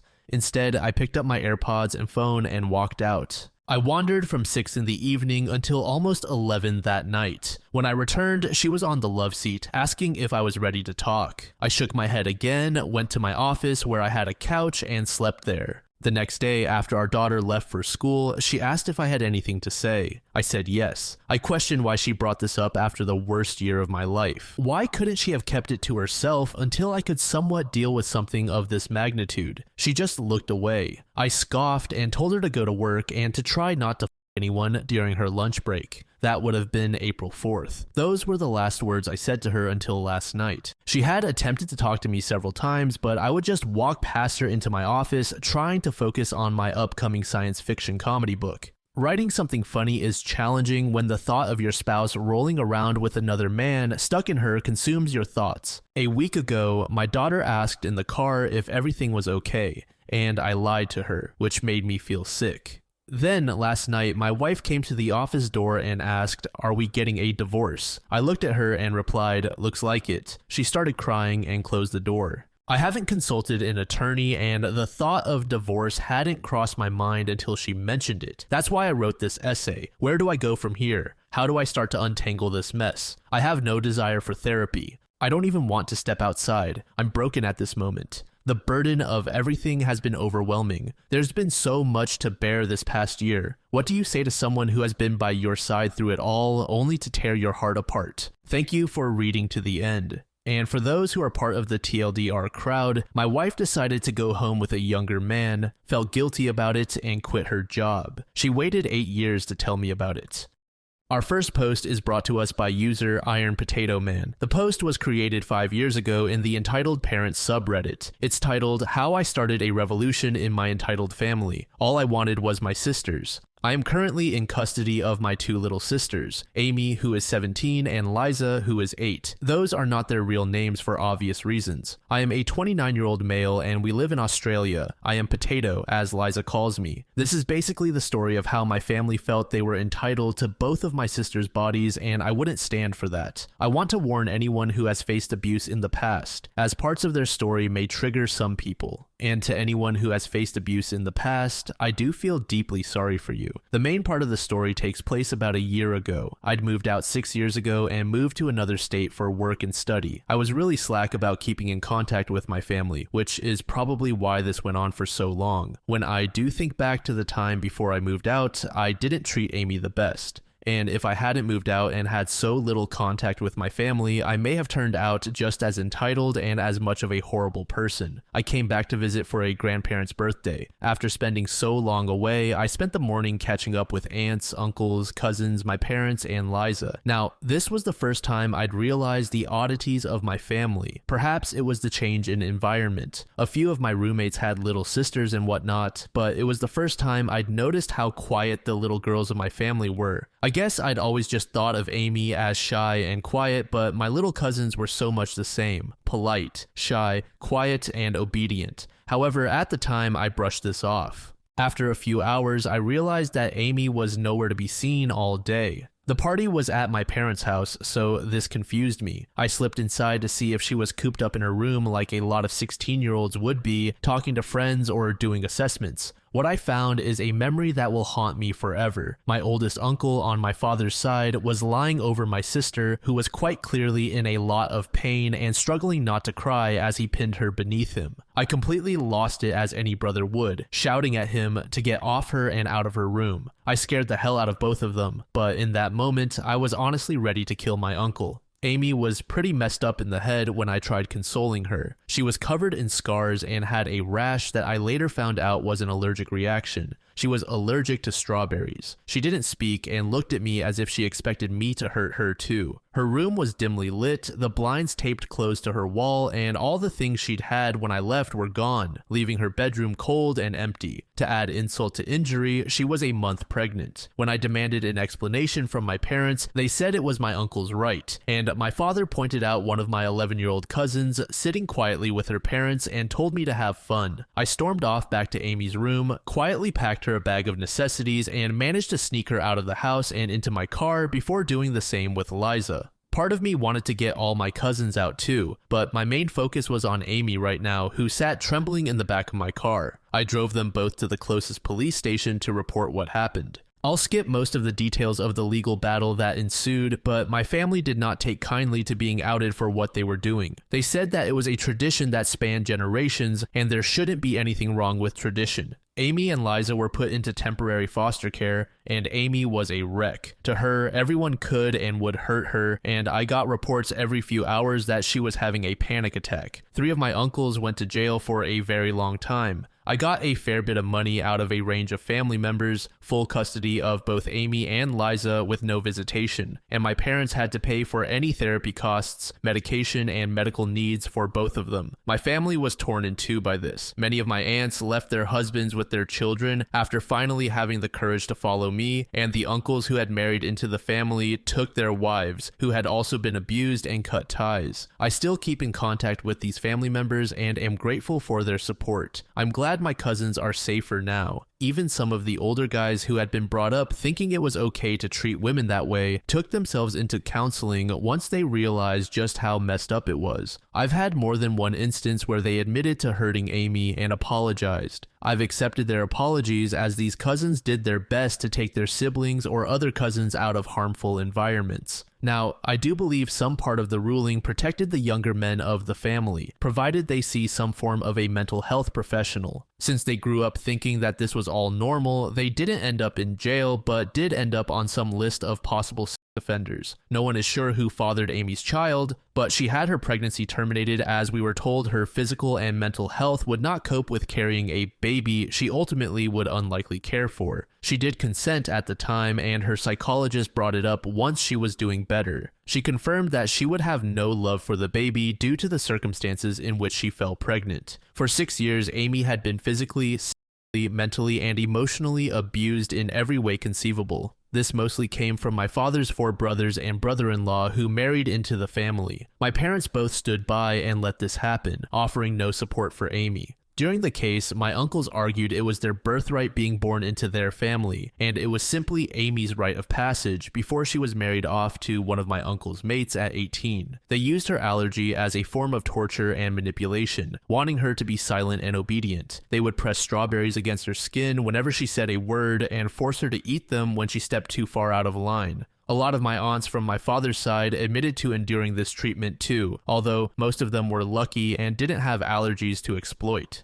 I honestly can't even begin to explain everything wrong with Amy because of their behavior. Liza, for the most part, was okay. She needed a little therapy as she was being groomed into compliance and taught that what she would experience was expected, but Amy had completely shut down. It took 2 months before I could even get her to speak. She trusts me now, and we often sit down and I let her talk and open up about whatever she feels comfortable with. Her stories usually have me struggling to hold back tears while I comfort her. I did get Amy a service dog a few months ago, tailored toward the emotional support she needs on a regular basis.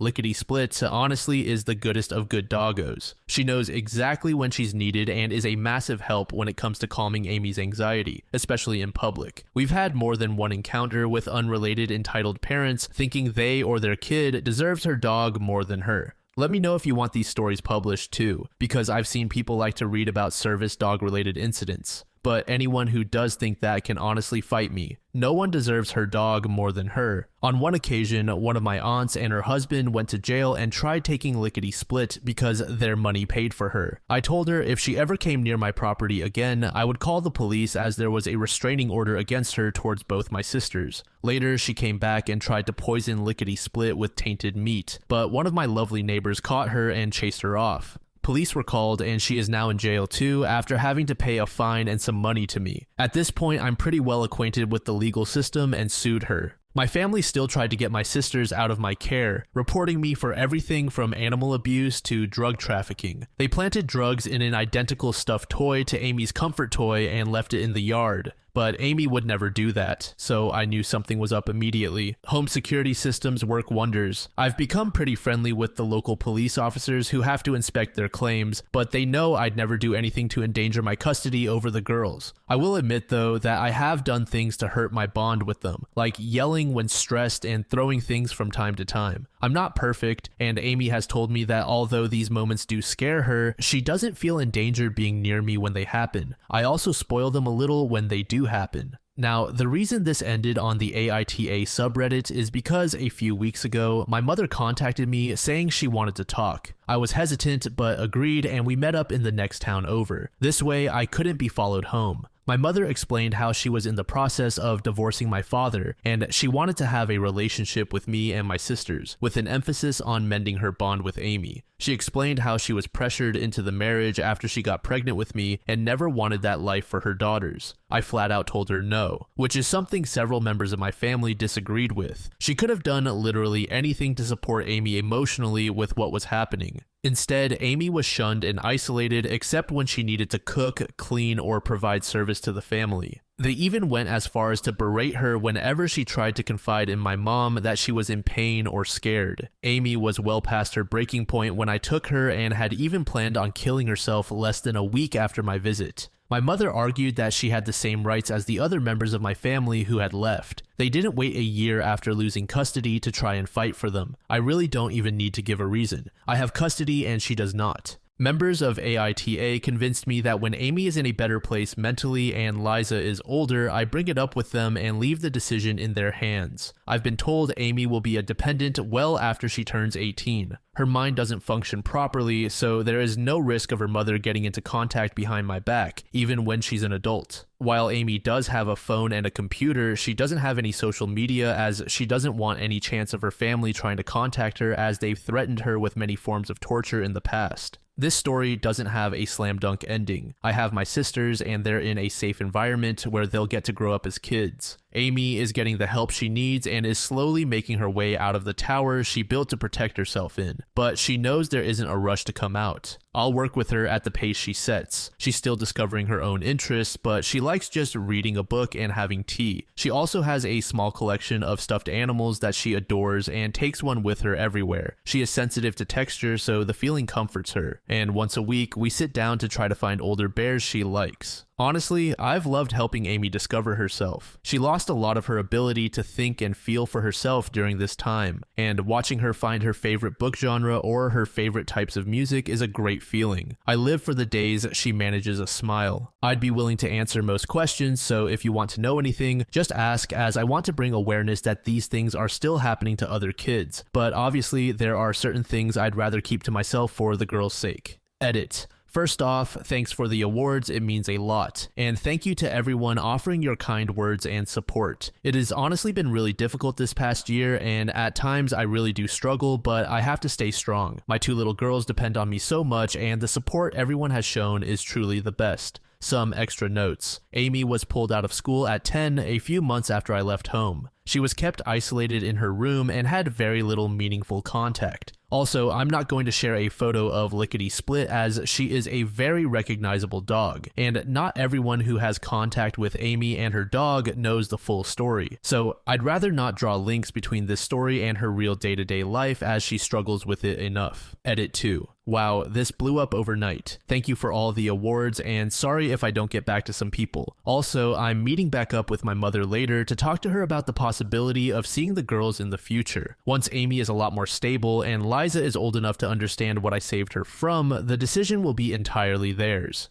Edit 3. Answering the commonly asked questions to save me from repeating them. Yes, I was groomed too, but much differently. I was taught I could treat the woman in my family how I wanted, but I was never really a violent person or sexually driven. I was a jerk, and although I have anger issues at times, taking it out on other people is not something I ever saw as effective. My focus was more on my studies. Some of the other men in my family were the same and were never really abusive. Unfortunately, it never really clicked in my head that if I was being taught that, they would probably teach my sisters the same stuff. I blame myself because of how long Amy suffered and do my best to make amends for it by showing her love no one else cared to do. About a month later, OP provided an update regarding his family. There was another update post before this one, but I decided to skip that one since it wasn't directly related to his family. This update post is titled, "Entitled Family Attempts to Dognap My Sister's Service Dog." So this is the second of my 3 encounters with entitled parents that relate to my little sister's service dog. I'm sorry it took so long to get out. More issues with my mom have risen lately, and I am a single potato caring for 2 needy tater tots. I do have 2 other stories. The first explains how I came into the custody of my beautiful little sisters after my parents allowed the elder of 2 to be physically, mentally, and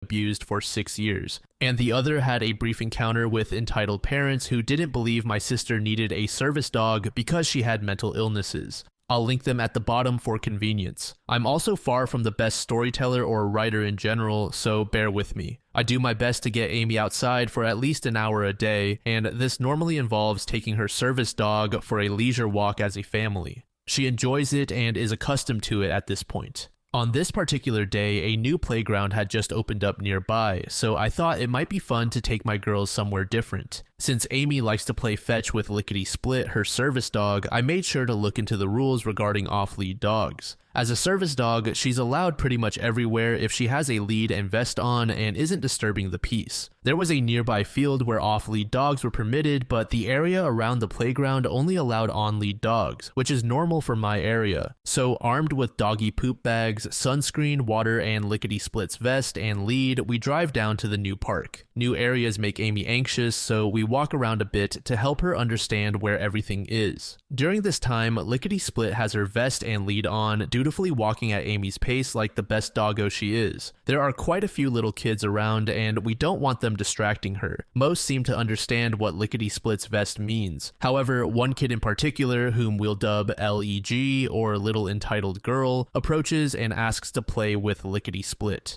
Amy has selective mutism, meaning she can't talk in many situations. I explain that Lickety Split is working right now and can't be distracted. Still, I point to the field and say we might be playing there later if Amy feels up to it. She normally doesn't mind other people throwing the ball as long as they don't actually touch Lickety Split or her. Leg huffs and says that dogs are for playing, not working. I ask her if she's ever seen police dogs on TV or anything, to which she hesitantly replies yes. I explained there are different types of working dogs. Lickety Split's job is to take care of my sister because she gets frightened very easily, and her dog makes sure she doesn't get hurt if she gets scared. Leg then turns to Amy, who is getting a bit fidgety and keeps tugging on my shirt. This is her silent signal that she wants to move away from this. Meanwhile, Lickety Split is in her alert stance. She does this when she has a feeling something around could trigger Amy or cause her harm. Leg then throws her arms up and shouts "boo," which of course causes her to jump and hide behind me, starting to cry. Amy, even to this day, is very timid and doesn't cope well in strange environments with loud noises and sudden movements towards her. The Leg starts laughing and calls Amy Liza, who is very protective of her big sister, then pushes the girl and scolds her for being mean. I decide that we've all had enough of this girl and hurry my sisters along to find somewhere for Amy to calm down in peace. We find an area out of sight from the LEG, and I sit Amy down on a bench in the shade where I can calm her down before deciding if we should go home. Thankfully, she wasn't too bad as far as her anxiety attacks go. She was just breathing heavily, hot, and crying quietly. I asked her if she wanted to go home, but she declined and asked we stay away from the LEG because Liza still wanted to play in the playground. She said she didn't want Lickety Split off her lead. I'm hesitant, but I agree. Amy is trying to overcome her anxiety and sometimes wants to push herself out of her comfort zone. I would have to closely monitor her and ensure she isn't pushing herself too hard. The next little while is quiet. Liza is playing in the playground while Amy and I sit in the shade. Lickety Split is lying beneath the bench and Amy is reading a book. As you'd expect, more kids came to ask to give pats to our dog, but I politely turned them away with no issue. The LEG was nowhere to be seen. Or so I thought. Leg comes running up to Amy and me with her mother in tow, jabbing her finger at me while blabbering about animal abuse. Now, most of my attention was on my sister rather than what this lady was saying, so the conversation wasn't exactly word for word. The mother looks me up and down as if I had no business being in the area. My suburb is the next one over and considered slightly higher class. She has asked if Lickety Split is my dog. I explained how Lickety Split is in my name, but she is registered as Amy's service dog. In Australia, if you are under 18, parents or guardians are considered the owner of a dog. Lickety Split's ownership will be transferred to Amy once she turns 1. The parent gave me a look as if I hit her child. She then snarls at me something along the lines of, "How dare you make an innocent animal work and brainwash it into being able to do nothing more than follow your demand." I shrugged and told her that she was entitled to that opinion and asked her to leave as she was upsetting Amy. She then demands I hand the dog over to her, as a dog as spectacular looking as mine should not be forced into slavery. I give a simple nope and wave her off. Surprisingly, she leaves with her daughter, complaining about how she wants a well-behaved dog to sit like Lickety Split does.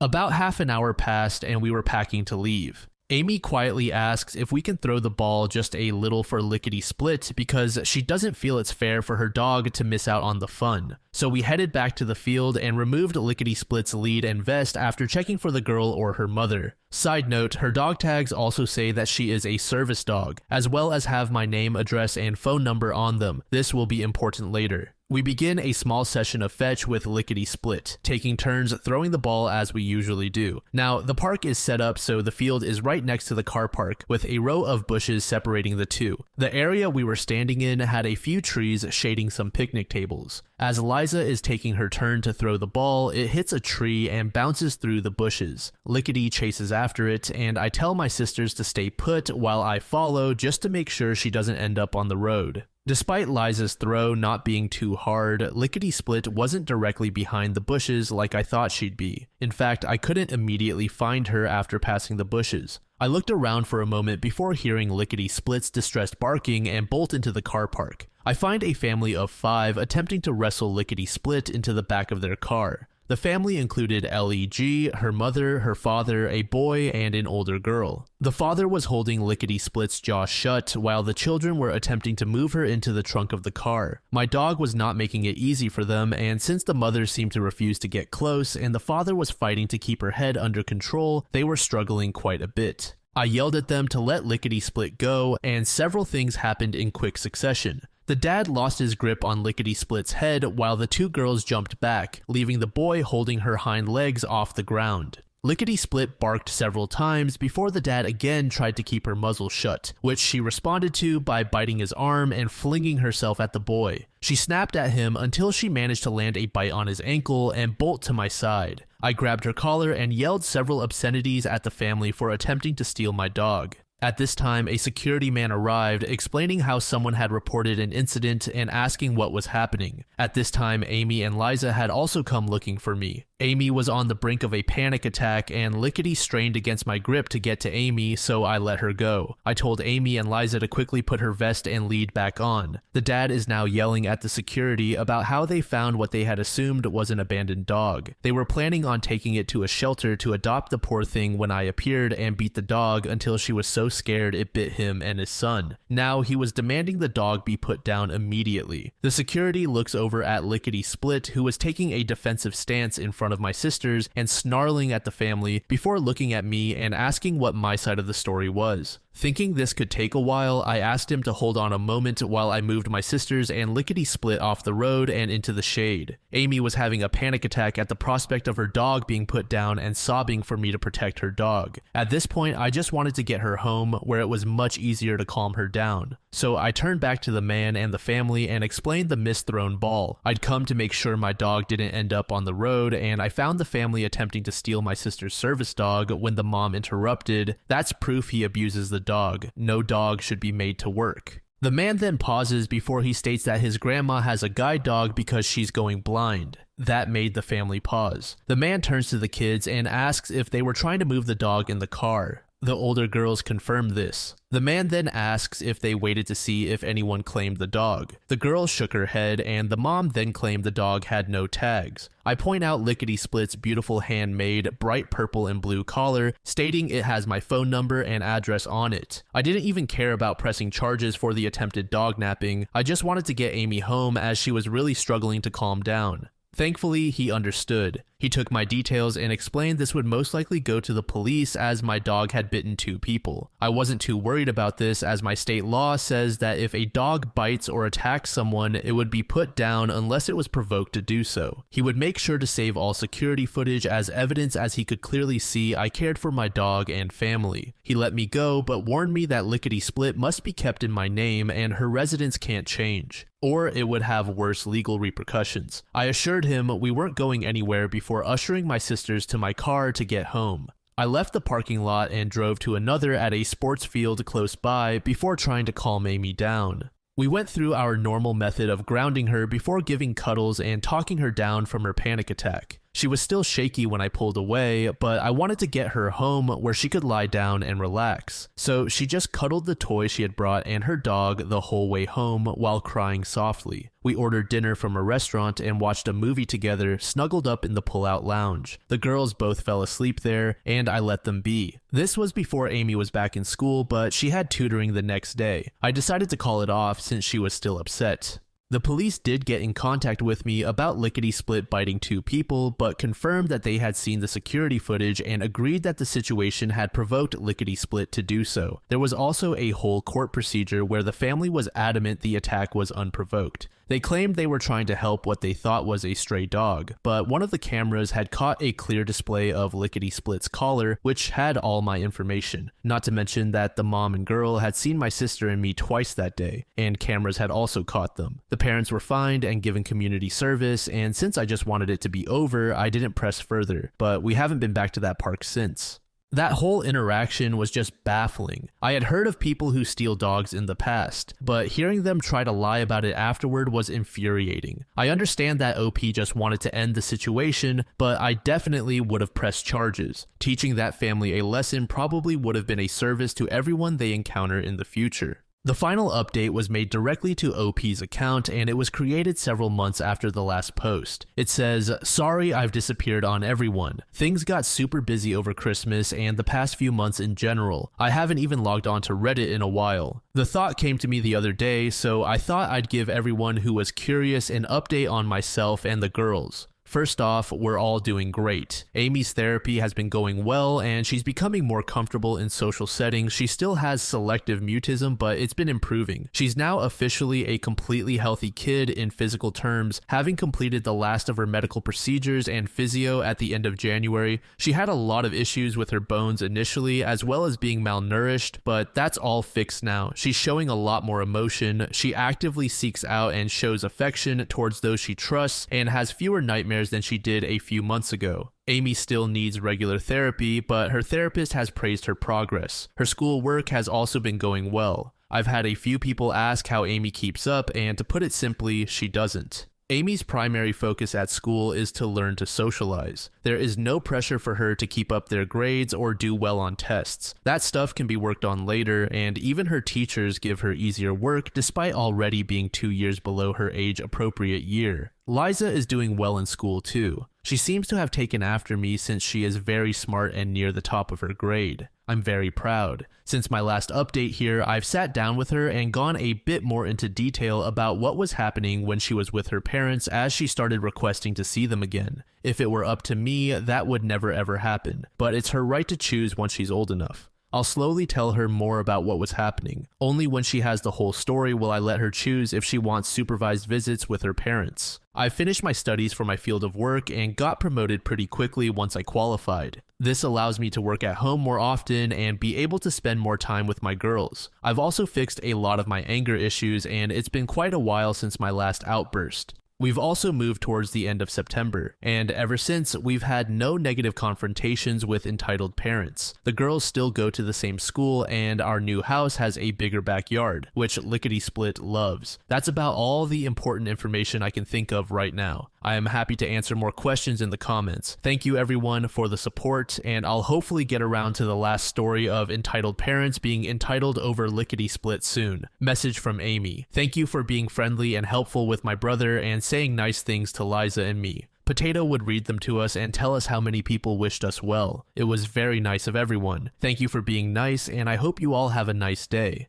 It's amazing to hear that all three, as well as their dog, are doing well right now, but I'm a bit worried that Liza might go through with meeting her parents down the road. That's obviously her decision to make, but I can't see anything beneficial coming out of that meeting. While I'm really happy that she didn't have to go through the same level of abuse as her sister, I feel that she doesn't realize just how bad her parents were. Hopefully, Liza will speak to her sister and ask about their parents first before actually making such a decision. And I'd like to think that Amy will be in a better place by then, where she feels comfortable enough to dig back into those past memories.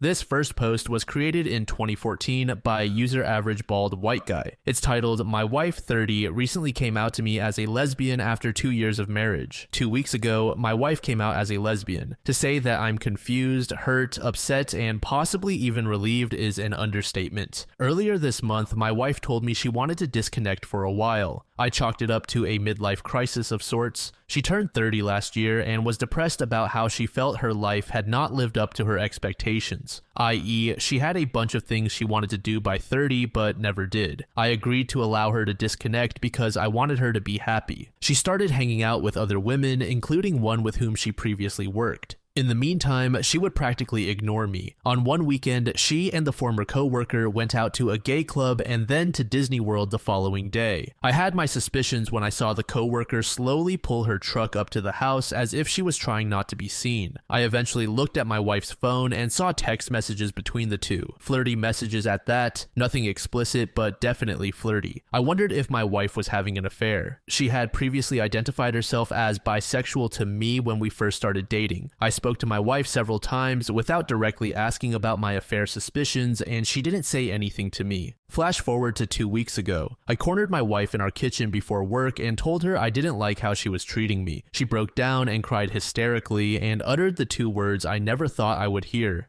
"I'm gay."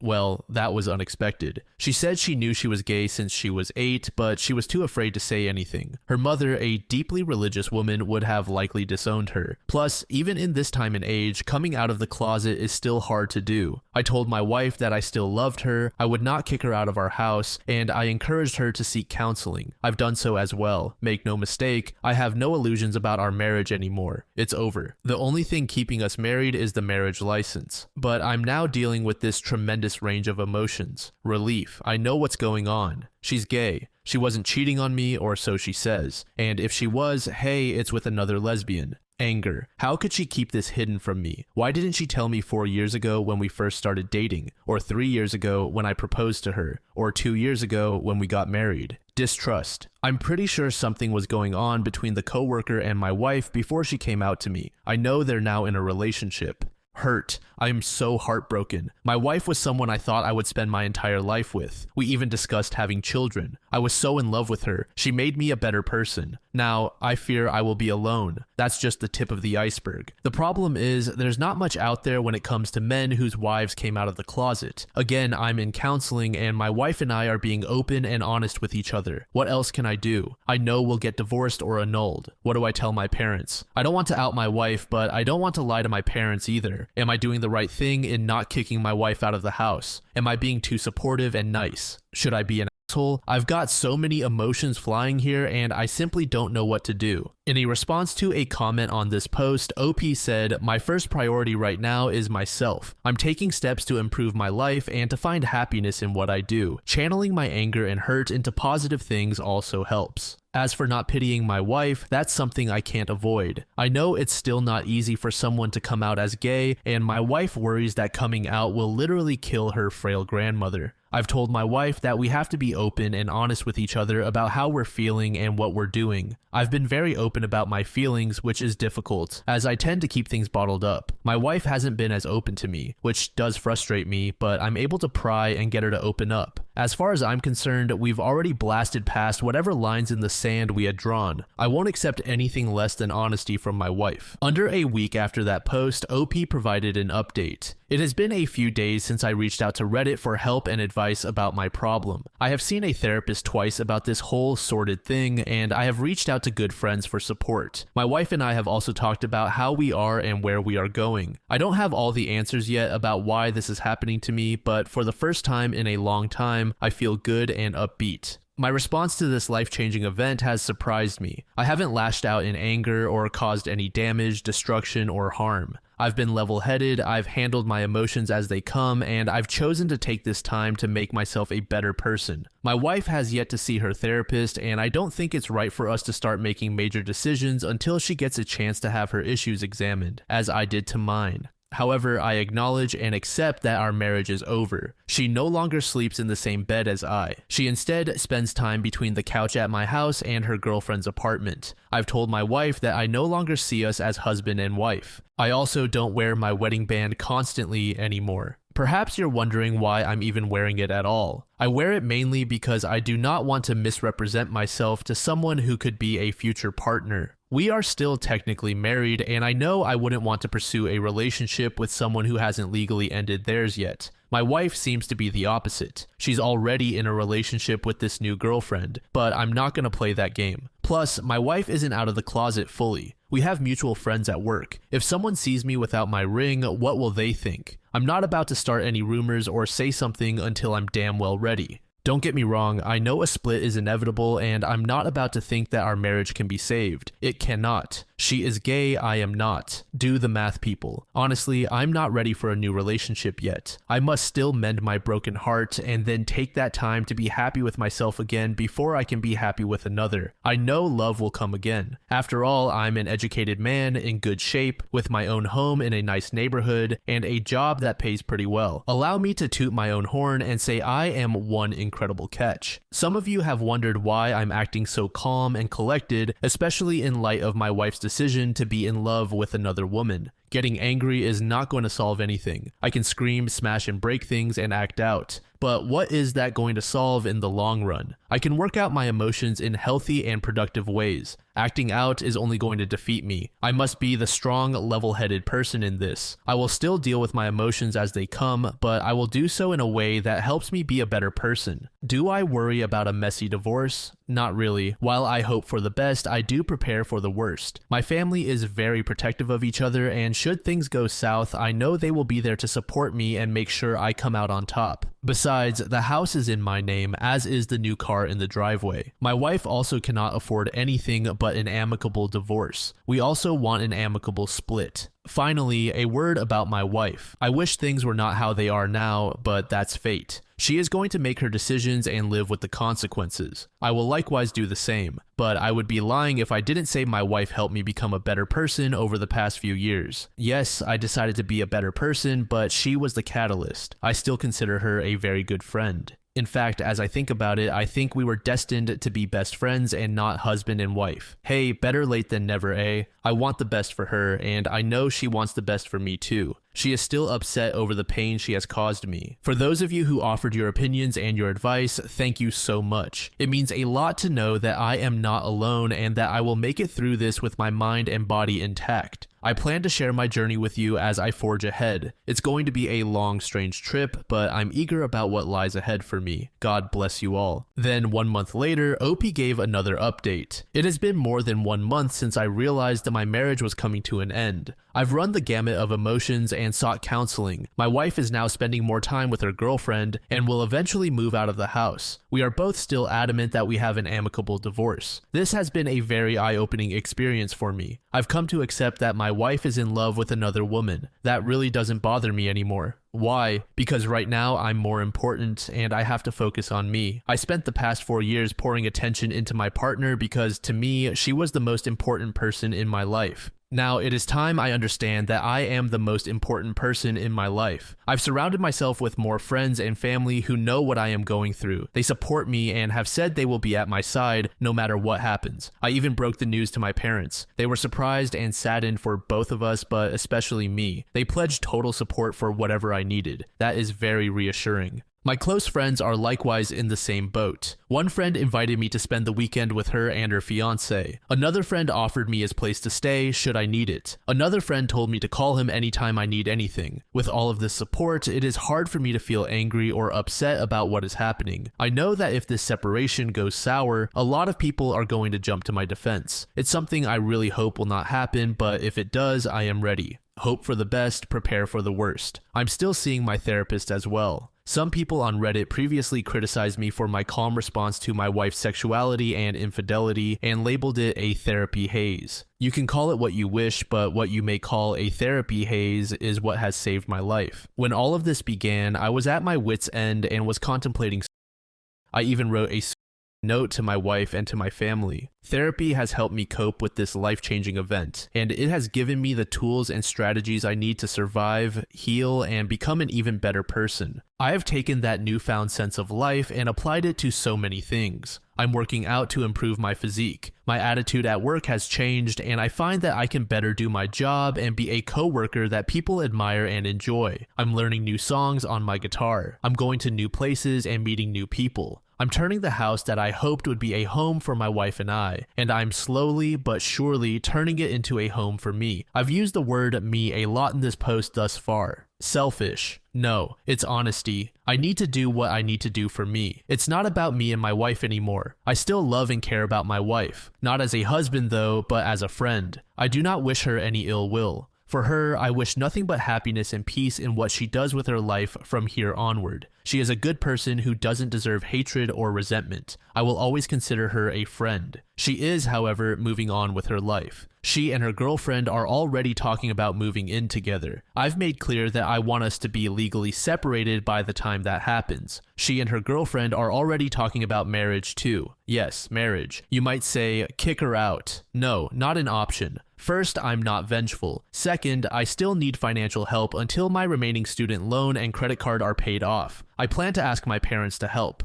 Once those debts are gone, then I can be more comfortable in knowing that I can pay the mortgage and daily bills without issue. It's not something either of us can do right now, but my goal is to get my finances in order. Then we can end this marriage legally and amicably. I've already started researching what I need to do, and a friend provided me with the name of her divorce attorney should I need it. I am proud of what I have accomplished thus far. I am still alive and becoming a better person with everything I do. I can handle my feelings and be in control no matter what happens. My friends and family are with me. Once all is said and done and I am ready for it, I know I will have no trouble finding a new relationship with someone with whom we can share mutual feelings of love. I deserve it. About another month later, OP gave another update. It has been 3 months since my wife came out to me as a lesbian. I've done well in that time, thanks in part to therapy and to having friends and family support me. My time is spent caring for the house, my job, and meeting new people. I even joined a running group I found on Meetup. My wife is spending less and less time at my house, and this weekend she told me she'd likely move out next month. That's not a problem for me. We did have a dispute of sorts over the past month. We leased a new car last year, and everything is in my name due to my wife's bad credit. My goal was to let her keep the new car, provided she was 100% responsible for the lease payments and insurance. However, I realized that would not be a possibility. She didn't want the lease transferred to her name due to her bad credit. and I didn't want to have any legal or emotional connection lingering to what would be my former marriage. I think I got my mind wrapped up too much on physical belongings. To me, it was never about the car. It's about having a clean separation. Plus, let's face it, I'd still be legally responsible and I don't want that hanging over me. My wife told me she was disappointed. Oh well, I've offered to give her my old car and I believe she'll trade it in towards the purchase of a new car. The divorce is becoming more of a reality. This weekend, she brought over the divorce documents that we can file with the court. I checked everything and I saw no red flags that would make me worry. The only question left is how soon we file. I've been dealing with feelings of anger and resentment, having learned that my wife was never in love with me during the marriage. She was attracted to her now girlfriend before our marriage, but she and the girlfriend agreed to keep things separate and professional. I realized my wife was never in love with me and I feel she was unhappy during our marriage. She was trying to live a lie and hide her sexuality, and look what happens when you take that lie too far. I realized I too was unhappy in the marriage because the physical and emotional connection just wasn't there. She has started to be a bit more public about her new relationship. I shut down my Facebook account several weeks ago, but my parents told me they saw some Facebook pictures of her with her girlfriend. My dad was upset because he felt she was rubbing this in my face. That's not the case. My wife never talks about her girlfriend to me, and any mentions are just a mere passing. Plus, I did see the pictures, and it's not like it's anything bad. My parents are protective of their kids, especially me during this time. I get it, and I get they may be upset too, but I'd rather they just back off and let me handle this. Sure, I wish my wife had been honest about her sexuality, but I can understand why she would hide it. I don't hate her, I just want us to go our separate ways. I hope we stay friends afterward, but I also know I've got to take care of myself so I don't have any emotional baggage remaining when I choose to pursue a new relationship. I am the most important person in my life right now. In the next update, OP informs us that he is now single. I'm legally single. Today, my now former wife and I went before a judge and had our divorce granted. What took 2 years to create was undone with a simple judicial order. No legal mess, no lawyers, no hassles. We went into the courtroom as husband and wife and left as a man and a woman. Then we got breakfast. Hey, it was an early morning court hearing and we both needed a good cup of coffee. I feel no regret about the divorce. As I've said from the day when my then wife told me she was a lesbian, I knew that trying to maintain the marriage would be a painful farce that would lead to unhappiness and resentment for both of us. We both deserve to be happy, and if we choose, to do so with people whom we love and with whom we are in love. Over the past 2 months, I've started to seek out new friends and new experiences. I joined a running group in my city and now run at least 3 days a week. I also joined a gym. Both serve as a way for me to stay healthy and for me to work out any frustrations or other emotional feelings. And it works. The people I run with are fun, some of whom are likewise divorced or in the process of going through one. Jerry Garcia said it best when he remarked about how life can be a long and strange trip. The past 4 months have been a real trip, a roller coaster, if you will, of emotional ups and downs. 1 minute I'm crying and thinking of suicidal thoughts. The next minute I'm happy and ready to conquer the world. My inner will to survive and better myself, combined with good family, friends, and therapy, helped me get through everything. I'm a different man than I was in March. I'm stronger. I'm confident. I'm back. And I'm looking forward to whatever the future brings. My now former wife and I have committed to remaining friends. I hope we do. And I realize that's as much her decision as it is mine. Can't say I'm willing to bother with her girlfriend. She's been largely silent towards me, and if she doesn't want to be part of my life, that is her loss, not mine. What concerns me is my ex's mother and grandmother still don't know that she's gay or that we divorced. That is clearly on her shoulders to disclose, and I know she'll do so when she is ready, but at this point, I think further delays will just make things worse. I really do hope that all goes well when she comes out to them, as they are the only real family she has, and I've offered to speak to them when she does come out. Being gay in 2014 is easier than it was in past years, but it can still be difficult to take that first step out as an openly gay person. People still have prejudices, and just because we're divorced doesn't mean I care about my ex or her mom and grandmother any less. They are all good people, but this is something they need to resolve and confront. We all make choices, and we have to live with the consequences of those choices. Let's see where this new chapter in life takes me. After this post, OP took a break from Reddit before returning a year after his divorce with the final update regarding this topic. What happened is on my mind since this is now the 1-year anniversary of the end of my marriage, and I've done a lot of reflecting on the progress I've made. I went from being unhappy and to being mentally and physically healthy. A few months of therapy helped my mind, and the combined effects of a gym membership, a bicycle, and running a half marathon have added muscle to my body. I'm optimistic about myself and my future. I plan on leaving my job in 1 year when my contract expires because I'm tired of being unhappy. My job no longer makes me happy, and I want to do something that does make me happy. I plan on signing up for comedy improv classes to pursue a lifelong dream of doing something with comedy, acting, writing, etc. I won't tell you this has been easy. I had to confront and accept a lot of painful truths. My wife never loved me the way I loved her. Nothing I could do would have changed things. I was also unhappy, but I thought that things would improve for the better in the marriage. I should have been honest with myself. Now I am.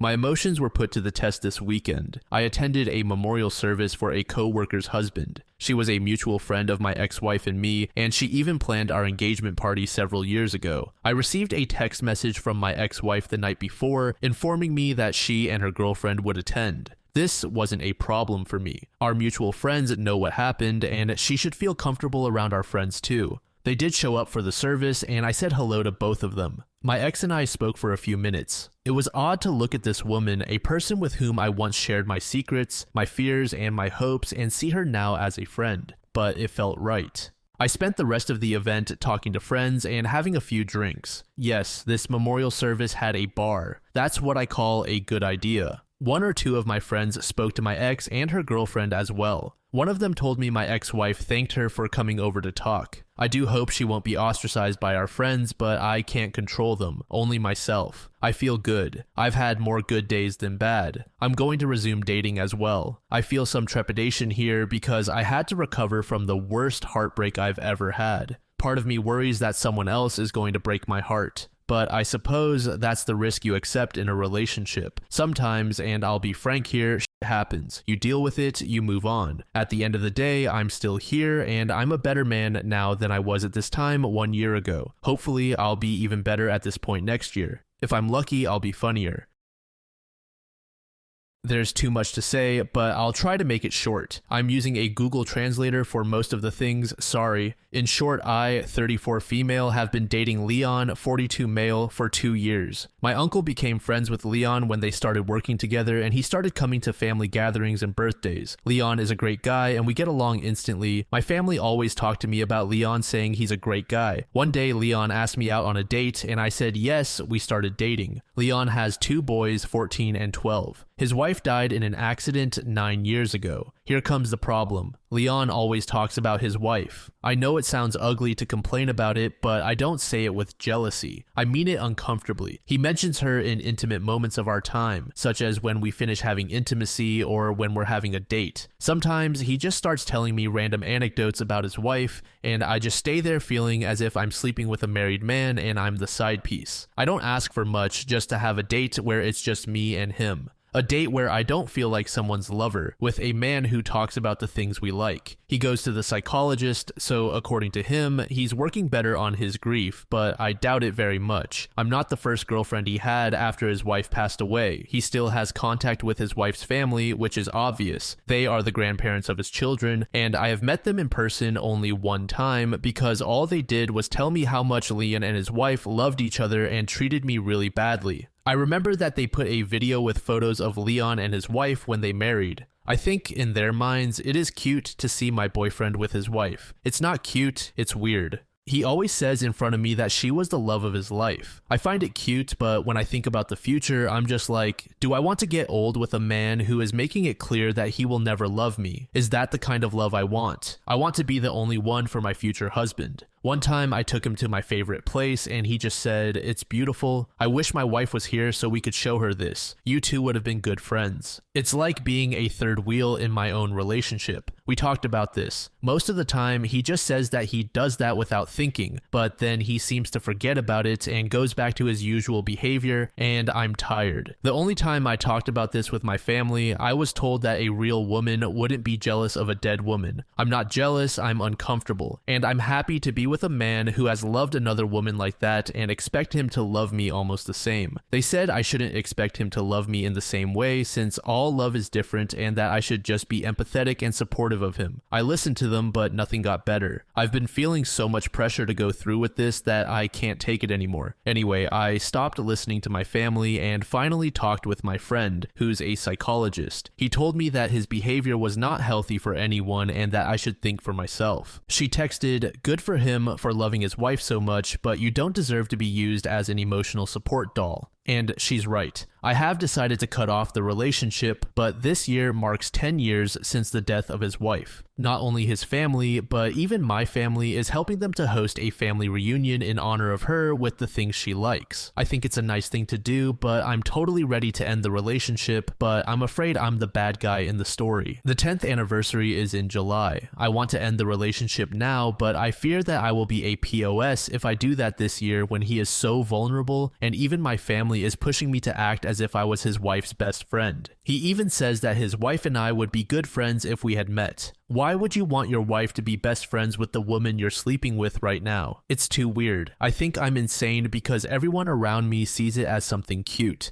In short, I don't know if I should break up with him right now or wait until next year. Would I be a POS if I break up with him right now? 3 days later, OP provided an update. A few people who lived the same situation messaged me, and that really helped me to feel understood. I finally talked with all my friends about everything he did. I always avoided doing that because I knew they were going to tell me that I should leave him, but I just ended up being trapped by everyone else's words. We didn't love each other, and that's obvious even if he says he doesn't think so. Yes, I actually posted to get approval. I don't know how bad that is, but I needed to know that I was doing things right and that I was not crazy before I told the truth to my friends. The next day, I finally talked to Leon. I really needed to break up at that point. He came to see me at my house and I told him we needed to talk. I went straight to the point saying I wanted to end the relationship, and he instantly asked me what he did wrong. We literally had this talk before and he knows what makes me feel uncomfortable. I was tired, so I just proceeded to list everything he did. How he never defended me from his ex's parents, how he never made an effort to stop naming his wife all the time even though I told him 1,000 times that it made me uncomfortable, how he makes me feel like I'm the third in my own relationship, etc. He apologized, saying the same thing as always, that he doesn't realize it when he does that. We've had this discussion before many times, but this time I told him I wanted to break up. I also told him that I don't think his therapist is helping, but Leon just said that he is helping him and feels mentally well. Leon told me that we could start going together with his therapist because he knows that it can be hard for a woman to be with a widower. Jealousy is a normal thing in this kind of case, and that really triggered me. I've let both his and my family make me believe that I'm crazy jealous. I've even let blogs about widower couples fill my head with things like, you just have to be empathetic, don't expect him to love you, he's always going to love his first wife more, so just get used to it and be a good woman. I've let myself be trampled on just because everyone told me that getting over a loss is difficult, and I have to be empathetic and think about the other. I'm so damn tired of it, I'm tired of being empathetic. I've been dragging this thought for months, and at that moment I just burst out. We yelled at each other and we said a lot of things to each other, but at the end of it all, he went on with his mentality that I'm wrong and I'm just jealous. He said that I clearly didn't feel ready to date a widower, and I ended up being like his ex. I told him that he was a hypocrite, that he filled his mouth talking about his ex-girlfriend, but now I'm sure that he treated her like he treated me. He probably took a submissive woman to fulfill the void and took us as dolls. None of that echoed in his mind because he left my house saying I was just jealous of a ghost and I disappointed him. I'm fed up, I'm so angry while I write this. As soon as he left the house, I sent my mother a message saying that I was not going to live the same life as my Sil, living in the shadow of a woman who's no longer in this world. They should have empathy for me and not for a man who's not even their family. I told her that I'm tired of being pressured and I don't care if I die single. I'm sure they don't care about how I feel. In the end, they will keep saying that I have a cold heart like always, but I want to not care about that anymore. My friends are staying at my house to keep me company, and I can finally get all the accumulated shit out of my brain with them. I don't feel good being second, and I know I'll always be second. I don't want to replace the place of the first wife, and I know that even if I wanted to, I never will. I know a lot of people feel good about that kind of relationship, but not me. Maybe I'm really cold-hearted, but I'm surely not that empathetic. If his wife were alive, he would clearly never choose me. He wouldn't even look at me. I don't like that kind of love, and I really had a hard time accepting that I don't want that kind of love for myself. I feel that I am still young and I can wait for a man to have me as the first choice in his heart. I hope Leon can overcome his traumas and be happy, but not with me. Someone messaged me that I don't deserve his love, but what love are we talking about? I'm just a doll at this point. For now, he's not going to change and doesn't want to change, but that's not my business. I'm not a bedroom therapist anymore. I would rather be single forever than fall again into that. I want to start more therapy and Pilates. I'm still obviously affected by all of this, and nothing really changed. Nothing would change that fast, but I'm just happy that I'm free now. For now, I just wanted to vent. So sorry if everything sounds too aggressive.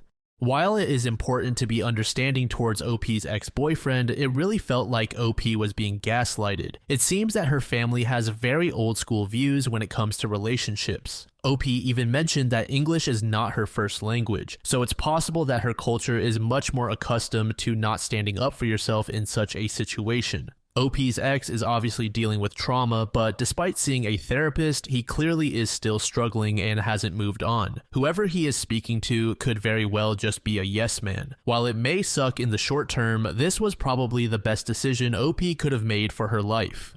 And today we're going to be taking a look at a post that was originally created in the r/marriage subreddit by user the Machuca Jr. But just an FYI, we will use the repost version by user Shark Ava as the visual for you guys. The post itself is titled, "My wife friendzoned me and wants a platonic companionship. My wife and I, both 35, have been married for 15 years and we've been together for 20 years. We have 2 kids, ages 12 and 14. We absolutely adore and work tirelessly to provide the best possible life for them. For the past 3 years, things have been somewhat bumpy. I understand that our kids are at an age where they require a ton of our attention and resources with school, band, club sports, and other extracurriculars, and I'm aware of the physical and emotional toll that can have on marriages. However, for these past 3 years, my wife and I have had very little intimacy and very little, and we've been trying very hard to work on that aspect of our relationship. This past year has been the most difficult and by far the darkest year in our marriage. We didn't talk very much. We essentially became roommates co-parenting our kids under the same roof.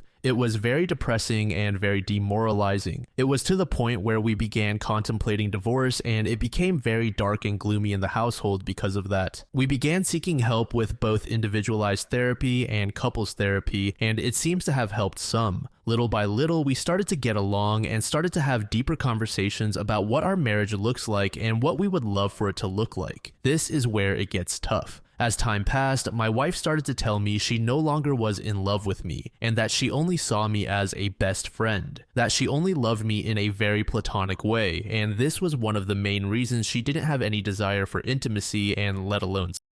This was very shocking to me, and quite frankly, I was devastated. I was angry and depressed, and I couldn't fathom the thought that I was no longer wanted or desired by the person I felt completely in love with. Things began to deteriorate again, and not long after, we were back to square one. I sat down with her one afternoon and had a heart-to-heart, and began to ask questions about where the root of this problem lies. And her answer was, I don't know, and that I have built up resentment towards you, but I don't know where it stems from. As you can imagine, this provides very little to no insight into how to approach this. I'm puzzled, I'm frustrated, and I do not know what to do at this point. Currently, we've arrived at a place where she says that she has no drive and no desire for intimacy or connection. She says that all she wants is simply companionship, which basically means our co-parenting roommate dynamic. I asked her what I could possibly do or what it is about me that was so unattractive or undesirable, and her response was always, I don't know. She stated that she does love me, but it's not the same, that she has been feeling disconnected for years, and that our marriage just takes up too much work. Her focus is only on the children for now, and my parenting contributions are meaningful to her in our home. I'm at a loss, and I'm mainly venting about my frustration. It's tough to realize that the person you love has has no feelings for you. I feel like at this point, I'm only here to contribute financially and as a parent. I feel like what she means with companionship is that she's comfortable with the convenience of having a good father for our kids and my financial contribution to the household.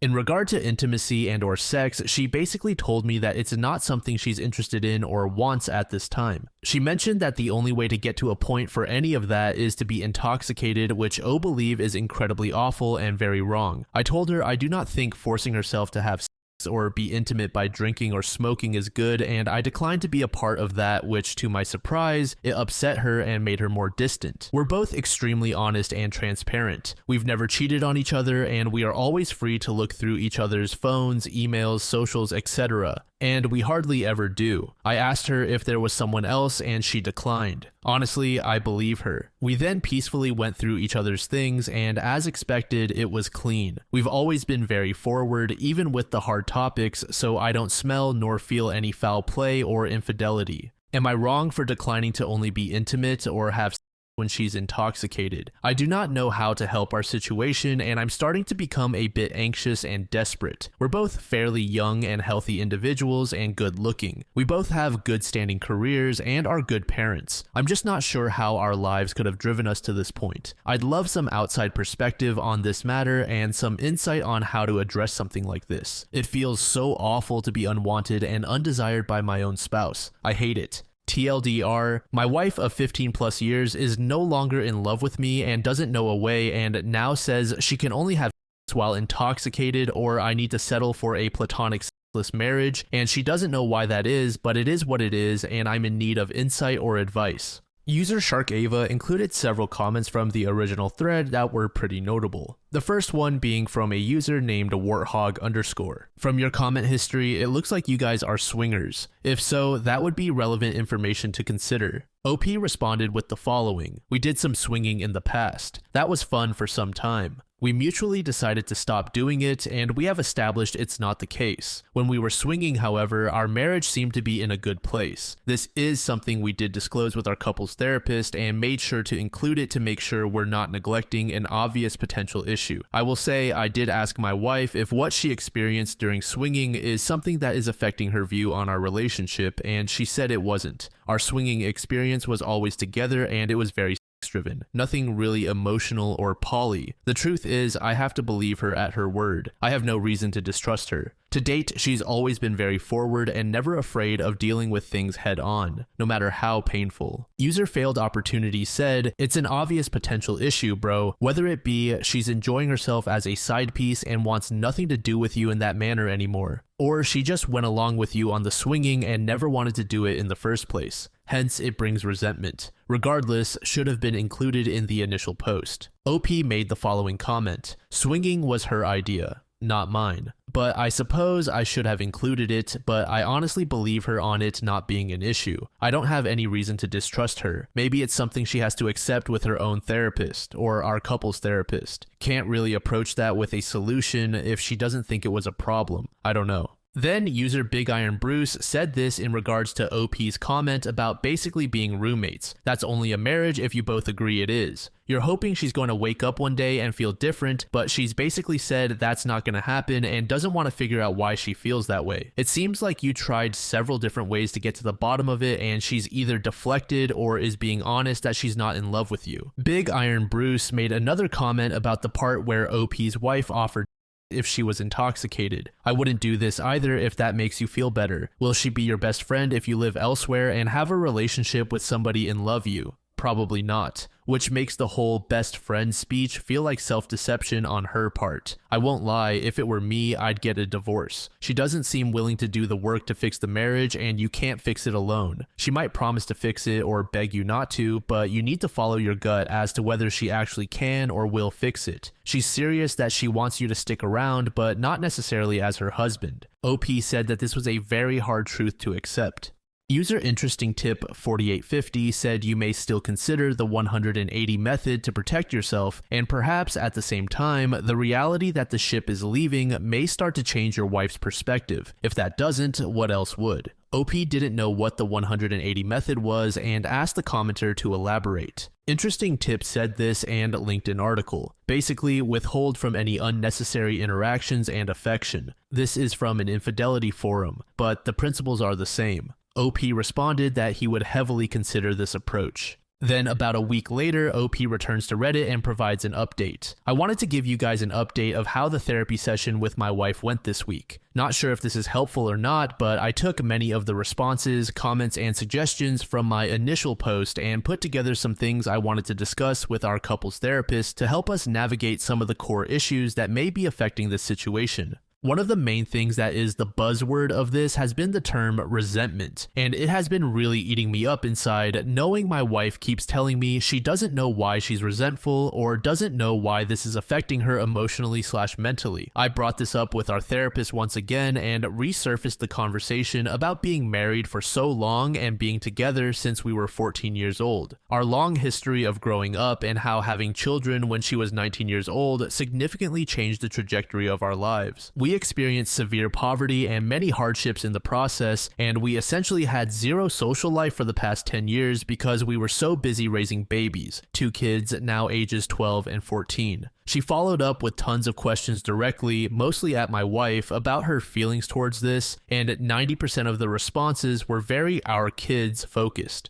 It definitely felt like she was afraid of saying, yes, it sucked, because she would feel guilt or shame because it would imply she regrets the kids. I mentioned this in the session, and the therapist encouraged her to look at this outside of the lens of being a mother and to try to view it a bit more selfishly and individually, and it revealed a lot. My wife mentioned that she was very frustrated with the fact that we did miss out on many things in life. She also was very clear in saying, I do not think I missed out on other partners or dating or partying, but I certainly lost all my friends. This was huge because one of the big pieces that have caused a strain in our lives is how isolated we've been. Again, busy raising the kids. I followed up by reminding her that it's important to have good friends and to make time for herself and her friendships. For the past 3+ years, we've had multiple conversations about friends and how it is important to have them in life, especially when you have similar peers that can help in many areas of life that perhaps you have no experience navigating, and even simply for enjoyment. It has always been something my wife avoids, even though she's always been someone who needs external stimuli. The main reason for her not investing in friends or even herself has always been the kids. Like I mentioned earlier in this post, 90% of the answers have to relate to the kids to some degree. At this point in our session, I started to feel like there was a common denominator in most of the frustrations and problems she was experiencing, that being the kids. So I simply asked her, do you think you may be upset at me because I'm responsible for these kids in the sense that I got you pregnant so young? I wasn't ready, but she said that she was upset at me for that. She also followed up with the fact that she knows that's unreasonable because it takes 2 to tango. I did feel like it was progress because it kind of gave us something to work on and help alleviate some of these burdens, so we agreed to invest more time in nurturing good friendships both together and individually.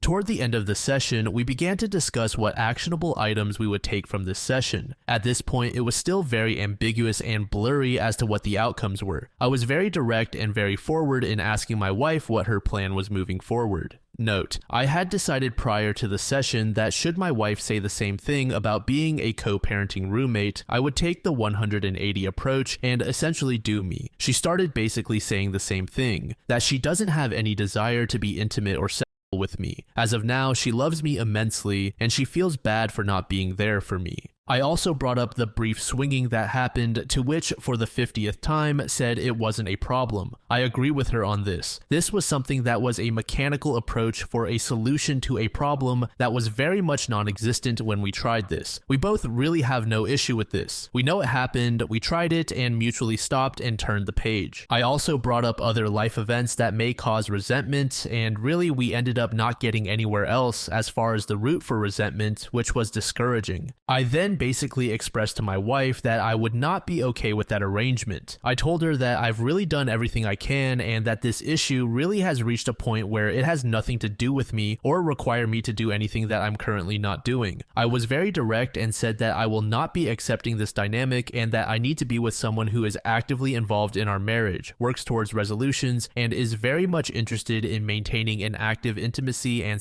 relationship. I expressed how I was not going to be a convenience and that there was more to life than being roommates and co-parents. I made sure she knew I loved her dearly and that I did want this to work for the better. I also told her that I'm fully committed to this marriage so long as she is as well, and that if she wasn't, it's okay. However, I will not be a part of something where these efforts are not reciprocated. I told her I had no plans of leaving and I did not want a divorce. However, I made it clear that if this dynamic continued, divorce would be the only outcome. Of course, tears were involved, and it was a very bleak and sad ending to the session. Still, nothing was said, and I walked out very discouraged and very determined to start working on the 180 as soon as we left the room. It's painful and very difficult because much of the 180 requires you to be very short, cold, and transactional. The saddest part is realizing that this dynamic is already very cold and transactional. Here is where it gets very interesting. I started working on implementing many of the 180 recommendations that same day. I mentioned to my wife, hey, things are going to be a bit different moving forward. I'm going to honor her roommate/parent dynamic without reproach, and it should be no mistake that I am not happy here and I am never going to be okay with it, but I am done working on it if she wasn't going to work on it. She agreed and went to bed. I started to build distance and started to basically focus on myself, very short and transactional. She asked for help on some of her personal things, to which I declined, and it really shocked her. She was upset, saying I was being petulant.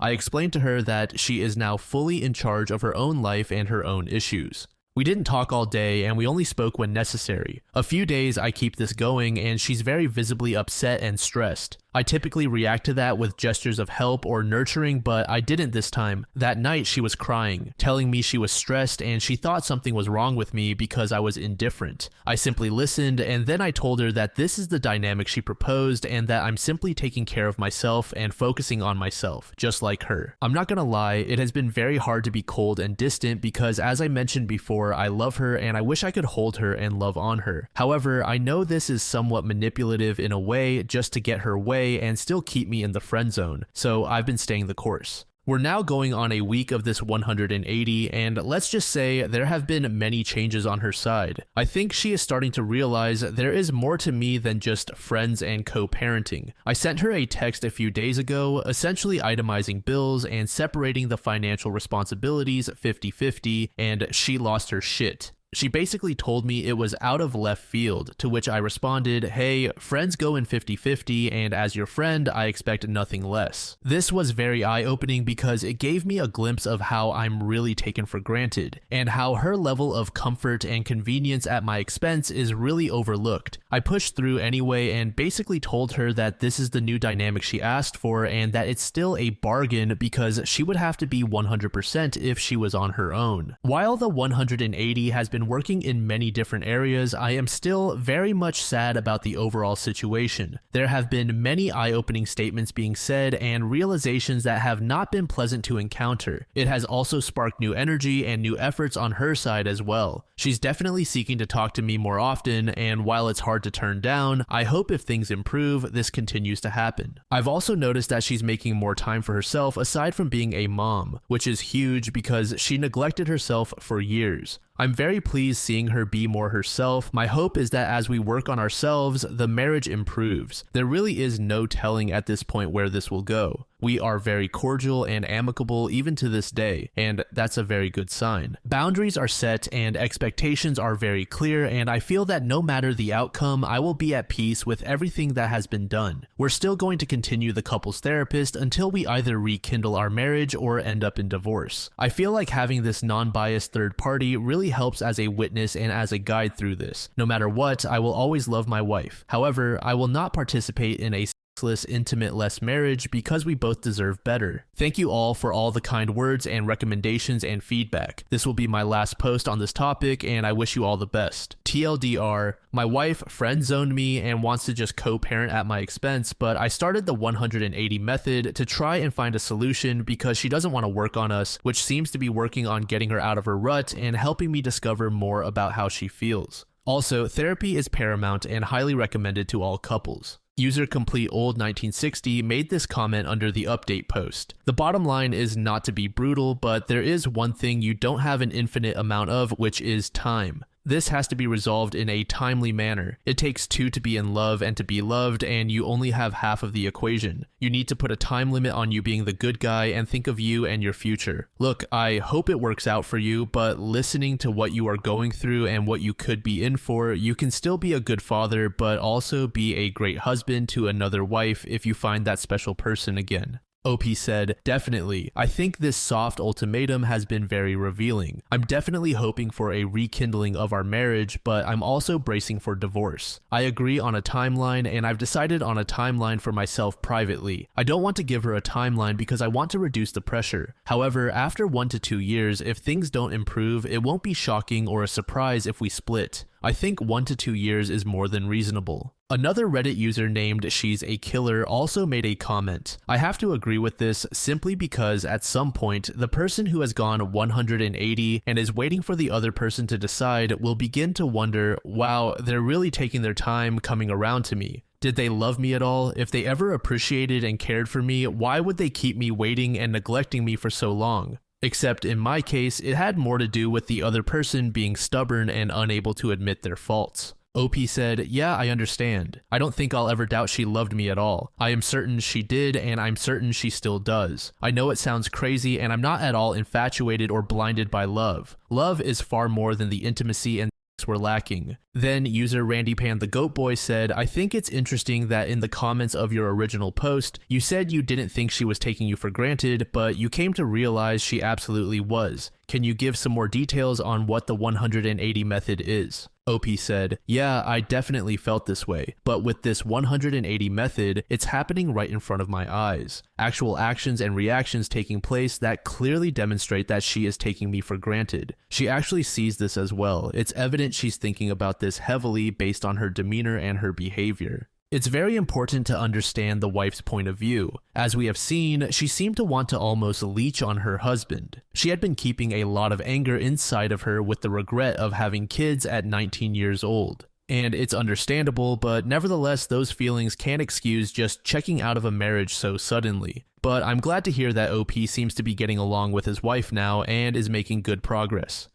We're going to be looking at the Nuclear Revenge subreddit today. Make sure to like and subscribe, and let's get into it. This first story was posted in March of 2023 by user WakeUpCall23. It's titled, Ex-Boyfriend Violated Me and Denies It. I Ruined His Life. Trigger warning for sexual misconduct. It is minimized where possible while keeping the story cohesive. Double heads up, this is a long post. At the beginning of these events I am about to share, I was 20 years old, now 21. I was involved in a 5-month relationship with my ex-boyfriend, Jack X, who was also 20 at the time, who attends the same school as me. We started dating in December and I broke up with him in May. At the time, I was taking a gap semester from school for previous unrelated reasons to the events being told here and was instead working full-time. We went into this relationship both as each other's firsts. We were also subsequently part of leadership in a student-run group, with both of us being elected shortly before I broke up with him. This is a story of what happened in this relationship as well as afterwards that subsequently resulted in me ruining his life. I toyed with keeping the story to myself, but the closure from my experience includes getting it off my chest, and maybe some internet strangers can help me feel a little better about everything that happened. I won't go overly specific to try and spare my identity, hence the throwaway account, but anyone who knows of the fallout probably knows who I am. To those, I stand by my actions, and if my ex is reading this, you deserve so much worse than what you got. You are subhuman scum. Parts 1 through 3 provide context and a backstory that was abbreviated to get the gist across. Part 4 and 5 is where the revenge starts. Part 1. The start. I did not know Jack X at first before we started seeing each other. A mutual friend, Bestie, introduced the two of us because we shared similar interests. We hit it off and went on a few dates over the span of a few weeks. One night, Jack X came to my place, we watched a movie, and cuddled through the night. This was what I'd consider the official start of the relationship. We were seeing each other pretty much daily, even when he went home to visit his family. I lived within reasonable driving distance. The relationship moved in a way I'd consider relatively quick in hindsight. He also gaslit the words "I love you" out of me 2 weeks in by misshaping words I spoke into the phrase. Jackass X also mentioned shortly after we started dating that he had a previous ex in high school who was closeted, but the details I have are relatively faint. They were all disclosed by him. He mentioned that this relationship abruptly ended when the high school ex accused him of telling his friends, his high school admin, and his family. This reportedly drove my ex to therapy and ruined his social life. My ex swore up and down that he would never do such a thing to anyone, but he wanted to be upfront with me at the beginning, though we were pretty much exclusive at the time he disclosed this. I, obviously taken aback by this, didn't think that he was capable of something like that, and told him as such, and comforted him for sharing such a vulnerable experience with me. I largely forgot about this afterward though. Part 2. The relationship. When I first started dating Jack X, we discussed our preferences, what we were looking for, the standard relationship spiel. He told me he was looking for someone masculine, and I told him I wanted the same. We both assured each other we were masculine figures, but only one of us was telling the truth, which I'd come to find out during the relationship. He was honestly quite femme-presenting. He would say things even before we started dating that in retrospect seemed somewhat off-putting or outright manipulative without raising red flags at the time. Again, this behavior became habitual throughout the relationship. Shortly after I started dating him, I joined a student-run design group that Jack X was a prominent figure of. I had been exploring joining this group or one similar to it, but dating him at the time gave me the confidence to move forward with it. I didn't play a huge role in it initially as I was working full-time, but I began making acquaintances with those in the group as I was generally regarded to be a friendly face. Jack X had acquaintances in this group that he would make comments about that were vile and in nature. One of them was a mutual acquaintance to both of us, and the things he would say made me question whether Jack X was aware that we were in a monogamous relationship. These comments seemed to be attempts to invoke jealousy to me, but I never gave in. However, they only perpetuated the red flags he was giving off. Part 3. My own doubts, the break, and the breakup. I would argue my doubts began sometime around month 3. Some of the doubts that I felt involved the deepest questioning of my sexuality in my lifetime, as well as whether I was truly attracted to Jack X. I had a few people in my life that I had been attracted to for a while, and intruding thoughts of me being with them began to run through my head. The red flags Jack X had displayed began to illuminate in my head, and slowly, these doubts I felt began to affect the relationship. I'd never questioned my sexuality severely as I kind of always knew that I was a gay man. I realized that I was starting to lose the spark I thought I had felt towards Jack X when we first started dating. He also started to become more aggressive in initiating / when I turned him down. One time when I declined, Jack X angrily looked at me and asked me if I was sure that I was actually gay. This question rubbed me the wrong way because I had long since shared my story with him about the discovery of my sexuality. I had known I was gay for 9 years at the time, though I had only been out for 2 years. Needless to say, Jack X slept alone that night. I worked to mend my side of the relationship, despite many challenges to overcome. The gap in compatibility was quickly growing evident between the two of us and started causing tension. I had mentally begun to exit the relationship, as I was beginning to feel guilty for not keeping him happy. Jack X also was insistent I quit my full-time job so I could go back to school and properly focus on it, and the job had started to demand more from me, up to 10 hours of overtime per week sometimes. I was steadfast on staying employed. I was a manager of a place I had worked at for 5 years. And this furthered the tension as he felt I was choosing work over him. Around the end of April, there were elections being held for leadership on the design team that Jack and I were now both a part of. They had an empty position for their treasury role, for which I had experience with my job, so I ran for the role and got it.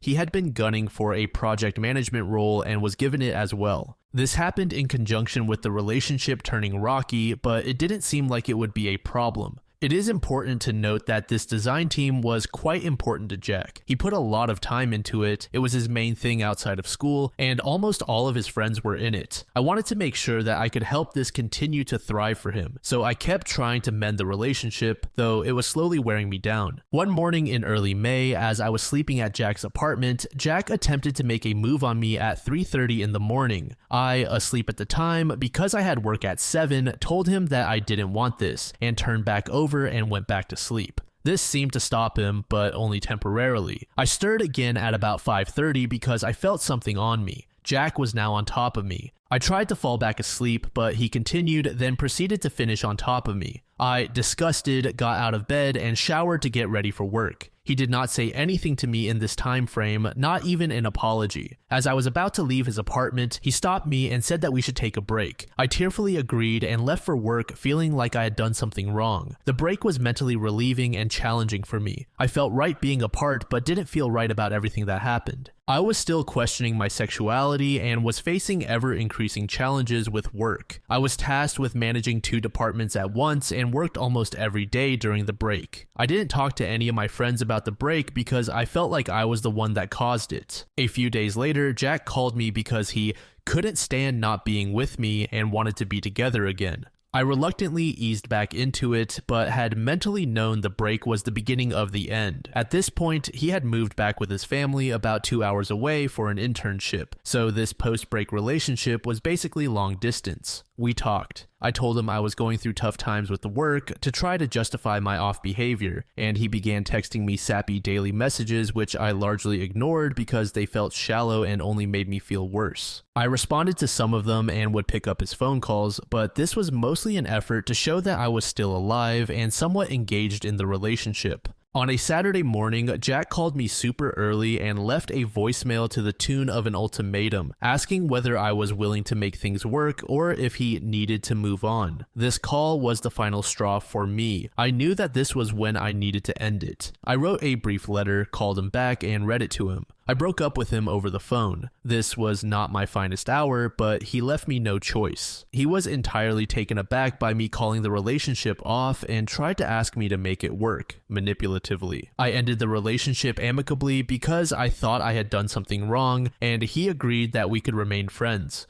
He called me early the next morning begging me to reconsider and that we could work it out. The phone call woke me up this time and I simply told him goodbye. I went to work that afternoon and had a mental breakdown. I felt guilty for the breakup and felt like everything that happened was my fault. I wound up putting my 2 weeks in at my job. I wound up staying and am still employed there unbeknownst to him, and texted Jack that I had done so. He responded that he was happy for me, and that is the last direct communication I have from him. Part 4. The Discovery. The summer was relatively refreshing for me. I began to work on improving myself, made some new friends, and cut back my work to a healthy amount, all while getting back to my school course load. I didn't talk to Jack at all during the remainder of the summer. In fact, I didn't even see him until late August, after fall classes resumed, when he passed by me with a new boy. When I saw Jack walk by with new boy, he pretended to not see me, but I couldn't hold back an ugly cackle. Jack clearly didn't want anything to do with me, but the cackle was from seeing Jack with someone new because the manipulative statement he had made when I dumped him became obvious. New boy was not exactly a good-looking guy either, which only added insult to injury. A few weeks later, I had a falling out with the elected president press of the design team. I was tasked to compile a part of a report that required others to do their part first. This report was due on a day that I had plans that could not be put off, and no one did their part until the last minute. Thus, I was unable to do my part, and another board member wound up doing it for me. I was transparent with my plans and why I couldn't complete it on my own, and the board member apologized to me for stretching me thin like that. The president, however, was angered. She berated me and aggressively doubled down when I tried to justify why I couldn't do my part.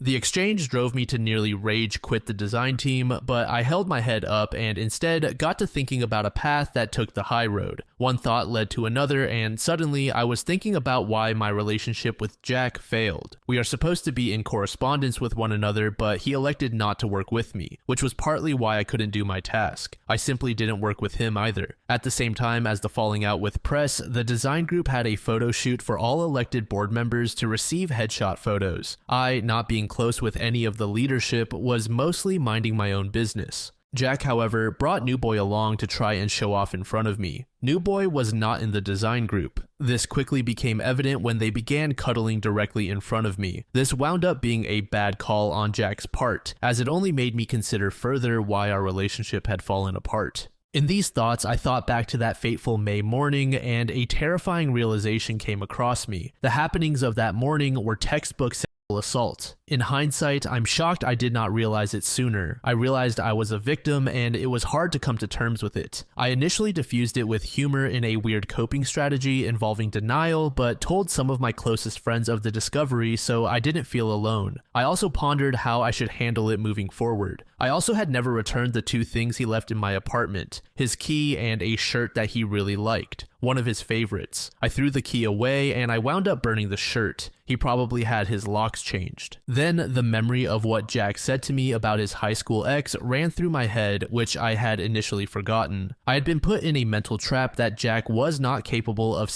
misconduct, and this is probably why I had mentally blocked the realization of my being assaulted for so long. Given what I experienced and based on what he said, I cannot say that Jack did not his high school ex, and this terrified me. I knew what I needed to do. I didn't believe that approaching Jack was the best move, but I felt that I was under heightened pressure since he started dating New Boy and he could potentially do it again. Part 5. The reporting. Given that it took me over 5 months to discover the assault, pressing charges was out of the question. I needed some form of administrative documentation if I couldn't press charges, and I wanted this by the book because I was disgusted that I was so severely wronged. Fortunately, my school has a program for Title IX that handles misconduct, so I called them up and filed a report. In this report, I outlined in detail the happenings of that May morning and requested an informal resolution where my report was documented but an amicable agreement was to be reached between Jack and I. There was a formal route that could result in academic repercussions as it went in front of a student honor court, but given my lack of hard evidence, there was an extremely high chance of the case simply being thrown out like it never happened. The informal resolution still logged the incident just in case anyone were to report him again down the line. The advisor who worked on my case had to be impartial, but he was on my side the entire time and reassured me that I was handling it correctly. In this resolution, I requested that Jack step down from his role in the design group, apologize to me, disclose the happenings to any current and future partners, considered going back to therapy, and be re-educated on the concept of consent. I asked him to step down as the lack of communication between us in the team was starting to impact my work in the group further, but I knew that it would also be a difficult decision for him to make. This was intentional as I wanted the consequences of his actions to sting. The latter 4 requests were semi-filler but still had a purpose, including covering my bases while staying by the book. The requested apology was so I could feel some form of closure by him, at least acknowledging he did wrong. The disclosure of the happenings was borderline intended to be a homewrecker for his new relationship, but also this is a reasonable thing to disclose to your partner. The therapy request was a low blow, since he claimed he had to go before, but a genuine ask, and the consent education was a dire plea, because if he can't recognize that being asleep isn't consent, I'm not sure what he considers it to be. Part 6.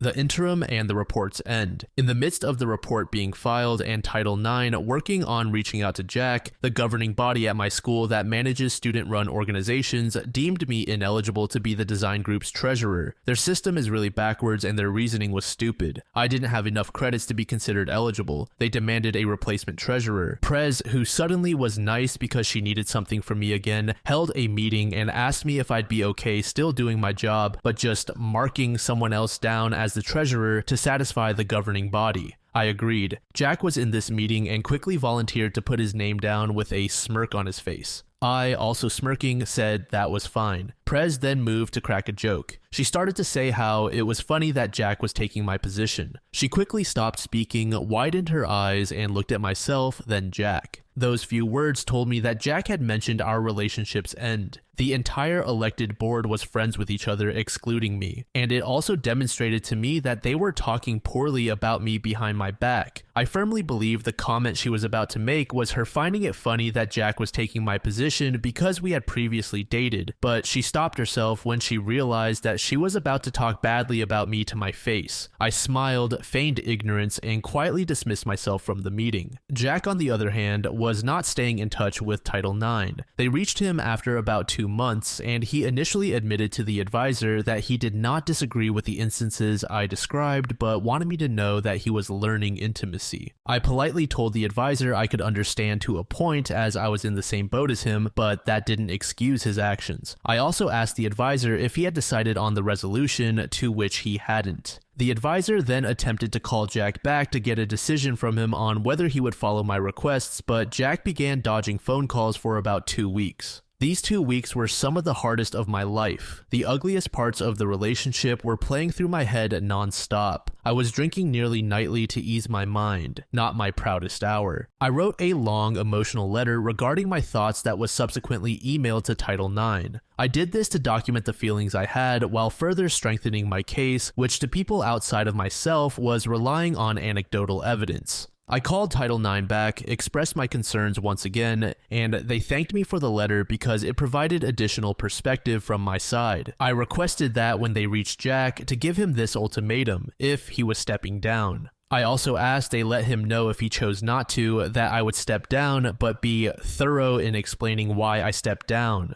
I worded it intentionally because I had begun to plan my exit with the design group and was banking on Jack valuing his pride over accountability. I was right. After those 2 weeks, Jack finally picked up and told Title IX that everything that happened was consensual. I am not stepping down, and that is all I have to say. Title IX immediately called me with this news. I was simultaneously shocked and not surprised. Even the Title IX advisor was floored that Jack had doubled back on his previous statements. I asked if the previous words and admission would hold up if I were to press charges, but because Title IX is protected speech, it wouldn't fly in court. I thanked the Title IX advisor for his help, knowing exactly what I needed to do. Jack had said the exact words needed for me to do my part. Part 7. The disclosure. The aforementioned call came to me at 3 p.m. on a Friday, shortly after I got home from classes. Less than 20 minutes later, I was sitting in the office of the design group's faculty advisor. I told him what happened and what I planned to do, including my resignation. Jack's misconduct had not only wrecked my mental state, but because I was outright afraid of being around him. I was hardly participating in the design group outside of my administrative duties after I discovered I had been assaulted by him. Faculty advisor was extremely sympathizing with what I described and directed me to hold a meeting with the elected board, including press, to announce my departure. He gave me otherwise free will to figuratively set off a bomb. I organized a meeting with the entire board for the following Monday, sans Jack, and alerted them that the meeting was important, all while keeping the operation under wraps from Jack. Come the Monday meeting, I had created a fun PowerPoint presentation that created a quick slideshow touching on all the topics mentioned above. The board arrived slightly tardy and were chattering amongst themselves until I launched the PowerPoint, with the words "Wake Up Call" displayed on the screen. I thought the title was clever. I started by thanking them for showing on such a short notice. I announced my resignation, a background of our relationship, what Jack did to me, and what I did, including making the Title IX report and what is involved by doing that. The board sat there in silence, absolutely stunned at what I was presenting them. I further went on to delegate my treasury duties, offering to assist anyone that needed it aside from Jack. I slyly mentioned that Jack was definitely the one responsible for my duties due to his quick volunteering before, and I looked at Press directly when I said it. The look in her eye at that moment was sheer terror. That moment of his volunteering and her comment afterward flashed through her mind. I paused for a moment to regain my composure, then continued with the presentation. It was a hard presentation. I held back tears giving it. They thanked me for telling them what happened, told me they needed time to process everything, but that they would keep me updated on what they chose to do. The board also asked me if I would reconsider staying if he stepped down or was otherwise removed, to which I told them no. My justification was that my impact in the group was too deeply impacted by his behavior and that staying around would only be keeping my wounds open. I left the meeting with a huge weight taken off my shoulders. Part 8. The last interaction with Jack. I walked back to my car after the meeting and texted a professional resignation message in the group's communication channel, citing personal reasons and wishing the best for the group. This would be the first of the communications that Jack would receive related to the meeting that had just happened. I directed any Treasury concerns to press while they worked to appoint a replacement. These communications were kept professional, as I intended to come out of the situation with grace. Any malice could have disrupted my efforts to be credible. I then drove over to faculty advisor's office with the intent of catching him up on the meeting that happened. I instead pulled into the parking lot to see Jack's car parked outside. I thought to myself, oh great, he's probably inside, this might be fun. Coincidentally, Bestie was also stopping by the building and I ran into her in the parking lot. I hadn't seen her in a while, so we hugged and I told her that I had just stepped down from my position and that I was doing pretty rough. My mind was still quite fogged from the meeting I had just left. I told Bestie that I wanted to talk, but right then wasn't a good time and invited her to talk later. She was entirely unaware of the happenings between Jack and I. She knew we broke up, but not why. As I turned to move inside, I saw Jack sitting inside his car and I realized exactly what just happened. From his perspective, he thought he had dodged a Title IX bullet, just saw me hug Bestie, our mutual friend, and had likely been reading the resignation message I had sent. Furthermore, I was going into the building where the design group runs out of, which was, not proudly, a relatively rare sight. To top it all off, his phone was also likely blowing up from the elected board, calling or messaging him to figure out what was going on. Faculty advisor wasn't in his office when I dropped by, so I messaged him an update of what happened and sat inside for a minute to collect myself after everything that just happened. I then walked past his car to get back to mine, ignoring his presence, and I left. I couldn't imagine what Jack was feeling at that moment, though it was likely some combination of terror and shock. It selfishly made me feel good. Part 9. The fallout. The following day, the rest of the elected board reached out to me mostly individually to express their sympathy and check in with me. I had kept what happened to about 8 pertinent individuals in order to not paint the entire group in a bad light. I still wasn't sure if the group was going to follow through with the request that I made to remove him, or if they even believed me. Turns out they did. That evening, I received a notification from the elected board's group chat, as well as the group's general chat, with a message that tagged everyone from Jack, stating that he was resigning immediately upon facing immediate removal. He name-dropped me in this message and stated that I had made false allegations that were investigated by the school and dropped. They were not dropped. Title IX does not simply get dropped. He also claimed that he sought legal representation for the claims. None of what I did was illegal, so I call BS here, and stated that he was disappointed by his friends. He spun it as them choosing false claims over their friendship. He then somehow sent this message as an email to every person who had ever been a part of the group at my school. 700 plus people get this email with my name on it at 9:30 p.m. at night, and my direct messages start going crazy. Why did I get this? What is happening? I don't know what's going on here, but he seems like he's hiding something. These were just some of the messages I got. I responded to most of them by simply stating that no one should have ever gotten that email, but to not worry about me. But I was livid. Faculty advisor messaged me, he was livid. The entire elected board was livid and in shock that he sent that message. I messaged faculty advisor to meet the following morning so he could catch me up on the internal fallout I had missed. Turns out the elected board immediately reached out to Jack and said that he needed to resign or face immediate removal. Jack threw a tantrum and sent out the message, which he felt vindicated himself from any wrongdoing. The message made the board even more convinced that they made the right decision because they thought Jack was hiding something with the defensive tone he held in the email. In this meeting, faculty advisor confided in me that Jack was also banned from the lab space because of that email, which was extremely unprofessional and painted the entire group in a bad light. He name-dropped the group in the email as well. Because of the severity of the email and the now-on-record events that had occurred between Jack and me, the dean of my school was also informed. Faculty advisor reassured me that I had handled the situation properly and commended me for taking the high road. I had not once spoken poorly about Jack to the elected board, nor did I drag the group through the mud, though I very much had the opportunity to do so. I made him aware of the conflict between press and I in this meeting. I also spoke to Bestie that day, who also received that email and told her everything that happened. She had remained friends with Jack after our breakup, and she told me that he said I had ghosted him. She had not previously asked for my side. Remember those sappy text messages he sent before he asked if he should move on?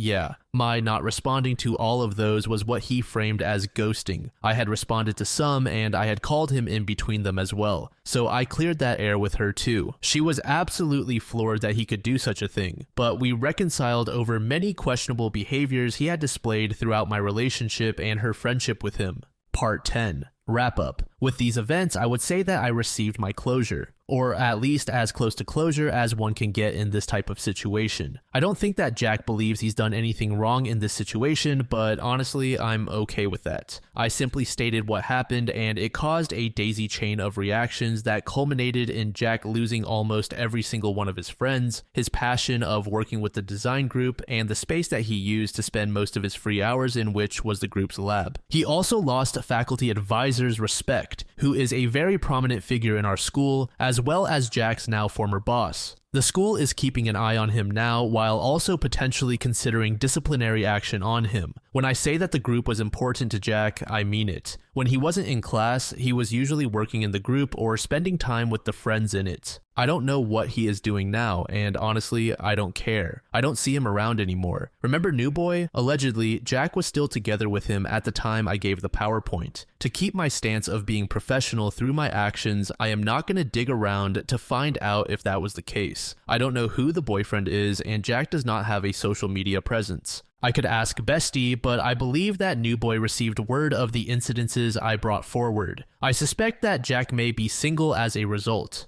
Regarding the high school ex, I do not know who he is either or if he even existed. This could have been a really screwed up lie that Jack made. I made my decision to report Jack in the first place by going off the assumption that what Jack told me was the truth, that there were previous allegations made. I allowed him to take accountability for his actions, but he instead chose his pride and ruined his life in the process. As I initially stated in the beginning, Jack deserves so much worse for what he did to me, and most of the karma he received was due to his own pride-sparing actions. I would have sent him to jail if I could have, but the evidence I held would not be strong enough to put him there. He may not presently believe that he has done anything wrong, but those closest to him know that he did, and to me, the social repercussions he faced seem like an almost suitable punishment. Thank you for reading.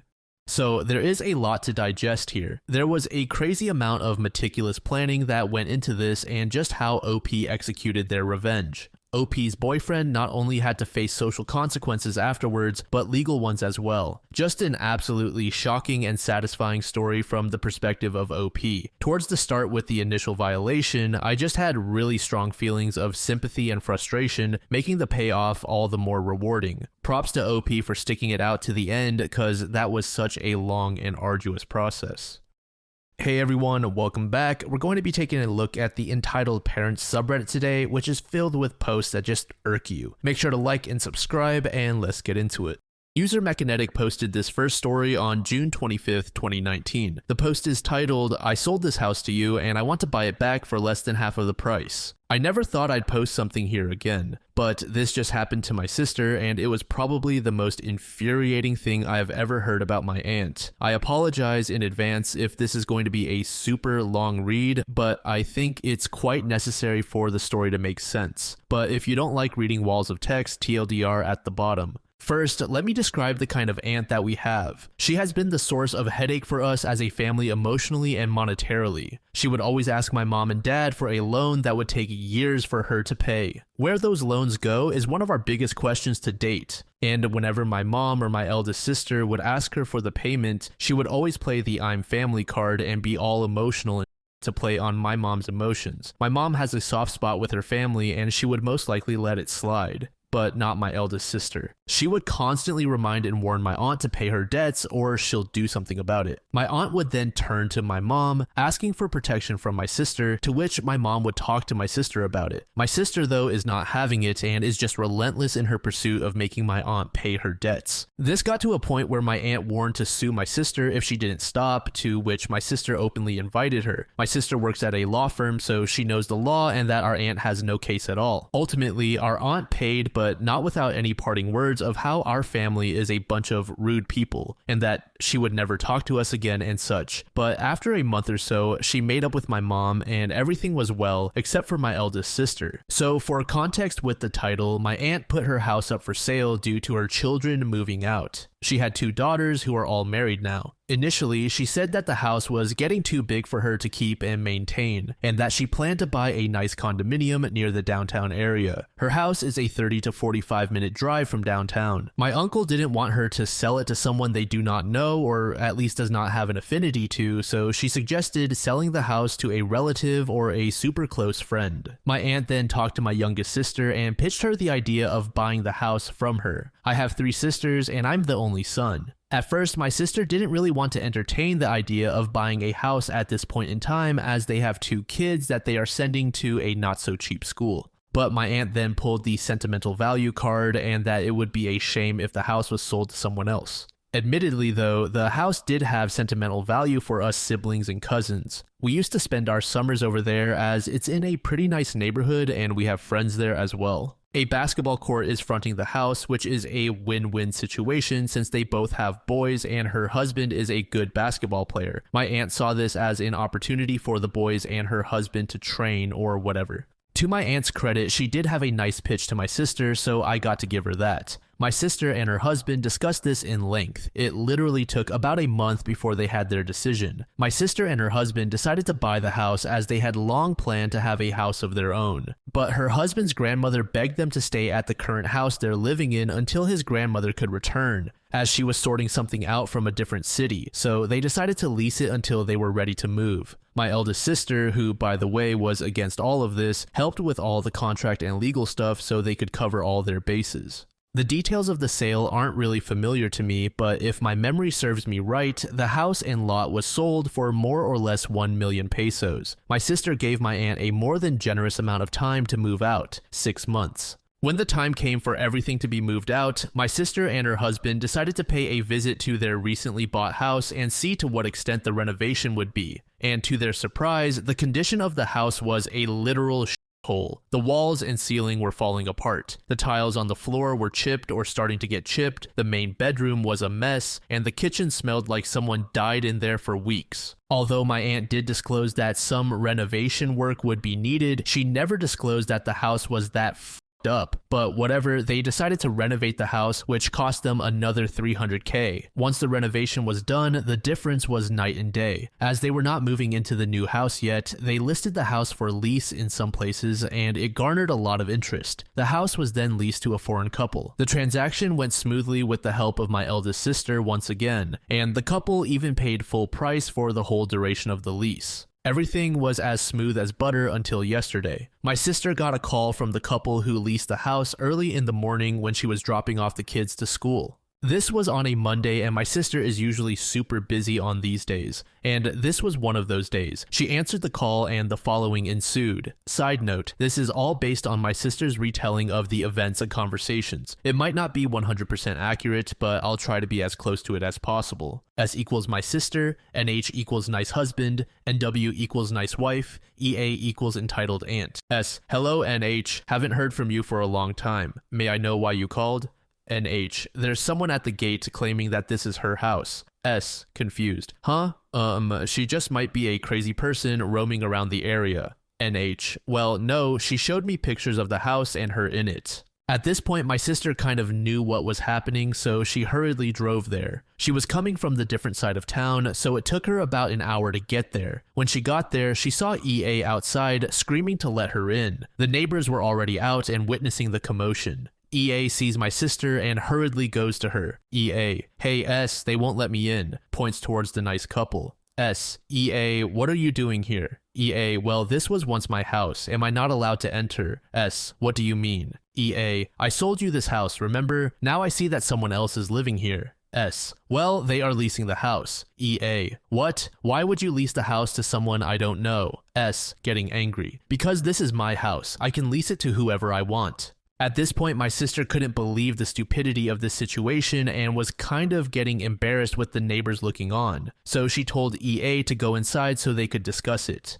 Once they were in the house, my sister introduced EA to the couple who leased the property, and the following ensued. EA, to the couple, how much did you lease the house for? NH, excuse me, EA, I said, how much did you pay for the lease? NW, I'm sorry, but we don't see the need of discussing that to you. EA, why not? Turns to my sister and asks, how much are they paying for the lease? S. It's none of your business. This is my property and I'm already generous enough to have let you in. EA. What? I sold you this beautiful house and you treat me this way? Looks at the couple again. Was the house sold to you two? Tell me. NH laughs. Look, lady, even if we did buy it, we don't need to tell you the specifics since we're not dealing with you. And no, we didn't buy this house. EA. You're a liar. Faces my sister. I'll take the house back now. S. Excuse me? Are you out of your mind? EA. No, I'm not. And it's clear to me that you're an irresponsible homeowner. Take something from her bag. Here, take this 300,000 pesos and give me back my house.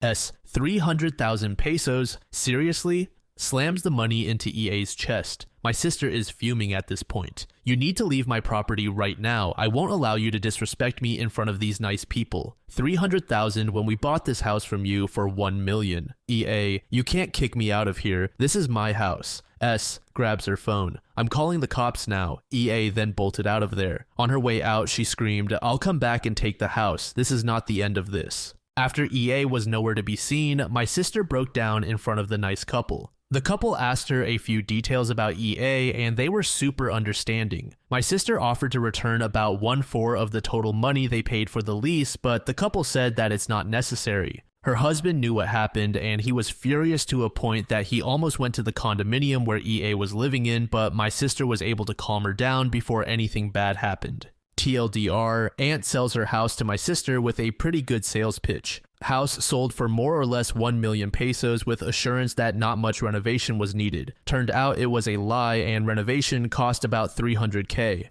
After the renovation was finished, the house was leased to a foreign couple as sister and her husband were not moving into the house yet. Then Aunt offers to buy back the house for 300K, which is significantly lower than the actual purchase price of the house. The absurdity of EP's request was not only infuriating but also comical. It just highlights the sense of entitlement some people possess, believing they can dictate terms that are blatantly unfair. There were so many moments that just made you shake your head in disbelief, especially when EP attempted to manipulate the situation with emotional pleas and guilt-tripping tactics. This next story was posted about 9 months ago by user mdizzle19. It's titled, My parents don't like my boyfriend, so they gave me an ultimatum. Looking for experience and opinions. All are welcome. I'll try to make a long story short. I am an only child and my current boyfriend and I have been dating for 6 years, starting when I was 19 and he was 20. We met at junior college where we started dating and after that we went to different UCs but within an hour of each other. My parents met him early on by joining us at dinner. Everything seemed to go well. Then soon after, we went to his parents' house who live about 2 hours from my parents so I could meet his family. And after learning this, my mom told me how hurt she was that we didn't come to see them too. I expressed that this weekend was for me to meet his family, but it was clear that she felt almost betrayed. Fast forward, my parents invite me up to our cabin and my boyfriend joins. We take my car because it was already loaded with laundry, etc.